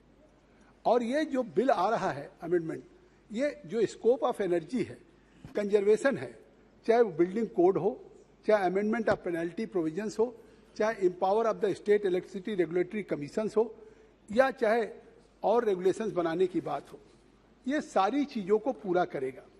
और इसीलिए मैं धन्यवाद दूंगा कि जिस तरीके से इस अमेंडमेंट में खास तौर से ग्रीन बिल्डिंग की बात कही गई कि ग्रीन बिल्डिंग का मतलब नहीं कि केवल रिड्यूस करेगा या एलिमिनेट करेगा जो नेगेटिव इम्पैक्ट्स होगा इन्वायरमेंट पे, वो नेगेटिव इम्पैक्ट्स को तो इन्वायरमेंट पे या जो हमारा कार्बन इमिशन को उसको तो रिड्यूस करेगा ही, लेकिन उससे लेस वाटर, एनर्जी या नेचुरल रिसोर्सेज, तो इस तरह से निश्चित तौर से एक positive impact on the environment at the building or city scales by generating their own energy or increasing biodiversity. तो ये इसका मुख्य तात्पर्य है और इसीलिए आज इस दिशा में हम ये काम कर रहे हैं और ये मैंडेटरी होगा। इस बिल में हमने इसको मैंडेटरी किया है कि जो बिल्डिंग्स होगी मिनिमम 100 किलोवाट की लोड की, वो अपनी एनर्जी की रिक्वायरमेंट को रिन्यूएबल सोर्सेज ऑफ एनर्जी से पूरा करेंगे। तो स्वाभाविक है कि किस तरह के कदम, शायद ये दूसरे देशों के लिए भी एक रोल मॉडल होगा और निश्चित तौर से उस दिशा में ये आगे बढ़ने का काम होगा। आज क्रूड ऑयल के इंपोर्ट पे कितना खर्चा हो रहा है? India is the third biggest country in the world of importing crude oil. जैसा अभी कहा माननीय मंत्री जी ने कि अभी हम क्रूड ऑयल ले रहे हैं, हाइड्रोजन ले रहे हैं, तो इस हम इंपोर्ट को पब्लिक एक्सचेकर पे कम करना चाहते हैं। 2021 में 62.2 बिलियन यूएस डॉलर हमने खर्च किया, 21-22 में 119.2 बिलियन यूएस डॉलर। आज दुनिया में सबसे सस्ता अगर हम आज भी फ्यूल दे रहे हैं, आज पड़ोस में देख लीजिए, श्रीलंका हो, पाकिस्तान हो, यूएस हो, यूरोप हो, तो आखिर ये सरकार इस बात की भी चिंता कर रही है कि केवल हम रिन्यूएबल एनर्जी इसलिए नहीं पैदा कर रहे हैं कि रिन्यूएबल एनर्जी जहां पैदा कर रहे हैं क्लाइमेट चेंजेज को कम्बैट करने के लिए, चाहे कार्बन इमिशन को खत्म करने के लिए, उसको जीरो करने के लिए या ग्लोबल वार्मिंग के लिए, वहीं हम अपने पेट्रोलियम के एक्सचेकर को भी रिड्यूस करना चाहते हैं और उसके लिए भी जिस तरीके से पेट्रोलियम मिनिस्ट्री के साथ, पीएससी के साथ बनाया है वो है। और इसी तरह से क्वांटिटी भी है, मैं उस क्वांटिटी में नहीं जाना चाहता हूं कि 19-20 में हमने 227 मिलियन टन क्रूड ऑयल लिया, 20-21 में 196.5 लिया, 21-22 में 212.2 मिलियन टन क्रूड ऑयल लिया। तो ये इंपोर्ट 82% है जो हमारी नीड है और हमने टारगेट किया है, हमारी सरकार ने टारगेट किया है कि 2022 तक हम इसको घटा के 82 को 67% पे लेकर के आएंगे। ये अपने आप में एक बहुत बड़ा संकल्प है और ये इसी से होगा जब हम इसको रिप्लेस करेंगे रिन्यूएबल एनर्जी से या अपने इंडिजीनियस प्रोडक्शन से करेंगे। जहां तक कार्बन मार्केट की बात रही, आज कार्बन मार्केट की बात वही है कि जैसे कोई भी इंडस्ट्री अगर कार्बन प्रोड्यूस कर रही है, तो जब कार्बन प्रोड्यूस कर रही है कोई इंडस्ट्री, तो स्वाभाविक है कि वो कार्बन इंडस्ट्री अगर कार्बन को कम करेगी, अपने प्रोडक्शन में कार्बन को जितना रिड्यूस करेगी, उसको कार्बन क्रेडिट मिलेगी और वही कार्बन क्रेडिट आपके मार्केट में बनेगा जो दुनिया के तमाम बड़े मुल्क हैं उनमें, और उनमें स्थिति है कि कार्बन उस मार्केट से हम लोगों को कम से कम रिड्यूस करने से आने वाले दिनों में 5 से 10 बिलियन डॉलर का फायदा मिलेगा। ये मैं वर्ल्ड वाइड की रिपोर्ट बता रहा हूं। तो स्वाभाविक है कि जो इस तरीके से हम कर रहे हैं कि आज उस कार्बन मार्केट से आने वाले वक्त में 5 to 10 बिलियन डॉलर्स का भारत को फायदा होगा। तो इसलिए हम इसको गेन करेंगे ओवर अ पीरियड, और इसी तरह से सरकार ने जो और उपाय लिया है, सूर्य मित्रा स्किल डेवलपमेंट प्रोग्राम भी लिया है। उनका एक मुख्य उद्देश्य है कि जो हम सूर्य मित्रा स्किल डेवलपमेंट प्रोग्राम कर रहे हैं, कैसे ग्रीन जॉब कंट्री में क्रिएट हो, कैसे हम बूस्ट कर सके कि वो ग्रीन जॉब कंट्री में हो। इस तरह के कदम की किस तरीके की हमारी चिंता है कि जो हमने 5 पंचामृत पे 2030 तक जो जो चीज़ें हमने सेट किया है उस संकल्प को पूरा करें। आने वाले दिनों में 2070 तक जिस तरीके से हम जीरो कार्बन इमिशन पे आए उसको हम पूरा करें। तो इसके लिए हमने जून 2022 तक 51,331 लोगों को ऐसे कैंडिडेट थे जिनको हमने स्किल डेवलपमेंट ट्रेनिंग दे करके सूर्यमित्रा प्रोग्राम में उनको बेनिफिटेड किया है। और जो आज उसमें से 26,967 लोग 26,907 number of candidate gain employment also. तो हम इसके साथ एम्प्लॉयमेंट भी दे रहे हैं कि we have given a training 51,331 number of candidates have benefited from the skill development training provided under Surmitra program, and out of which 26,960 number of candidates gained employment also. और ये हम किस लिए कर रहे हैं? ये इसलिए कर रहे हैं कि हम जो 22 तक का हमारा टारगेट था कि हम 175 गीगावाट रिन्यूएबल एनर्जी उसको हम अपना अचीव कर सके।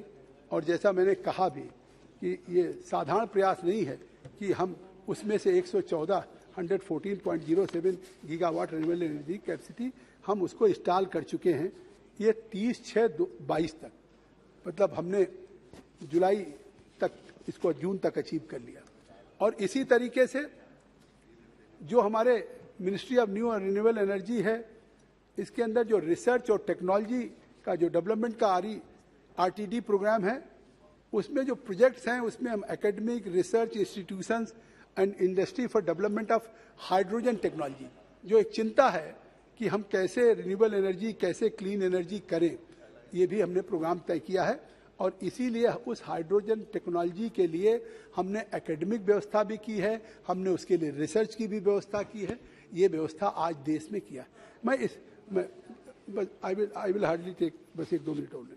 इसी तरह से रूफटॉप सोलर प्रोग्राम के फेज 2 में जैसा हमने आपसे कहा कि जो सेंट्रल फाइनेंशियल असिस्टेंट है, CFA है, वो रेजिडेंशियल सेक्टर में जितने हाउस होल्ड्स हैं या रूरल एरियाज में हैं, जो मैंने कहा कि 4,000 मेगावाट का एक टारगेट है, उसको लक्ष्य है, उसको पूरा करेंगे। और जैसा हमने कहा कि इसी तरीके से तो आप सोचिए कि पेरिस एग्रीमेंट कब आया? 2015 में, और 2016 में इन्फोर्स हो गया। और जैसा मैंने उल्लेख किया कि 2019 में देश, दुनिया के बड़े बड़े जिनको प्रगतिशील बहुत संपन्न देश कहते थे, वो उससे अलग हो गए।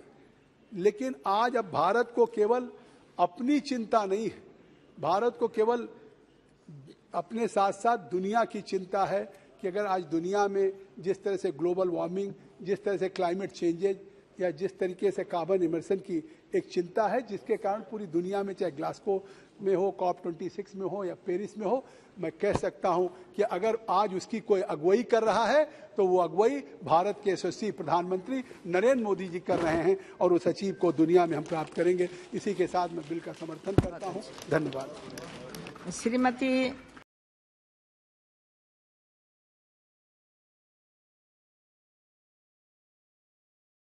सभासदों, माननीय सभापति महोदया जी,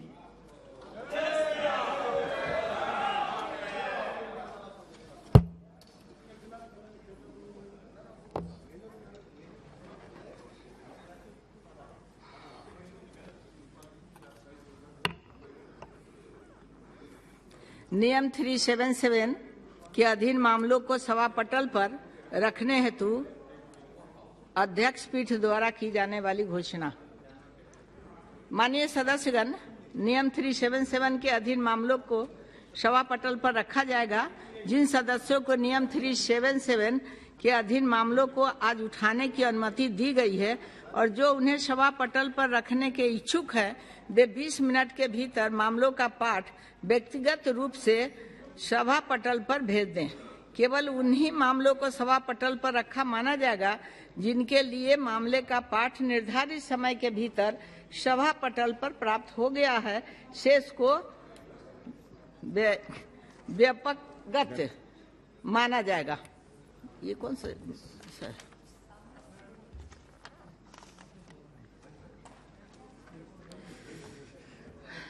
आइटम नंबर 24, ऊर्जा संरक्षण संशोधन विधेयक 2022। माननीय मंत्री जी, माननीय मंत्री जी, Madam, I beg to move the motion that the Energy Conservation Amendment Bill 2022 be taken into consideration.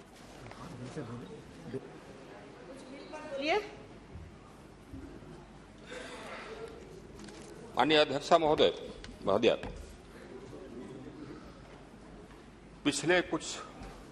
पिछले एक दशक से दुनिया की ऊर्जा क्षेत्र में काफी बदलाव आया है।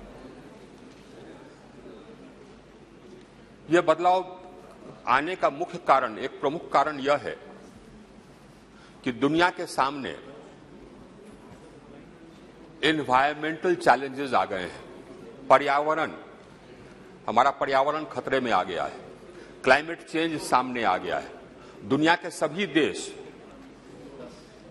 इससे वाकिफ हैं और दुनिया के सभी देशों ने मिल करके ये निर्णय लिया कि हम लोग को कार्रवाई करनी होगी ताकि हम अपना ग्लोबल वार्मिंग कम करें, क्लाइमेट चेंज कम करें। क्लाइमेट चेंज का एक प्रमुख कारण है, ग्लोबल वार्मिंग का एक प्रमुख कारण है जो एमिशंस होते हैं, carbon dioxide emissions, green house gas emissions, वो ग्लोबल वार्मिंग का कारण बन रहे हैं। अब इसके फलस्वरूप एक मूवमेंट प्रारंभ हुआ रिन्यूएबल एनर्जी की ओर, ऐसे एनर्जी की ओर जिससे कि एमिशंस नहीं होते, जो रिन्यूएबल एनर्जी है या क्लीन एनर्जी, न्यूक्लियर एनर्जी भी क्लीन एनर्जी, इसकी ओर एक मूवमेंट प्रारंभ हुआ। सभी देशों ने कॉन्फ्रेंस ऑफ एक United Nations framework for combating climate change है, UNFCCC है, उसके अंतर्गत कॉन्फ्रेंस ऑफ पार्टीज होती है जिसमें कि सभी देश ये प्रण करते हैं, निर्णय करते हैं, अंडरटेकिंग लेते हैं कि हम ग्लोबल वार्मिंग को कम करने के लिए, ग्रीन हाउस गैसेस के एमिशंस को कम करने के लिए हम क्या क्या कदम उठाएंगे। तो सभी देशों ने इस प्रकार के अपने अंडरटेकिंग्स लिए, भारत ने भी लिया। COP21 में पेरिस में सभी देशों ने प्लेजेस किए, हम लोगों ने प्लेज किया, हम लोगों ने प्रॉमिस किया कि वर्ष 2030 तक हमारी जो बिजली उत्पादन क्षमता है उसका 40% हम क्लीन सोर्सेज से करें, यानी कि रिन्यूएबल एनर्जी सोर्सेज से, उसको नॉन फॉसिल कहते हैं, जिसमें कि एमिशन नहीं हो। तो एक रिन्यूएबल एनर्जी होता है, सोलर है, विंड है, हाइड्रो है, बायोमास है, ये रिन्यूएबल एनर्जी, और एक होता है क्लीन सोर्सेज जैसे कि न्यूक्लियर पावर। तो हम लोगों ने कहा कि हमारा विद्युत उत्पादन क्षमता का 40% 2030 तक नॉन फॉसिल फ्यूल से हो जाएगा। ये लक्ष्य मैडम हम लोगों ने करीब 9 साल पहले ही, लक्ष्य के 9 साल पहले ही प्राप्त कर लिया। 2021 नवंबर में हम लोगों ने अपने विद्युत उत्पादन क्षमता का 40% नॉन फॉसिल फ्यूल से कर लिया। बड़े इकोनॉमीज में, बड़ी अर्थव्यवस्था में और डेवलप्ड कंट्रीज में जो भी प्लेजेस किए थे उसमें से जो प्लेज अचीव करने की गति है उसमें हमारा बराबरी कोई नहीं करता है। पहले लोग हम लोगों से बात किया करते थे, जो आते थे हमारे कलीग्स विकसित देशों से, हमसे चर्चा किया करते थे एनर्जी ट्रांजिशन का, एमिशंस रिडक्शन का। आजकल जो जितने भी आते हैं हमारे कलीग्स दूसरे देशों से, वो डिफेंसिव पर रहते हैं प्रायः, क्योंकि जितना काम हमने किया है उतना ये अन्य देशों ने नहीं किया है। इसका 2 कारण अध्यक्षा महोदय। एक तो है पर्यावरण, हम लोगों को पर्यावरण की चिंता है, लेकिन दूसरा एक और कारण, वह कारण है हम लोग अपने देश को आत्मनिर्भर बनाना चाहते हैं। यह भी एक प्रमुख कारण है, देश की आत्मनिर्भरता। हम लोग अपनी ऊर्जा रिक्वायरमेंट्स के लिए डिपेंडेंट है विदेश से इंपोर्ट करने पर। पेट्रोलियम प्रोडक्ट्स इंपोर्ट करते हैं, कोकिंग कोल भी इंपोर्ट करते हैं, ये इंपोर्ट करते हैं। हमें स्वावलंबी बनना है, हमें अपने ये डिपेंडेंस को खत्म करना है। अब इसके लिए भी हमको एनर्जी ट्रांजिशन करना आवश्यक है, और इसके लिए भी फिर हम लोगों ने कहा कि हाँ साहब, हम लोग ग्लासगो में अपना लक्ष्य बढ़ाया, और साथ ही साथ हम लोगों ने green hydrogen mission, green ammonia mission, ये सब भी हम लोगों ने लॉन्च किया। प्रधानमंत्री जी ने पिछले 15 अगस्त को ये मिशन लॉन्च किया। उसके अंदर ये छिपा हुआ है कि हमारा डिजायर है, हमारा मकसद है कि हम अपने एनर्जी डिपेंडेंस को विदेशों पर कम करें। तो हम रिप्लेस करेंगे। अभी क्या होता है कि अभी फर्टिलाइजर बनाने के लिए हम अमोनिया इंपोर्ट करते हैं, विदेश से करते हैं। अपने रिफाइनरी के लिए हम नेचुरल गैस इंपोर्ट करते हैं, उससे हम हाइड्रोजन निकालते हैं, उसको ग्रे हाइड्रोजन कहते हैं। आइए, इसमें बिलियंस ऑफ डॉलर्स हम खर्च करते हैं, तो उसके बदले में हम यहां पर ग्रीन हाइड्रोजन बनावेंगे, यहां पर ग्रीन अमोनिया बनावेंगे। रिन्यूएबल एनर्जी से जो हाइड्रोजन बनता है उसको ग्रीन हाइड्रोजन कहते हैं। रिन्यूएबल एनर्जी से जो ग्रीन हाइड्रोजन बनता है, उससे जो अमोनिया बनता है उसको ग्रीन अमोनिया कहते हैं। तो ये आत्मनिर्भरता की ओर हम लोग जा रहे हैं। स्टील बनाने के लिए हम कोकिंग कोल इंपोर्ट करते हैं, तो उसको हम रिप्लेस कर सकते हैं हाइड्रोजन से, डायरेक्ट रिडक्शन टेक्निक से। इसी प्रकार के जो फॉसिल फ्यूल को धीरे धीरे हम रिप्लेस कर सकते हैं जहां कहीं भी। उसी प्रकार से मोबिलिटी की तरफ हम लोग इलेक्ट्रिक व्हीकल मोबिलिटी की तरफ जा रहे हैं। हम लोगों ने उसके लिए पॉलिसी लाया। अब उस पॉलिसी में बदलाव ला रहे हैं कि जो इलेक्ट्रिसिटी चार्जिंग होगा उसको भी हम लोग इनकरेज कर रहे हैं कि वो रिन्यूएबल एनर्जी से चार्ज करें। अभी जो हम लोग का डिमांड बढ़ रहा है अध्यक्ष महोदय, बिजली का, वो काफी तेजी से बढ़ रहा है। करीब 20% हमारा डिमांड बढ़ गया एनर्जी टर्म्स में।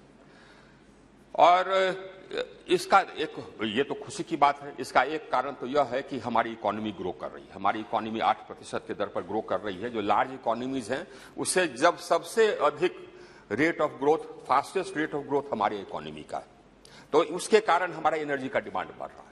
दूसरा एनर्जी का डिमांड बढ़ने का कारण है कि हमने हर गांव को कनेक्ट कर दिया। हमने 2,86,00,000 घरों को कनेक्ट कर दिया। और उसके बाद भी हम बोले हुए हैं कि अगर कोई घर कहीं पर छूटा हुआ है जो कि उस समय बना हुआ था, उसको भी आप कनेक्ट कर दिए। तो इतने जो हम कंज्यूमर्स जोड़े, तो इसके कारण बढ़ रहा है। तो इकोनॉमिक ग्रोथ हो रहा है, ये हो रहा है। और ये रिन्यूएबल एनर्जी जो हमने ऐड किया, वो हमको इनेबल किया कि इसका जो डिमांड बढ़ा वो हम मीट कर सके। करीब 24.8% से लेकर के 29.8% जो भी बिजली हम लोगों ने खपत किया, वो आया हमारा रिन्यूएबल एनर्जी से पिछले कुछ महीनों में।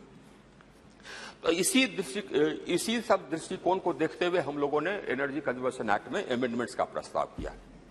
इस अमेंडमेंट में क्या क्या प्रावधान है अध्यक्ष महोदय? एक प्रावधान यह है कि हम उसमें प्रावधान कर रहे हैं कि जहां पर कि फॉसिल फ्यूल का ये हम इस्तेमाल करते हैं, ये फॉसिल फ्यूल बेस्ड इनपुट्स का इस्तेमाल करते हैं, जैसे कि कोक का इस्तेमाल करते हैं इंपोर्ट करके स्टील बनाने के लिए, या ग्रे अमोनिया का इस्तेमाल करते हैं इंपोर्ट करके फर्टिलाइजर बनाने के लिए, उसको हम रिप्लेस करेंगे देश में बने हुए ग्रीन हाइड्रोजन से और देश में बने हुए ग्रीन अमोनिया से। तो उसका प्रावधान हम लोगों ने इसमें किया।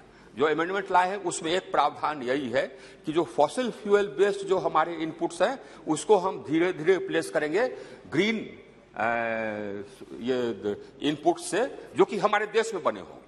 तो हमारा जो इंपोर्ट डिपेंडेंस है ये कम होगा। एक उसका एक अमेंडमेंट में प्रावधान यह है।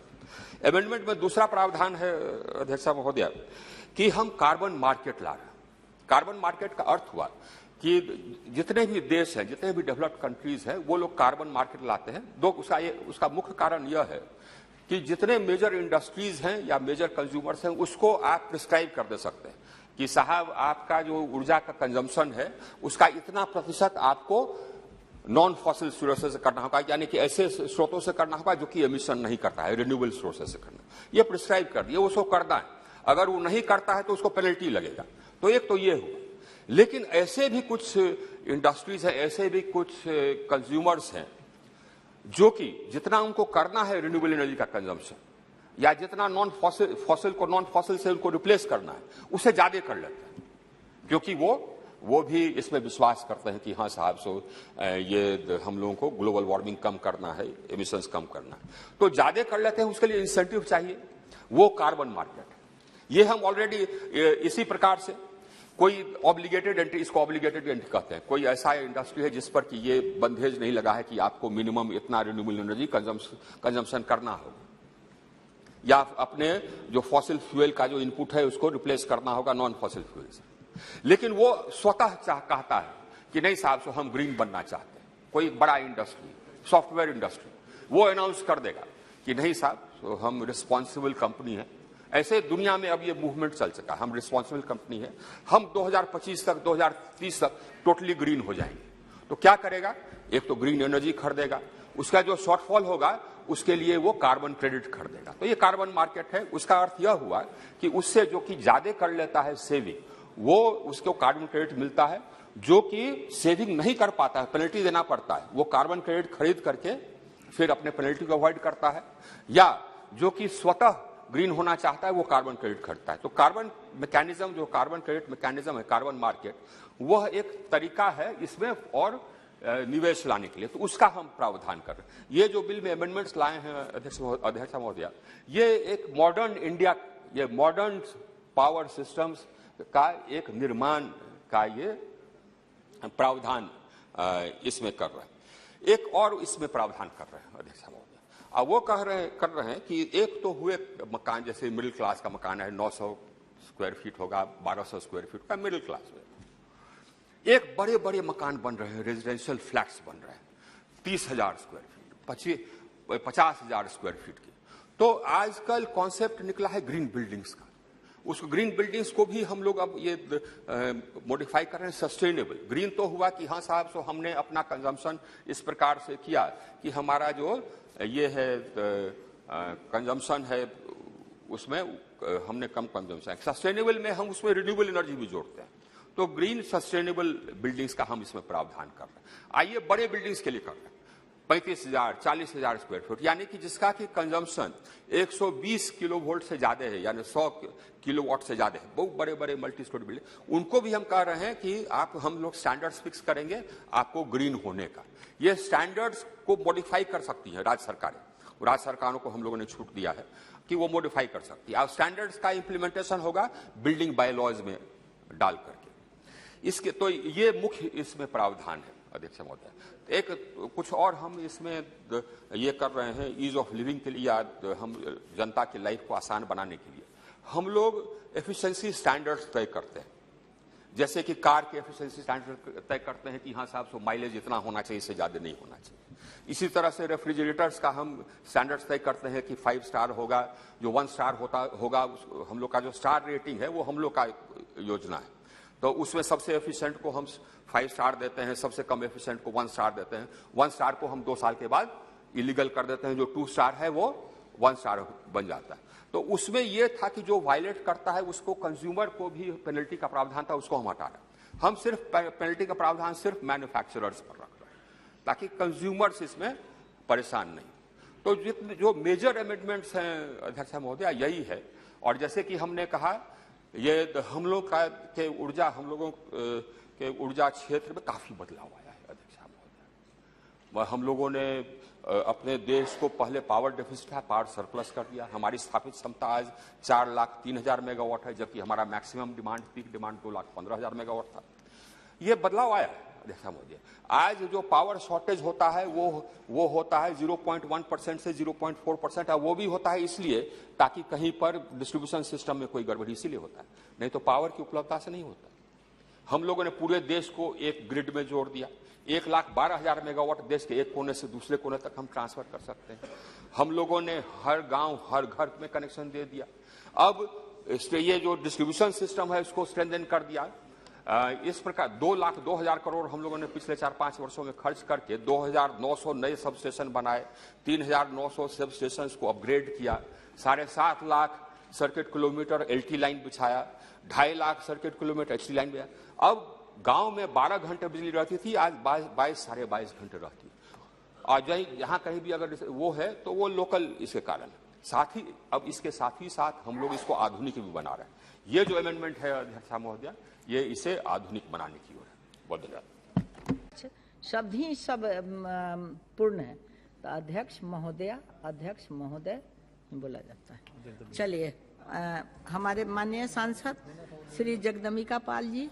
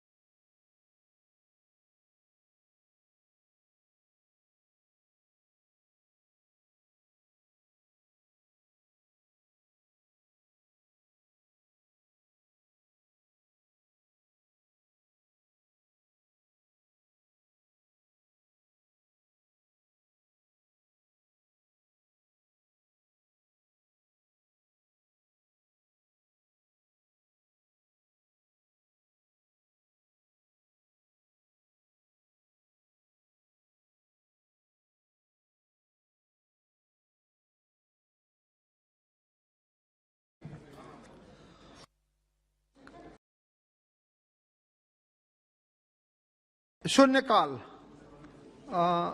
श्री नंबर 1 श्री सुखबीर सिंह जौनपुरिया जी। श्री बसंत कुमार पंडा जी।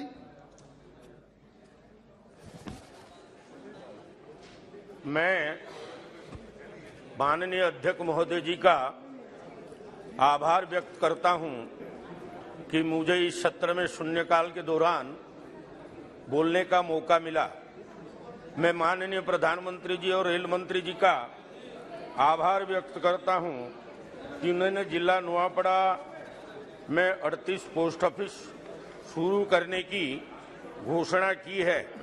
मेरा संसदीय क्षेत्र कालाहांडी है, जिसमें 2 जिले नुआपड़ा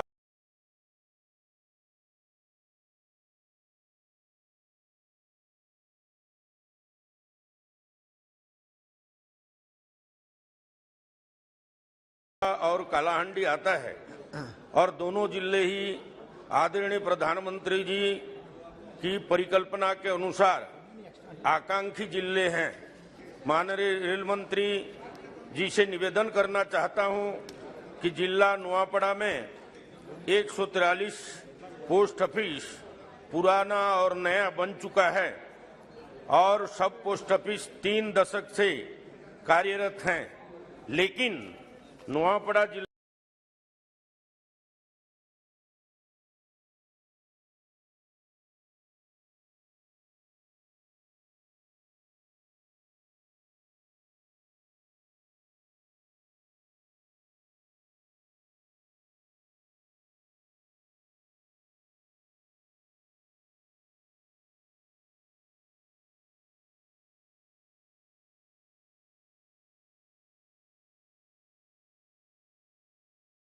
पोस्टल मुख्यालय में अभी तक नया मुख्यालय स्थापित नहीं हुआ है। उक्त सभी पोस्ट ऑफिस पिछले 3 दशक से जिला कालाहांडी पोस्टल मुख्यालय से संचालित किए जा रहे हैं। इसलिए पोस्टल सेवाओं की सुगमता के लिए नुआपड़ा जिला पोस्टल मुख्यालय जिला के मुख्यालय में पोस्टल मुख्यालय खोलने के साथ एक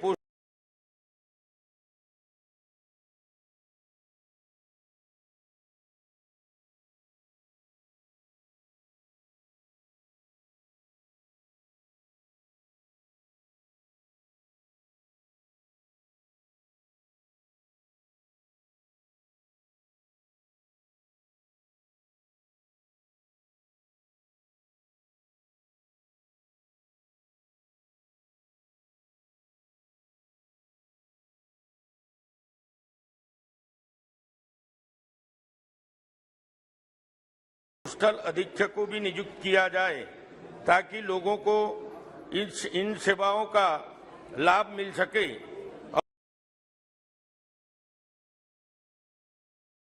और उसके साथ साथ ये पोस्टल मुख्यालय खुलने के बाद पासपोर्ट ऑफिस भी खोलने के लिए व्यवस्था हो जाएगी। भारत सरकार के सभी राज्यों और केंद्र शासित प्रदेशों के हर पोस्ट ऑफिस में कोर बैंकिंग सुविधा देने पर विचार कर रही है, इसलिए ये अत्यंत आवश्यक है। माननीय मंत्री जी से आग्रह है कि उपरोक्त निवेदन को स्वीकार करते हुए जिले वासियों को अच्छी पोस्टल सेवा प्रदान करने के लिए, कोर बैंकिंग सिस्टम का सेवा प्रदान करने के लिए, पासपोर्ट सेवा प्रदान करने के लिए जिला नुआपड़ा में मुख्यालय में जल्द से जल्द जिला पोस्टल मुख्यालय खोलने के साथ एक पोस्टल अधीक्षक का नियुक्त किया जाए। धन्यवाद महोदय। श्री रामकृपाल यादव जी। धन्यवाद अध्यक्ष महोदय।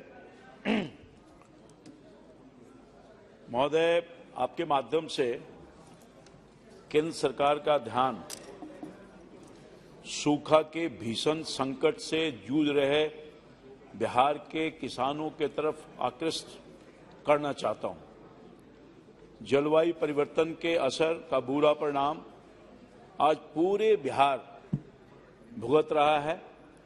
इस वर्ष 1 जून से 29 जुलाई तक बिहार में अपेक्षित 485.4 मिलीमीटर वर्षपात की तुलना में मात्र 287.2 मिलीमीटर वर्षपात हुई है, जो कि लक्ष्य से 41% कम है। वर्षपात में कमी से बिहार के 91% किसान सूखे से बुरी तरह से प्रभावित हैं। बिहार में धान की खेती के लिए 35 लाख हेक्टेयर का लक्ष्य निर्धारित है, परंतु अभी तक मात्र 17.9 लाख में ही धान की रोपनी हो पाई है, जो लक्ष्य का मात्र 48.8% ही है। वर्षपात में कमी के कारण भूगर्भ जल का लेयर काफी कम हो गया है, जिसके कारण बिजली रहते हुए भी पानी का लेयर भाग जाने के कारण मोटर पंप से भी भूगर्भ जल का शोधन नहीं हो पा रहा है।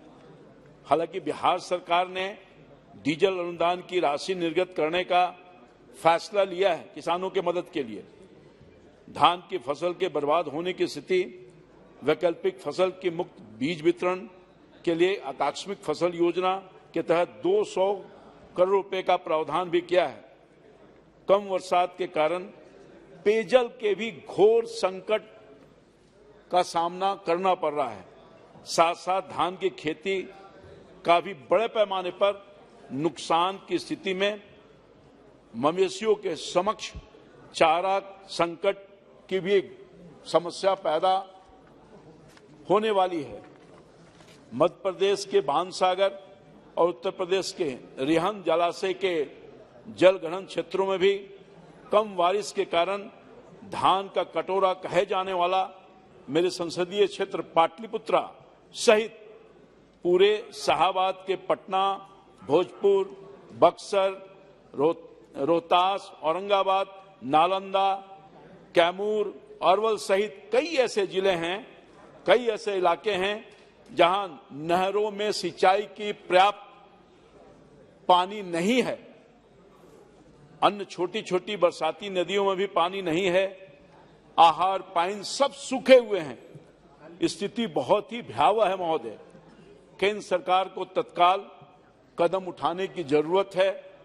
मैं आपके माध्यम से केंद्र सरकार से अनुरोध करता हूं कि बिहार में अविलंब एक उच्च स्तरीय टीम भेजकर सूखा की स्थिति का आकलन कराया जाए तथा बिहार को सूखा ग्रस्त घोषित करने की दिशा में तुरंत आवश्यक कार्रवाई की जाए। महोदय, बहुत स्थिति खराब है। मैं आपका संरक्षण चाहता हूं और आपके माध्यम से सरकार को पुनः अनुरोध करता हूं कि सर इसको कार्रवाई करने के लिए वहां लोगों को बचवाइए सर, बहुत हालत खराब है। बहुत बहुत धन्यवाद। धन्यवाद। कुंवर दानिश अली जी, पोचा ब्रह्मानंद Reddy ji. Thank you, sir. During the COVID-19 pandemic, in the absence of treatment of protocol, collaboration effort from multiple medicinal system existing in India, including both modern medicine and Ayush system, have gave successful results. The event highlighted in the need for further innovation and research in the fields of Ayush and development accessibility to grow audience and build a scientific image in the society. It also helped push a perspective for being prepared for further disaster and need to build our immunity through daily homegrown practices. The state of Andhra Pradesh currently has 7 colleges in the field of Ayurveda with 400 plus students and can benefit further a National Institute of Ayurveda. Through a high-level education in the field, was a state can contribute in the build 21st century outlook of Ayurveda and bridge a gap between Ayurveda and a young audience. Education will be a credible medium to connect young students to their root and communications same. Moreover, proximity to the growth IT hub and a DRDO research facility will be fruitful for medical collaboration. Therefore, we would request the government to sanction a National Institute of Ayurveda under the Central University in the state of Andhra Pradesh. Thank you, sir. Thank you. Sri Ramdas Tadas ji.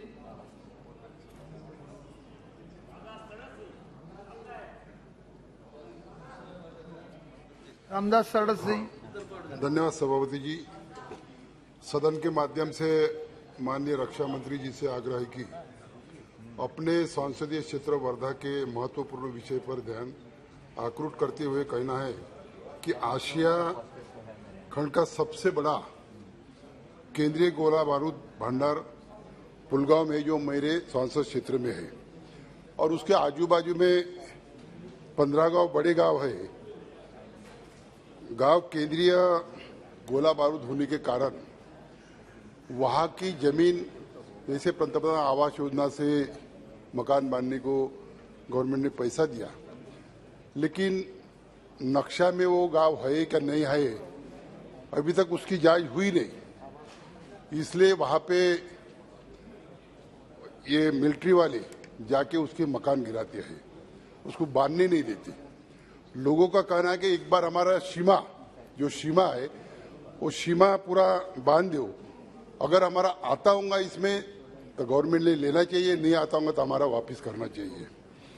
और अंत सदन के माध्यम से मैं केंद्रीय रक्षा मंत्री जी से आग्रह की कि इसके परिसर में जो पूरा परिसर है वो परिसर में एक बार कलेक्टर, वहाँ का मिलिट्री के लोग सबको जांच के लिए भेज देना चाहिए और एक बार ये गांव वाले को सुविधा मिलना चाहिए। धन्यवाद।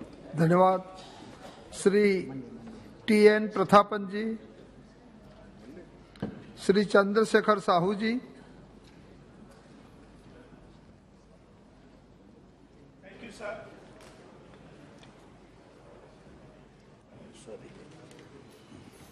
Sir, thank you for allowing me this to speak on this 0 hour. Sir, this is regarding direct flights from Bhubaneswar to Dehradun and Sirdi airport, sir.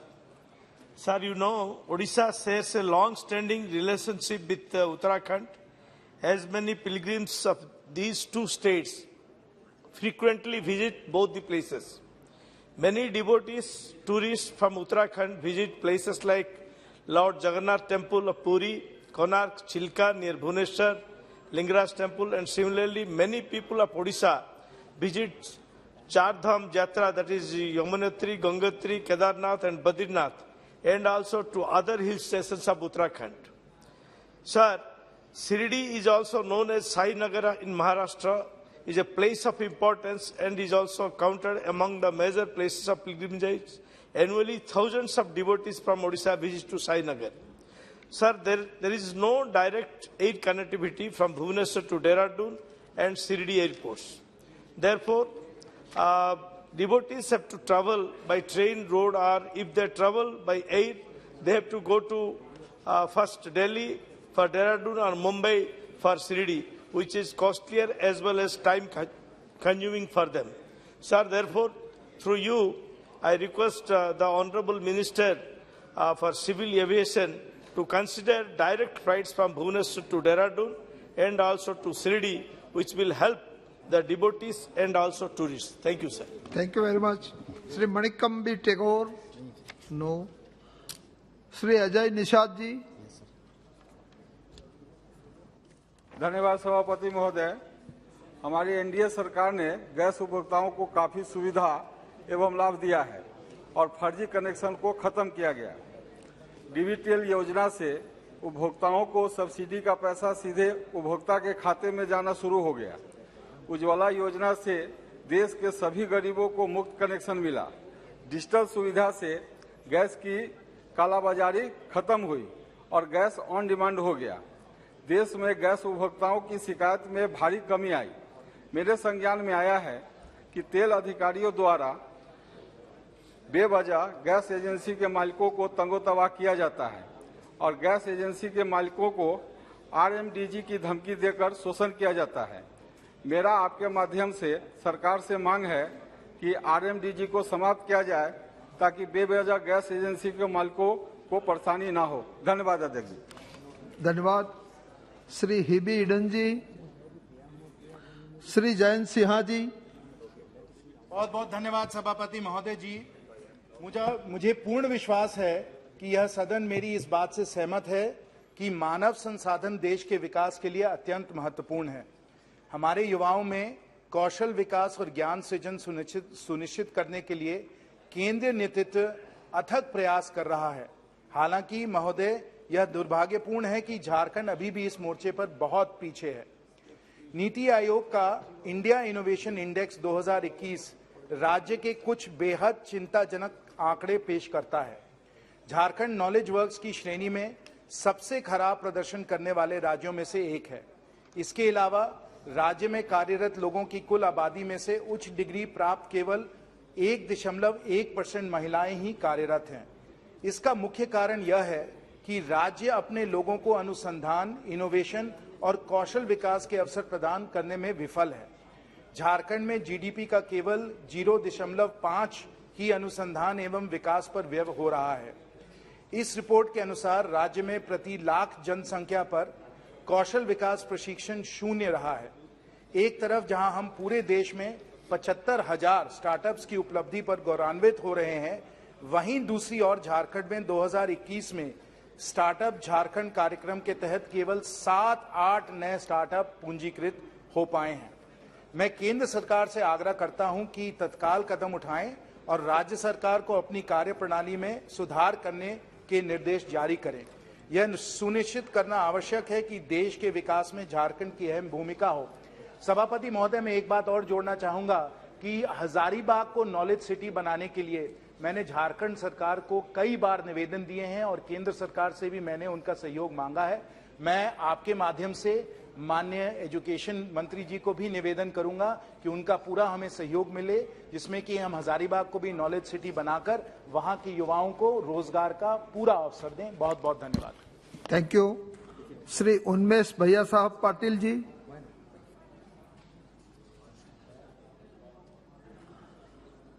Doctor Ramesh Chandra बिंद जी। माननीय सभापति जी, आपने मुझे बोलने का अवसर दिया। आज मैं इस सदन के समक्ष में पुनः एक अत्यंत महत्वपूर्ण मुद्दा जो सफाई कर्मचारियों से संबंधित है, उस पर सरकार का ध्यान आकृष्ट करना चाहूँगा कि मैं उत्तर प्रदेश के भदोही जिले से चुन करके आता हूँ और भदोही कालीन की नगरी में विश्व में मशहूर है। प्रदेश में मात्र एक भदोही ऐसा जिला है कि जहाँ 14 वर्ष बीत गए लेकिन आज तक एक भी सफाई कर्मी की नियुक्ति नहीं हुई है। वर्ष 2008 में राज्य सरकार ने सफाई कर्मी की नियुक्ति की प्रक्रिया शुरू की थी।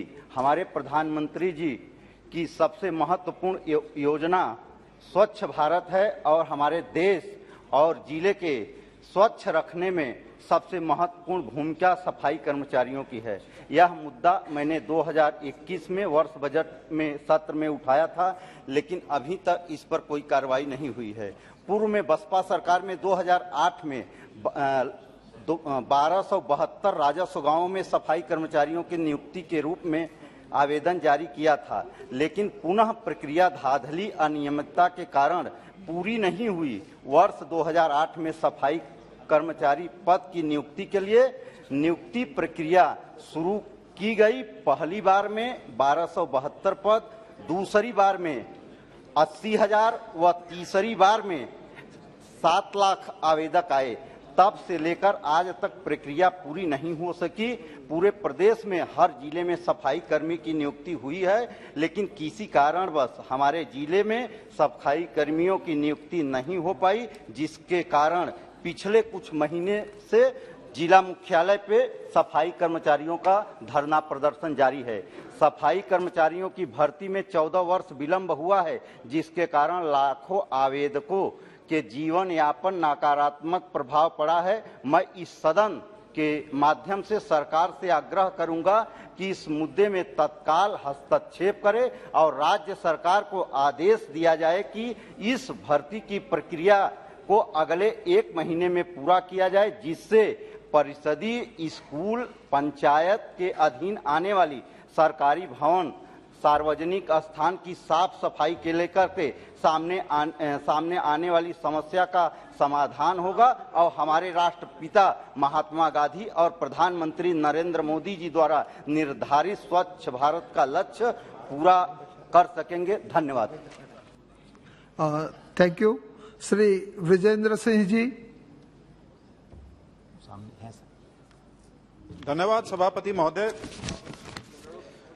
हाल ही में हरियाणा सरकार ने एक दरखास्त भेजी थी भारत सरकार को कि सन 2022 में करीब 11 वरिष्ठ आईएएस अधिकारी इकट्ठे एक साल में रिटायर हो रहे हैं, जिससे जो संख्या है अधिकारियों की वो प्रदेश में कम होगी, जिस वजह से प्रशासनिक कार्यों में बाधा आएगी।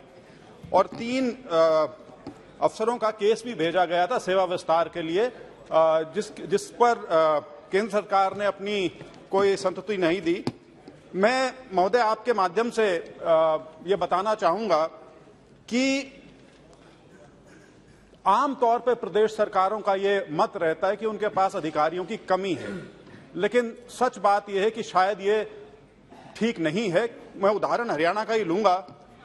जो एपेक्स स्केल है और उसके बाद का जो सुपर टाइम स्केल से ऊपर का स्केल है, उसमें करीब 2% और 8% जो टोटल कार्डर स्ट्रेंथ है उसके अनुसार अधिकारी होने चाहिए।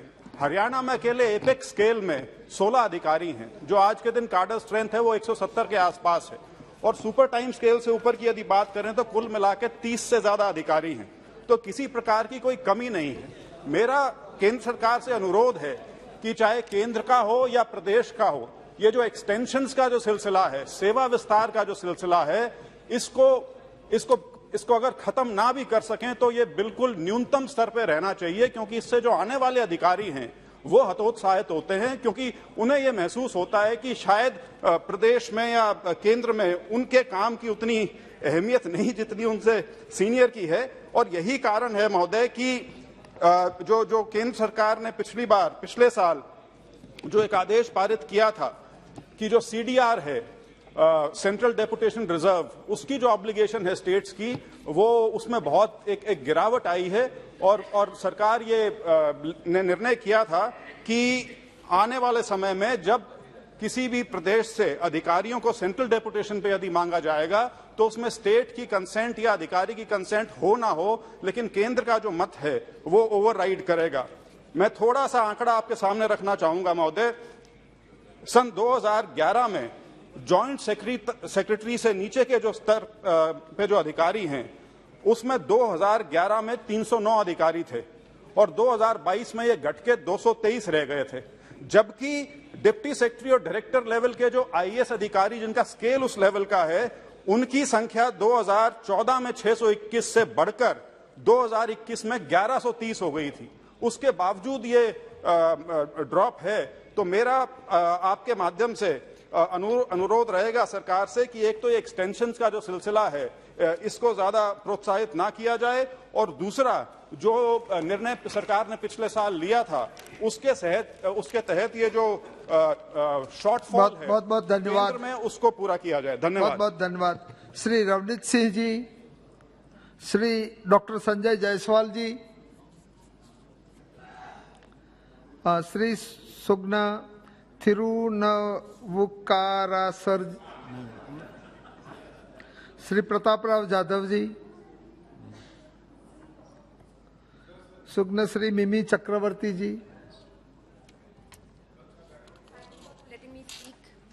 There's an urgent need of railway flyover at level crossing near Shonatpur railway station of Shialda division of Eastern Railway on Kamrabad Road. I have taken up this issue earlier also. The area around that place has significant schools and hospitals, and it really gets difficult for students to reach school and patients in ambulance to reach hospital later, which deteriorates their health condition. So earlier I had urged the construction of flyover at Champahati railway station near Baruipur East and railway level crossing at Bidyadarpur, but no action had been taken, sir. Therefore, I urge upon the government to take immediate steps to initiate all the 3 projects of Eastern Railway in Jadavpur constituency. Thank you so much, sir. Thank you. Shrimati Kalaben Mohan Dilkar जी। महोदय, आज मैं मेरे प्रदेश Dadra and Nagar Haveli कि अत्यंत गंभीर विषय से आपको अवगत कराना चाहती हूँ।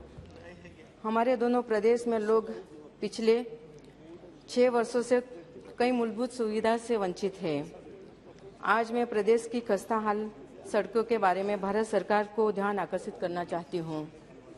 महोदय, मेरे प्रदेश की अनगिनत परेशानियों का सामना करना पड़ रहा है। प्रदेश में बरसात अधिक होती है, यह जानकारी प्रशासन के पास होने के पश्चात भी हर वर्ष की तरह इस वर्ष भी मानसून से ठीक पहले सड़कों की अंधाधुंध तरीके से खुदाई की गई और डिवाइडर को हटा दिया गया, जिसकी अभी जरूरत नहीं थी, जिस वजह से आज सड़कों की स्थिति बद से बदतर हो गई। शहर एवं गांवों की सड़कों में बड़े बड़े खड्डों ने जनता की परेशानी और बढ़ा दी। ऐसी परिस्थिति में हर रोज कई जानलेवा दुर्घटना हो रही है। स्कूल में पढ़ने वाले स्टूडेंट्स भी इस तरह के खतरों के बीच स्कूल जाने को मजबूर है। आज़ादी के बाद पहली बार ऐसा हुआ है कि 6 वर्ष बीतने के पश्चात भी प्रदेश की एक भी सड़क ठीक तरीके से नहीं बन पाई। महोदय, प्रशासन के विभिन्न अधिकारियों से इसकी शिकायत की जा चुकी है, लेकिन उसका अभी तक कोई समाधान नहीं हुआ है।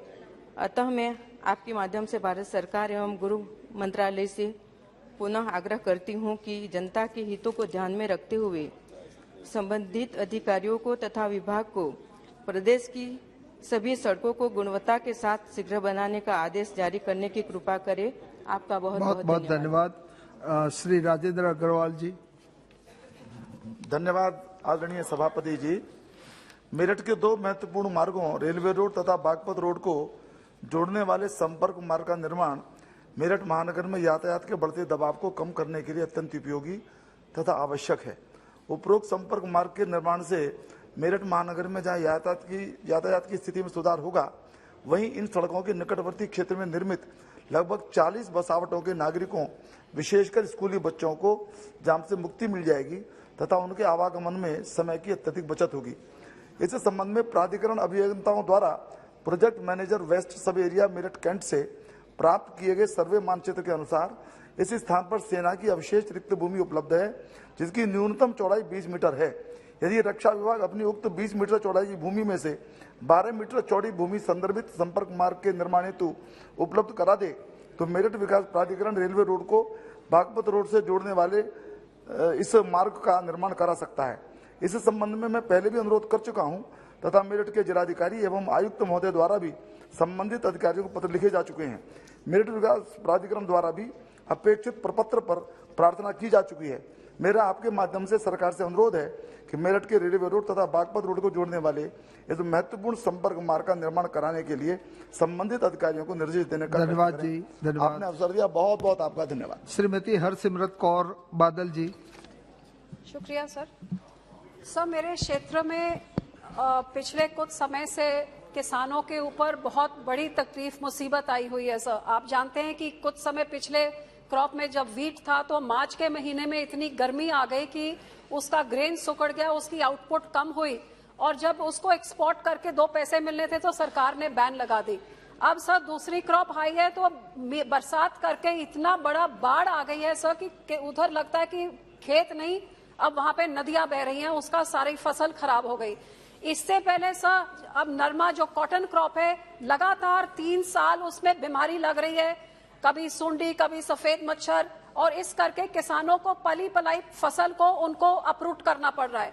सर इस बार हमारी सरकार ने, मुख्यमंत्री ने सारे किसानों को कहा कि आप मूंगी की फसल आप बीजिए और आपको 7,225 का आपको एमएसपी में सरकार खरीद करेगी। लेकिन इतनी दुख की बात है सर कि मूंगी की 4 लाख टन का जो उनका अब क्रॉप आई है उसमें से 10% भी सरकार ने खरीद नहीं करी और 90% किसानों को एमएसपी के नीचे प्राइवेट प्लेयर्स को 5-6 हजार में बेचना पड़ा है।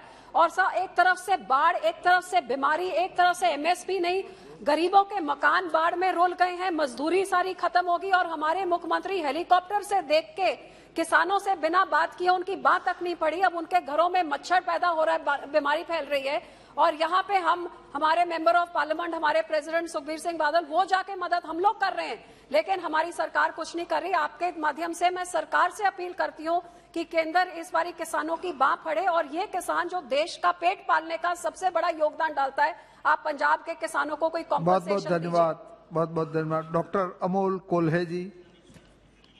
धन्यवाद अध्यक्ष महोदय।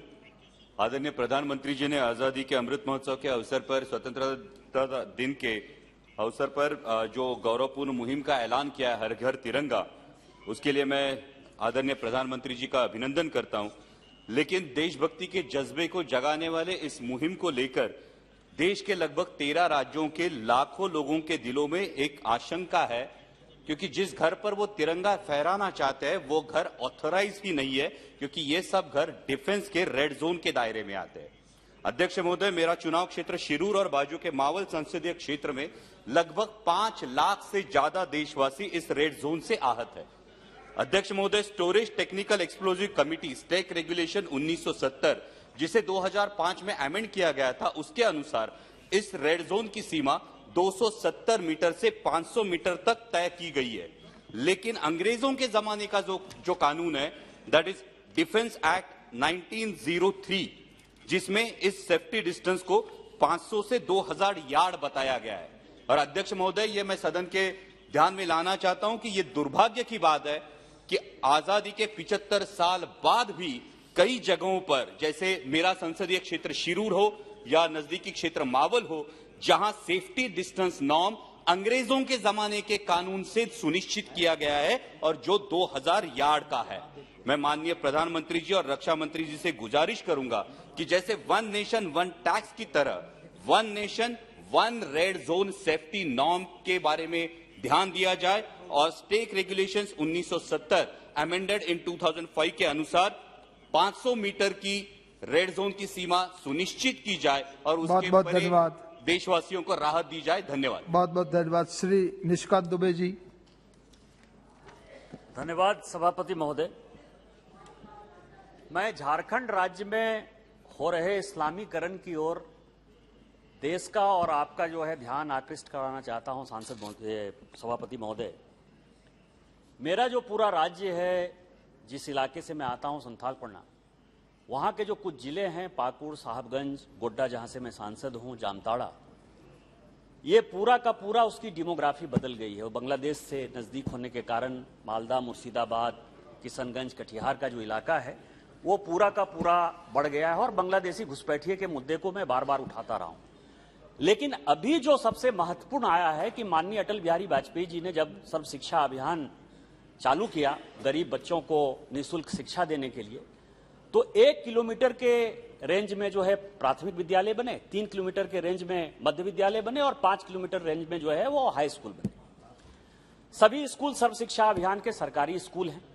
अचानक देखने को आया कि कम से कम 1800 ऐसे स्कूल हैं पूरे झारखंड में जिन्होंने कि अपने नाम के पीछे उर्दू लगा लिया। तो उर्दू लगाने से भी मान लीजिए कि किसी ने उर्दू लगा लिया तो उसको पहले किसी ने ध्यान नहीं दिया।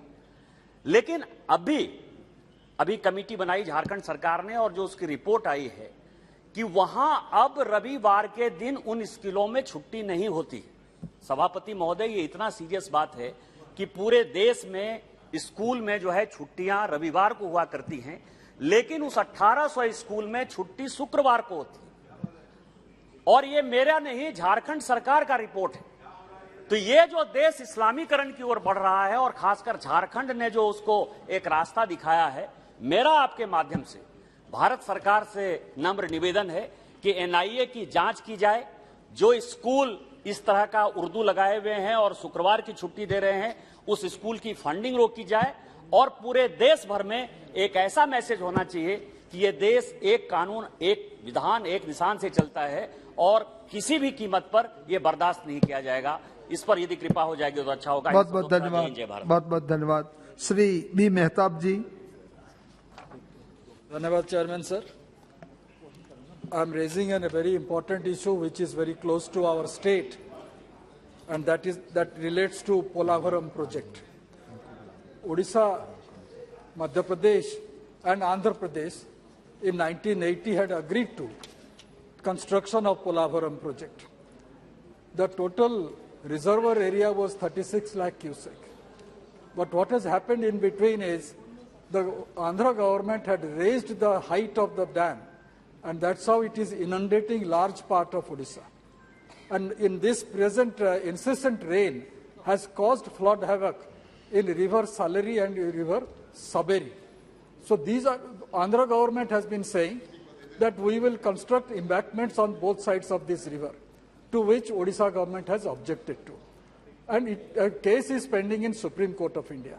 The problem today is, with this heightened, the dam of Polavaram project is creating havoc in our state and also part of Telangana.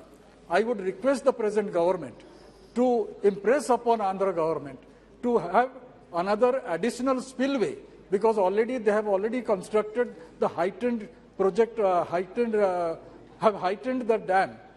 So the only other engineering skill would be to have an additional spillway so that the flood water will be released and our part of Odisha will not get inundated. Motu has been affected to a very great extent, which is the extreme point of Odisha, and it is really difficult to provide succor to the tribal people of that area. I would urge upon the government to intervene in this matter urgently. Thank you very much. Sri Kunwar Dalis Ali ji. आपने मुझे एक बहुत महत्वपूर्ण issue उठाने का मौका दिया। सभापति महोदय, उत्तर प्रदेश के अंदर किसानों के जो हालात हैं वो बद से बदतर होते जा रहे हैं। पहले जो गेहूं का किसान था, उन्होंने गेहूं का उत्पादन किया, लग रहा था कि उनको अच्छा भाव मिलेगा, लेकिन सरकार ने गेहूं का निर्यात बंद कर दिया।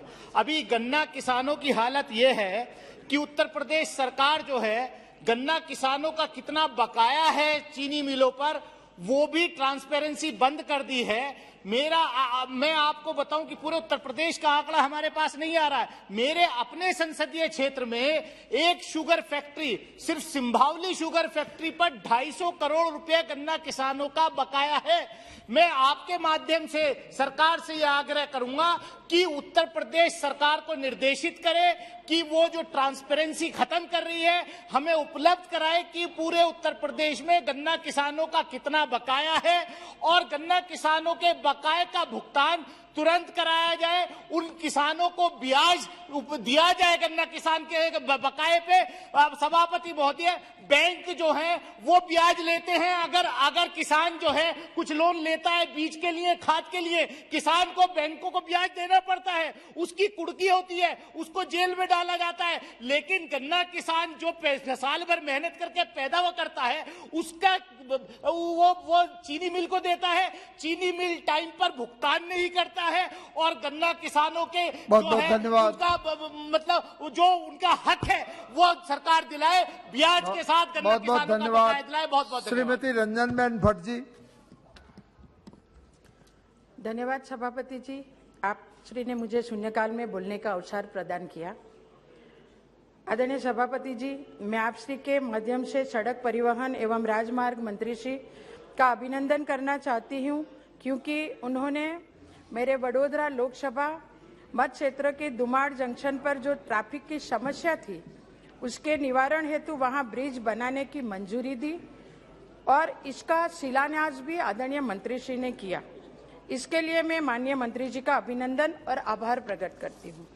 आदरणीय सभापति जी, मैं आप श्री के माध्यम से माननीय मंत्री जी को बताना चाहती हूँ कि मेरे संसदीय क्षेत्र वडोदरा में जो नेशनल हाईवे नंबर 48 के पुराने ब्रिज के संकीर्ण होने की वजह की यातायात कर रहे यात्रियों की काफी परेशानी का सामना करना पड़ता है। आदरणीय सभापति जी, अहमदाबाद से जिन यात्रियों को हाईवे से भरूच, सूरत या मुंबई जाना है, वो चाहे 2 व्हीलर हो, 4 व्हीलर हो या ट्रांसपोर्ट यातायात हो, उन सभी को वडोदरा से गुजरना पड़ता है। आदरणीय सभापति जी, अहमदाबाद से वडोदरा, सूरत, मुंबई की ओर जाने वाला हाईवे 6 लेन है, लेकिन वडोदरा से भरूच जाने के बीच जांबुआ और विश्वामित्री एवं पौर, बामणगांव और नाना फोपड़िया, ये 4 नाले 4 लेन के हैं। इसी वजह से वडोदरा से भरूच के बीच ट्रैफिक की गंभीर समस्या है। वहां करीबन 1-1 घंटे तक यात्रियों को वहाँ ट्रैफिक जाम की समस्या का सामना करना पड़ता है और सबसे ज्यादा ट्रैफिक की समस्या एवं अकस्मात विकट दुर्घटनाएं मेरे संसदीय क्षेत्र वडोदरा के जाम्बुआ बीच पर होता है।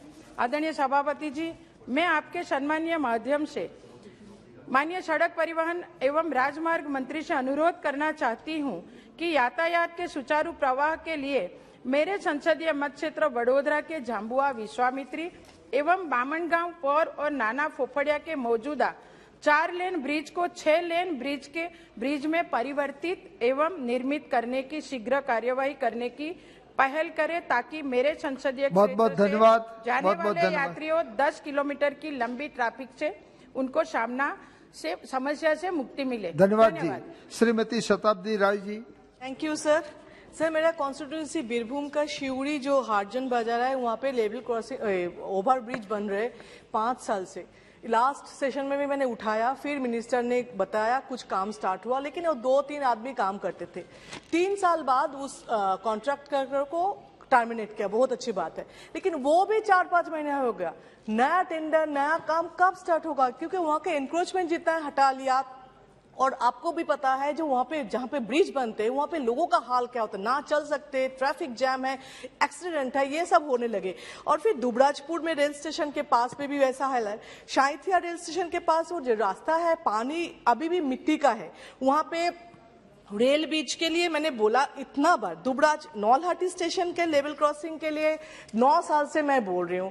मैंने, आप जितने भी मिनिस्टर, रेल मिनिस्टर चेंज हुआ है, सबके घर में मेरा फाइल मिलेगा आपको। 4-5 बार प्रपोजल दिया, लेकिन 10 साल 12 साल में अगर कोई काम प्रपोजल अप्रूव करते, फिर काम स्टार्ट नहीं होते, काम स्टार्ट होते तो खत्म नहीं होते, तो 5 साल 10 साल एक एमपी क्या करेंगे सर? जो इतना प्रपोजल इतना बार दिया हो, तो मैं बोल रही हूँ साइथिया रेल स्टेशन के पास में जो रास्ता है उसका रेल ब्रिज। आपका बहुत बहुत धन्यवाद। मेरे हिसाब से आपका मुद्दा आ गया है, काइंडली कंक्लूड।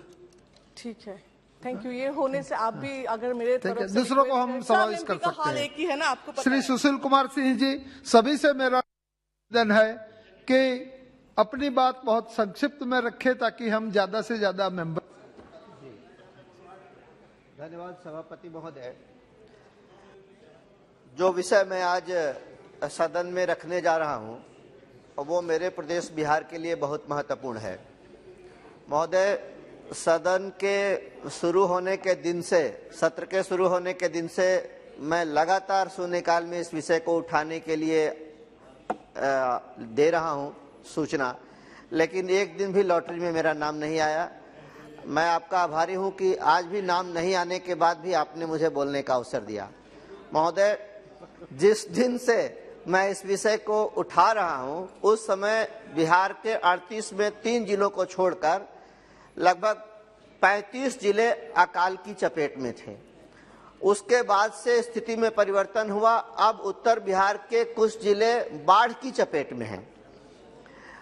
आज की स्थिति, अभी की स्थिति यह है महोदय कि बिहार का एक बहुत बड़ा हिस्सा, जिसमें उत्तर बिहार के भी कई जिले हैं और दक्षिण बिहार के तो लगभग सारे के सारे जिले हैं, जिसमें मेरा संसदीय क्षेत्र का औरंगाबाद और गया दोनों जिला है।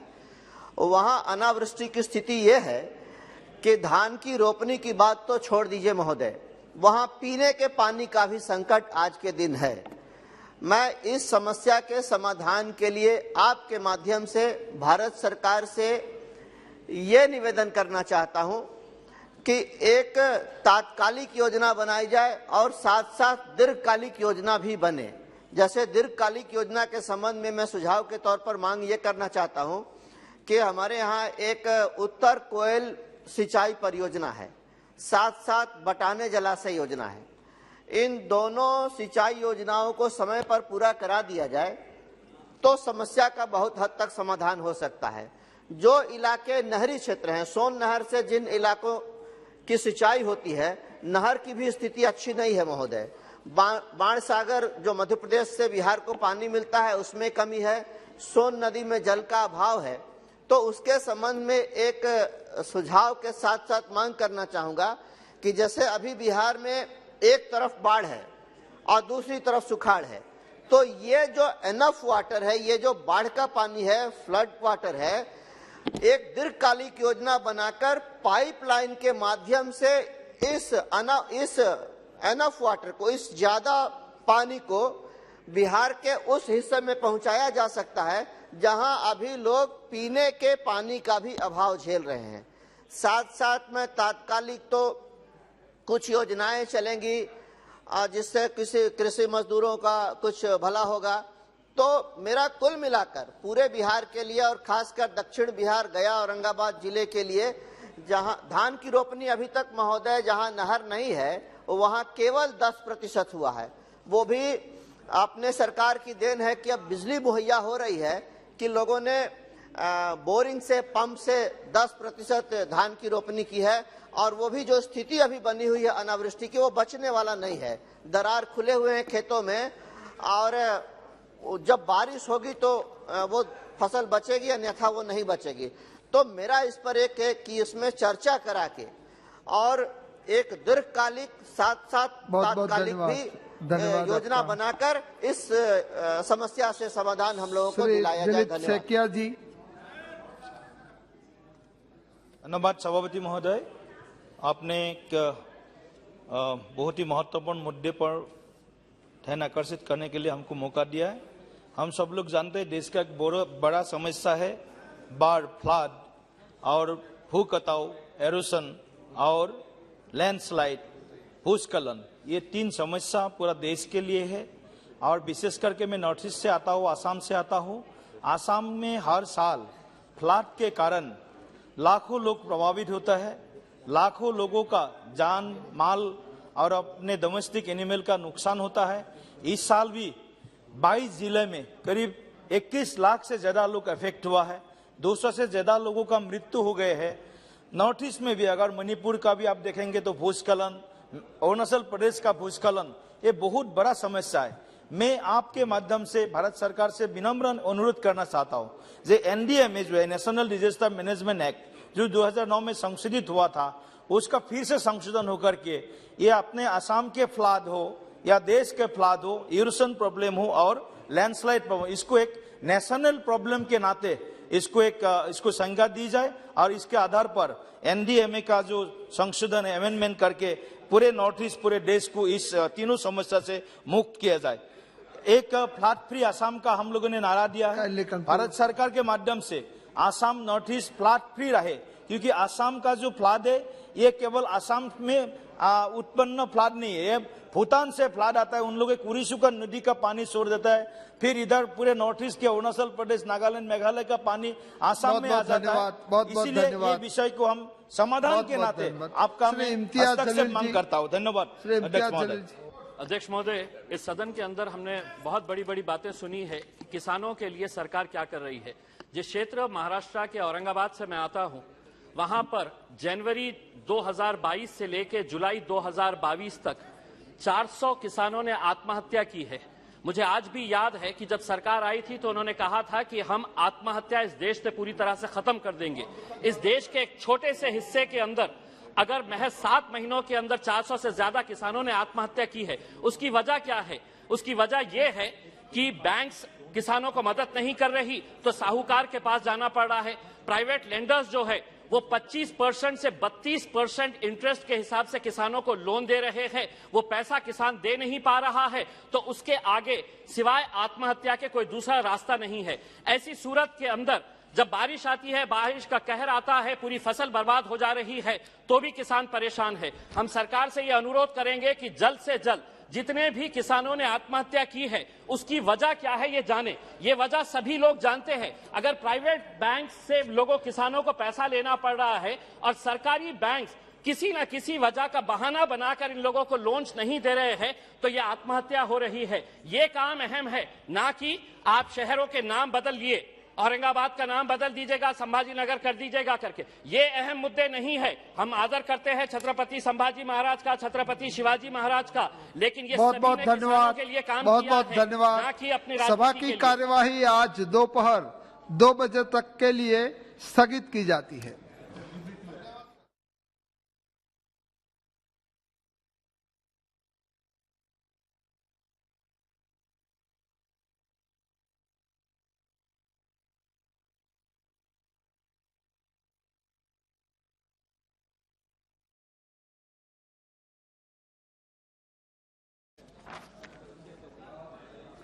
Shri item number 22 Shri Rao Indrajit Singh. Chairman sir, on behalf of my senior colleague Shrimati Nirmala Sitharaman, I rise to move for leave to introduce a bill further to amend the Competition Act 2002. प्रश्न है कि विधेयक को पुनर्स्थापित करने की अनुमति प्रदान की जाए।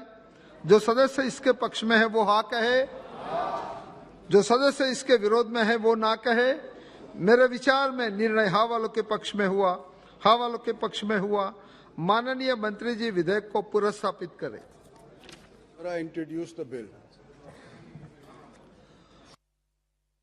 शून्यकाल। Shri number 1 Shri Sukhbir. Item number 21 Shri Kiren Rijiju जी।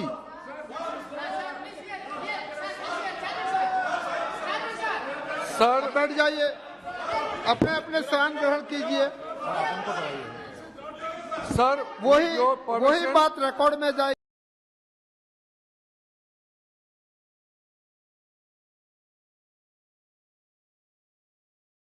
जो मंत्री जी बोलेंगे।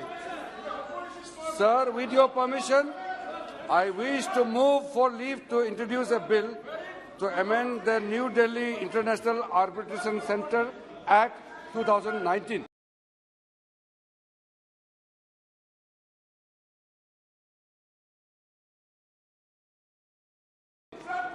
प्रश्न यह है कि विधेयक को पुनर्स्थापित करने की अनुमति प्रदान की जाए। जो सदस्य इसके पक्ष में है वो हाँ कहे, जो सदस्य इसके विरोध में है वो ना कहे। मेरे विचार में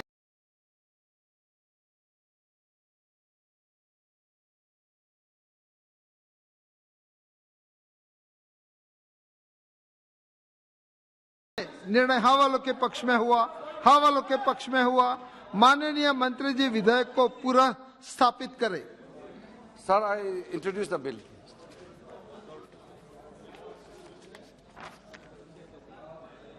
Shri item number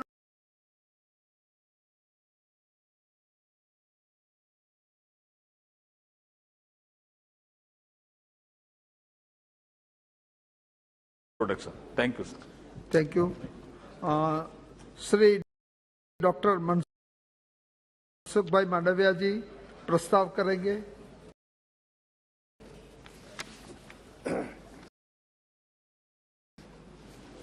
Sir, I rise to move that in pursuance of clause J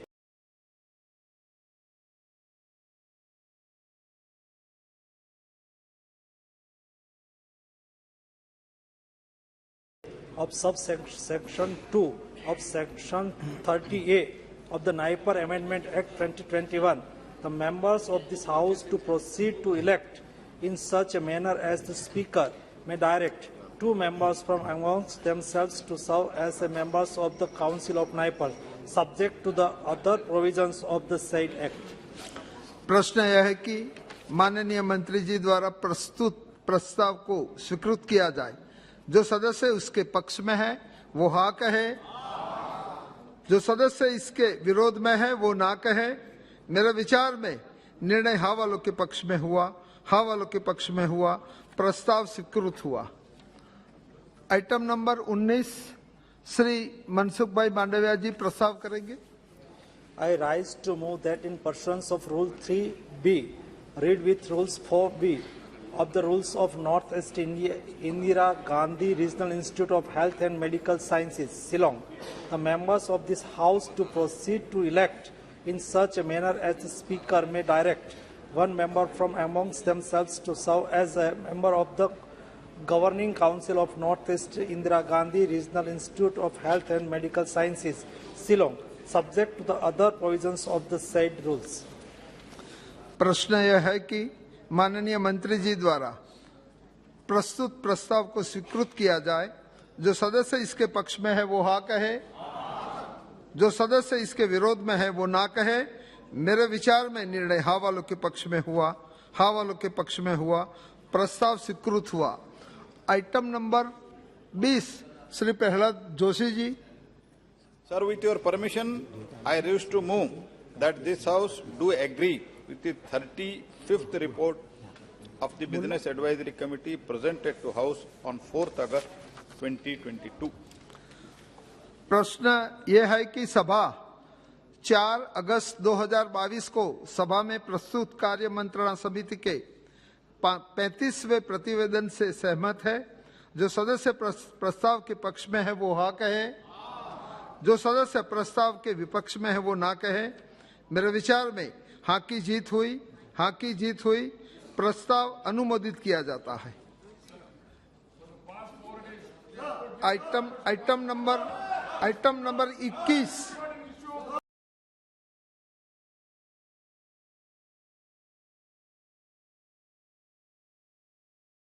माननीय सभापति जी,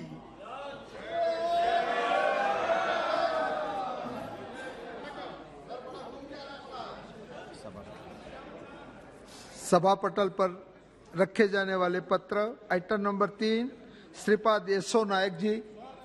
Lay on the table of the House the paper mentioned against my name at serial number 3 of today's revised list of business. Thank you. Item number 4, Shri Ajay Bhatt ji. आदरणीय अध्यक्ष जी, मैं आपकी अनुमति से आज की संशोधित कार्य सूची में क्रम संख्या 4 पर मेरे नाम के सम्मुख अंकित दस्तावेज सभा पटल पर रखता हूं। आइटम नंबर 5, श्री भगवंत खुबा जी। अध्यक्ष महोदय, आपकी अनुमति से मैं आज के संशोधित कार्य सूची के क्रमांक संख्या 5 पर मेरे नाम से सूचीबद्ध दस्तावेज सदन के पटल पर रखना चाहता हूं। Item number 6, doctor Bhagwat Karad ji. Honorable Speaker, sir, with your permission, I rise to lay the papers mentioned against my name in the revised list of business for today. Item number 7, doctor Rajkumar Ranjan Singh ji. Meghwal ji. Shri Meghwal ji. धन्यवाद सभापति जी। मैं आज की संशोधित कार्य सूची के क्रम संख्या 7 पर जो हमारे साथी डॉक्टर राजकुमार रंजन सिंह जी के नाम से दस्तावेज for ministry of external affairs के नाम से अंकित है, आपकी अनुमति से सभा पटल पर रखता हूं। Thank you. Item number 8, doctor Bharati Pravin Pawar ji. Honorable sir, with your permission, I rise to lay on the table of the House papers mentioned against my name at serial number 8 in today's revised list of business. Thank you. Item number 9, doctor Mahendra भाई मुजपुरा जी। Honorable Speaker, sir, with your kind permission, I wish to lay on the table of the House papers mentioned serial number 9 against my name in today's revised list of business. सभा की बैठकों से सदस्यों की अनुपस्थिति संबंधी समिति ने 4 अगस्त 2022 को सभा में प्रस्तुत अपने 8वें प्रतिवेदन में सिफारिश की है कि प्रतिवेदन में उल्लिखित सदस्यों को सभा की बैठकों से अनुपस्थित रहने की अनुमति प्रदान की जाए। क्या सभा समिति द्वारा की गई सिफारिशों के अनुरूप अनुमति प्रदान करती है? सदस्यों की तदनुसार आपने हाँ बोला, अनुमति प्रदान की जाने के पश्चात सदस्यों की तदनुसार सूचिता की जाएगी। Item number 11, Shri Guman Singh Damor ji. Sir, I rise to present a copy of the 17th report in Hindi and English versions of the Committee on the Welfare of Scheduled Castes and Scheduled Tribes for the period of 2022-23 listed against my name at serial number 11 in today's order paper. धन्यवाद। Item number 12, Shri Santosh Pandey ji. मैं आज की कार्य सूची में क्रम संख्या 12 पर मेरे नाम के समक्ष यथा सूचीबद्ध सरकारी आश्वासनों संबंधी समिति का 68वां, 69वां, 70वां, 71वां, 72वां और 73वां प्रतिवेदन हिंदी और अंग्रेजी संस्करण प्रस्तुत करता हूं। Item number 13, Shri Ritesh Pandey ji. मैं क्रम संख्या 13 पर मेरे नाम के सामने यथा सूचीबद्ध सभा पटल पर रखे गए पत्रों संबंधित समिति 2021-22 के 86, 87, 88, 89, 90, 91, 92, 93, 94, 95, 96, 97 और 98 प्रतिवेदन हिंदी तथा अंग्रेजी संस्करण प्रस्तुत करता हूं। आइटम नंबर 14 श्रीमती रमा देवी जी।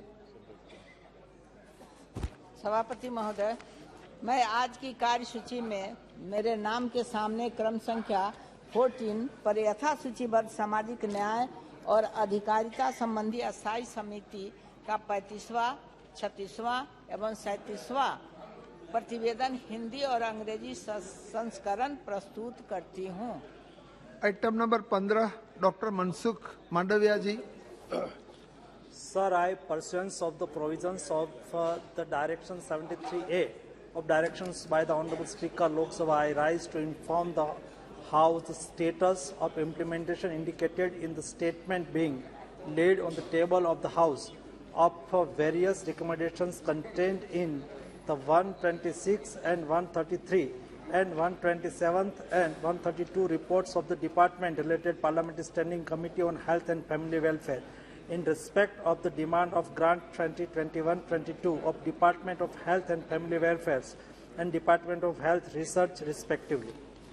आइटम नंबर 16 डॉक्टर महेंद्र भाई मुजपुरा।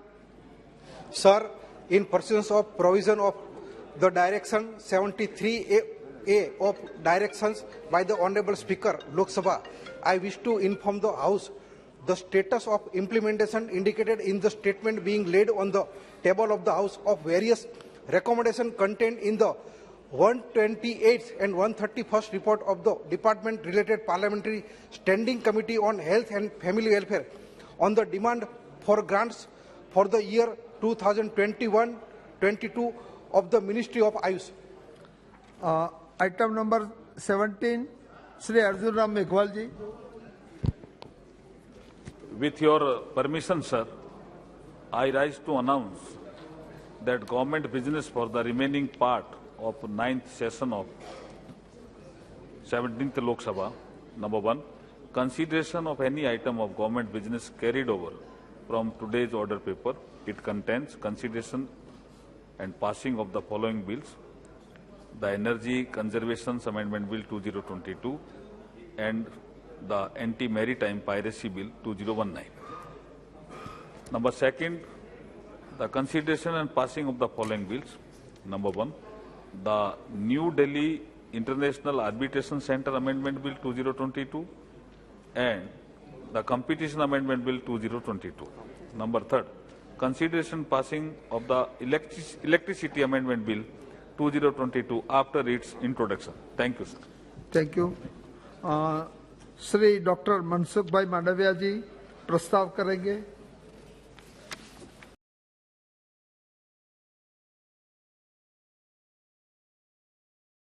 सभासदों, माननीय अध्यक्ष जी,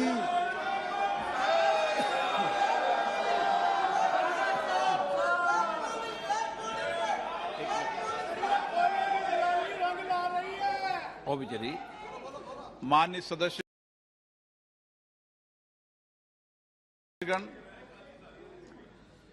मुझे सभा को हमारे पूर्व साथी श्री भीम प्रसाद दहल के दुखद निधन के बारे में सूचित करना है।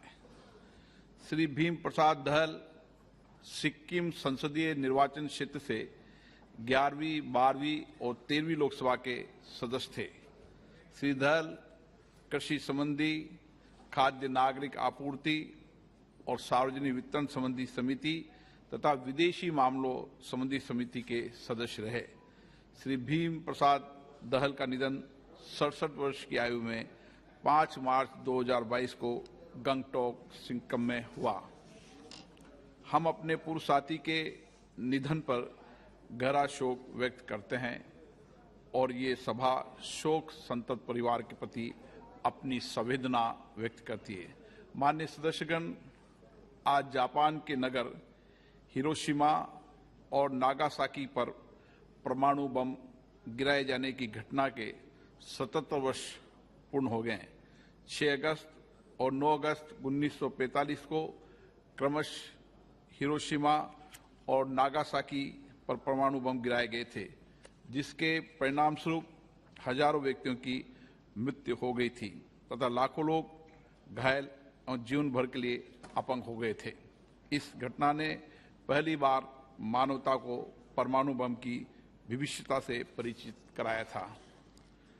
आज भी हिरोशिमा और नागासाकी के निवासी परमाणु विकीकरण के दुष्प्रभाव को झेल रहे हैं। आइए आज के दिन हम नरसंहार के हथियारों को विश्व से समाप्त करने तथा पूरे विश्व में शांति, भाईचारा और सद्भाव के भावना के प्रचार प्रसार के लिए सामूहिक रूप से कार्य करने का संकल्प लें।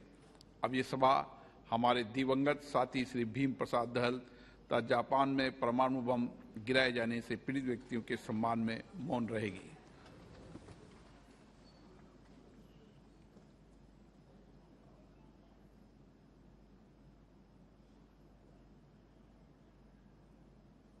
ओम शांति। प्रश्नकाल प्रश्न नंबर 281 से अनुराग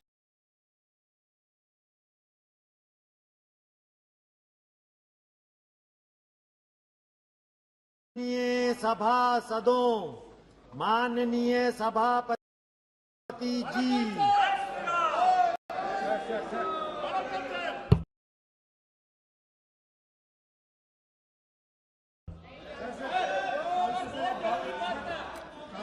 सभा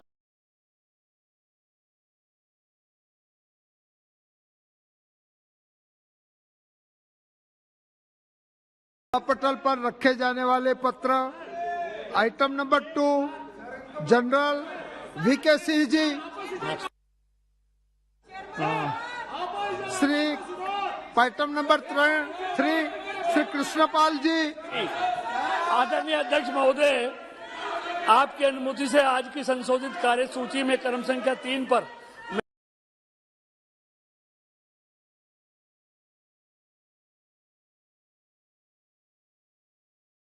मेरे नाम के सामने सूचीबद्ध दस्तावेजों को सदन के पटल पर रखता हूं।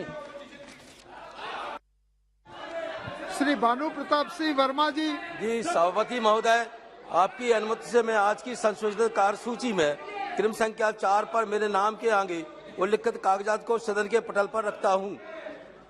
नंबर 5 श्री रामेश्वर तेली जी।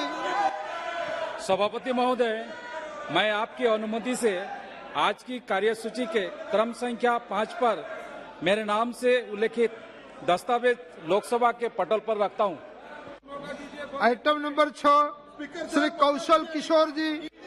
माननीय सभापति जी, आपकी अनुमति से मैं आज की संशोधित कार्यसूची में क्रम संख्या 6 पर मेरे नाम के समस्त सूचीबद्ध कागजातों की एक प्रति हिंदी व अंग्रेजी में सभा पटल पर रखता हूं। महासचिव जी, बंद करो, बंद करो, बंद करो, बंद करो। ये Modi Sir, I have to report that Rajya Sabha, at its sitting held on the 3rd August 2022, agreed without any amendment to the National Anti-Doping Bill 2022 as passed by law. Item number 8 Shri Ram Shiromani Verma ji. सभापति महोदय, मैं आज के कार्यसूची पत्र में क्रम संख्या 8 पर मेरे नाम के समक्ष यथा सूचीबद्ध सभा की बैठकों से सदस्यों की अनुपस्थिति संबंधी समिति का 8वां प्रतिवेदन हिंदी और अंग्रेजी संस्करण में प्रस्तुत करता हूं। धन्यवाद। श्री बाला शौरी वल्लभ मनेरी जी। I raise to present the 21st, 22nd and 23rd reports of the Committee on Subordinative Legislation, Hindi and English version as listed against my name in today's revised list of business.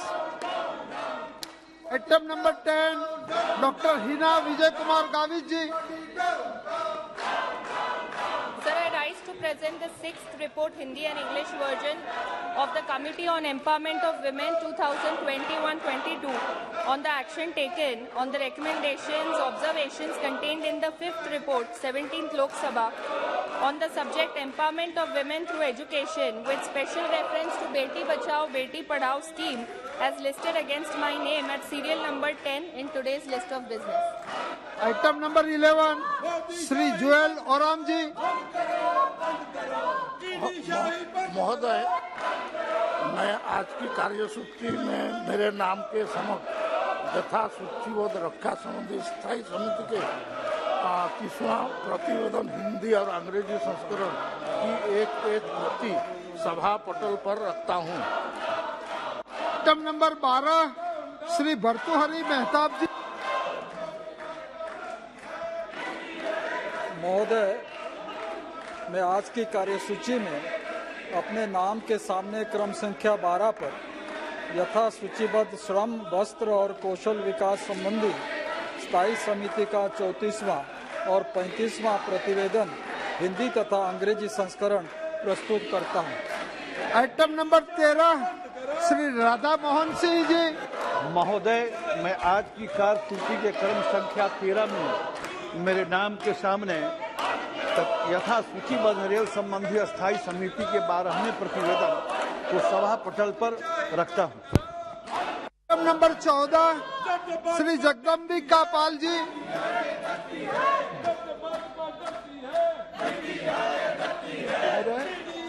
मैं आज की कार्यसूची में क्रम संख्या 14 जो मेरे नाम के समक्ष यथा सूचीबद्ध है, हाउसिंग और अर्बन अफेयर्स संबंधी जो अस्थायी समिति का 14वां और 15वां प्रतिवेदन हिंदी और अंग्रेजी संस्करण में है, उसको प्रस्तुत करता हूँ। नंबर श्री राकेश सिंह जी। धन्यवाद महोदय।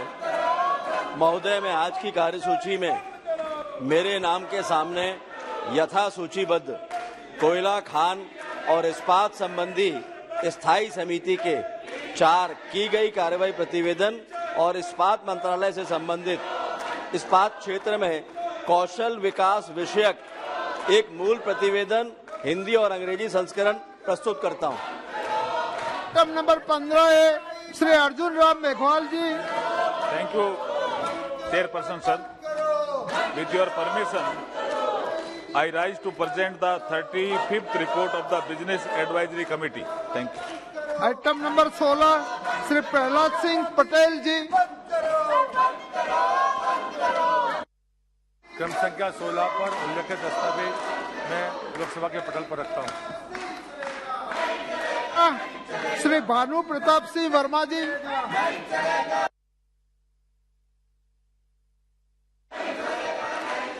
Sir, with your permission, I rise to lay papers mentioned against my name at serial number 2 of the revised list of business.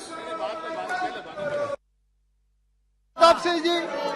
मेरे नाम क्या है जो सूची में है वो मैं रखता हूँ। Item number 18 Shri Arjun Ram Meghwal ji.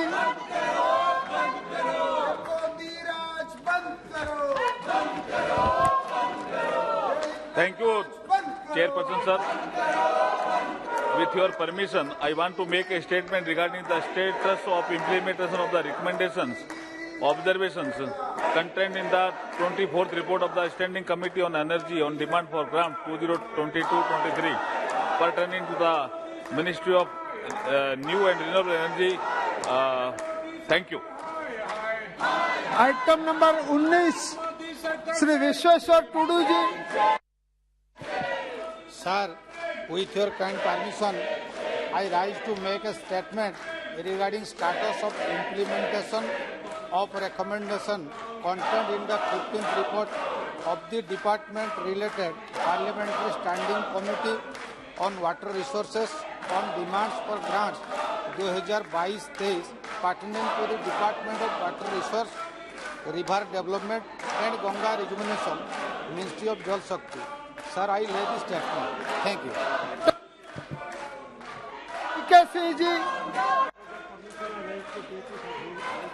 My name.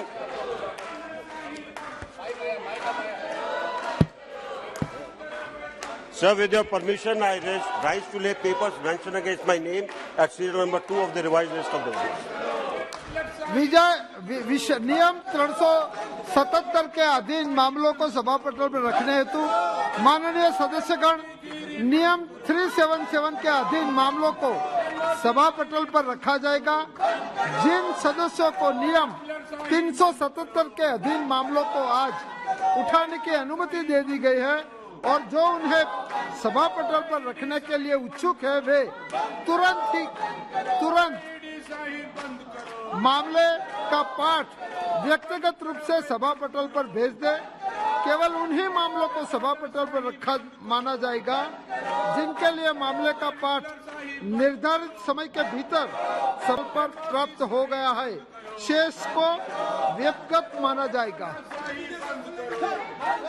Item number 21 संवैधानिक संकल्प श्री पंकज चौधरी जी। महोदय, मैं अपने वरिष्ठ सहयोगी श्री गोपाल शेट्टी जी।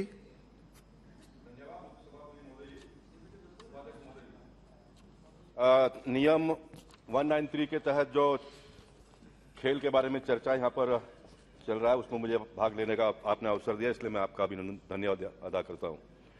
देश के प्रधानमंत्री और सभी खेल मंत्रियों को मैं विशेष करके धन्यवाद देना चाहूंगा, जिन्होंने 2014 के बाद में खेल के एक स्तर को बहुत ऊंचा उठाया और हमारे देश के जो बच्चे हैं उन सारे बच्चों को ये लगने लगा कि हमने भी खेल कूद में भाग लेना चाहिए, हमारा भी कोई नाम होगा। और इन दिनों में बड़े पैमाने पे बच्चे खेल से जुड़ते हुए दिखाई दे रहे।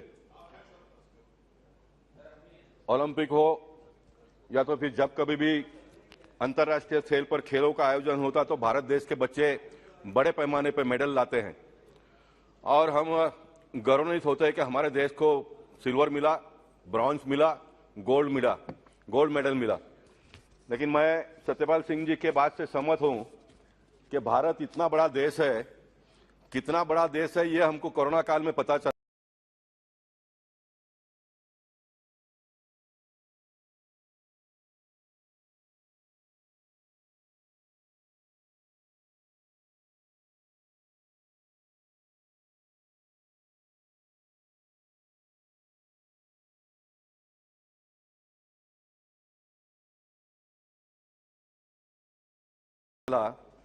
कि 97 देशों का जितनी लोक संख्या आबादी है उतनी आबादी हमारे एक देश का है। 97 देश के आबादी को जितने 97 प्रधानमंत्री देश को चलाते हैं उतने बड़े आबादी वाले देश को हमारे देश में नरेंद्र मोदी जी अकेले चलाते हैं। इसलिए मेडल जो मिल रहा है लोक संख्या के दृष्टि से वो बहुत कम है।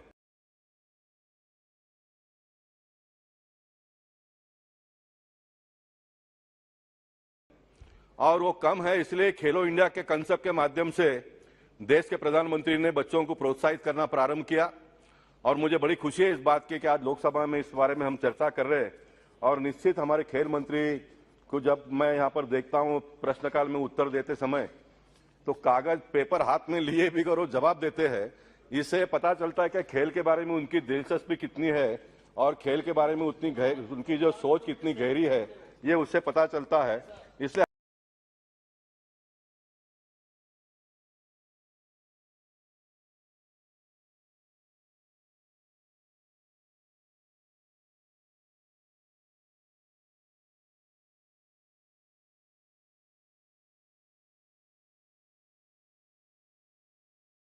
हम उम्मीद करते हैं कि आने वाले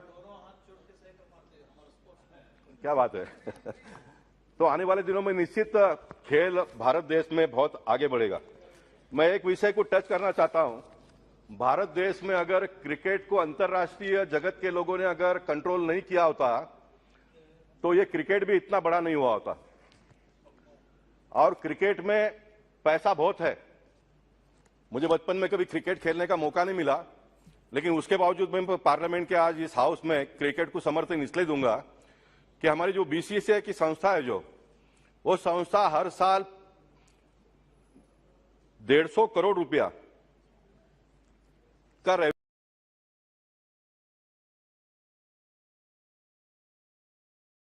रेवेन्यू देश के तिजोरी में आता है। ये मुझे पता चला। उसको अगर फिगर में कोई ज्यादा कम हो तो उसको खेल मंत्री करेक्ट करेंगे।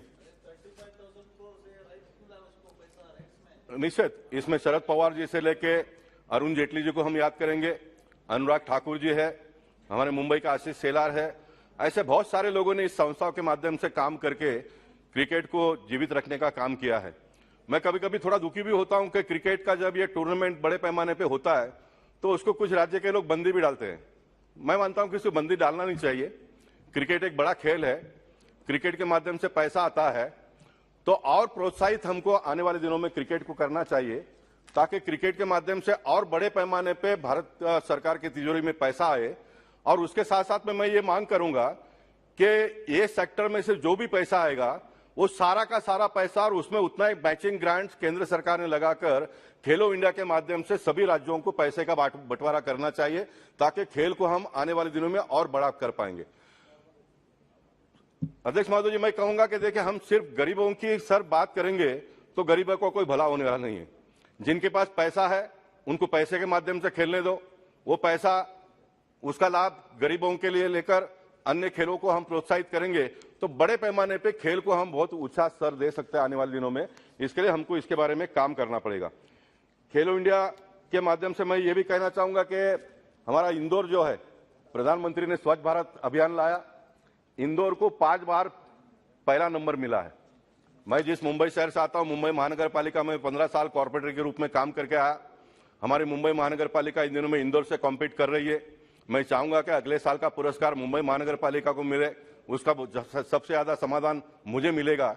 लेकिन मैं ये चाहता हूं कि जैसे स्वच्छ भारत अभियान का प्रधानमंत्री ने लाके ये सारे शहरों को जोड़कर स्वच्छता के साथ में जोड़ दिया है, वैसे खेल को भी सारे शहर के लोगों के साथ में जोड़ना चाहिए ताकि गुजरात महाराष्ट्र के साथ में कॉम्पीट करे, महाराष्ट्र कर्नाटक के साथ में कॉम्पीट करे, राज्य के कॉम्पिटिशन हो, शहरों का कॉम्पिटिशन हो।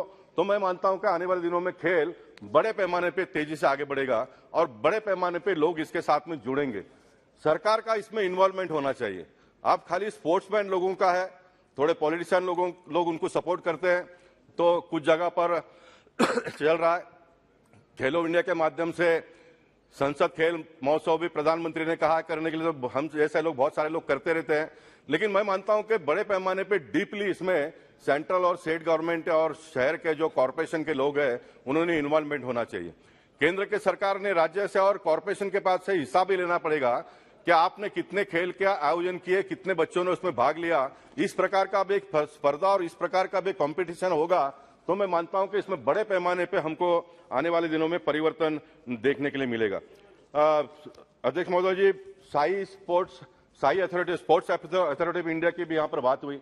मेरे मतदार संघ में 35 एकड़ का जगह है जिसमें से 3 एकड़ झोपड़पट्टी हो गई, 32 एकड़ बचे हुए। आदरणीय शेट्टी जी, बहुत ही कम आप कंटिन्यू कीजिएगा आगे, आप अगली बार कंटिन्यू कीजिए, चर्चा अभी आगे जारी रहेगी। सभा की कार्यवाही गुरुवार दिनांक 4 अगस्त 2022 प्रातः 11 बजे तक के लिए स्थगित की जाए। धन्यवाद।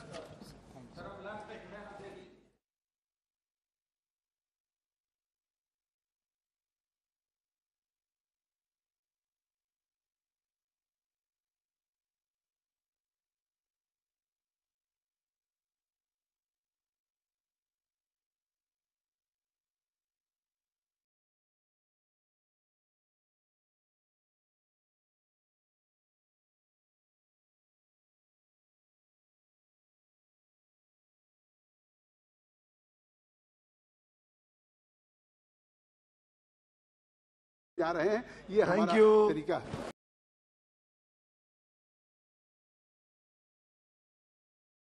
बहुत बहुत धन्यवाद, आपने समय दिया। मैं श्रीमती जी माधवी जी।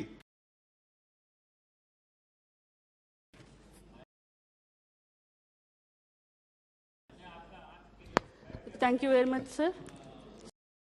Sir, I'm very proud to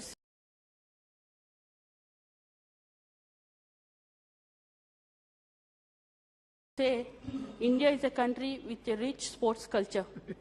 Sir, ancient sports like kabaddi and kusti are still popular throughout the country with regional variations. This is the proof enough to say that India is a country with a rich sports culture. Sir, I would like to specially request the Honorable Minister to kindly take a special interest for the encouraging the sports among the tribal population in the country. Due to the varieties of factors, they have natural advantages, sir. Not only that, because of lack of awareness and due to poor financial conditions, having the sports career in an assurance for the better income among the tribal population, sir. Sir, myself, I'm a physical education teacher who had teach in the tribal area, sir. The sports kits and other accessories are very costly, and the students from the tribal community are not able to afford to buy them, sir. I request the Honourable Minister to kindly provide the sports kits and accessories to promote the tribal students who have in future in the sports, sir. Suggest steps to measure to. I would like to suggest the steps to develop the sports in India, sir. The National Education Policy 2020 offers a window of opportunity to integrate sports as a part of the curriculum in schools and colleges, creating a network of schools and conducting regular sports meets would narrate the culture of sports in the students right from the childhood, sir. India is a land of diversity. There is a various indigenous sports and extremely popular regionally like Kusti and Kabaddi. Piloting the schemes namely one state, one sport, where an indigenous or traditional sports may be identified in the states and promoted. This would also preserve the rich culture in India, sir. Sir, in Ekalavya model schools, it's already been planned. Providing adequate funding and creating necessary infrastructure would promote the sports, even the tribal areas of the country.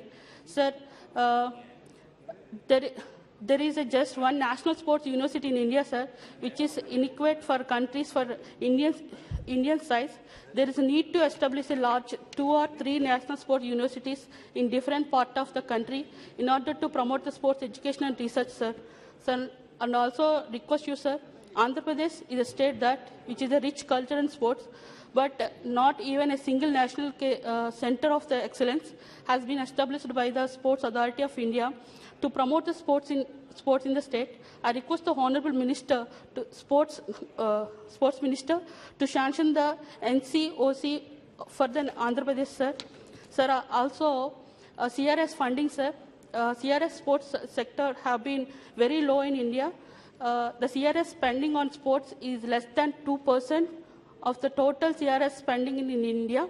There is a need to encourage the cooperative to utilize the large portion to their CRS funds for building the sports infrastructure and sporting talent, especially in the rural areas and tribal areas, sir. Sir, myself, I am a sports person from the tribal area, sir. Due to lack of facilities and lack of awareness, sir, I lost my sports career. And though I am studying in Navodaya school, in that school I have a Sai Academy. Because of that Sai Academy, I am a state player of volleyball. But in my tribal area, though I am also worked as a physical education teacher and also sports person, I know the problems of students and I know the problems of teachers who are working in tribal areas, sir. Myself, I am requesting you, sir, in my area, tribal area, the person who are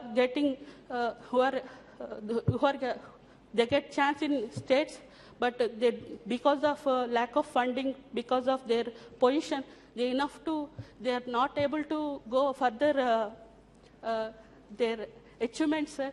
Please provide special fund for ITDS to develop the tribal sports persons. This is my special request, sir. Please consider this, sir. Thank you very much, sir. Thank you. Thank you. Shri Gopal Shetty ji.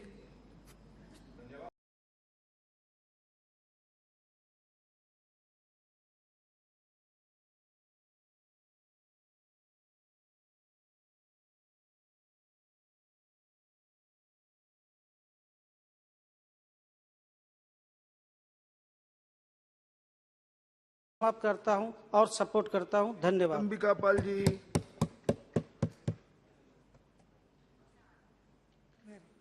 अधिष्ठाता महोदय, मैं आपका अत्यंत आभारी हूं कि नियम 193 के अंतर्गत भारत में खेलों को प्रोत्साहित करने के लिए, खिलाड़ियों के संवर्धन के लिए और किस तरह से दुनिया की पदक तालिका में भारत को हम सर्वोच्च स्थान दिला सकें, इस गंभीर और इस महत्वपूर्ण चर्चा में मुझे भी भाग लेने का अवसर दिया और सरकार द्वारा क्या उपाय किए जा रहे हैं।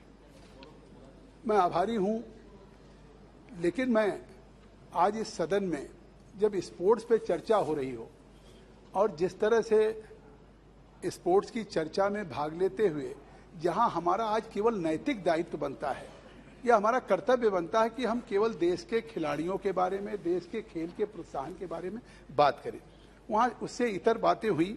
निश्चित तौर से मैं भी स्पोर्ट्समैन रहा हूं और मुझे भी इस बात का दुख है, लेकिन मैं ये कहना चाहता हूं कि आज पिछले दिनों पहले चाहे ओलंपिक में, कॉमनवेल्थ गेम में या किसी भी टूर्नामेंट में लोग जाते थे, कब टीम जाती थी, कब टीम लौट आती थी, शायद देश को इस बात का एहसास भी नहीं होता था। लेकिन अगर आज हम इस भारत के सर्वोच्च सदन में हम खेलों के प्रोत्साहन पे चर्चा कर रहे हैं, तो यकीनन हमारे लिए सौभाग्य है कि जहां हम और खेलों को बढ़ावा देने की बात कर रहे हैं, वहीं अभी जब कॉमनवेल्थ गेम हुआ है, उस कॉमनवेल्थ गेम में हमारे भारत के खिलाड़ियों ने 13 मेडल हासिल किया है। मैं इस सदन के माध्यम से उन खिलाड़ियों को बहुत बहुत बधाई देना चाहता हूं कि 5 और 3 ब्रॉन्ज मेडल, ये 2022 के अभी कॉमनवेल्थ गेम्स में इन्होंने 13 मेडल प्राप्त किया। ये ऐसे नहीं होता। यहां तमाम सदन में कही गई बात बिल्कुल सही है। ये कहा गया कि साहब दुनिया के दूसरे देशों में बचपन से ही टैलेंट का सर्च होता है और उस टैलेंट के सर्च के बाद उन बच्चों का ट्रायल होता है, उसके बाद फिर सरकार उनकी सारी जिम्मेदारी लेती है, उनको कोचेज देती है, उनको ट्रेनिंग, उनके पढ़ाई का, लिखाई का, खेल का सारा, और तब वो दुनिया में स्थान बना पाते हैं। ये बिल्कुल सच्चाई है और ये सच्चाई है। ये काम नहीं हुआ था जिसके कारण टैलेंट रहने के बावजूद भी हमारे देश के खिलाड़ी जो दुनिया में स्थान पा सकते थे वो नहीं पाए।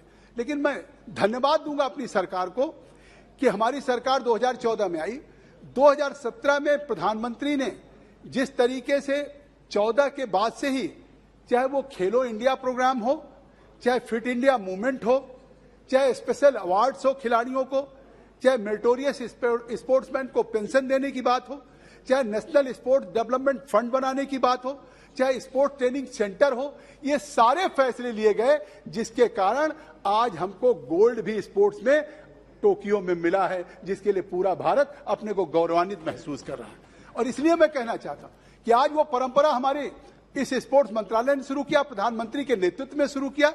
2017 में पहली बार भारत में आजादी के बाद हमारी सरकार ने sports talent search portal launch किया कि अगर कोई भी लड़का, कोई भी यूथ, कोई खिलाड़ी होनहार है, देश के किसी नॉर्थ ईस्ट से लेकर के साउथ, कन्याकुमारी से कश्मीर के किसी गांव में अगर वो खिलाड़ी है, पैसे का अभाव है, क्योंकि ऐसा नहीं है कि टैलेंट कोई किसी पर्टिकुलर खास, वो गरीब के घर में भी, कुटिया झोपड़ी में भी होती, उस टैलेंट्स को भी तराशने का काम करने के लिए 2017 में हमारी सरकार ने sport talent search portal launch किया और उसमें कहा कि जो बेस्ट टैलेंट है वो अपने को उस पोर्टल पे, हमारे यूथ, खिलाड़ी, यंगस्टर उस पे अपलोड करें।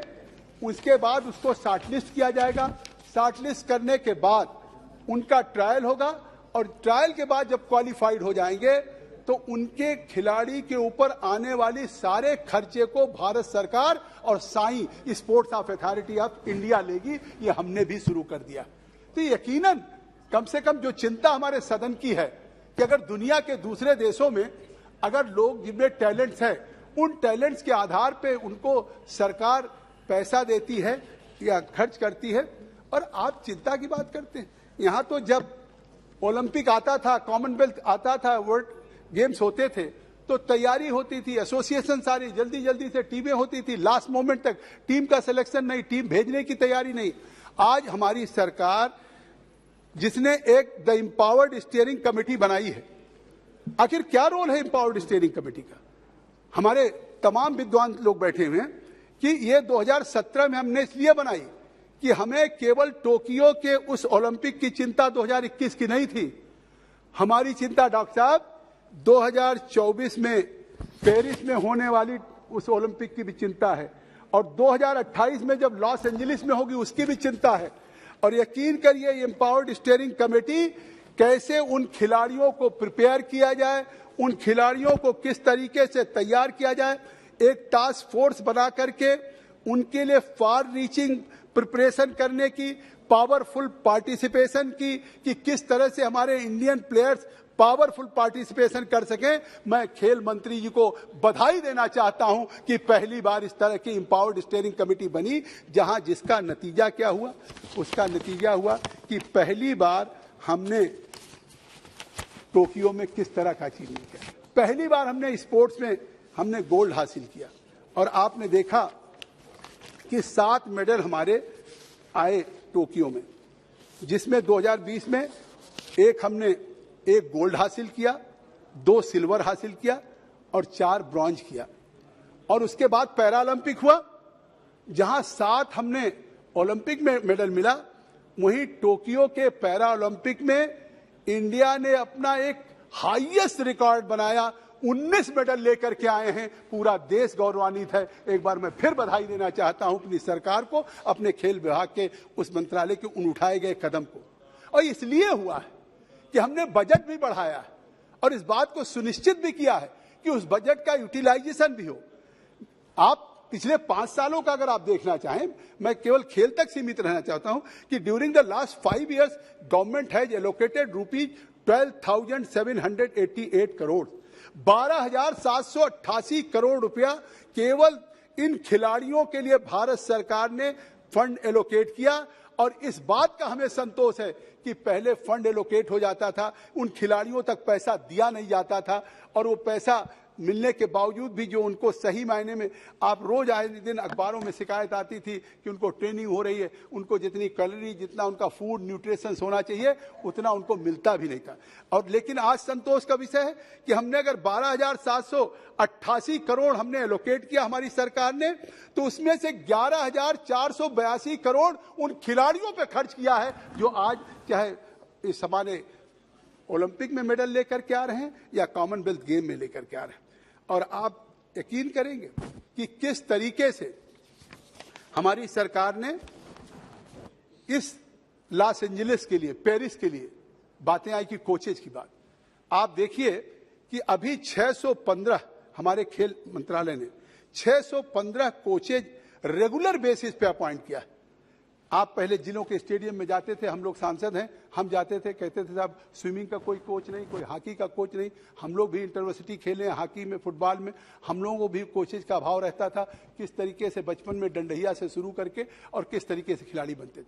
लेकिन आज खुशी है कि आज उस खिलाड़ी में अगर हुनर है तो इस बात की हम चिंता कर रहे हैं कि उनको तराशने का काम, आज उस खिलाड़ी के हुनर का काम हमारा खेल मंत्रालय करेगा। और खेल मंत्रालय उसके लिए देश के माने जाने नहीं, देश और दुनिया के जो अच्छे से अच्छे कोचेज हैं उनको नियुक्त करने का काम कर रहा है रेगुलर बेसिस पे 24 और 28 के लिए। और उसका नतीजा है कि 615 कोचेज रेगुलर बेसिस पे हुए हैं और 416 कोचेज कॉन्ट्रैक्ट बेसिस पे आज सभी स्टेडियम में कोचेज दिए जा रहे हैं। आज ये स्पोर्ट्स अथॉरिटी ऑफ इंडिया जो उसका एक पर्पज है इस रिक्रूटमेंट का कि जितना एथलीट्स को जिस टाइप का भी सपोर्ट हो सके उनको सारा सपोर्ट दे करके हम इंटरनेशनल लेवल पे जो कॉम्पिटिशन्स हो रहे हैं, चाहे ओलंपिक 2024 या 2028, कभी इस सदन में चर्चा हुई कि किसी सरकार ने अभी एक ओलंपिक खत्म न हुआ हो तो दूसरे ओलंपिक की तैयारी शुरू कर दे? ये काम यूएसए करता था, ये काम रूस करता था, ये काम चाइना करता था। आज वो काम जो यूएसए और रूस और चाइना कर रहा है, मैं आज कह सकता हूं कि वो काम भारत सरकार भी कर रही है और भारत के भी खिलाड़ियों को हम 24 और 28 की तैयारी के लिए काम कर रहे हैं। और यही नहीं है, आप देखिए अगर हमारा स्पोर्ट्स का बजट भी, कि हमने स्पोर्ट्स का बजट इस बार जो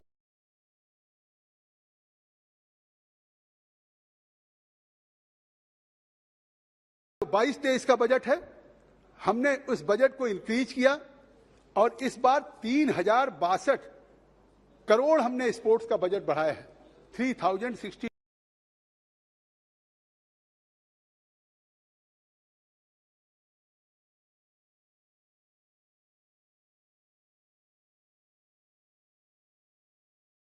2.60 करोड़ और पिछले साल की तुलना में पिछले साल 2752, जहां 2000, जबकि रोज इस बात की चिंता सदन में चाहे सत्ता पक्ष के बैठे हो चाहे प्रतिपक्ष के बैठे हो, इस बात की चिंता होती थी कि साहब हम सड़क के लिए बजट दे रहे हैं, हम और विभागों के लिए बजट दे रहे हैं, लेकिन जो खिलाड़ी हैं उन खिलाड़ियों के लिए हमारा बजट कम होता जा रहा है।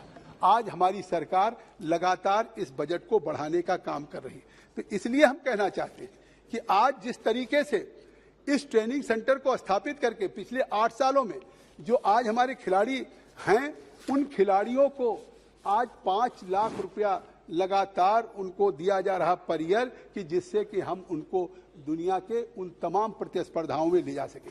आपने देखा नहीं कि 2014 में जब जिस दिन प्रधानमंत्री मोदी जी ने शपथ लिया, सरकार बनी, जहां उनको देश की चिंता खेत खलिहान गांव के गरीबों की किसानों की थी, जहां भारत की पार्लियामेंट की दहलीज पे चौखट पे उन्होंने कहा कि हमारे लिए समर्पित की सरकार, गरीबों के लिए समर्पित, मजलूमों की समर्पित सरकार है, वहीं उन्होंने सबसे पहले उसी समय खेलो इंडिया प्रोग्राम को लॉन्च किया।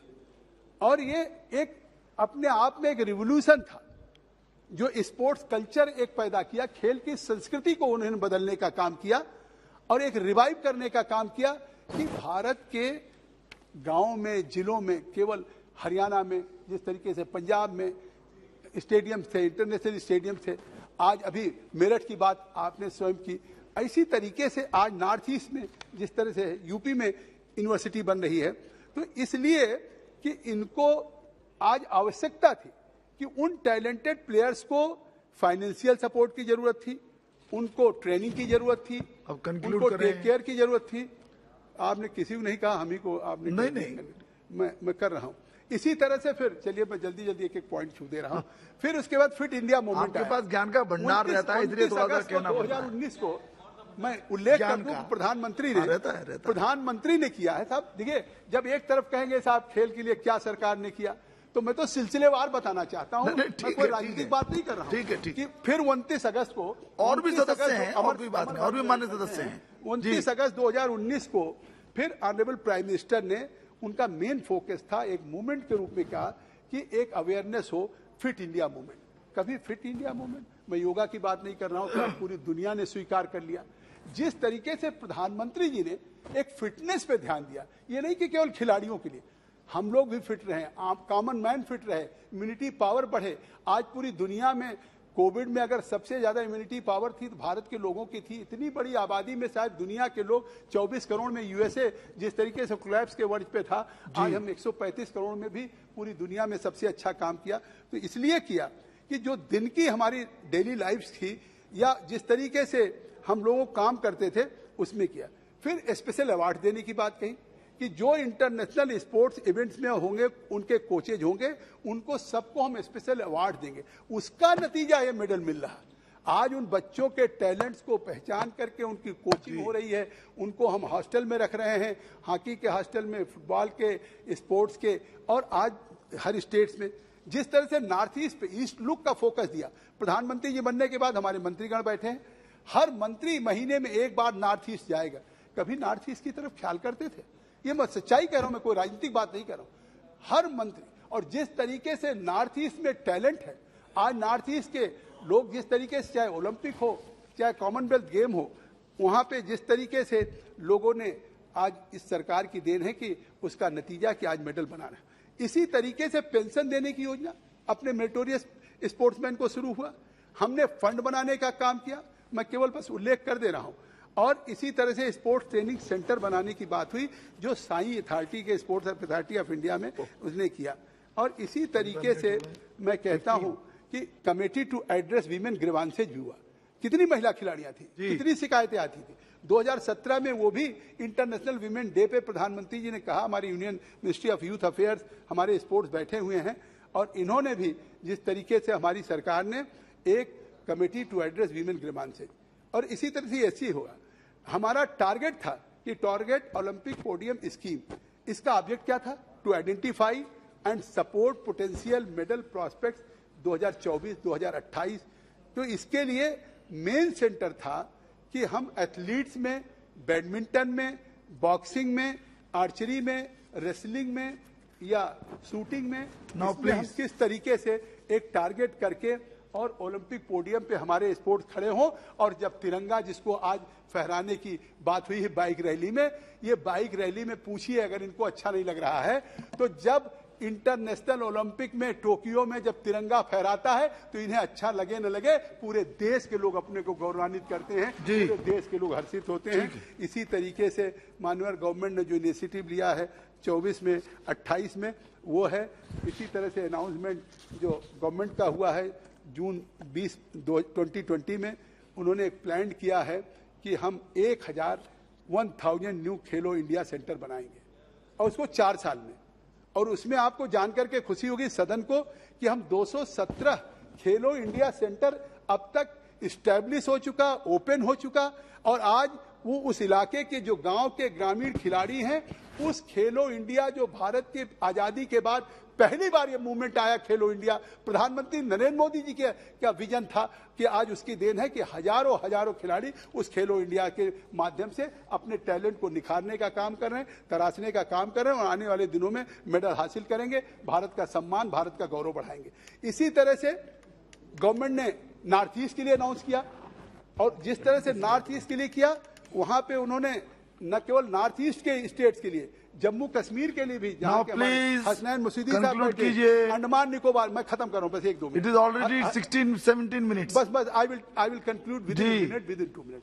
अंडमान निकोबार आइसलैंड में अभी हम लोग जम्मू कश्मीर हसनैन मसूदी साहब साथ गए भी, लक्षद्वीप या लद्दाख, ये सब जगह इतनी रिमोट थी कि दिल्ली से लगता था कि हम कहाँ हैं और वहां के लोगों के मन में क्या फीलिंग होती थी। आज एक एक डिस्ट्रिक्ट में, चाहे वो लद्दाख हो, चाहे लक्षद्वीप हो, चाहे निकोबार हो, चाहे अंडमान हो, चाहे जम्मू कश्मीर हो, चाहे नॉर्थ ईस्ट के, एक एक डिस्ट्रिक्ट में जहां हम इधर एक एक खेलो इंडिया सेंटर दे रहे हैं, यहां सब जगह हम 2-2 खेलो इंडिया सेंटर देने जा रहे हैं। ये हमारा तरीका है। बहुत बहुत धन्यवाद, आपने समय दिया।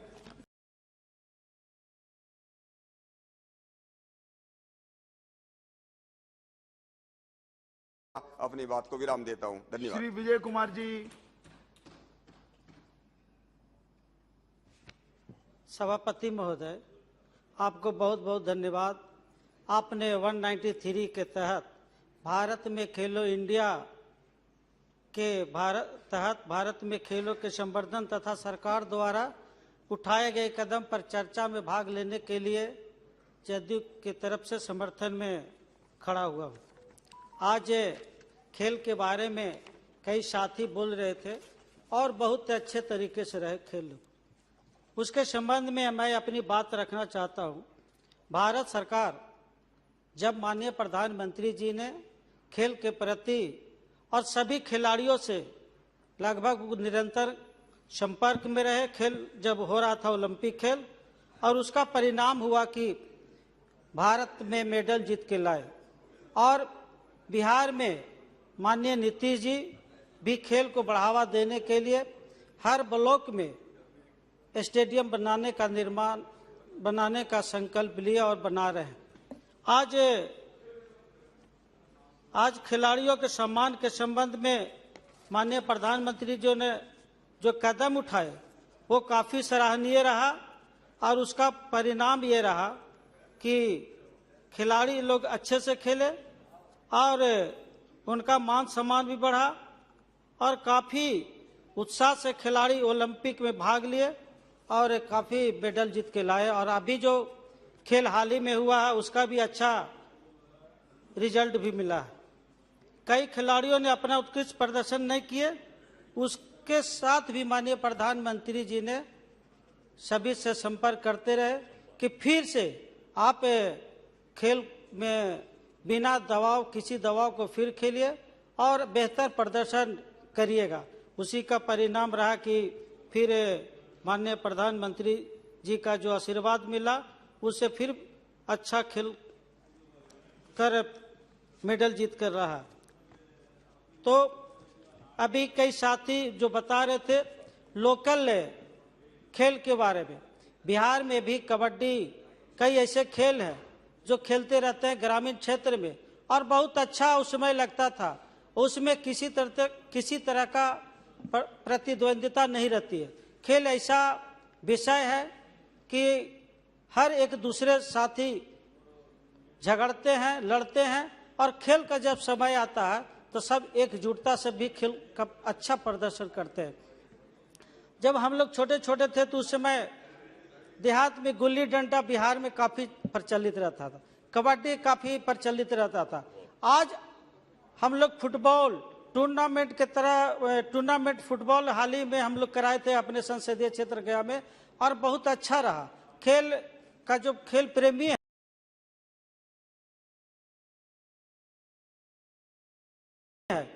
हम जिस समाज से आते हैं, माझी परिवार, बहुत गरीब परिवार हमारा समाज है, वो भी देखे कि अच्छा से अच्छा खेल खेला और उसका रिजल्ट भी अच्छा रहा।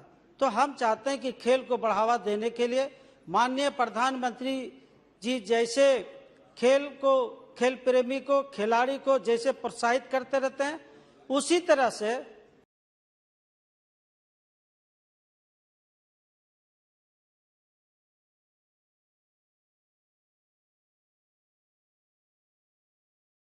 ये खेलो इंडिया को सेंट्रल के नहीं सभी राज्य को खेलो इंडिया में शामिल करते हुए जो ग्रामीण क्षेत्र में खिलाड़ी हैं, जो अच्छे प्रभाव के तरह खेलते हैं और उसको मान सम्मान देने की आवश्यकता है, उसको प्रशिक्षण देने की आवश्यकता है।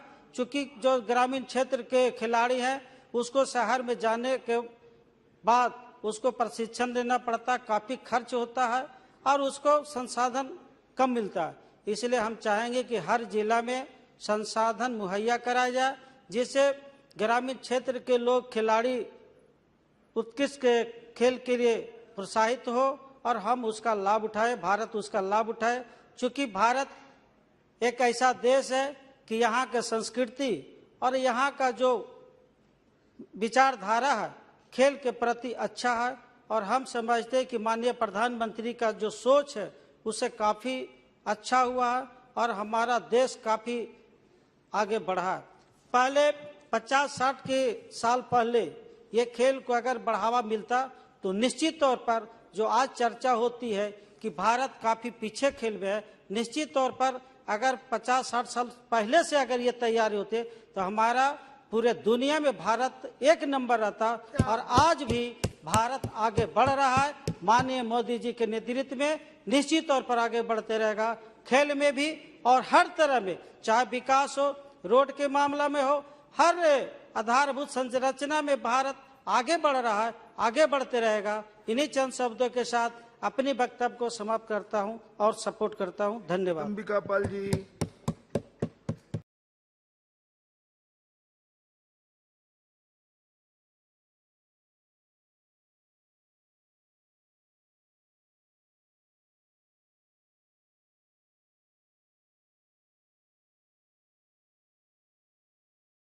सभापति महोदय अभी तो मैंने शुरू नहीं किया। हो गया।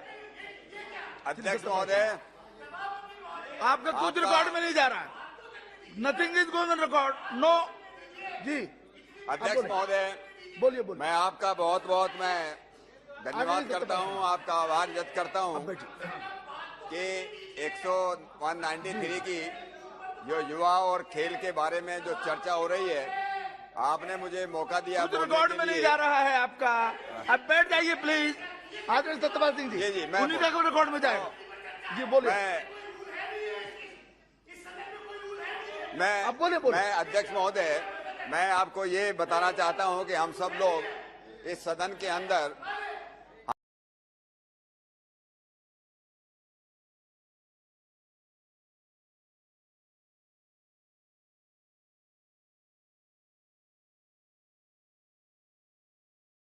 हम सब लोग या सरकार के स्तर पर हम सभी प्रकार की जो है हम लोग जो है योजना बनाते हैं और जीवन का जो लक्ष्य है।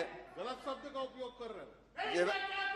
कुछ रिकॉर्ड में नहीं जा रहा है, केवल सत्यपाल सिंह जी का रिकॉर्ड में जा रहा है। जीवन का लक्ष्य, हर एक व्यक्ति का जीवन का लक्ष्य, शिक्षा का लक्ष्य कि शांति के जीवन के अंदर हर एक आदमी को सुख, शांति और समृद्धि मिले, ये हर एक व्यक्ति का, हर एक मानव का एक लक्ष्य है। हम लोग जो हैं, जब युवाओं के बारे में हम लोग बात करते हैं तो हमारे उसमें ये लिखा है कि हर एक युवा, इस देश का युवा किस प्रकार का बने, उसको सुख शांति और समृद्धि मिले, उसको जीवन के अंदर खुशी मिले। और आज़ादी के इस 75वें अमृत महोत्सव के समय में, इस 75 वर्ष होने के बाद, हम लोग जिस प्रकार की इस देश के जो यशस्वी प्रधानमंत्री जी, इस देश के लिए जो उन्होंने कहा कि इस देश को जो है विश्व गुरु बनाना है, कि अगले जो 25 वर्ष हैं देश के लिए, ये 25 वर्ष इस देश के लिए एक अमृत काल है। इस देश में अगर अमृत काल है तो हमको जो है, हम किस प्रकार का संदेश अपने युवाओं को देना चाहते हैं, इस देश में हम किस प्रकार के नागरिक तैयार करना चाहते हैं, ये हमारे सामने एक बहुत बड़ा प्रश्न है। मैं अपनी बात खेलों से पहले युवा संबंधी मेरे कुछ विचार है, मैं उस पर अपने विचार रखना चाहता हूं। अध्यक्ष महोदय, देखिए, हम चीजों के लिए अगर हमको कोई लंबाई नापनी है तो लंबाई के लिए हम लोग मीटर रखते हैं, इंच रखते हैं, किलोमीटर रखते हैं। अगर हमको जो है हमको वजन नापना है तो वजन जो है हम किलो में नापते हैं, मनों में नापते हैं, कुंटल में नापते हैं, टनों में नापते हैं। लेकिन अगर जीवन की अगर खुशी अपने को नापनी हो, जिसका कोई पैमाना है या नहीं, ये कई बार ये प्रश्न पैदा होता है कि कौन आदमी कितना खुश है, ये समाज कितना खुश है, या देश कितना खुश है, इस बात का हमारे पास क्या पैमाना है। आजकल के शास्त्रियों से अगर जो शास्त्रज्ञ हैं अलग अलग फील्ड के, उनसे पूछें, जो मैनेजमेंट के गुरु हैं, जो इस विषय में जो है भाषण करते हैं कि आदमी की आनंद का, आदमी की खुशी का पैमाना क्या है, तो इस बात का वो जवाब उनके पास नहीं है कि आदमी की खुशी का जवाब क्या हो। लेकिन जब हम लोग अपने देश की संस्कृति जो लाखों करोड़ों वर्ष पुरानी है, लाखों करोड़ों वर्ष पहले हमारे शास्त्रकारों ने इस बात का जवाब दिया कि इस देश का जो युवा है, समाज का जो युवा है, वो कैसा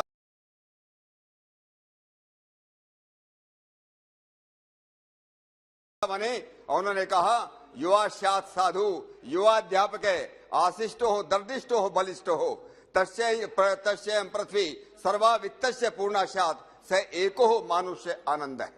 आनंद की इकाई क्या है, उसका नापने का तरीका क्या है। तो उन्होंने कहा, जिस समाज का, जिस देश का जो युवा होगा, उसका जो युवा है वो कितना बहुत अच्छे चरित्र का धनी होना चाहिए, वो बहुत अच्छे गुड कैरेक्टर का होना चाहिए, वो बहुत अच्छा पढ़ने वाला होना चाहिए, बहुत विद्वान और ज्ञानी होना चाहिए। उसके साथ साथ उन्होंने कहा, आशिष्टो हो, दर्दिष्टो हो, बलिष्ठो हो, वो बहुत दृढ़ प्रतिज्ञ होना चाहिए कि उसको जीवन में कुछ करना है, जीवन में उसको प्रगति करना है, जीवन में उसको तरक्की करना है, और जो हर प्रकार से बलिष्ठ होना चाहिए। शरीर के रूप से बलिष्ठ हो, मानसिक रूप से बलिष्ठ हो, आत्मिक रूप से बलिष्ठ हो, वो ऐसा हमारा, वो कहते हैं अगर इस प्रकार के युवा, ये समाज, ये देश अगर तैयार करेगा तो निश्चित रूप से न केवल भारतवर्ष में लेकिन पूरी दुनिया के अंदर सावित्तस्य पूर्णाशात, जो कहते हैं कि एक पृथ्वी के ऊपर कितना जो आनंद है, एको मनुष्य आनंद है, वो एक आनंद की एक इकाई है। तो हम लोग जो हैं, हमारे इस देश के अंदर भी या दुनिया के अंदर भी हम सब प्रकार की हम योजनाएं बनाते हैं, प्लानिंग करते हैं, लेकिन क्या मानव निर्माण की हमारे पास योजना है या नहीं, इसके बारे में हम लोग बहुत कम विचार करते हैं। हमारी शिक्षा जैसी हो, हमारे खेल कैसे हो, क्या हम अपने देश के अंदर इस प्रकार के युवा, इस प्रकार के मानव का निर्माण कर सकते हैं। ये मुझे लगता है कि हमारे माननीय मंत्री जी को भी उनका जो युवा और खेलों का जो है, इस विषय में ध्यान देने की जरूरत है कि हमारे किस प्रकार के युवा हमको चाहिए, किस प्रकार की शिक्षा उनके लिए चाहिए, किस प्रकार का माहौल उनके लिए चाहिए। मैं कई बार उसको कहता हूं, अगर पढ़े लिखे लोग जो है बार बार अगर बीमार होते हैं, मुझको लगता है, मुझे डाउट होता है कि वो कितने पढ़े लिखे हैं। अगर हम अपने को स्वस्थ नहीं रख सकते, क्या हमारे बच्चों को आज ये सिखाया जाता है कि हम स्वस्थ कैसे रहें? स्वस्थ रहने के लिए क्या जरूरी है? केवल मात्र खेल जरूरी नहीं है, केवल मात्र जो एक्सरसाइज जरूरी है, केवल मात्र उसके कारण से जो कोई जो है स्वस्थ नहीं रह सकता। खेल भी जरूरी है, लेकिन स्वस्थता के लिए, हेल्थ के लिए, स्वास्थ्य के लिए, उसके लिए बहुत कुछ बातें जरूरी है। और कुछ बातों में हमको ज्यादा इस बात के रिसर्च करने की जरूरत नहीं। जो हजारों लाखों वर्षों से जो रिसर्च होती आई है, हमारे देश के ऋषि मुनि जो रिसर्च करते आए हैं और उन्होंने जो लिखा है, हमारे ऋषि मुनि जो है हर एक उनकी एक एक बात, आप तो उसको कहते हैं आप उपदेश हो शब्द है, उनका एक एक वाक्य शब्द जो है सत्य था, क्योंकि वो मजाक में भी कभी झूठ नहीं बोलते थे। उन्होंने जो कुछ लिखा उसने केवल भारतवर्ष के लिए लिखा, सारी मानवता के लिए लिखा।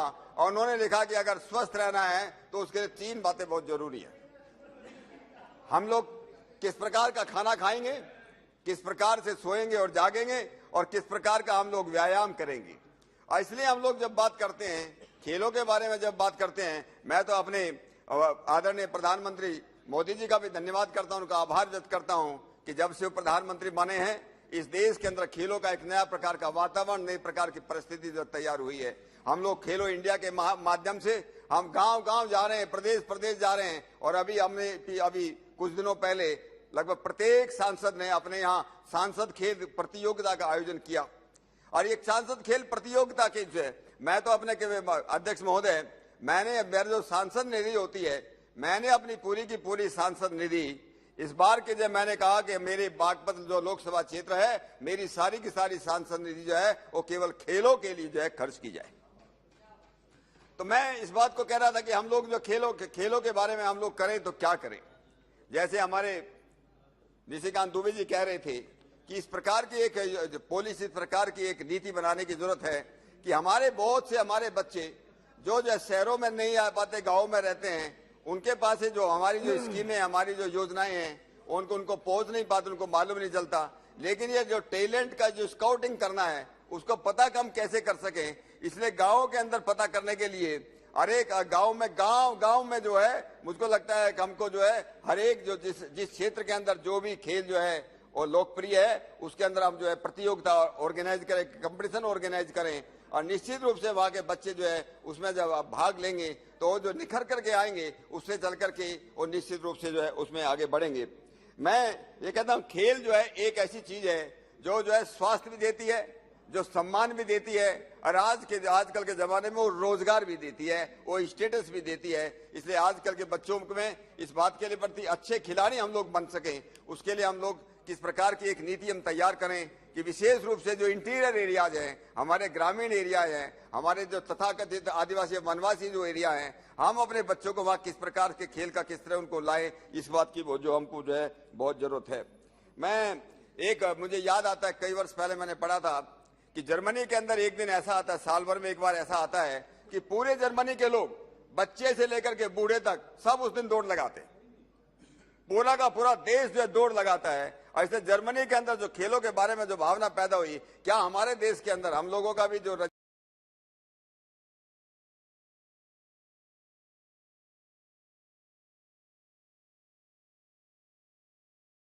जिसको हम कहते हैं राष्ट्रीय खेल हमारा हॉकी है, लेकिन आजकल के जब उसमें पता नहीं जिस प्रकार से क्रिकेट का बहुत महत्व बढ़ गया है या दूसरे खेलों का हर एक खेल का महत्व है, लेकिन हमारा जो राष्ट्रीय खेल है जिसको हम हॉकी कहते हैं, या तो हम खेल के राष्ट्रीय में जो खेल का नाम बदलें, हम दूसरे किसी खेल का रखें। अगर हम राष्ट्रीय खेल हॉकी को मानते हैं तो हॉकी को भी गांव-गांव जो है पहुंचाने की जरूरत है। उसके बारे में निश्चित रूप से हमें जो है एक योजना बनाने की जरूरत है।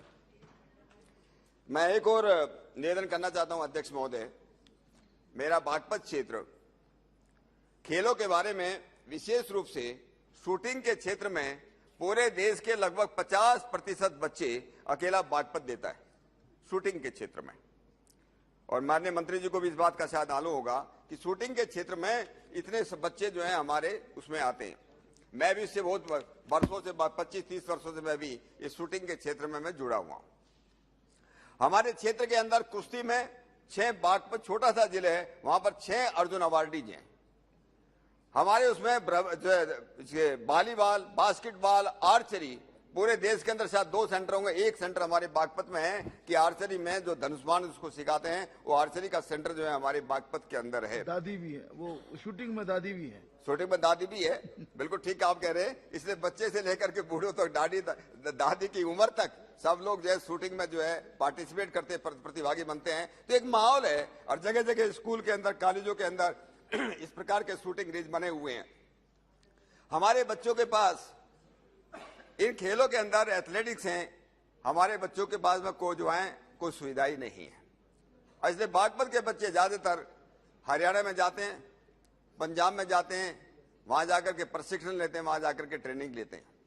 पिछले कई वर्षों से जब से मेरे क्षेत्र के लोगों ने आशीर्वाद देकर के मुझे इस संसद में भेजा है, मैं इस बात की मांग करता रहा हूं कि बागपत के अंदर एक नेशनल खेल संस्थान बनाया जाए, एक राष्ट्रीय खेल संस्थान बनाने की जरूरत है। और ये केवल बागपत के लिए काम नहीं आएगा, आसपास के हमारे हरियाणा का जो क्षेत्र है उसके भी काम आएगा, आसपास के हमारे जो जिले हैं वहां पर भी काम आएगा। मैं ये जो मुझे मौका आपने दिया है इसके समय इसमें हमारे प्रदेश के जो माननीय मुख्यमंत्री श्री योगी आदित्यनाथ जी का भी बड़ा आभार व्यक्त करता हूं और देश के प्रधानमंत्री जी का भी, कि हमारे यहाँ प्रदेश की सबसे पहले स्पोर्ट्स यूनिवर्सिटी जो है आपके जो है मेरठ में बन रही है। तो आपका भी मैं अभिनंदन करता हूं, उसमें आपका भी प्रेजेंस रहा है और प्रदेश के माननीय मुख्यमंत्री जी का भी अभिनंदन करता हूं कि एक यूनिवर्सिटी जो है स्पोर्ट्स यूनिवर्सिटी मेरठ के अंदर बनाई जा रही है। तो ऐसे एक खेल संस्थान की मैं मांग करता हूं कि बागपत के अंदर जो है उसको बनाया जाए। एक और जो आपने देखा होगा, अलग अलग खेलों में जो देश अभी अपने दुबे जी कह रहे थे, निशिकांत जी कह रहे थे कि 130 करोड़ की जनसंख्या वाले देश में हम लोगों को जो मेडल मिलते हैं, जो पदक मिलते हैं, क्या उससे हम सेटिस्फाई हैं? क्या उससे हम संतुष्ट हैं? कोई भी उससे संतुष्ट नहीं हो सकता। छोटे छोटे देश जिनकी जनसंख्या 1 करोड़ होगी, 2 करोड़ होगी, वो हमसे ज्यादा पदक लेते हैं, मेडल्स लेते हैं। इसके पीछे क्या कारण है? और इसके पीछे जो मैंने जो है जानने की कोशिश की है, वो कारण है कि वहां पर उन खेलों के बच्चों को 5-6 साल की उम्र से ही बच्चों को खेलों में डाला जाता है, उनको एक कैरियर बनाया जाता है। सरकार उस पर खर्च करती है, समाज उस पर खर्च करती है और परिवार उस पर जो ध्यान देता है।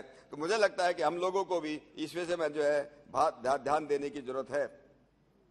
मैं पुनः अध्यक्ष महोदय आपका मैं धन्यवाद करता हूं। मैं एक बात कहकर अपनी बात को समाप्त करता हूं। आजकल मैं क्योंकि पुलिस में रहा हूं, मैं इस बात को कई बार कोट करता हूं कि दिल्ली, मुंबई, बड़े बड़े शहरों के अंदर या मेरठ जैसे छोटे शहरों के अंदर जितने मर्डर्स होते हैं, जितनी हत्याएं होती हैं, उससे लगभग 6 गुणी आत्महत्याएं होती हैं। और आत्महत्याओं का ज्यादा पेपर में नहीं मिलता। इसका मतलब यह है कि हम लोग इस बात में फेल हो चुके हैं, असफल हो गए कि हम अपने बच्चों को इस बात को जो है नहीं सिखा पाए कि इस मानव जीवन की कीमत क्या है। और ये केवल बात ऐसा नहीं कि अनपढ़ लोग इस बात आत्महत्या करते हैं, पढ़े लिखे लोग भी, प्रोफेसर भी, डॉक्टर्स भी, इंजीनियर्स भी, बड़े बड़े लोग जो हैं उसमें जो पढ़े लिखे लोग भी आत्महत्या करते हैं। इसका मतलब हम युवा का जो है खेल मंत्रालय को इस बात पर सोचने की जरूरत है। हमारे युवा क्यों आत्महत्या करते हैं? जरा सा को टेंशन हो जाए, जरा सा को गम हो जाए, उसमें आत्महत्या करने लगते हैं। इन आत्महत्याओं से हमारे जो है समाज बचे और मर्डर से बचे, अपराध समाज के अंदर कम हो। इसलिए जैसे मैंने कहा था, हमारे पास सब प्रकार की योजनाएं हैं। हमारे पास स्कूल बनाने की योजनाएं हैं, रोड बनाने की योजनाएं हैं, हॉस्पिटल बनाने की योजनाएं हैं, अच्छी बिल्डिंग बनाने की योजनाएं हैं, पर मानव निर्माण बनाने की योजना हमारे पास नहीं है। हम मानव निर्माण की योजना बनाएं, एक अच्छा, बहुत सफल, बहुत अच्छा नागरिक जो है, एक अच्छा युवा हम कैसे तैयार कर सके, इस विषय में हम लोगों को बहुत गंभीर विचार करने की जरूरत है। आपने मुझे बोलने का मौका दिया, मैं आपका विशेष आभार व्यक्त करता हुआ अपनी बात को विराम देता हूं। धन्यवाद। श्री विजय कुमार जी।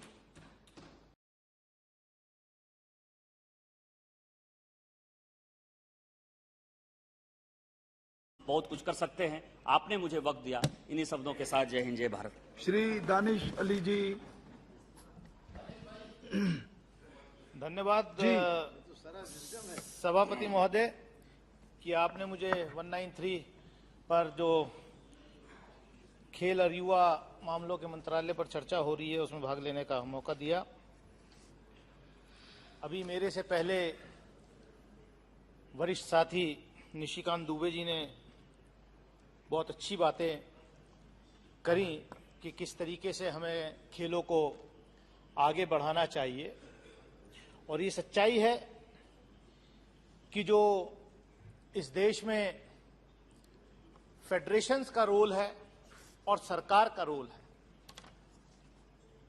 उसमें कई जगह कंट्राडिक्शंस हैं और कई जगह मुझे कहने में जरा भी गुरेज नहीं है कि नेपोटिज्म जो है कई सारी फेडरेशंस में है। ये रिकॉर्ड पे है, सुप्रीम कोर्ट तक में ये मामले गए, लेकिन उसका कोई हल निकला नहीं है। एक तरीके से फेडरेशंस के ऊपर जो लोग बैठे हैं, रिफॉर्म्स की बात काफी समय से हम सुनते आ रहे हैं, लेकिन कितना हुआ, कितना हो पाएगा मुझे तो नहीं मालूम। लेकिन ये बात हकीकत है कि जो देहात से, गांव से, ग्रामीण अंचलों से लोग आते हैं, नौजवान आते हैं, उनके अंदर प्रतिभा कहीं ज्यादा होती है। और मैं ये रिकॉर्ड पे कह रहा हूं सभापति महोदय कि जितना फेडरेशंस के अंदर जो नेपोटिज्म है, अगर उसको न्यूट्रलाइज करके जितनी सुविधाएं एक सेक्शन को दी जाती हैं, उनके बच्चों को दी जाती हैं, अगर उसकी 1/4 भी सुविधाएं उन गांव देहात के नौजवानों को दे दी जाए, तो मैं समझता हूं कि भारत का जो रिकॉर्ड होगा ओलंपिक्स में, कॉमनवेल्थ गेम्स में, वो कई गुना बढ़ जाएगा। बहुत अच्छी बात कही कि आज सरकार की तरफ से एक आयोजन किया गया, आजादी के इस अमृत महोत्सव के उपलक्ष्य में तिरंगा यात्रा निकाली गई। मुझे खुशी है इस बात की कि जिन्होंने आजादी की स्वर्ण जयंती पर, जो गजब गोल्डन जुबली सेलिब्रेट हो रही थी, उस वक्त अपने मुख्यालय पर तिरंगा नहीं फहराया था, कम से कम आजादी के अमृत महोत्सव पर आरएसएस के हेडक्वार्टर पे तिरंगा फहराया जाएगा।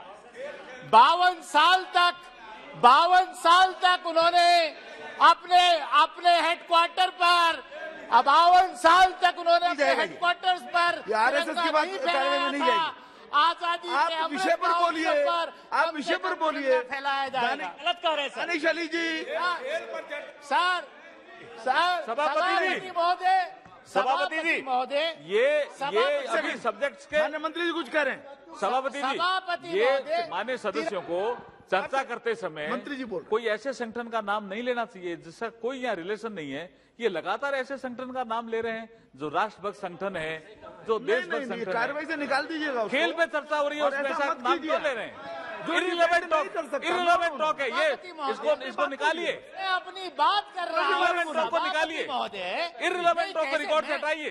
मैं क्या कर, कैसे किस संगठन? अरे आप तो भाई उस संगठन से प्रधानमंत्री जुड़ के आए हैं, उस संगठन से मेजॉरिटी इस सदन के अंदर बैठी है। मैंने क्या गलत कह दिया? मैं दूसरा नाम बोल दूंगा।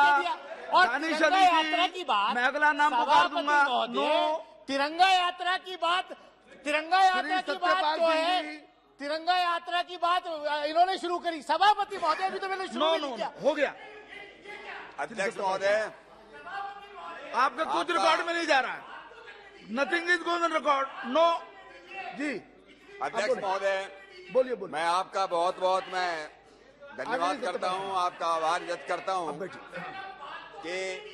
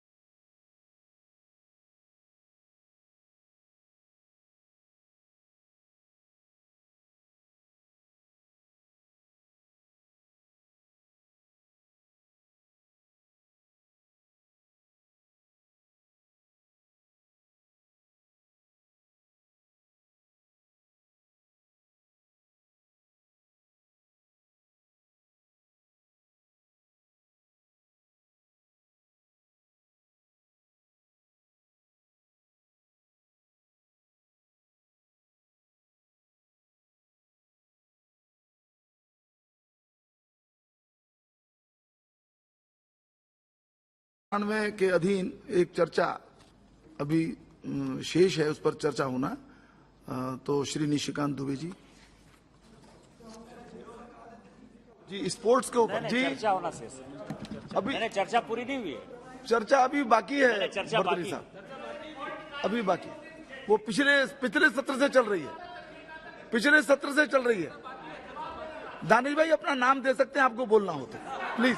धन्यवाद, धन्यवाद सभापति महोदय जी। हम लोग सभी लोकसभा अध्यक्ष के शुक्रगुजार हैं कि उन्होंने एक प्रश्न के उत्तर में ये बातें कही थी कि लोगों को खेल की चर्चा में आना है। कई एक प्रश्न थे एक दिन, तो उन्होंने एक व्यवस्था दी कि हम 193 में जो है इस चर्चा को लेंगे। और अच्छी बात यह है कि ये लोकसभा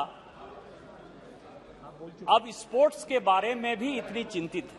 कई एक सांसद बोल चुके हैं, कई एक सांसद बोलने वाले हैं, और मंत्री जी जो है वो नहीं, मैं पहली बार बोल रहा हूं, और इसमें एक नियम है कि यदि एक बार आप बोल लेते हैं तो दोबारा आपको मौका नहीं मिलता है। तो इसीलिए मुझे चेयर ने जो है बोलने की अनुमति दी है, पार्टी ने अनुमति दी। और ये दिखाता है कि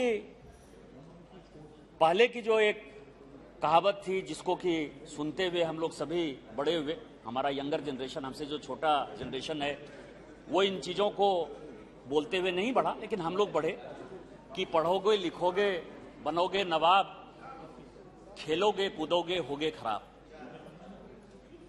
आज पूरी दुनिया बदल गई और देश का जो माइंडसेट आजादी के बाद जो हमारा युवा है वो कितना बदला होगा और ये सरकार की सोच कितनी बदली होगी, वही दिखाता है कि जैसे उस दिन प्रश्न के उत्तर में आपको यदि ध्यान हो सर कि राज्यवर्धन राठौर साहब जो कि खेल मंत्री भी रहे, एंड मिनिस्टर भी रहे, एक बड़े खिलाड़ी रहे जो कि मेडल जीत कर लाए, उन्होंने खुलेआम इस पार्लियामेंट में कहा एक सांसद को बोलते हुए कि मैं 2002 में मेडल जीतकर लाया इस देश के लिए। बड़ी बात थी उस वक्त, उस जमाने के लिए। लेकिन मेरा एक भी फोटोग्राफ 2002 से लेके 2014 तक इस देश के प्रधानमंत्री जी के साथ दिखा दीजिए। इस सदन में बोल रहे थे। लेकिन आज क्या सिचुएशन है सर? खिलाड़ी कौन जा रहा है, जाते हुए प्रधानमंत्री जी मिलते हैं, जाते हुए प्रधानमंत्री जी बात करते हैं। खिलाड़ी यदि मेडल लेता है, मेडल जीतता है, देश का नाम रोशन करता है, तो नहीं जीतता है तो भी उसको प्रोत्साहित करते हुए, यदि कोई रोता हुआ उनको दिखाई देता है या लगता है कि किसी कारणवश छोटी सी थोड़ी सी चूक हो गई, तो एक गार्जियन की तरह, एक देश के मुखिया होने के नाते, एक अभिभावक होने के नाते वो उस खिलाड़ी को बधाई भी देते हैं और उस खिलाड़ी को सांत्वना भी देते हैं। और जब वो लौट कर आते हैं, केवल ये नहीं कि ओलंपिक में जो जा रहे हैं, कॉमनवेल्थ में जो जा रहे हैं, वर्ल्ड बैंक में जा रहे हैं, इवन हमारे दिव्यांग बंधु यदि वो पारा ओलंपिक में भी जा रहे हैं, उनको भी वही सुविधा है और एक एक चीज का वो ख्याल रखते हैं। और यह दिखाता है हमारी सरकार का कमिटमेंट, यह दिखाता है माननीय प्रधानमंत्री जी का कमिटमेंट, और यह दिखाता है कि देश स्पोर्ट्स के बारे में किस तरह से चेंज हुआ है, किस तरह से पूरे देश की सोच बदली है। जो सिचुएशन है कि स्पोर्ट्स के ऊपर माननीय प्रधानमंत्री जी या देश क्यों सोचता है। मेरे भी छोटे बच्चे हैं सर, अभी वो पढ़ ही रहे। जो वातावरण है दुनिया का, उस दुनिया के वातावरण में आपको बच्चे स्वस्थ मानसिकता के चाहिए, और वो मानसिकता तब होती है कि वो केवल माल न्यूट्रिशन या इन चीजों से कि आप खाना पीना अच्छा खिला दिए तो उससे नहीं होता है। आज का जो समय है, दुनिया में जो कुछ भी हो रहा है, भारत फिर भी काफी हद तक बचा हुआ है। कोई बच्चे ड्रग्स के शिकार हो जाते हैं, कोई बच्चे अल्कोहल के शिकार हो जाते हैं, कोई बच्चों में विकार आ जाता है कि वो लड़ाई झगड़े, मारपीट, गुंडागर्दी पे उतारू हो जाते हैं। उनको बचने के लिए सर ये जो स्पोर्ट्स, ये सबसे बढ़िया तरीका है। क्योंकि हमेशा जगजीवन राम जी हमारे विश्वविद्यालय, जब भागलपुर विश्वविद्यालय गए थे सभापति महोदय, तो उन्होंने एक बड़ी अच्छी बात कही थी। दीक्षांत समारोह में गए थे उप प्रधानमंत्री होने के नाते, तो उन्होंने कहा था कि ये जो 12 वर्ष से लेके 18 19 साल का जो समय है ये शुद्ध युवा का समय है, यूथ का समय है। और जितने बच्चे हैं उनको मेड़ तोड़कर चलना है। जो मेड़ तोड़कर नहीं चलते हैं तो उनके बारे में एक सोचने की आवश्यकता है कि ये बच्चे जो है युवा हैं कि नहीं, मतलब वो अलग से, दुनिया से अलग हटकर काम करना चाहते हैं। और जब तक कि उनको एक पॉजिटिव वे में आप देश के प्रति नहीं जोड़ेंगे, अपने समाज के प्रति नहीं जोड़ेंगे, अपने समाज के प्रति उनको क्या करना है, यदि उनकी आवश्यकताओं को उस तरह से नहीं मोड़ेंगे तो इस देश में क्योस हो जाएगा। और इसी में स्पोर्ट्स की आवश्यकता पड़ती है कि जब बच्चे, उनकी एनर्जी इतनी हाई होती है कि उस बच्चे को यदि आप किसी को फुटबॉल खेलने में, किसी को खो खो खेलने में, किसी को कबड्डी खेलने में, किसी को बैडमिंटन खेलने में, किसी को टेनिस खेलने में यदि आप लगा देते हैं तो बच्चे प्रतिस्पर्धा भी करते हैं, एक दूसरे से हार और जीत का जो है उनको एक सुकून होता है। हारने में भी वो दुखी होते हैं, जीतने में भी वो खुश होते हैं, लेकिन हार और जीत एक दूसरे के दुश्मनी में नहीं बदलता है। और जब इस तरह से हारने और जीतने का एक मानसिक प्रभाव आपके शरीर पर पड़ता है, आपके दिमाग पर पड़ता है, तो वो स्वस्थ बच्चे जो है भविष्य में, ये नहीं कि वो मेडल ही जीते, वो देश के लिए खेलें ऐसा भी कोई जरूरी नहीं है, वो यूनिवर्सिटी के लिए खेलें ऐसा भी कोई जरूरी है नहीं है, लेकिन जब वो अपनी एनर्जी को फील्ड में एग्जॉस्ट करते हैं तो वो जो उनकी ताकत है वो इस देश की ताकत बनती है। और जो हम 5 ट्रिलियन 10 ट्रिलियन इकोनॉमी बनने की बात करते हैं उसमें उसकी आवश्यकता है। इस कारण से आज जो ये डिस्कशन है ये सबसे महत्वपूर्ण है सर। लेकिन जो समस्या मैं देख पा रहा हूं, देखता हूं, अखबारों के माध्यम से पढ़ता हूं, सांसद होने के नाते प्रश्न जो होते हैं या लोगों से जो जानकारी मिलती है, सबसे बड़ा सवाल जो हमारे देश में है सर कि एक तो फेडरेशन जो है, उस फेडरेशन का जो खेल है वो सरकार के सीमा से बाहर। फेडरेशन पर सरकार का कोई कंट्रोल नहीं। उस फेडरेशन में कौन मेंबर बनेगा, कौन अध्यक्ष होगा, कौन उपाध्यक्ष होगा, और वो फेडरेशन किस आधार पर खिलाड़ियों का सिलेक्शन करता है यह भी सरकार की सीमा के बाहर। उनका फाइनेंस कहां से आता है, उनका मैनेजमेंट कैसे होता है। और सरकार जो है, मुझे जितना समझ में आता है, मंत्री जी यहां बैठे हुए हैं, मंत्री जी जवाब देते हुए मुझे इसके बारे में ज्ञान देंगे, बताएंगे। ये जो सिचुएशन है इसमें कई एक बार प्रयास हुए, क्योंकि हम छोटे जगह से आते हैं सर, ऐसे जगह से आते हैं जहां की बच्चों को कोई बहुत सुविधा नहीं है, अमीर बाप के बच्चे नहीं हैं। चाहे क्रिकेट का सवाल हो, महेंद्र सिंह धोनी से लेके जितने सचिन तेंदुलकर तक की यदि बात करें तो बहुत छोटे छोटे घर परिवार से जो है वो लोग निकले और देश के लिए जो है उन्होंने काम किया। मैं जहां से आता हूं सर, आप समझिए कि हॉकी के लिए हमारे लड़के और लड़कियां, झारखंड के जो बच्चे हैं वो लगातार अच्छा करते रहे, आर्चरी में लगातार बच्चे आगे बढ़ते रहे। लेकिन कई एक बार खबर आती है, क्योंकि फिर ये बातें होंगी कि एक फेडरेशन करता है और एक स्टेट का सब्जेक्ट। दो बातें हमेशा इस पार्लियामेंट में होती हैं कि आप जो बातें कह रहे हैं वो फेडरेशन का सवाल है, या आप जो बातें कह रहे हैं वो स्पोर्ट्स जो है वो स्टेट का सब्जेक्ट है। ये हम और आप कानून बनाने वाले समझ सकते हैं, लेकिन जो बच्चे खेल रहे हैं सर, उनको तो एक मन में आशा है, आकांक्षा है, उत्साह है कि वो इस देश के लिए खेलेंगे। उन बच्चों के पास ना अच्छा स्टिक है हॉकी का, ना अच्छे जूते हैं। जो रांची, जो हमारे झारखंड से जो खबरें आती रहती हैं, स्टेट जो है, हरियाणा जैसा स्टेट तो बहुत काम करता है, गुजरात जैसा स्टेट तो बहुत काम करता है, उसके पास पैसे हैं, वो दे रहा है। लेकिन हमारा जैसा राज्य जो है वो यदि बच्चों को नहीं दे रहा है तो वो जो टैलेंट है, उस टैलेंट के लिए इवन जो स्पोर्ट्स अथॉरिटी ऑफ इंडिया के जो कई एक ऑर्गेनाइजेशन है हमारे यहाँ, हजारीबाग में है और एक आध जगह जो है, और हॉकी के इंस्टीट्यूट इन्होंने बना रखे हैं, उसके अलावा टैलेंट को कैसे अपने साथ रखें, उनको हम कैसे सुविधा दें, ये झारखंड जैसे राज्य में नहीं।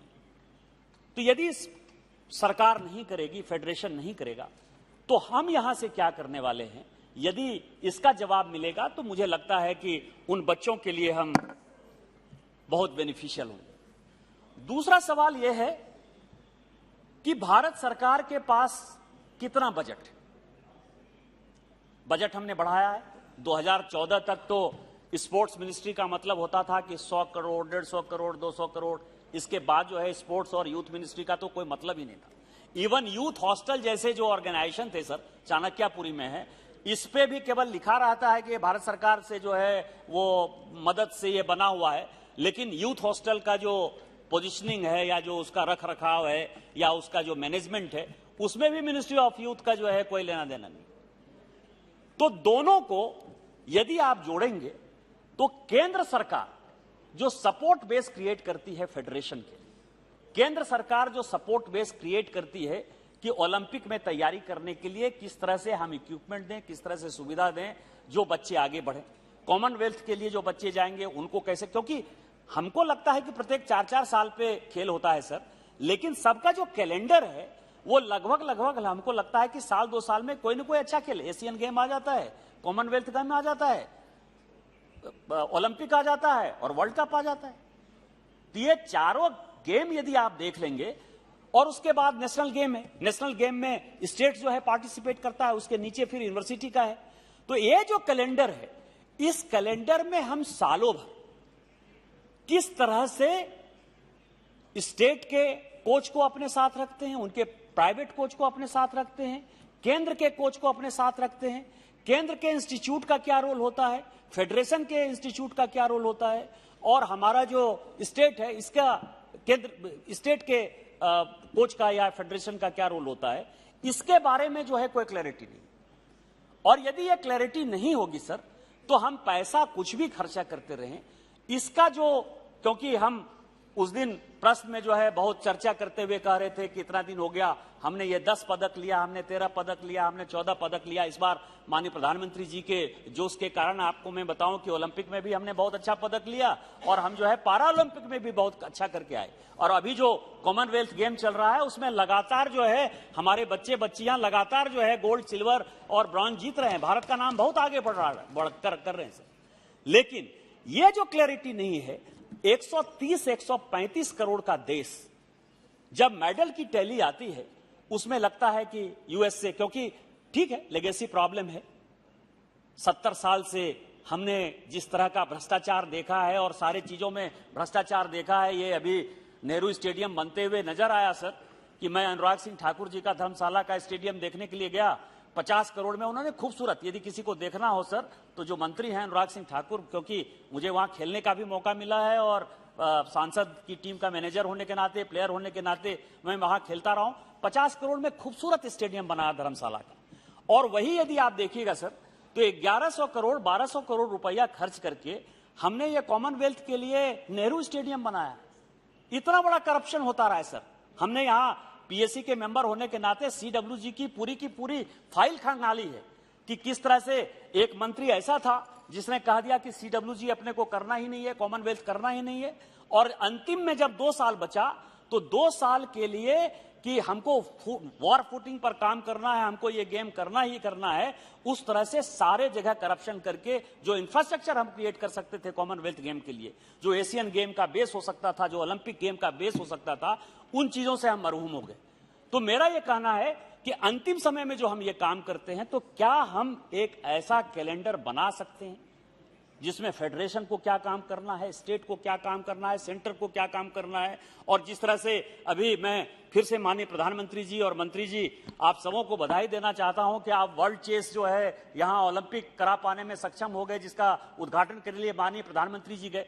तो इस तरह की जो अपॉर्चुनिटी आपको मिल रही है, फुटबॉल में भी एक नई अपॉर्चुनिटी आपको मिलने वाली है, तो उसमें से हम कहां कहां इंफ्रास्ट्रक्चर क्रिएट करें। ये केवल दिल्ली, बंबई, कलकत्ता और बेंगलोर में ये, क्योंकि खिलाड़ी जो हैं आपके वो शहरी क्षेत्र से ज्यादा, क्योंकि मैं हमेशा एक चीज को मानता हूं कि पेट में यदि भूख नहीं हो और मन में आग नहीं हो तो कोई आदमी आगे नहीं बढ़ सकता। आज की डेट में मैक्सिमम लोग, मैं ये नहीं कहता कि कोई बड़े परिवार के बच्चे आगे नहीं बढ़ते हैं, लेकिन पूरी दुनिया में उदाहरण है, चाहे वो बिल गेट्स बढ़ते हुए नजर आए, चाहे यहां धीरू भाई अंबानी बढ़ते हुए नजर आए, चाहे एपीजे अब्दुल कलाम साहब जो है राष्ट्रपति बनते हुए नजर आए, या माननीय प्रधानमंत्री जी चाय बेचते हुए यहां देश के प्रधानमंत्री बनते हुए नजर आए।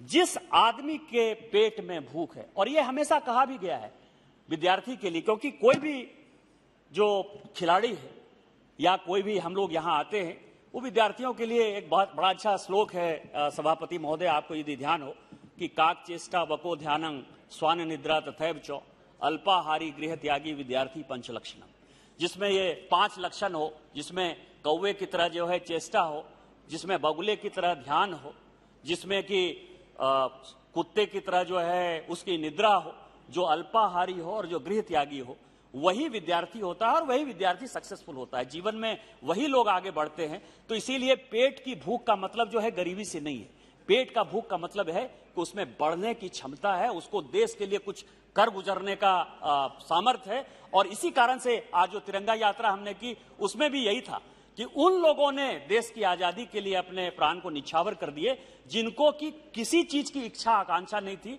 उनको केवल यह था कि अंग्रेजों को भारत से निकालना है और इस देश को स्वतंत्र और आजाद करना है। तो मेरा यह कहना है कि उस तरह के जो छोटे छोटे जगहों से जो बच्चे आते हैं जिनमें टैलेंट है, उस टैलेंट पूल के लिए हम क्या कोई ऐसी पॉलिसी बना सकते हैं कि जैसे हम झारखंड से आते हैं तो वहां हॉकी का जो है पुरुष और महिला का हम काम कर सकते हैं, आर्चरी हमारा विषय होता है, या हरियाणा में आप जो है आपके पहलवान जो है वो होते हैं, मुक्केबाजी में नॉर्थ ईस्ट के लोग होते हैं। आपने यूनिवर्सिटी भी माननीय प्रधानमंत्री जी ने जैसे आज गति शक्ति विश्वविद्यालय बना रेलवे के लिए स्पेसिफिक, उसी तरह से स्पोर्ट्स यूनिवर्सिटी जो है मणिपुर के लिए बनाया गया है। ठीक है, माननीय प्रधानमंत्री जी ने बहुत कुछ किया है, लेकिन अभी बहुत कुछ करने की आवश्यकता है, और जिससे कि हम देश दुनिया में अपने आप को कैसे अमेरिका, ब्रिटेन, यूरोप, रूस इन सबों से मुकाबला कर पाए, क्योंकि चीन से खासकर अब तो सबसे ज्यादा थ्रेट जो है सभी खेलों में चीन से ही नजर आता है।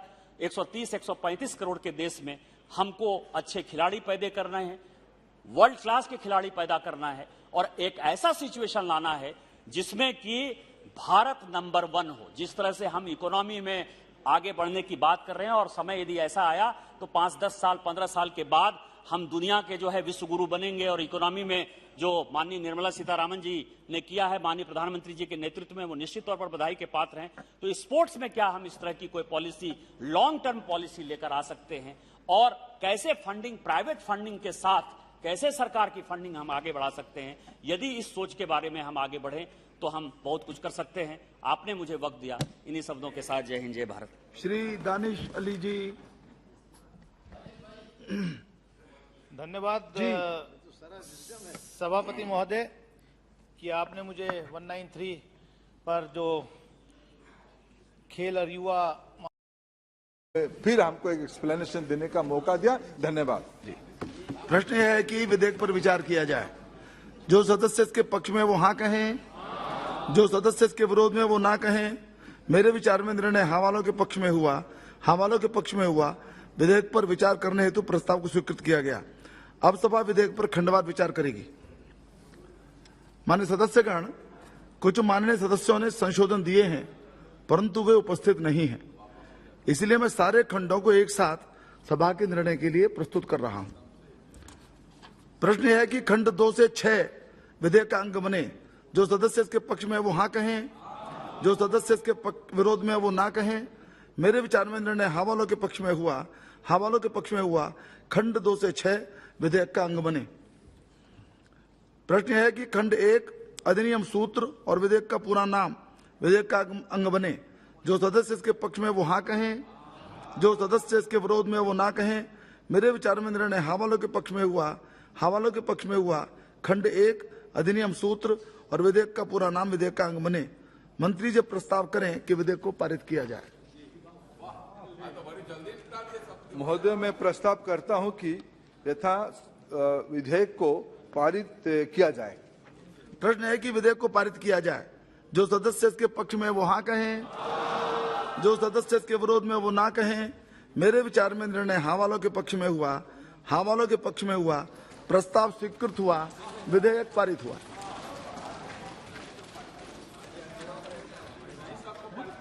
जी supplementary list of business now उसको हम लेंगे। श्री अश्विनी वैष्णव जी।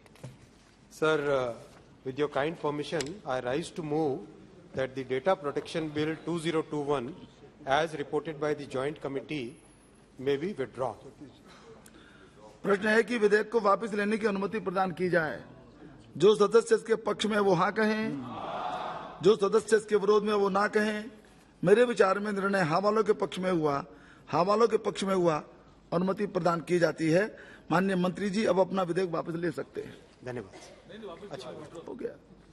And permission, I withdraw the Data Protection Bill 2021 as reported by Joint Committee. नियम 193 के अधीन एक चर्चा अभी शेष है। On this, sir. With this, I conclude my speech. Thank you for the time, sir. माननीय मंत्री जी।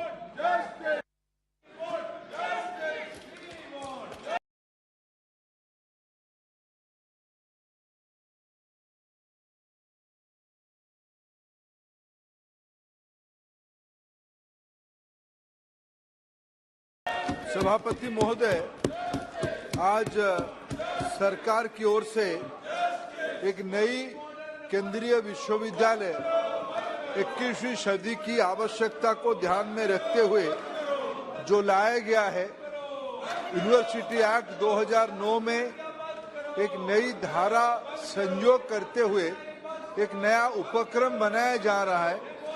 उसकी एक सार्थक चर्चा लगभग 11 माननीय सदस्यों ने, 10 माननीय सदस्यों ने और हमारी रेल विभाग के मंत्री, आईटी और संचार विभाग के मंत्री अश्विनी जी की इंटरवेंशन के साथ साथ एक सार्थक चर्चा अभी समाप्त हुई है।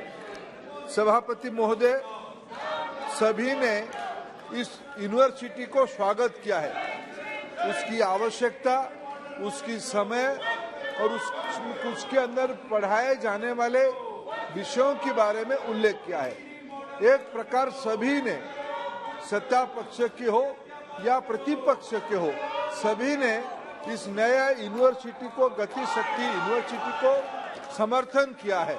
मैं सभी को, सभी माननीय सदस्यों को आभार प्रकट करता हूं, सभी को धन्यवाद देता हूं। सभापति महोदय, हमारे दूरदृष्टा प्रधानमंत्री नरेंद्र मोदी न केवल वर्तमान के बारे में योजना करते हैं, भविष्य के बारे में, जो भविष्य औद्योगिक क्रांति 4.0 की तहत हम जिसमें जा रहे हैं, आने वाले सदियों तक क्या क्या आवश्यकता होगी, उसमें भारत कैसे स्थान लेगा, ये सारे को संभावनाओं को नीति और उसको कार्यक्रम में परिवर्तित करने का विजन रखने वाला हमारी प्रधानमंत्री जी हैं। उनकी सोच की एक प्रतिफलन है गति शक्ति मिशन। उनकी सोच में एक बार ये आया कि सारे इंफ्रास्ट्रक्चर को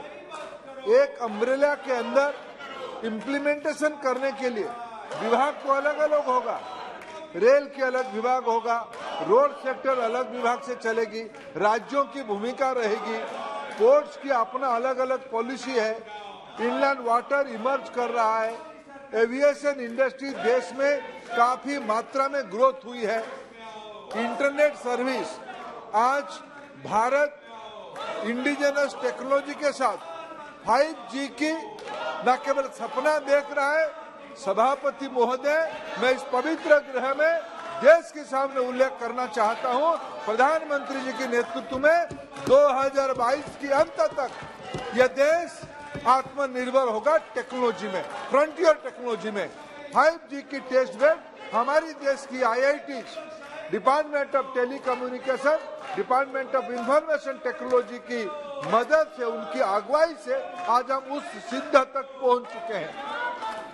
और सभापति महोदय, न केवल इंफ्रास्ट्रक्चर, बड़े बड़े कारखाने, बड़े बड़े उद्योग, बड़े बड़े सामाजिक प्रकल्प, आने वाले दिनों में खेती कहाँ होगा, सिंचाई कहाँ होगा, एक स्कूल कहाँ बनेगी, एक आंगनबाड़ी सेंटर भी कहाँ होगी, उसकी एक मास्टर प्लान की आवश्यकता होती है।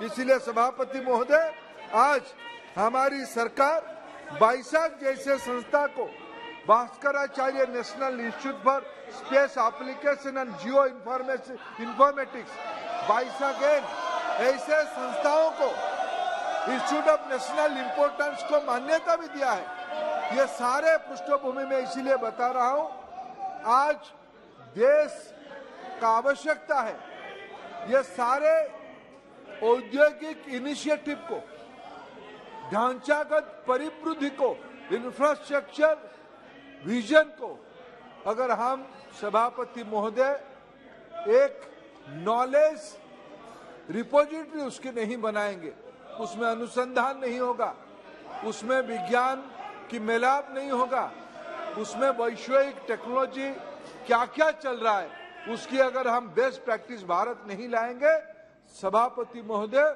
हम देश की जनता के साथ न्याय नहीं करेंगे।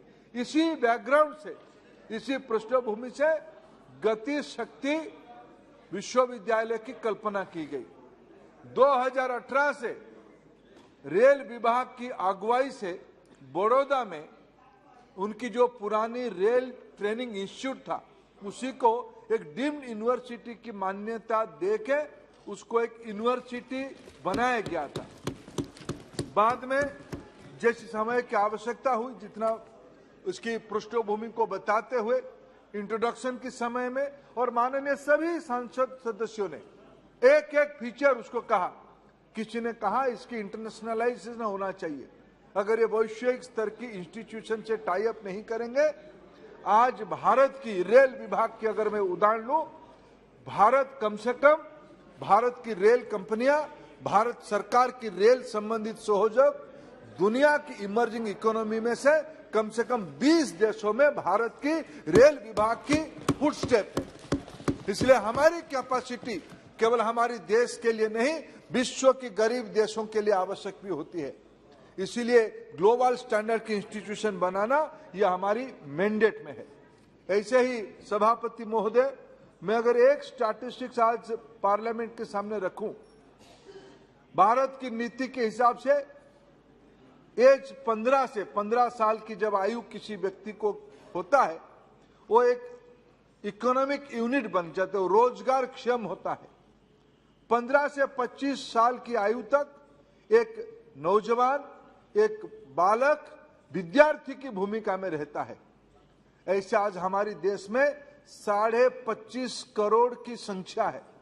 उसमें सभापति महोदय आज विभिन्न प्रकार के एजुकेशन इंस्टीट्यूशंस में, शिक्षानुष्ठान में, वो स्कूल हो, 11वीं 12वीं की कक्षा हो या रिसर्च तक पढ़ाई हो, इसमें सिर्फ 11 करोड़ बच्चे आ पाते हैं।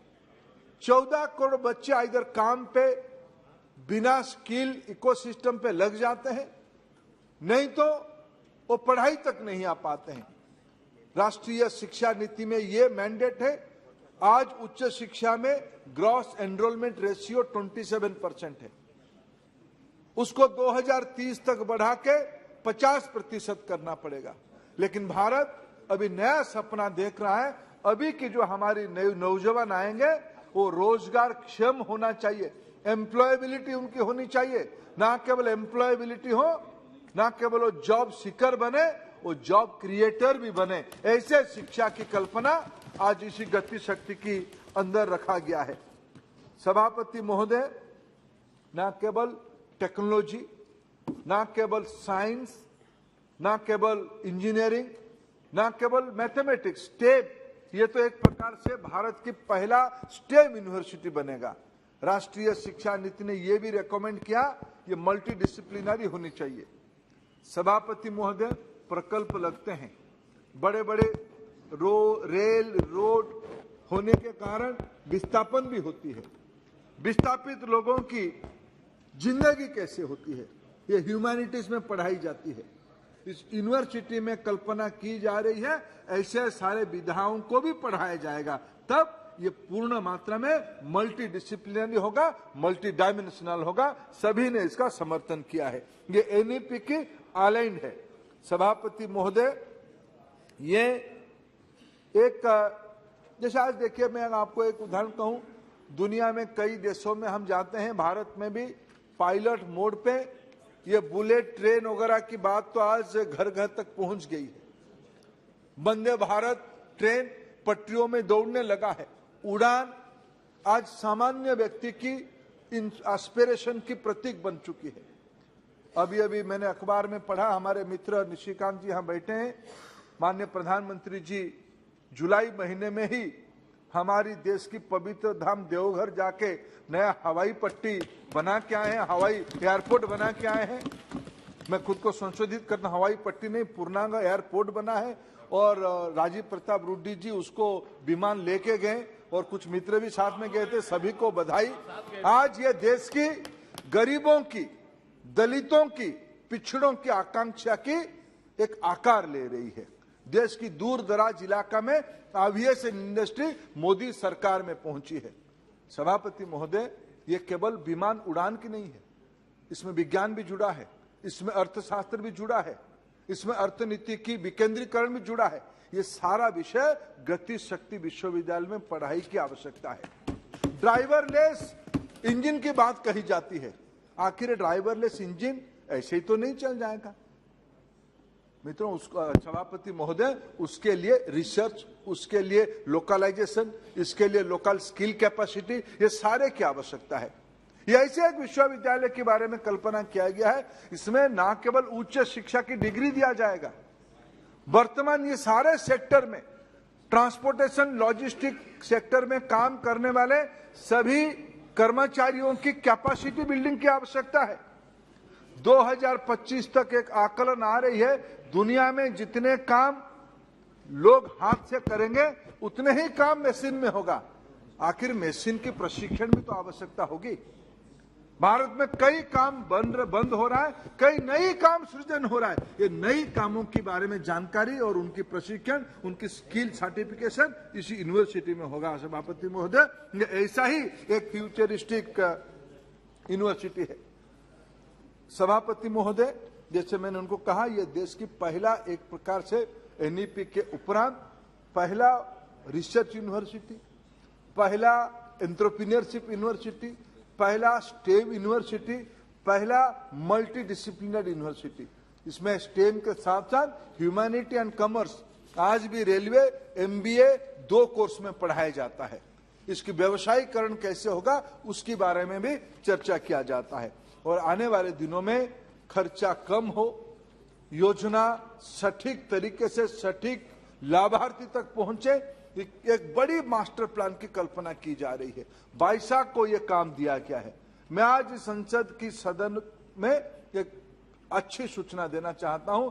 भारत की सभी राज्यों ने, भले ही यहां अच्छा हो, अभी तो शांति हो गया अध्यक्ष जी, और जो लोग इसमें हमारे जम्मू कश्मीर के जैसे वरिष्ठ सदस्य और हमारे राम मोहन जैसे नौजवान साथी और चंद्रशेखर बाबू जैसे साथी जिसको समर्थन किए, सब जिनको सच में इसमें रुचि था, वो लोग बैठ के इसको सुन रहे हैं। उनका उपस्थिति ही बड़ा अच्छी बात है। आज भले ही सदन में थोड़ा नोक झोंक हो, लेकिन आज दानिश भाई आपने बोला नहीं तो आप चुप बैठो, आप सुनो। अभी आप तो अच्छे विद्यार्थी हो। सभापति महोदय, भले ही यहाँ नोक झोंक हो, लेकिन 22 की गति शक्ति मिशन में मैं जिम्मेवारी के साथ कहता हूं, भारत की सभी सरकारों ने आज सहयोग किया है। भारत की सभी विभागों ने अपना डाटा उसमें लेयरिंग करते जा रहे हैं। अब देखिए, आने वाले 2-4 साल के बाद भारत में, अभी तो बीच बीच में आती है, भारत में रेल पटरी कितने जल्दी बन रहा है, रोड कितने जल्दी बन रहा है। अभी हमारे सामने इस पार्लियामेंट बिल्डिंग की उदाहरण ले सभापति महोदय, 2020 में कोरोना के बीच में मदर ऑफ डेमोक्रेसी, प्रजातंत्र की, लोकतंत्र की मातृस्थान है भारत, उसकी नया मंदिर हम लोग बना रहे हैं और 2023 तक ये बन के रेडी हो जाएगा। यह है गति शक्ति। ये सारे की डॉक्यूमेंटेशन, प्लानिंग, इंप्लीमेंटेशन, ये सारे में आधुनिक विधा की आवश्यकता होगी। और ये सब 1, 2, 5 साल के लिए नहीं बन रहे हैं, ये बन रहे हैं आने वाले सदियों तक। इसीलिए इसमें रिसर्च, इसमें विज्ञान, इसमें मानवता, इसमें व्यवसायिक पक्ष, ये सारा विषय की पढ़ाई और रिसर्च की आवश्यकता है। एक नया कार्य संस्कृति भारत में विकसित हो रहा है। जो कहा जाएगा उसको किया जाएगा, उसी में विश्वास जन्मती है। सभी के लिए किया जाएगा, सबको साथ लेके किया जाएगा, इसी में सभी का विश्वास बढ़ रहा है। सबको इसके लिए प्रयास करना चाहिए। गति शक्ति उसके एक व्यवहारिक रूप है। मैं इस बिल को आपके सामने प्रस्तुत करने के पहले एक शब्द में और एक बात कहना चाहूंगा। मैं संसद की इस गरिमामय परिवेश का थोड़ा फायदा भी लेना चाहता हूं। कई जगह पे सेंट्रल यूनिवर्सिटी के एक्सपेंशन के बारे में कई सदस्यों ने उल्लेख किया। मैं बड़े विनम्रता के साथ उनके सामने ये विषय कहना चाहता हूं, वो एक अलग विषय है। आज हम एक 21वीं सदी की नई विश्वविद्यालय की कल्पना कर रहे हैं, इसमें मैं आपके समर्थन मांग रहा हूं। लेकिन एक संवैधानिक विषय को भी उठाया गया है। कई माननीय सदस्यों ने ये कहा कि कई केंद्रीय विश्वविद्यालय में विशेष करके समाज की वंचित वर्गों की पद खाली है। SC, ST, OBC और एक वर्ग भी है। मोदी जी ने और एक समाज की तबके को आरक्षण देने की बात कही, इकोनॉमिक वीकर सेक्शन। इसलिए आज जो दिया जाएगा चारों वर्गों को दिया जाएगा। ये बात सही है। जो माननीय सदस्यों ने विषय को उठाया है वो सही उठाया कि कुछ सेक्शन में ये तो SC, ST की पद भरपाई हो, ये तो 2014 की उपरांत की विषय नहीं ना, ये तो पहले की विषय है। कारण खोजना पड़ेगा। संविधान सभा में इस पवित्र गृह में चर्चा हुई थी कि आरक्षण हमारे समाज के कुछ भाई बहनों को दिया जाएगा। संविधान सभा ने तय किया था। आखिर एक बार इस सदन डिबेट करनी चाहिए। किस सरकार के समय कितने नियुक्तियां दिया गया है, उसके लिए जिम्मेवार कौन है? मित्रों ने प्रश्न उठाया, मैं आज रिकॉर्ड को स्टेट करना चाहता हूं। पहली बार देश में 2018 में देश की लोकप्रिय जननेता प्रधानमंत्री नरेंद्र मोदी जी ने कानून लाया। ये ऑप्शनल नहीं रहेगा। आपकी इच्छा के किसी की समाज की वंचित वर्ग किसी के मोहताज के पात्र नहीं है, यह उनकी संवैधानिक अधिकार है, उनको देना ही पड़ेगा। पहली बार इस सदन में और राज्यसभा में कानून लाया गया 2018। जो हायर एजुकेशन इंस्टीट्यूशन में पद रोस्टर में SC, ST, OBC और फिर मैं अभी इसे जोड़ रहा हूं इकोनॉमिक वीकर सेक्शन, इन चारों के लिए जो पद व्यवस्था है उनको भरना पड़ेगा।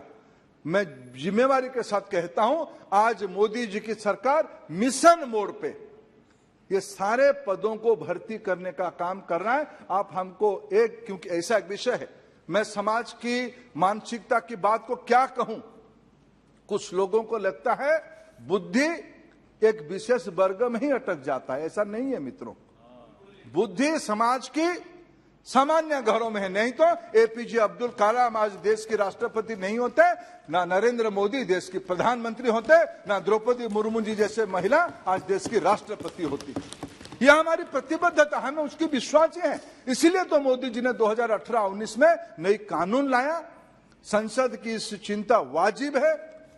हम उसको 1-1.5 साल के अंदर जिम्मेवारी के साथ कहते हैं। हमारी ओर से सरकार कोई कसर नहीं छोड़ रही है। इसमें विशेष ड्राइव करके भी भरने के लिए सदन अस्वस्थ रहे, मोदी जी पे भरोसा करे, हम उसको करके रहने वाले हैं। मैं सभापति जी आपकी अनुमति से एक विषयांतर विषय को आज इस गति शक्ति विश्वविद्यालय की चर्चा के अवसर पे कहा, क्योंकि एक संवैधानिक विषय है। कभी कभी कुछ मित्र मैं ओडिशा से आता हूं सभापति जी, हमारे वहां एक कहावत है, हिंदी में भी उसको ऐसे कहावत है, जो गलती किया वही जोर से चिल्ला देता है।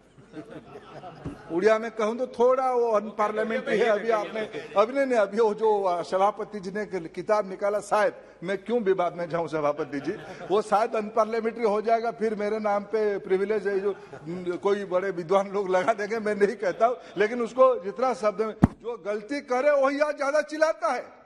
पीढ़ी दर पीढ़ी जिनके हाथ में शासन रहा, जिन्होंने गरीबी हटाओ को नारा देके दशकों तक इस सदन को राज किया, वो आज मोदी जी को प्रश्न उठाते हैं। इसीलिए वो आज कहां है, वो किसी की बहाना लेके अच्छा हुआ बॉयकॉट करके चले जाए, जनता उनको लंबे समय तक बॉयकॉट करवाएगी। उनको प्रजातंत्र में विश्वास होनी चाहिए। सभापति जी, सदन की सहयोग में कामना करता हूं। बहुत बहुत धन्यवाद। जी अभी देता हूं प्लीज मेहता साहब कुछ जी, कुछ क्लैरिफिकेशन आप जो 3 clarifications हैं जी। After hearing such a spirited speech, I was so engrossed that practically most members in this House might have lost track of the bill itself. But let us come to the facts, the bill that is before us. I would refer to Section 3F, subsection 3, जो insert हुआ है original bill के साथ। गति शक्ति विश्वविद्यालय will be funded by the ministry of railways in the central government. इस house आज देखा कि एजुकेशन के माननीय मंत्री बिल 1 तारीख अगस्त में मूव किए और आज 3 अगस्त में ये चर्चा में है और थोड़ी देर में हाउस की सहमति से संभवतः ये पारित भी होगी। और इस बीच चर्चा के भीतर हमारे माननीय रेल मंत्री जी भी इंटरवेन किए और जो university deem to be university को हम सेंट्रल यूनिवर्सिटी बना रहे हैं वो भी रेल मंत्रालय की है।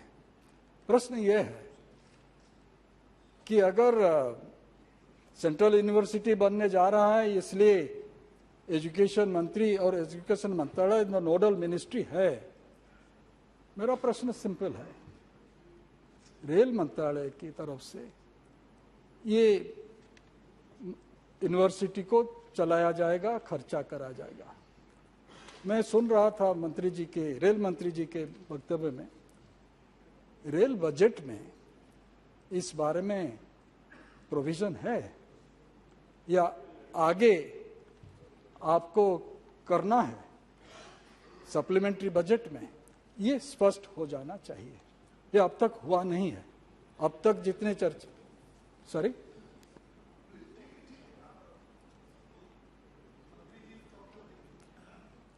the proposals entails no financial implementation, यही लिखा है। जी The implication. This also leads to a question whether the center plans to increase the budget allocated to the Ministry of Railways, factoring into account the funding which has to be provided to Gati Shakti University.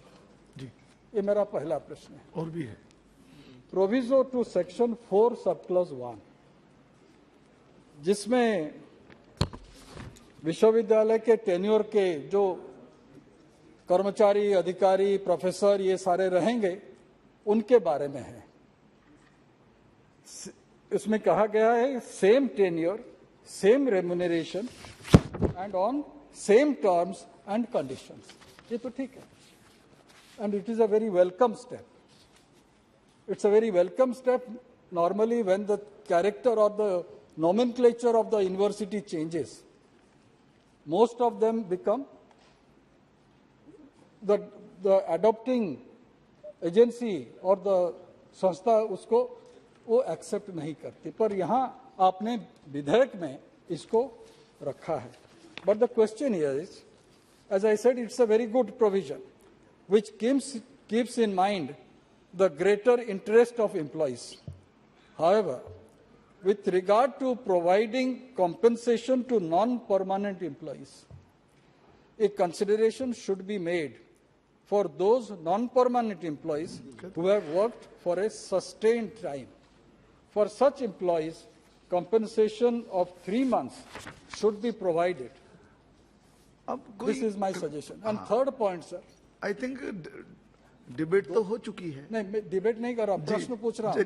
Third reading में ये प्रश्न ही पूछा जाता है, आपको मालूम है। Okay एक नोट कही हमारे सदस्य भी पूछना चाहते हैं। चलिए प्रोविजो टू सेक्शन 5। क्विकली जी। और ये प्रोविजो काफी लंबा है, 5 लाइन की है। Provided further that the Gati Shakti Vishwavidyalaya established as an university under section 3F shall take additional measures for providing high quality teaching, research and skill development in diverse disciplines related to transportation, technology and management, including establishing centers in India and abroad as may be required in the opinion of the said university. The question is, the activities to be undertaken by Gati Shakti are commendable, no doubt. But there are no details with regard to the manner in which funds will be spent on each of these activities and whether there is a mechanism to audit the expense of the university. Okay. Sir, initially when the Central University Act was passed in 2009, जिसके बारे में हमारे माननीय शिक्षा मंत्री बोल रहे थे, उस समय प्रश्न ये था कि रिवर्स ब्रेन ड्रेन होने की आवश्यकता है। 12-14 साल हो गया है, कितने रिवर्स ब्रेन ड्रेन हुई है, ये एक प्रश्न है जिसके ऊपर माननीय शिक्षा मंत्री विचार करें, क्योंकि असल चीज वही थी कि हमारे यहाँ से लोग बाहर जा रहे हैं, वहां नौकरी कर रहे हैं, हमारे यहाँ एस्टेब्लिशमेंट बने और वहाँ वापस आए, तो इसके बारे में भी थोड़ा रितेश पांडे जी। धन्यवाद महोदय। मेरा मात्र एक सवाल है माननीय मंत्री जी से कि ये जो सेंट्रल यूनिवर्सिटी बनाई गई है इसका सबने समर्थन किया है, हम लोग भी कर रहे हैं। माननीय मिनिस्टर साहब ने इस बात को बड़े ही विस्तार से बताया कि जो SC ST और वंचित वर्ग के लोग हैं उनके लिए और जो वीकर सेक्शन के लिए आरक्षण दिया गया उस पर भी ध्यान दिया जाएगा। लेकिन आज की जो परिस्थितियां हैं, जो जितने भी विश्वविद्यालय हैं उनके इंफ्रास्ट्रक्चर वो तो बहुत अच्छे हैं नहीं, उसके साथ साथ टीचरों की बेहद कमी देखने को मिलती है। इस बिल के अंदर जो प्रोविजन क्लॉज 5 में दिया है, क्या उसमें एक और चीज ऐड करना उचित नहीं रहेगा जिसमें 10% से अधिक रिक्तियां कभी न रहें, उसका प्रोविजन किया जाए? इस पे मैं माननीय मंत्री जी से सवाल पूछना चाहता हूं, क्या ये निशिकांत जी। धन्यवाद सभापति महोदय। अभी माननीय मंत्री जी ने जो बिल लाया, ये प्रधानमंत्री जी की कमिटमेंट दिखाता है कि वो किस तरह से सारे स्किल को और किस तरह सारी विधाओं को विद्यार्थियों को देना चाहते हैं या देश को आगे बढ़ाना चाहते हैं। पुराने जमाने में 3 विश्वविद्यालय थे सर, जो बड़े विश्वविद्यालय थे, तक्षशिला, नालंदा और विक्रमशिला। जाने अनजाने विक्रमशिला मेरा गांव है, और एक समय ऐसा आया कि विक्रमशिला विश्वविद्यालय सौभाग्य से जी, मैं सांसद अभी झारखंड का हूं, यह बिहार में है भाग्य। जी जी जी, हाँ ठीक है। और सभापति महोदय, विषय पर आ जाए कि विक्रमशिला विश्वविद्यालय एक समय में नालंदा विश्वविद्यालय के कोर्स को कंट्रोल करता था। ये मैं नहीं कह रहा हूं, जो ASI ने जो वहां बोर्ड लगाया हुआ है मेरे गांव में, उसमें लिखा हुआ है कि जब नालंदा विश्वविद्यालय अपने डूबने के कगार पर था तो विक्रमशिला विश्वविद्यालय ही उसका मास्टर विश्वविद्यालय था। 2015 में माननीय प्रधानमंत्री जी ने, जैसे मैंने कहा कि माननीय प्रधानमंत्री जी पिछड़े क्षेत्र के बारे में सोचते हैं, आगे बढ़ाने के बारे में सोचते हैं, तो 2015 में उन्होंने विक्रमशिला विश्वविद्यालय की घोषणा की और उसके लिए 400 करोड़ रुपया उन्होंने दे भी दिया। 7 साल हो गए माननीय प्रधानमंत्री जी की घोषणा और विक्रमशिला विश्वविद्यालय का बनना। 7 साल में वो विश्वविद्यालय नहीं बना है। क्या वो विश्वविद्यालय अपना चेहरा देख पाएगा? विक्रमशिला विश्वविद्यालय बन पाएगा? और विधेयक के बारे में पूछना उचित रहेगा। बाकी बातें आप पूछिए बाद में। जी जी। कोई भी क्वेरी हो तो प्लीज अपने को विधेयक तक सीमित रखिए, गतिशक्ति से। जी एक सेकंड जी, आप कुछ कहना चाहते हैं? प्लीज। सर मैं माफी चाहता हूं कि मेरा जो कहना वो डायरेक्टली नहीं है कनेक्टेड, लेकिन मैं एक एश्योरेंस चाहता हूं मुझ साहब से, क्या एक central university tourism and hospitality university ये कंसिडर किया जाएगा जम्मू कश्मीर के हसनाग में, क्योंकि जो टूरिज्म का पोटेंशियल है संपत मैं माफी चाहिए, मैंने पहले माफी चाहिए। केवल बिल क्या ये कंसिडर बाद में बात कर लीजिएगा। हाँ, केवल बिल के बारे में बोलिएगा। कोई क्वेरी हो तो आपकी तो आप पूछिए। धन्यवाद सभापति महोदय। जब मेरा नंबर आया तो खाली बिल के बारे में, बाकी सब इतने लंबे लंबे भाषण हो गए। मैं तो केंद्रीय विश्वविद्यालय के बारे में ही बात कर रहा हूं, क्योंकि माननीय मंत्री जी यहाँ हैं और केंद्रीय विश्वविद्यालय का अमेंडमेंट बिल है ये। सर, मैं आपके माध्यम से सिर्फ ये पूछना चाहता हूं कि अभी अभी पिछले दिनों मंत्री जी ने अवार्ड दिए, जो जिनकी रैंकिंग फर्स्ट सेकंड थर्ड आई, जो एजुकेशन मिनिस्ट्री के माध्यम से, उसमें जामिया मिलिया इस्लामिया को भी अवार्ड दिया, जो कि तीसरे स्थान पर आई है। लेकिन क्या वजह है माननीय मंत्री जी कि जो पिछले वर्ष 20-21 में वहां का एलोकेशन ऑफ फंड 479 करोड़ था, इस बार 411 करोड़, और अलीगढ़ मुस्लिम यूनिवर्सिटी जिसका 1520 करोड़ था उसका 1240 करोड़ हुआ। ऐसी क्या वजह है कि घट रहे हैं? दानिश अली जी नहीं, आप बोलिए। मान्यवर सभापति महोदय, मैं आदरणीय मंत्री जी को बहुत बहुत बधाई देना चाहता हूं कि आप सीधे सवाल पर आइए जो आपकी क्वेरी है, प्लीज। कि गति शक्ति केंद्रीय विश्वविद्यालय बिल को लेकर जो आज प्रस्ताव पास होने जा रहा है, इससे देश के करोड़ों युवाओं की किस्मत बदलने वाली है। आज मुझे इस बात की भी बड़ी खुशी है कि आदरणीय मंत्री जी ने इस महान सदन में उन लोगों के सभी भ्रम दूर कर दिए हैं जब इन्होंने जो इम्पोर्टेंट बात सर जिस सर मैं जिस बात को कहना चाह रहा हूं, मैं कोई डिबेट नहीं कर रहा हूं। तो पूछिए। नहीं, मैं बात कर रहा हूं सर। नहीं। अच्छा, मैं श्री एस अहलूवालिया जी चाहता हूं सर, मैं ये पूछना चाहता। आप सब क्लियर है, आपको कोई जरूरत नहीं क्लैरिफिकेशन। Okay, please. अच्छा, प्रश्न है आपका, बोल दीजिए। अहलूवालिया जी प्लीज जरा बोलने दीजिए जी।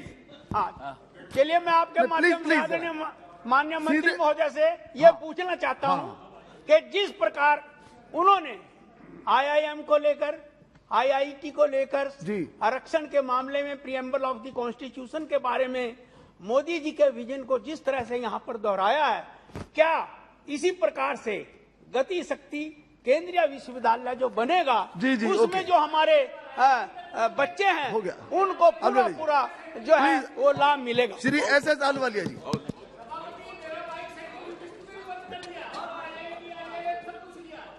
उपाध्यक्ष महोदय, गति शक्ति द्वारा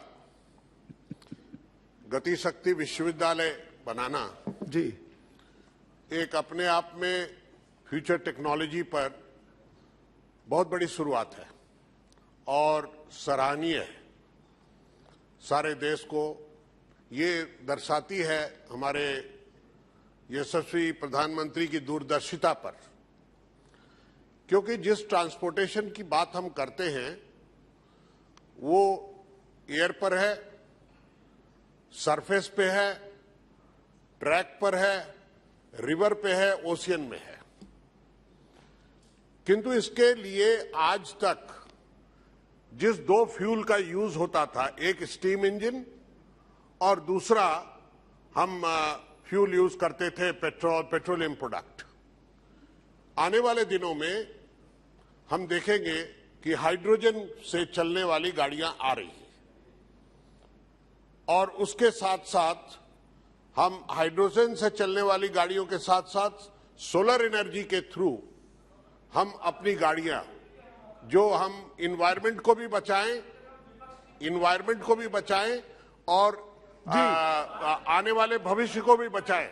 क्या मेरा मंत्री जी से सिर्फ इतना ही प्रश्न है, क्या इस टेक्नोलॉजी पर भी इसका रिसर्च और इसकी एजुकेशन फ्यूचरिस्टिक टेक्नोलॉजी की हमारे छात्रों को दी जाएगी? और अगर दी जाएगी तो एक सराहनीय योग है। ठीक, बड़ौदा के साथ साथ इसकी फैकल्टी या इसके डिफरेंट डिवीजन जो है, श्री कृष्णा जी, डिफरेंट कैंपस देश के विभिन्न जोनों में भी खोलने की जरूरत है। Many members who have spoke about it regarding vacancies in central universities. Almost more than 6,000 vacancies are there. So we have started a new Gati Shakti University. It's very specialized in very narrow field. So is there any study that is being done wherein there are enough PhDs, enough faculty that are available in this very specific study, or are we going to start like any other central university and look for faculty, or leave the faculty as vacant in the coming years? Saraswati ji. सभापति जी, एक प्रश्न मेरा था। जी जी। ये जो bill है ये railway और परिवहन दोनों के संदर्भ में है। आज सबसे ज्यादा दुर्घटनाएं एक्सीडेंट में होती है, तो मैं माननीय मंत्री जी से निवेदन करना चाहूंगा कि परिवहन के ऊपर, खासतौर से ड्राइविंग सिस्टम के ऊपर भी रिसर्च का इस विश्वविद्यालय के अंदर कोई कार्य होगा, ये मैं जानना चाहता हूं।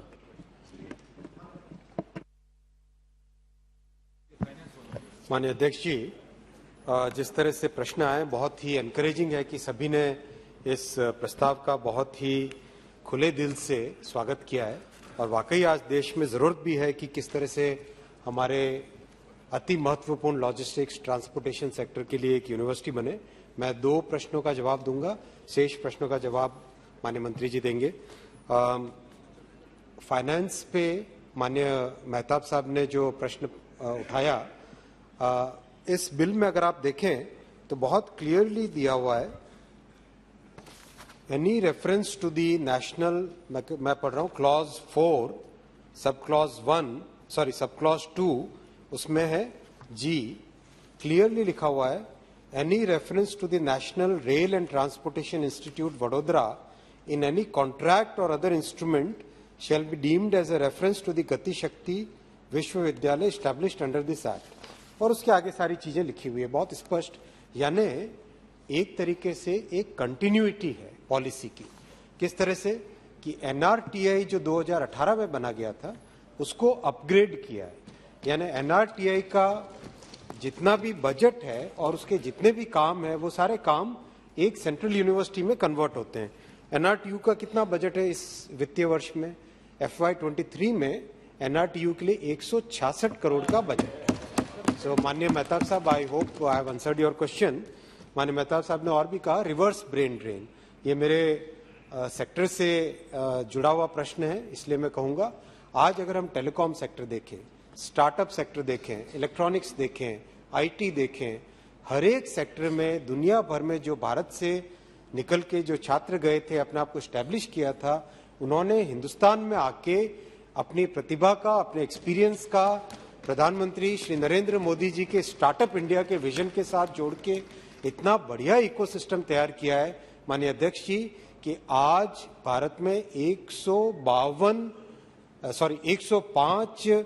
यूनिकॉर्न्स बन चुके हैं, 74,000 स्टार्टअप्स हैं और दुनिया में जाना माना जाता है भारत का नाम स्टार्टअप इकोसिस्टम के हिसाब से। धन्यवाद।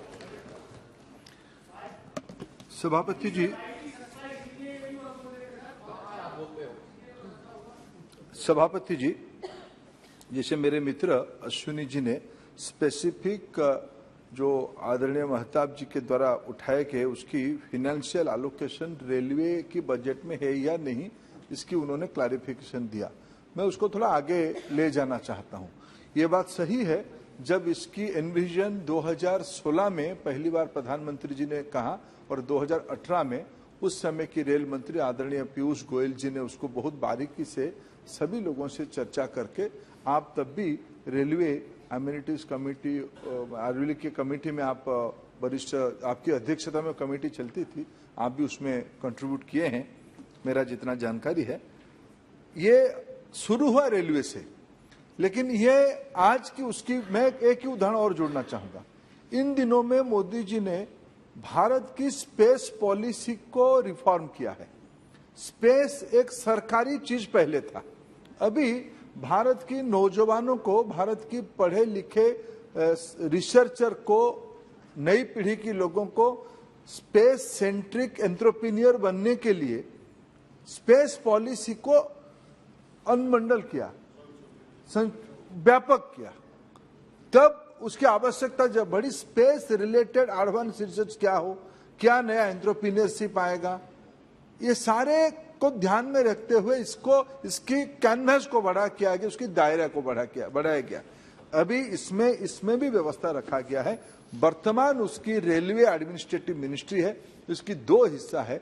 पॉलिसी वाला पार्ट भारत सरकार की सेंट्रल यूनिवर्सिटी एक्ट के तहत चलेगी, उसकी वाइस चांसलर, उसकी प्रोफेसर, उसकी एकेडमिक कैरिकुलम, ये एक यूनिवर्सिटी जैसे पॉलिसी के तहत बनेगी। लेकिन सेक्टर स्पेसिफिक अगर हम नहीं करेंगे, हमें आवश्यकता की अनुजाई अगर विद्या को नहीं डालेंगे, तब अभी क्या होता था सभापति महोदय, आईआईटी हो या अन्य कोई इंजीनियरिंग कॉलेज हो, कोई ग्रेजुएट हो, वो पढ़ने के बाद उसको 1-1.5 साल मैनेजमेंट ट्रेनिंग करके जाना पड़ता था, उसको दोबारा काम सीखना पड़ता था। उसी 1-2 साल उसकी जो हुनर वाला पीरियड है, उसकी इनोवेटिव पीरियड है, उसकी क्रिएटिव पीरियड है, उसको विद्यार्थी रहते हुए वो कौन सी काम पे जाएगा, उसकी पढ़ाई अगर अभी से शुरू हो जाएगी तब वो जाके डिलीवरी सीधा करेगा। इसीलिए इंस्ट्रूमेंट बनाया गया है। इसकी फाइनेंशियल कंस्ट्रेंट कभी नहीं रहने वाला है। अभी जो मॉडल हम आगे, उन्होंने एक अच्छा प्रश्न उठाया, एक बीच में उनकी दूसरी क्वारी थी कि इसकी जो कॉन्ट्रैक्चुअल टाइप की लोग रहेंगे उनकी सिक्योरिटी के बारे में क्या होगा। मैं आदरणीय महताब जी जैसे एक बहुत वरिष्ठ और अनुभवी पब्लिक पॉलिसी की एक्सपर्ट के सामने मैं निवेदन करना चाहूंगा हमारी सरकार की अप्रोच को। देखिए, दुनिया में आज contractual model no more a concern, ये एक अपॉर्चुनिटी है। एक व्यक्ति कहीं फैक्ट्री में काम करेंगे, कहीं एक सीईओ करके काम करेंगे, इधर आके भी 2 क्लास लेके पढ़ाएंगे, उनकी एक मिनिमम रेम्यूनरेशन व्यवस्था रहेगा। इस प्रकार की इनोवेटिव इंस्ट्रूमेंट धीरे धीरे आईआईटीज में भी हमारे देश में इमर्ज कर गया, आईआईएम में भी इमर्ज कर गया। इस प्रकार की हम लोग जब एक एनविजन करते हैं तो फ्लेक्सिबिलिटी प्रोविजन हमने भी रखा है। हमें इसको बॉटम हैवी नहीं करना है। कभी कभी लगता है यूनिवर्सिटी स्टूडेंट के लिए है या यूनिवर्सिटी में काम करने वाले लोगों के लिए है, ये एक यक्ष प्रश्न आ जाता है। इसी से बचने के लिए ये प्रोविजन रखा गया है। अंत में एक बात जिसके बारे में अश्विनी जी ने उत्तर दिया ही है, मैं उसकी अभी 2 उदाहरण के साथ इस सदन में रखूंगा तो शायद समझने के लिए अच्छा होगा। अभी एक सेंट्रल यूनिवर्सिटी हो या एजुकेशन इंस्टीट्यूशन हो, केवल सरकारी फंडिंग से चलेगा, ये कल्पना को हमको छोड़ना ही पड़ेगा। समाज हमारा समृद्ध होने लगा है और एनईपी ने कहा है कि हमको पब्लिक डोनेशन से भी चलना पड़ेगा। महताब जी को उदाहरण अच्छा लगेगा, जो प्रांत से वो आते हैं, संयोग से मैं भी वहां से आता हूं। वहां की एक महानुभव सुब्रत बागची, माइंड ट्री की फाउंडर, उन्होंने अपने जिंदगी की अच्छा खासा कमाई का लगभग 300 करोड़ से ज्यादा दान देके Indian institute of science Bengaluru में, अभी रितेश जी या कोई मित्र राम मोहन कह रहे थे एडवांस रिसर्च क्यों नहीं हो रहा, ये ठीक है, भारत बायोटेक अकेले क्यों एक वैक्सीन निकाला, हम और क्यों वैक्सीन नहीं निकाल पाएंगे। आईआईसी में पहली बार अभी पिछले जून 20 तारीख को माननीय प्रधानमंत्री जी की हाथ में पत्थर रखा गया। सुब्रत बागची और उनकी पार्टनर ने पैसा दिया, 300 करोड़ से ज्यादा फंडिंग हुई, पब्लिक फंडिंग हुई। उन्होंने पैसा देने का वहां यूनिवर्सिटी बना। हमें सौभाग्य मिला कानपुर में इंडिगो की जो एक प्रमुख स्टेक होल्डर है राकेश गंगवाल और सिंघानिया जैसे 4-5 आईआईटी कानपुर की पुराने प्रोडक्ट, हमारे अश्विनी जी की पुराने कैंपस में वहां गया, वहां लगभग 300 करोड़ रुपया पब्लिक फंडिंग से आज समय आ गया। हमारी आईआईटीएन, हमारे आईएम, हमारी एल्यूमिनी हमारी ताकत रखते हैं, समाज को लौटाना चाहते हैं, इसलिए उसमें से चिंतित ना रहे। सरकार तो है ही, समाज भी आज संपन्न होने लगा है, उसकी फंडिंग से भी इंस्टीट्यूशन इमर्ज कर रहा है। और बाकी फिर मैं, कई मित्रों ने कुछ विषय को कहा है, आपने उनको हमको संरक्षण दिया है, लेकिन मैं फिर एक रिकॉर्ड स्टेट करना चाहता हूं, ये जो रिजर्वेशन वगैरह की लीगेसी प्रॉब्लम हमारी कार्यकाल की देन नहीं है। पीएचडी करने में 5 साल लगते हैं, हम कुल मिला के 75 साल की जर्नी में माननीय मोदी जी 8 साल की जिम्मेवारी है। कुछ लीगेसी इश्यू को हमारी नैतिकता है। हमें मोरल पावर हमारे पास है, जो सही हो सही, जो गलत गलत कहने के लिए। बाकी विषयों को जो दानिश भाई वगैरह विषय उठाते हैं, मैं उनको बिल्कुल मिलकर, मेरे पास बकायदा तथ्य आधारित रिपोर्ट है, इस विषय से संबंधित नहीं है, इसलिए उसका उत्तर मैं नहीं देता हूं। आपने फिर हमको एक एक्सप्लेनेशन देने का मौका दिया, धन्यवाद जी। माननीय सभासदों, माननीय सभापति जी,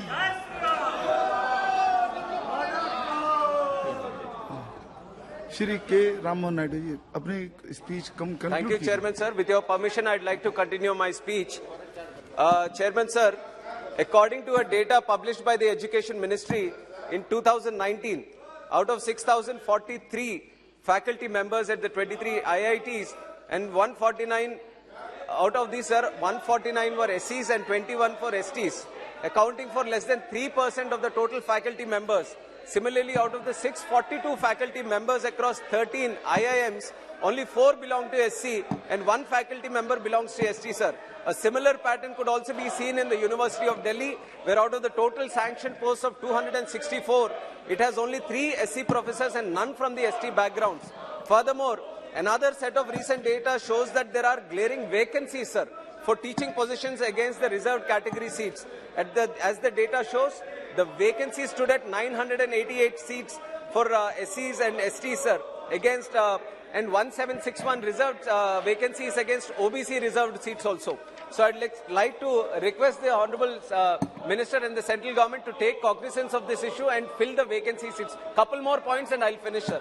Sir, Chairman, sir, according to Global Innovation Index, India stands at 46th position, which is highly underrated for a country embarked on the path to become a superpower. Moreover, the budget that is allocated for the research-related departments is very, very tiny when compared with the total budget allocation. And on top of this, the government has slashed the funding for 3 major institutions up to 576 crores in the recent budget also, sir. During the pandemic, countries such as the UK, USA had an edge over us introducing vaccines on war footing, and we are also trying for Atmanirbhar Bharat.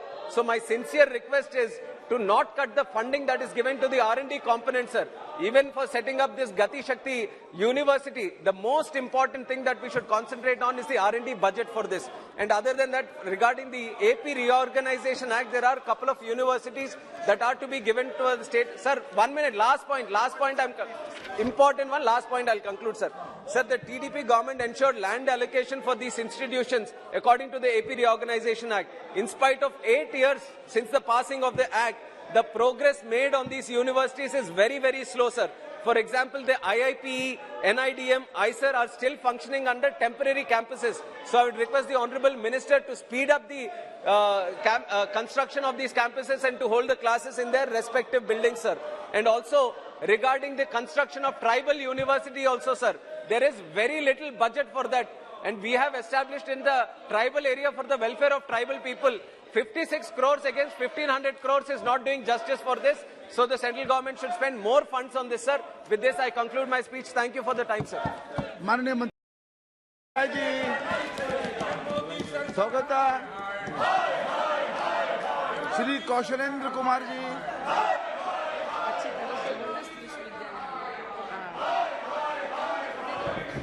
सभापति महोदय, आपने मुझे केंद्रीय विश्वविद्यालय संशोधन विधेयक 2022 पर बोलने का मौका दिया, इसके लिए बहुत बहुत धन्यवाद। सरकार द्वारा यह बिल मुख्य रूप से गुजरात राज्य के बड़ोदरा स्थित रेलवे महाविद्यालय को केंद्रीय विश्वविद्यालय का दर्जा देकर उसका नाम गति शक्ति विश्वविद्यालय करने का निर्णय लिया है। यह स्वागत योग्य है।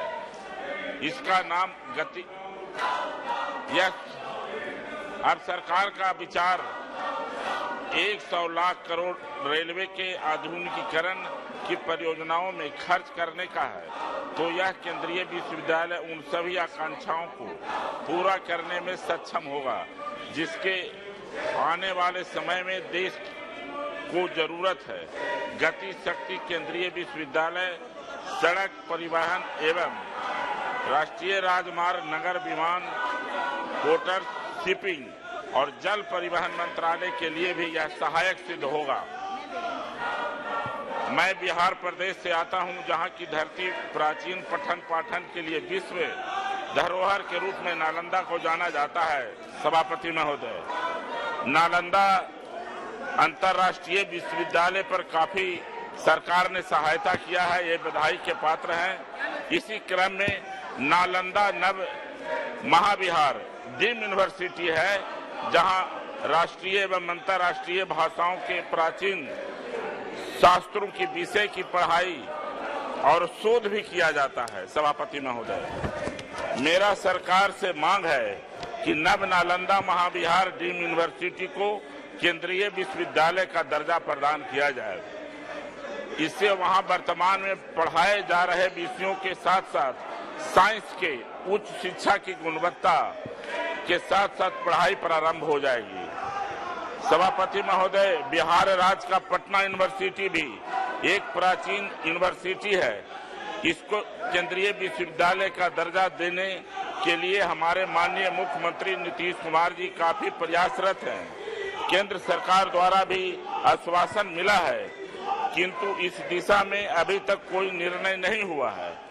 पूर्व प्रधानमंत्री श्रद्धेय अटल जी की इच्छा थी और उप राष्ट्रपति महोदय भी अपनी पिछली बिहार यात्रा के दौरान आश्वासन दिए थे। माननीय प्रधानमंत्री जी भी बिहार की जनता से वायदा किए थे कि पटना यूनिवर्सिटी को केंद्रीय विश्वविद्यालय का दर्जा दिया जाएगा। मैं सरकार से मांग करता हूं कि पटना यूनिवर्सिटी को नव नालंदा महाविहार डीम्ड यूनिवर्सिटी को सरकार केंद्रीय विश्वविद्यालय का दर्जा दे। इन्हीं शब्दों के साथ इस विधेयक का मैं समर्थन करता हूं और माननीय मंत्री जी से अनुरोध करूंगा कि अपने जवाब में केंद्रीय विश्वविद्यालय के लिए पटना में करने का प्रस्ताव जरूर रखेंगे। बहुत बहुत धन्यवाद।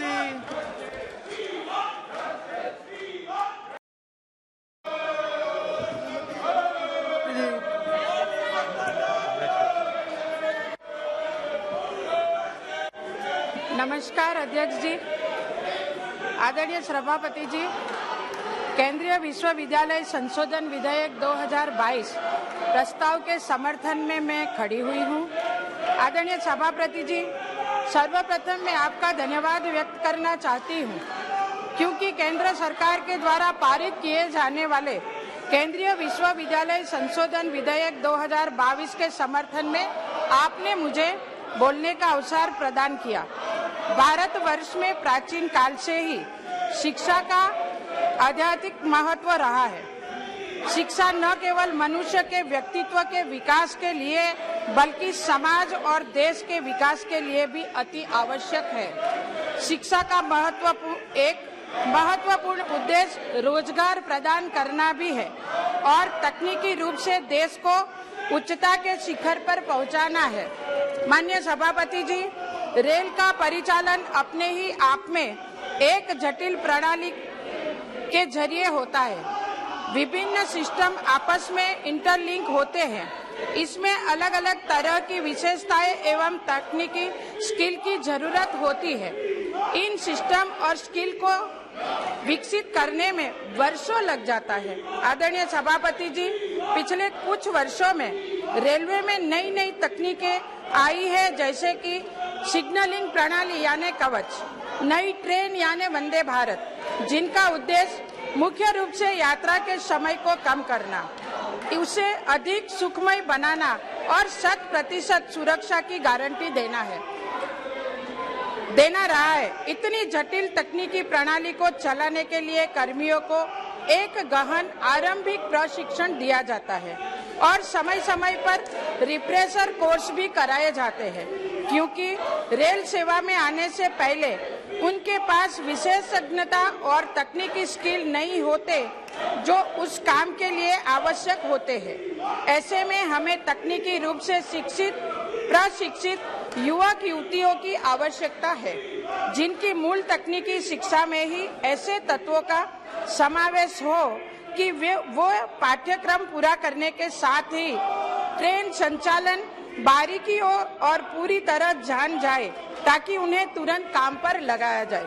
आदरणीय सभापति जी, दुनिया में हर बड़े रेलवे ने रेलवे प्रणालियों को अध्ययन, शोध और स्किलिंग के लिए विश्वविद्यालय स्थापित किए गए हैं, जैसे कि Massachusetts centre institute of technology America 1861, rail tech university of Illinois America 1867, railway technical research institute Japan 1986, Moscow state university of railway engineering रूस 1896, Birmingham centre for railway research and education England 1972, Birmingham जियो ऑटिंग university चीन 1896। आदरणीय सभापति जी, अगले दशक में भारत दुनिया का सबसे युवा जनसंख्या वाला देश होगा और इन युवाओं को उच्चतर गुणवत्तापूर्ण तकनीकी शिक्षा के अवसर उपलब्ध कराने पर ही भारत का भविष्य निर्भर करेगा। बिग डाटा, मशीन लर्निंग और आर्टिफिशियल इंटेलिजेंस जैसे क्षेत्रों में हो रहे बहुत वैज्ञानिक और तकनीकी विकास के चलते ऐसे कुशल कामगारों की जरूरत और मांग बढ़ेगी जो उच्च स्तरीय टेक्निकल योग्यता रखते हैं। वैश्विक परिस्थिति में तीव्र गति से आ रहे परिवर्तनों की वजह से यह और भी जरूरी हो गया है। आदरणीय सभापति जी, इन सभी आवश्यकताओं को ध्यान में रखते हुए 2018 में एक नई शुरुआत केंद्रीय रेल एवं परिवहन संस्थान यानी NRTI के रूप में की गई। इस संस्थान में पाठ्यक्रमों को इस तरह से गठन किया गया है कि यहाँ से पास होने वाले छात्र रोजगार एवं स्वरोजगार के काबिल हो। हमारे माननीय प्रधानमंत्री श्री नरेंद्र मोदी जी का भी यह कहना है कि हम भारत में एक ऐसा इकोसिस्टम तैयार कर रहे हैं जहां भारत के नौजवान रोजगार तलाशने वाले नहीं बल्कि रोजगार सृजन करने वाले बने। इस उद्देश्य का पूरा करने के हेतु आदरणीय प्रधानमंत्री श्री नरेंद्र मोदी जी ने के नेतृत्व में मेरे संसदीय मत क्षेत्र वडोदरा के national rail and transport institute NRTI को केंद्रीय विश्वविद्यालय यानी गति शक्ति का दर्जा देने का निर्णय को मंजूरी प्रदान करनी है। आदरणीय सभापति, जिससे इस गति शक्ति विश्वविद्यालय का दर्जा मिलेगा, इससे इसकी क्षमता और बढ़ेगी। यहाँ और भी नए पाठ्यक्रम चलेंगे। इसका लाभ न केवल गुजरात के युवक युवतियों को होने वाला है बल्कि देश भर के युवाओं को भी मिलेगा। गति शक्ति विश्वविद्यालय के संबंध में सबसे महत्वपूर्ण बात यह है कि केवल रेल परिवहन से जुड़े हुए विषयों के शिक्षण के लिए स्थापित नहीं किया जा रहा है, बल्कि इसमें मेट्रो रेल, सड़क मार्ग, जल मार्ग, वायु मार्ग आदि से जुड़े हुए पाठ्यक्रम का भी समावेश किया गया है। आदरणीय सभापति जी, इस विश्वविद्यालय में ट्रांसपोर्ट, लॉजिस्टिक, एजुकेशन और कौशल विकास के संबंधित पाठ्यक्रमों को भी साथ में ग्रेजुएट, पोस्ट ग्रेजुएट, PhD के साथ साथ एम्प्लॉयड रिसर्च को भी महत्वपूर्ण स्थान मिलेगा। इस विश्वविद्यालय का केंद्रीय कैंपस मेरे संसदीय मत क्षेत्र वडोदरा को मिला है। मैं आदरणीय प्रधानमंत्री श्री नरेंद्र भाई मोदी जी का मेरी ओर से और मेरी वडोदरा लोकसभा की जनता की ओर से बहुत ही आभार प्रकट करती हूँ। साथ में मैं आदरणीय धर्मेंद्र प्रधान जी, आदरणीय रेल मंत्री श्री अश्विनी जी और MOS रेल मंत्री हमारी दर्शना बहन को भी अभिनंदन और आभार प्रकट करती हूँ, क्योंकि देश में कहीं अलग अलग स्थानों पे भी ये केंद्रीय विश्वविद्यालय का अलग अलग स्थानों पे भी कैंपस स्थापित होने वाले हैं, लेकिन उनका मुख्य जो कैंपस है, केंद्रीय कैंपस, वो मेरे वडोदरा को मिला है। इसलिए मैं प्रधानमंत्री जी को बहुत ही अभिनंदन और आभार करती हूँ।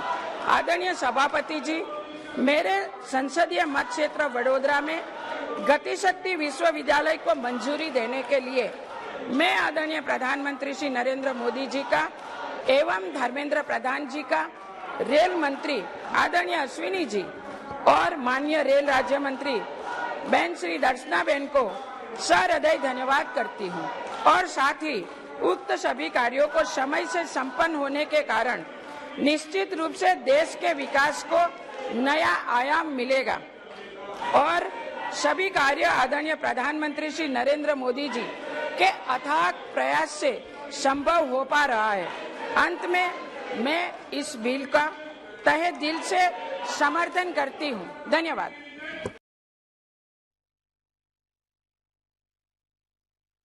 माननीय सभासदों, माननीय सभापति जी,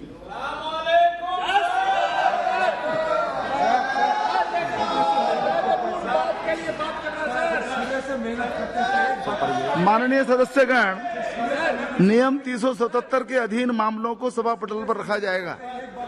जिन सदस्यों को नियम 377 के अधीन मामलों को आज उठाने की अनुमति दी गई है और जो उन्हें सभा पटल पर रखने के इच्छुक हैं, वे 20 मिनट के भीतर मामले का पाठ व्यक्तिगत रूप से सभा पटल पर भेज दें।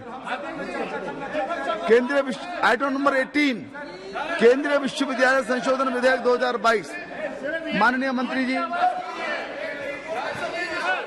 अध्यक्ष महोदय, आपकी अनुमति से मैं आज की कार्यसूची में क्रमांक 18 में अपने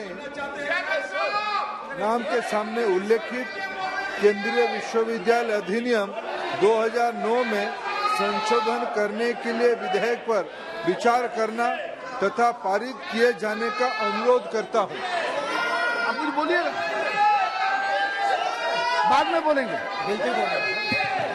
सभापति महोदय, आज मैं आपके सामने और आपके माध्यम से सदन के सामने केंद्रीय विश्वविद्यालय अधिनियम 2009 का एक संशोधन प्रस्ताव लेकर आए हैं। देश में जिस प्रकार की इंफ्रास्ट्रक्चर काम शुरू हुआ है, जिस प्रकार की multi modal, multi sectoral infrastructure की रूप बनने लगा है, उसके लिए उपयुक्त मानव संबल की भी आवश्यकता है, अप्रोप्रिएट ह्यूमन रिसोर्स की भी आवश्यकता है। उसको ध्यान में रखते हुए सरकार की ये निर्णय हुई है कि हमें एक वैश्विक स्तर की global standard multi modal, multi sectoral एक एकेडमिक इकोसिस्टम, नॉलेज इकोसिस्टम बनाने की आवश्यकता है।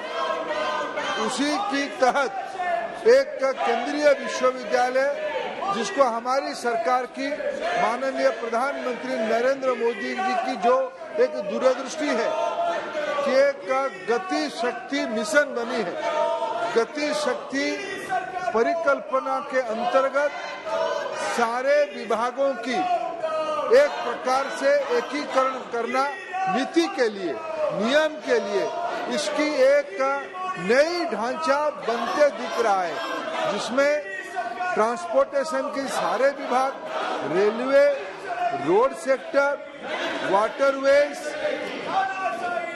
एविएशन सेक्टर, पोर्ट सेक्टर तथा आईटी जैसे आधुनिक इंफ्रास्ट्रक्चर, ये सारे को सभी प्रकार की संवाद की, दूर संचार की, गमनागमन की व्यवस्था को गति शक्ति की प्लेटफॉर्म पे एक करने की आज योजना बन रही है, क्रियान्वयन हो रही है। ये इस प्रकार की 2018 से एक डी नोवो यूनिवर्सिटी चल रहा है। आज आवश्यकता हुई है इसकी परिधि को सर्वव्यापी करना, सर्वदेशी करना। इसीलिए यह संशोधन प्रस्ताव विश्वविद्यालय 2009 कानून में हम लेके आए हैं। आपकी विचारार्थ, इस सदन की विचारार्थ हम स्थापित कर रहे हैं।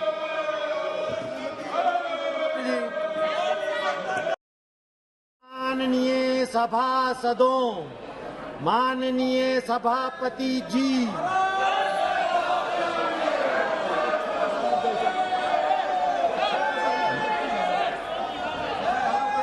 सभा पटल पर रखे जाने वाले पत्र। Item number 2, Shri Faggan Singh Kulaste ji, please महोदय। श्री फग्गन सिंह कुलस्ते जी। जी हाँ जी महोदय, मैं आपकी अनुमति से आज की संशोधित कार्यसूची के क्रम संख्या 1 पर मेरे नाम पर उल्लिखित कागजात लोकसभा के पटल पर रखता हूँ। धन्यवाद। Item number 3 Shri Ashwini Kumar Choubey ji.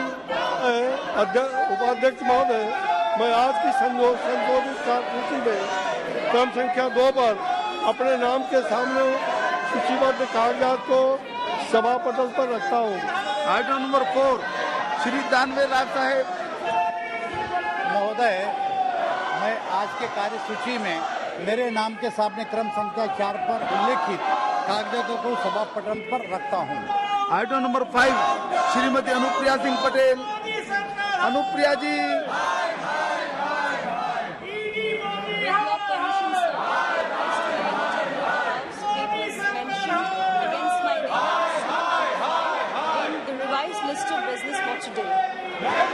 Shri Som Prakash ji.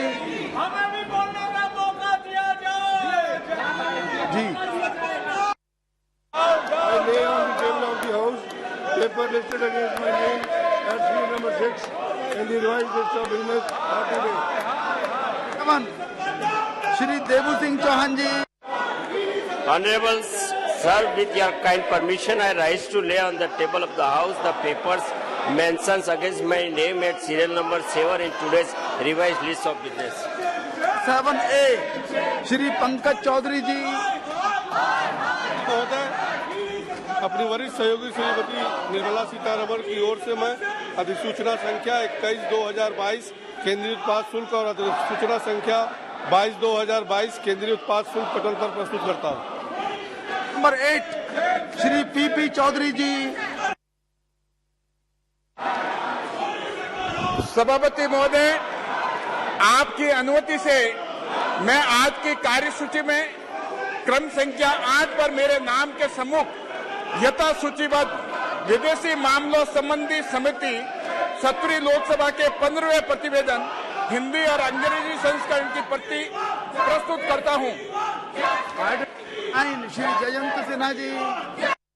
Send a copy each of the 5 reports, Hindi and English versions of the Standing Committee on Finances listed against my name and serial number 9 in today's order paper. Number 10 Shri Shankar Lalwani ji. धन्यवाद अध्यक्ष जी। महोदय, मैं आज की कार्यसूची में मेरे नाम के यथो और सूचीबद्ध आवास और शहरी कार्य संबंधी स्थायी समिति की 16वीं लोकसभा की 6ठी व 7वें प्रतिवेदन तथा 17वीं लोकसभा के 5वें प्रतिवेदन पर आवास और शहरी मंत्रालय की अंतरिम कार्रवाई की रखता हूँ।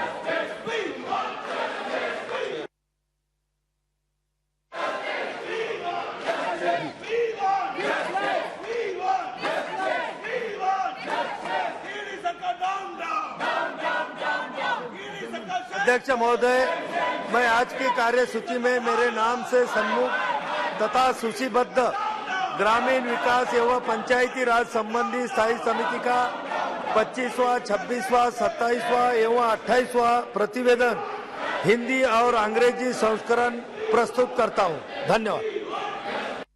प्रहलाद जोशी जी।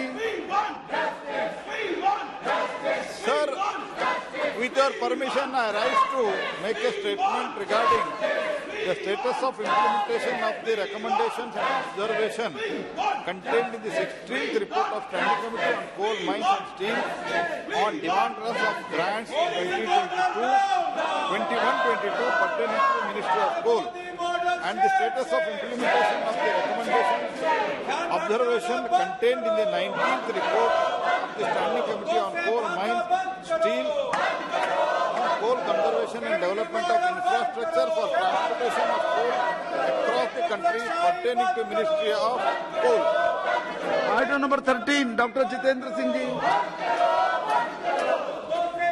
Respected Speaker, sir, with your kind permission, I rise to lay on the table of the House statement regarding the implementation of recommendations of leak observations contained in the 112th report of the Department-related Parliamentary Standing Committee on Personal Public Grievances, Law and Justice, on demand for grants 2022-23 pertaining to the Department of Personnel and Training, Ministry of Personnel, Public Grievances and Pensions.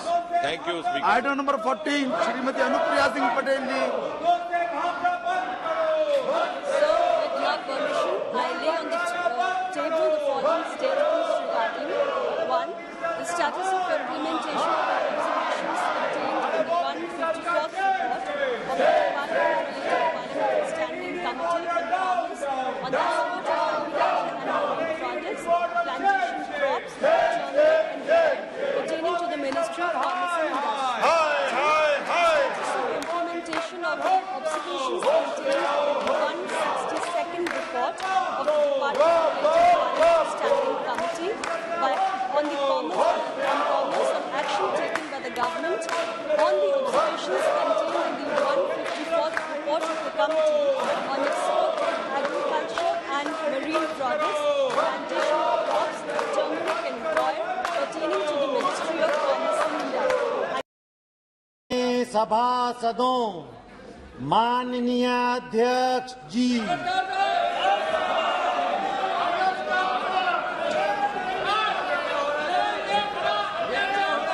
प्रश्न संख्या 241 Shri Gajendra Umrao Singh Patel. Question number 241। Question number 241। अभी प्रश्न question number 241 तुम्हारा सभा पटल रखा है। सभा पटल। माननीय सदस्य, माननीय अध्यक्ष जी, मैं आपके माध्यम से माननीय रेल मंत्री जी से जानना चाहता हूं। उन्होंने मेरे प्रश्नों का जवाब तो दिया है, परंतु फिर भी 2 प्रश्नों के बारे में पूछना चाहता हूं कि इंदौर मनमाड़ वाया मालेगांव जो रेल परियोजना का उन्होंने आंसर दिया है, वो पिंक बुक में 2016 में शामिल हो गई थी। उसका भूमि पूजन भी हो गया था और ये मेरे लोकसभा से होकर जाता है, इसलिए इसका भूमि पूजन हो गया तो कब तक ये परियोजना शुरू हो पाएगी। दूसरा मेरा प्रश्न था आपके माध्यम से माननीय मंत्री जी से कि खंडवा दाहोद वाय खरगोन बड़वानी धार जो नई रेल परियोजनाओं का एक प्रस्ताव है, वो कब तक सर्वे हो जाएगा और कब तक पूरी हो जाएगी। और तीसरा मेरा माननीय मंत्री जी से एक प्रश्न था कि आकांक्षी जिले की एक परिकल्पना है कि विकास के लिए एक आकांक्षी जिले चिन्हित किए गए हैं और आकांक्षी जिले में किस प्रकार की रेल परियोजनाओं को स्वीकृति दी जाएगी। इसमें बड़वानी, मंडला, धार इस प्रकार के जिले भी आते हैं। ये तीनों प्रश्नों के उत्तर मैं आपके माध्यम से माननीय मंत्री जी से जानना चाहता हूँ। अध्यक्ष महोदय, प्रश्न मध्य प्रदेश के बारे में पूछा गया है, लेकिन रेल सेवाएं राज्यवार नहीं बल्कि क्षेत्रवार होती है, क्योंकि भारत रेल का नेटवर्क जो विभिन्न राज्यों में फैला होता है। अध्यक्ष महोदय, माननीय सदस्य ने इंदौर के बारे में जो प्रश्न पूछा है, इंदौर में आज के तारीख में 52 जोड़ी ट्रेन सेवाएं प्रदान की जा रही है, जो दिल्ली, चेन्नई, मुंबई के प्रमुख शहरों को वो कनेक्टिविटी करती है। भारतीय रेलवे इंदौर के लिए 13 जोड़ी नई सेवा शुरुआत की है, 14 जोड़ी सेवा विस्तार किया है और 6 जोड़ी ट्रेनों को फ्रीक्वेंसी बढ़ाई दी गई। इन रेलगाड़ियों का सेवा मैंने आपको दिया है। अध्यक्ष, हमारा सेकंड क्वेश्चन उन्होंने पूछा है खरगोन बड़वानी के बारे में। मैं आपके माध्यम से माननीय सदस्य को बताना चाहता हूं कि खड़वा धार वाया खरगोन बड़वानी आदिवासी बहुल क्षेत्र है। नई ब्रॉडगेज लाइन के लिए सर्वेक्षण 2010-11 में पूरा किया गया था। तत्कालीन योजना आयोग ने परिवर्तन को सैद्धांतिक अनुमोदन नहीं दिया था, इसलिए आर्थिक रूप से व्यवहारिक होने के कारण से आगे नहीं बढ़ाया जा सका। हालांकि इस नई लाइन के लिए फिर से सर्वे की मंजूरी मिली है। सप्लीमेंट्री। मेरा माननीय अध्यक्ष जी, आपके माध्यम से पुनः एक प्रश्न था कि मध्य प्रदेश में ट्राइबल बाहुल्य जिले हैं और ये आकांक्षी जिले में आता है बड़वानी और धार और खंडवा भी, और इसलिए ये नई परियोजनाएं इसकी स्वीकृति दी जाए और ये प्रस्ताव में भी है। और माननीय प्रधानमंत्री जी ने इंदौर मनमाड़ का भूमि पूजन भी किया है, जो पिंक बुक में भी दर्ज है। कृपया उसके बारे में वस्तुस्थिति बताई जाए।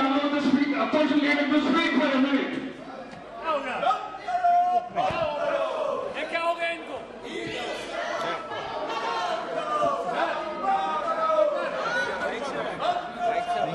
Question number 242 Pratap Rao Patil. माननीय मंत्री जी, CN अन्नादुराई, हर्षमित कौर,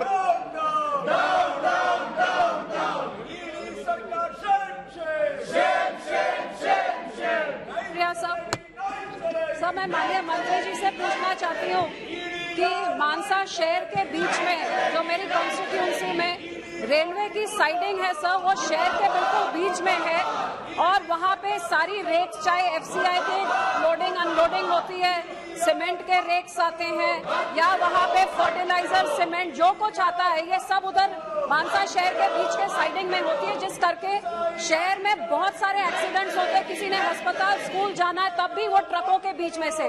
सर मैं माननीय मंत्री जी से पूछना चाहती हूँ कि क्या इसको फॉरवर्ड मूवमेंट, एक नरेंद्रपुरा जो गाँव है वहाँ पे इस चीज को शिफ्ट किया जाए ताकि ये शहर को ये सहूलत मिल जाए और ये एक्सीडेंट्स हमारे रुक जाए। ये शहर में बहुत बड़ा मांग है। अध्यक्ष महोदय, ये प्रश्न मध्य प्रदेश के बारे में है, इसके लिए अलग से प्रश्न पूछना पड़ेगा। मान बेनीवाल जी। अध्यक्ष महोदय, ये पर्सन संख्या 253 जो मेरा, इसको मैं इसके अंदर कल्प कर रहा हूँ। क्या रेल मंत्रालय के मंत्री मोदी से मैं जानना चाहूंगा कि रेल मंत्रालय के विजिलेंस विभाग ने रेल विकास निगम लिमिटेड द्वारा KRCL नामक कंपनी द्वारा तुलना से अधिक हुए वे सहित पूरे प्रकरण की जांच CVC के आदेश अनुसार आप भूल गए शायद। यदि हाँ तो इसका क्या निष्कर्ष निकला, हमारा आप जवाब दें। और सरकार इस मामले में 1600 करोड़ की राशि की हेराफेरी को देखते हुए ED से जांच करवाने का विचार रखती है, यदि हाँ तो कब तक, यदि नहीं तो क्यों? यही है कि मैं मध्य प्रदेश के बारे में है, इसके लिए क्वेश्चन नंबर 243 श्री भागीरथ चौधरी, संख्या 243। माननीय मंत्री जी।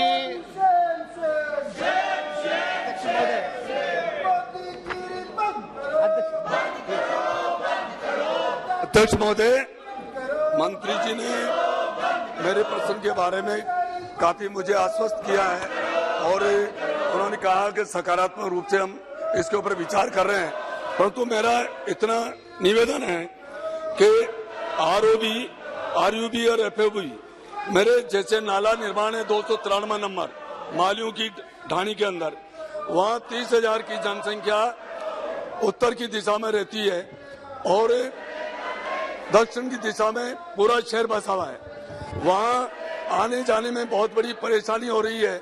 इसलिए मैं चाहता हूँ, मंत्री महोदय जी से निवेदन करना चाहता हूँ कि इसके बारे में आप जरूर कृपा करें, ताकि वो एक बहुत बड़ी समस्या है। ऐसे ही मेरे विजयनगर, अजमेर, सुभाष नगर में नसीराबाद क्रॉसिंग और मसूदा बांदरवाड़ा में भी ये समस्या है। इसलिए अध्यक्ष महोदय, आपके मार्फत में मंत्री मोदी से निवेदन करना चाह रहा हूँ कि ये ज्वलंत समस्या है, इसको आप जरूर दूर करने की कोशिश करेंगे। माननीय अध्यक्ष जी, देश भर में रेलवे की लाइन जहाँ से भी क्रॉस करती है, विशेषकर शहरों से, जहाँ पे उसके ऊपर फ्लाईओवर बनाने की जरूरत है, जिसको हम रेलवे की भाषा में रोड ओवर ब्रिज बोलते हैं या रोड अंडर ब्रिज बोलते हैं, जो कि अंडरपास होता है। इसके बारे में देश भर में एक नया पॉलिसी का डिसीजन लिया जा रहा है अध्यक्ष जी, जो अभी विचाराधीन है कि जहां पर भी इस तरह की प्रॉब्लम्स है, वहां पे यथासंभव रेलवे ही अपने फंड से उस प्रोजेक्ट को अपने हाथ में ले ले, न कि राज्य सरकारों के ऊपर निर्भरता रखे। दूसरी बात, जो 3 लाख TVU से ज्यादा वाले LCs हैं, उन सबको प्रायोरिटी बेसिस पे लिया जा रहा है और सिंगल एंटिटी बेसिस पे काम करने की कंप्लीट प्लानिंग हो रही है। और साथ ही साथ जिन जगह पे, कई जगह पे ऐसी जगह जहां पे रेलवे ने अपना ढांचा बना लिया है, लेकिन राज्य सरकारें उसमें बैलेंस जो पोर्शन बनाना वो नहीं बना पा रही है, वहां पर भी राज्य सरकारों के साथ बातचीत चल रही है कि कुछ प्रोजेक्ट आप ले लो, कुछ प्रोजेक्ट हम ले लेंगे, ऐसे मिलके हर प्रोजेक्ट में एक सिंगल एंटिटी बना के काम करें। अध्यक्ष महोदय, मेरा इतना आपके मार्फत से मेरा मंत्री मोदी जी से निवेदन है कि 3 वर्षों में उक्त स्थानों पर बहुत बड़ी समस्या है, तो ओवरब्रिज, अंडरब्रिज और फुट ओवरब्रिज, इसका निर्माण आप राज्य सरकार वो तो काम रोड़ा अटकाने का काम करती है, परंतु तो आप विशेष तौर से ध्यान देकर इस मेरे समस्याओं का निदान करें। माननीय अध्यक्ष जी, माननीय सांसद महोदय ने बहुत सही बात कही है। कुछ राज्य ऐसे भी हैं जो विकास के नाम पे राजनीति करते हैं। अध्यक्ष जी, हम लोग विकास की राजनीति करते हैं, कुछ लोग विकास के नाम पे राजनीति करते हैं। तो जरूर ऐसे जैसे भी जितने भी मसले ऐसे होंगे, वहाँ पे माननीय सांसद महोदय के साथ बैठ के हम इसका, आप जरूर पधारें मेरे यहाँ, हम इसका मिलकर समाधान ढूंढेंगे। तेज पांडे। बहुत बहुत धन्यवाद अध्यक्ष जी। रेलवे फुट ओवरब्रिज और ओवरब्रिज के कंस्ट्रक्शन में माननीय मंत्री जी, मेरे यहाँ कई जगहों पे कुछ विनियमता देखने को मिलती है, चाहे रेलवे द्वारा और चाहे जो प्राइवेट कंपनी के कॉन्ट्रैक्टर्स हैं। कटहरी विधानसभा क्षेत्र में हाल ही में 1 फुट ओवरब्रिज के ऊपर कंस्ट्रक्शन का काम हो रहा था रेलवे में, जिसमें से मजदूर गिर करके नीचे जो तार लगे हुए थे इलेक्ट्रिक के, उस पे गिर करके उसकी मृत्यु हो गई। उसको अभी तक मुआवजे को लेकर के कोई स्पष्टीकरण नहीं है और मेरा मंत्री जी से ये प्रश्न है कि इसके मुआवजे के लिए आपने क्या किया और आगे चल करके पूरे देश में अगर ऐसे मुद्दे हो रहे हैं तो लेबरों की सुरक्षा और सेफ्टी के लिए क्या प्रावधान किया जा रहा है और कैसे इसको सुनिश्चित किया जाएगा? अध्यक्ष जी, जिस तरह से बड़े पैमाने पे काम चल रहा है, उसमें एक बड़ा परिवर्तन इस तरह से लाया जा रहा है कि जितने भी सेफ्टी प्रैक्टिसेस हो, उन पूरे के पूरे सेफ्टी प्रैक्टिसेस को रिवैम्प किया गया है।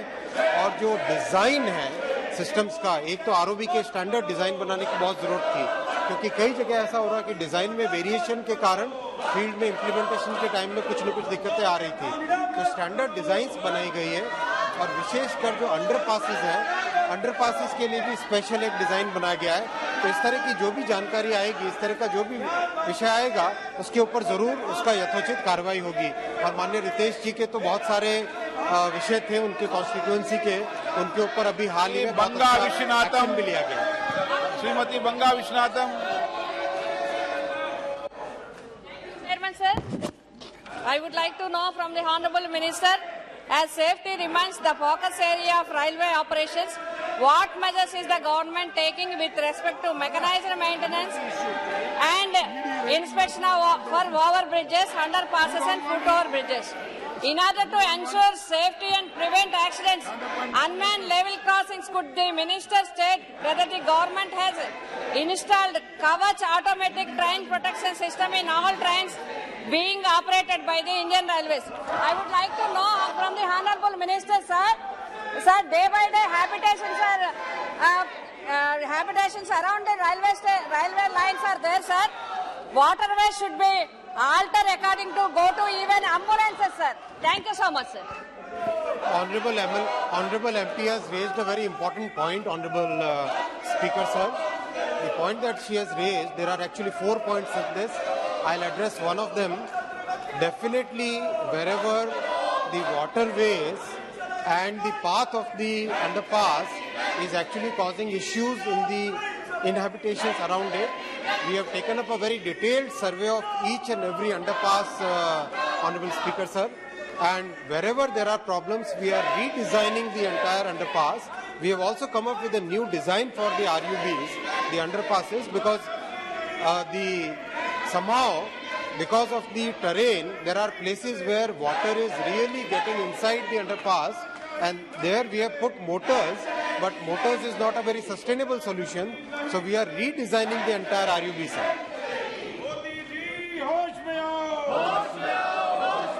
श्री श्याम सिंह यादव। धन्यवाद अध्यक्ष जी। मैं माननीय रेल मंत्री जी से पूछना चाहता हूं कि वैसे तो माननीय road and surface transport minister माननीय गडकरी साहब की बड़ी कृपा है कि उन्होंने अपने विभाग से एक स्कीम के तहत जौनपुर के 7 फ्लाईओवर सैंक्शन कर दिए हैं, लेकिन माननीय रेल मंत्री से मैं पूछना चाहता हूं कि मार्च में उन्होंने एक फ्लाईओवर जौनपुर से इलाहाबाद वाली रोड पर नईगंज को बनाना स्वीकृत किया था मुझसे व्यक्तिगत रूप से, और एक ट्रेन अकाल तख्त एक्सप्रेस को जौनपुर सिटी में रोकने का वादा किया था। मैं जानना चाहता हूं कि इसकी क्या प्रगति है और ये काम कब तक होगा। माननीय रेल मंत्री जी, धन्यवाद। माननीय अध्यक्ष जी, इंडिविजुअल प्रोजेक्ट्स देश में करीब आज 1200 से अधिक फ्लाईओवर बन रहे हैं। मैं इंडिविजुअल प्रोजेक्ट्स के बारे में लाके लिस्ट भी दे सकता हूं, लेकिन मैं निवेदन करूंगा माननीय सांसद महोदय से, कार्यालय में मैं हमेशा मिलता हूं शाम के टाइम में, तो एमपी साहब के लिए कोई अपॉइंटमेंट की भी जरूरत नहीं होती, कभी भी पधारे, और इंडिविजुअल प्रोजेक्ट का इंडिविजुअली उनको मैं वहां पे जवाब देता हूँ। सभा की कार्रवाई 12 बजे तक के लिए स्थगित की जाती है।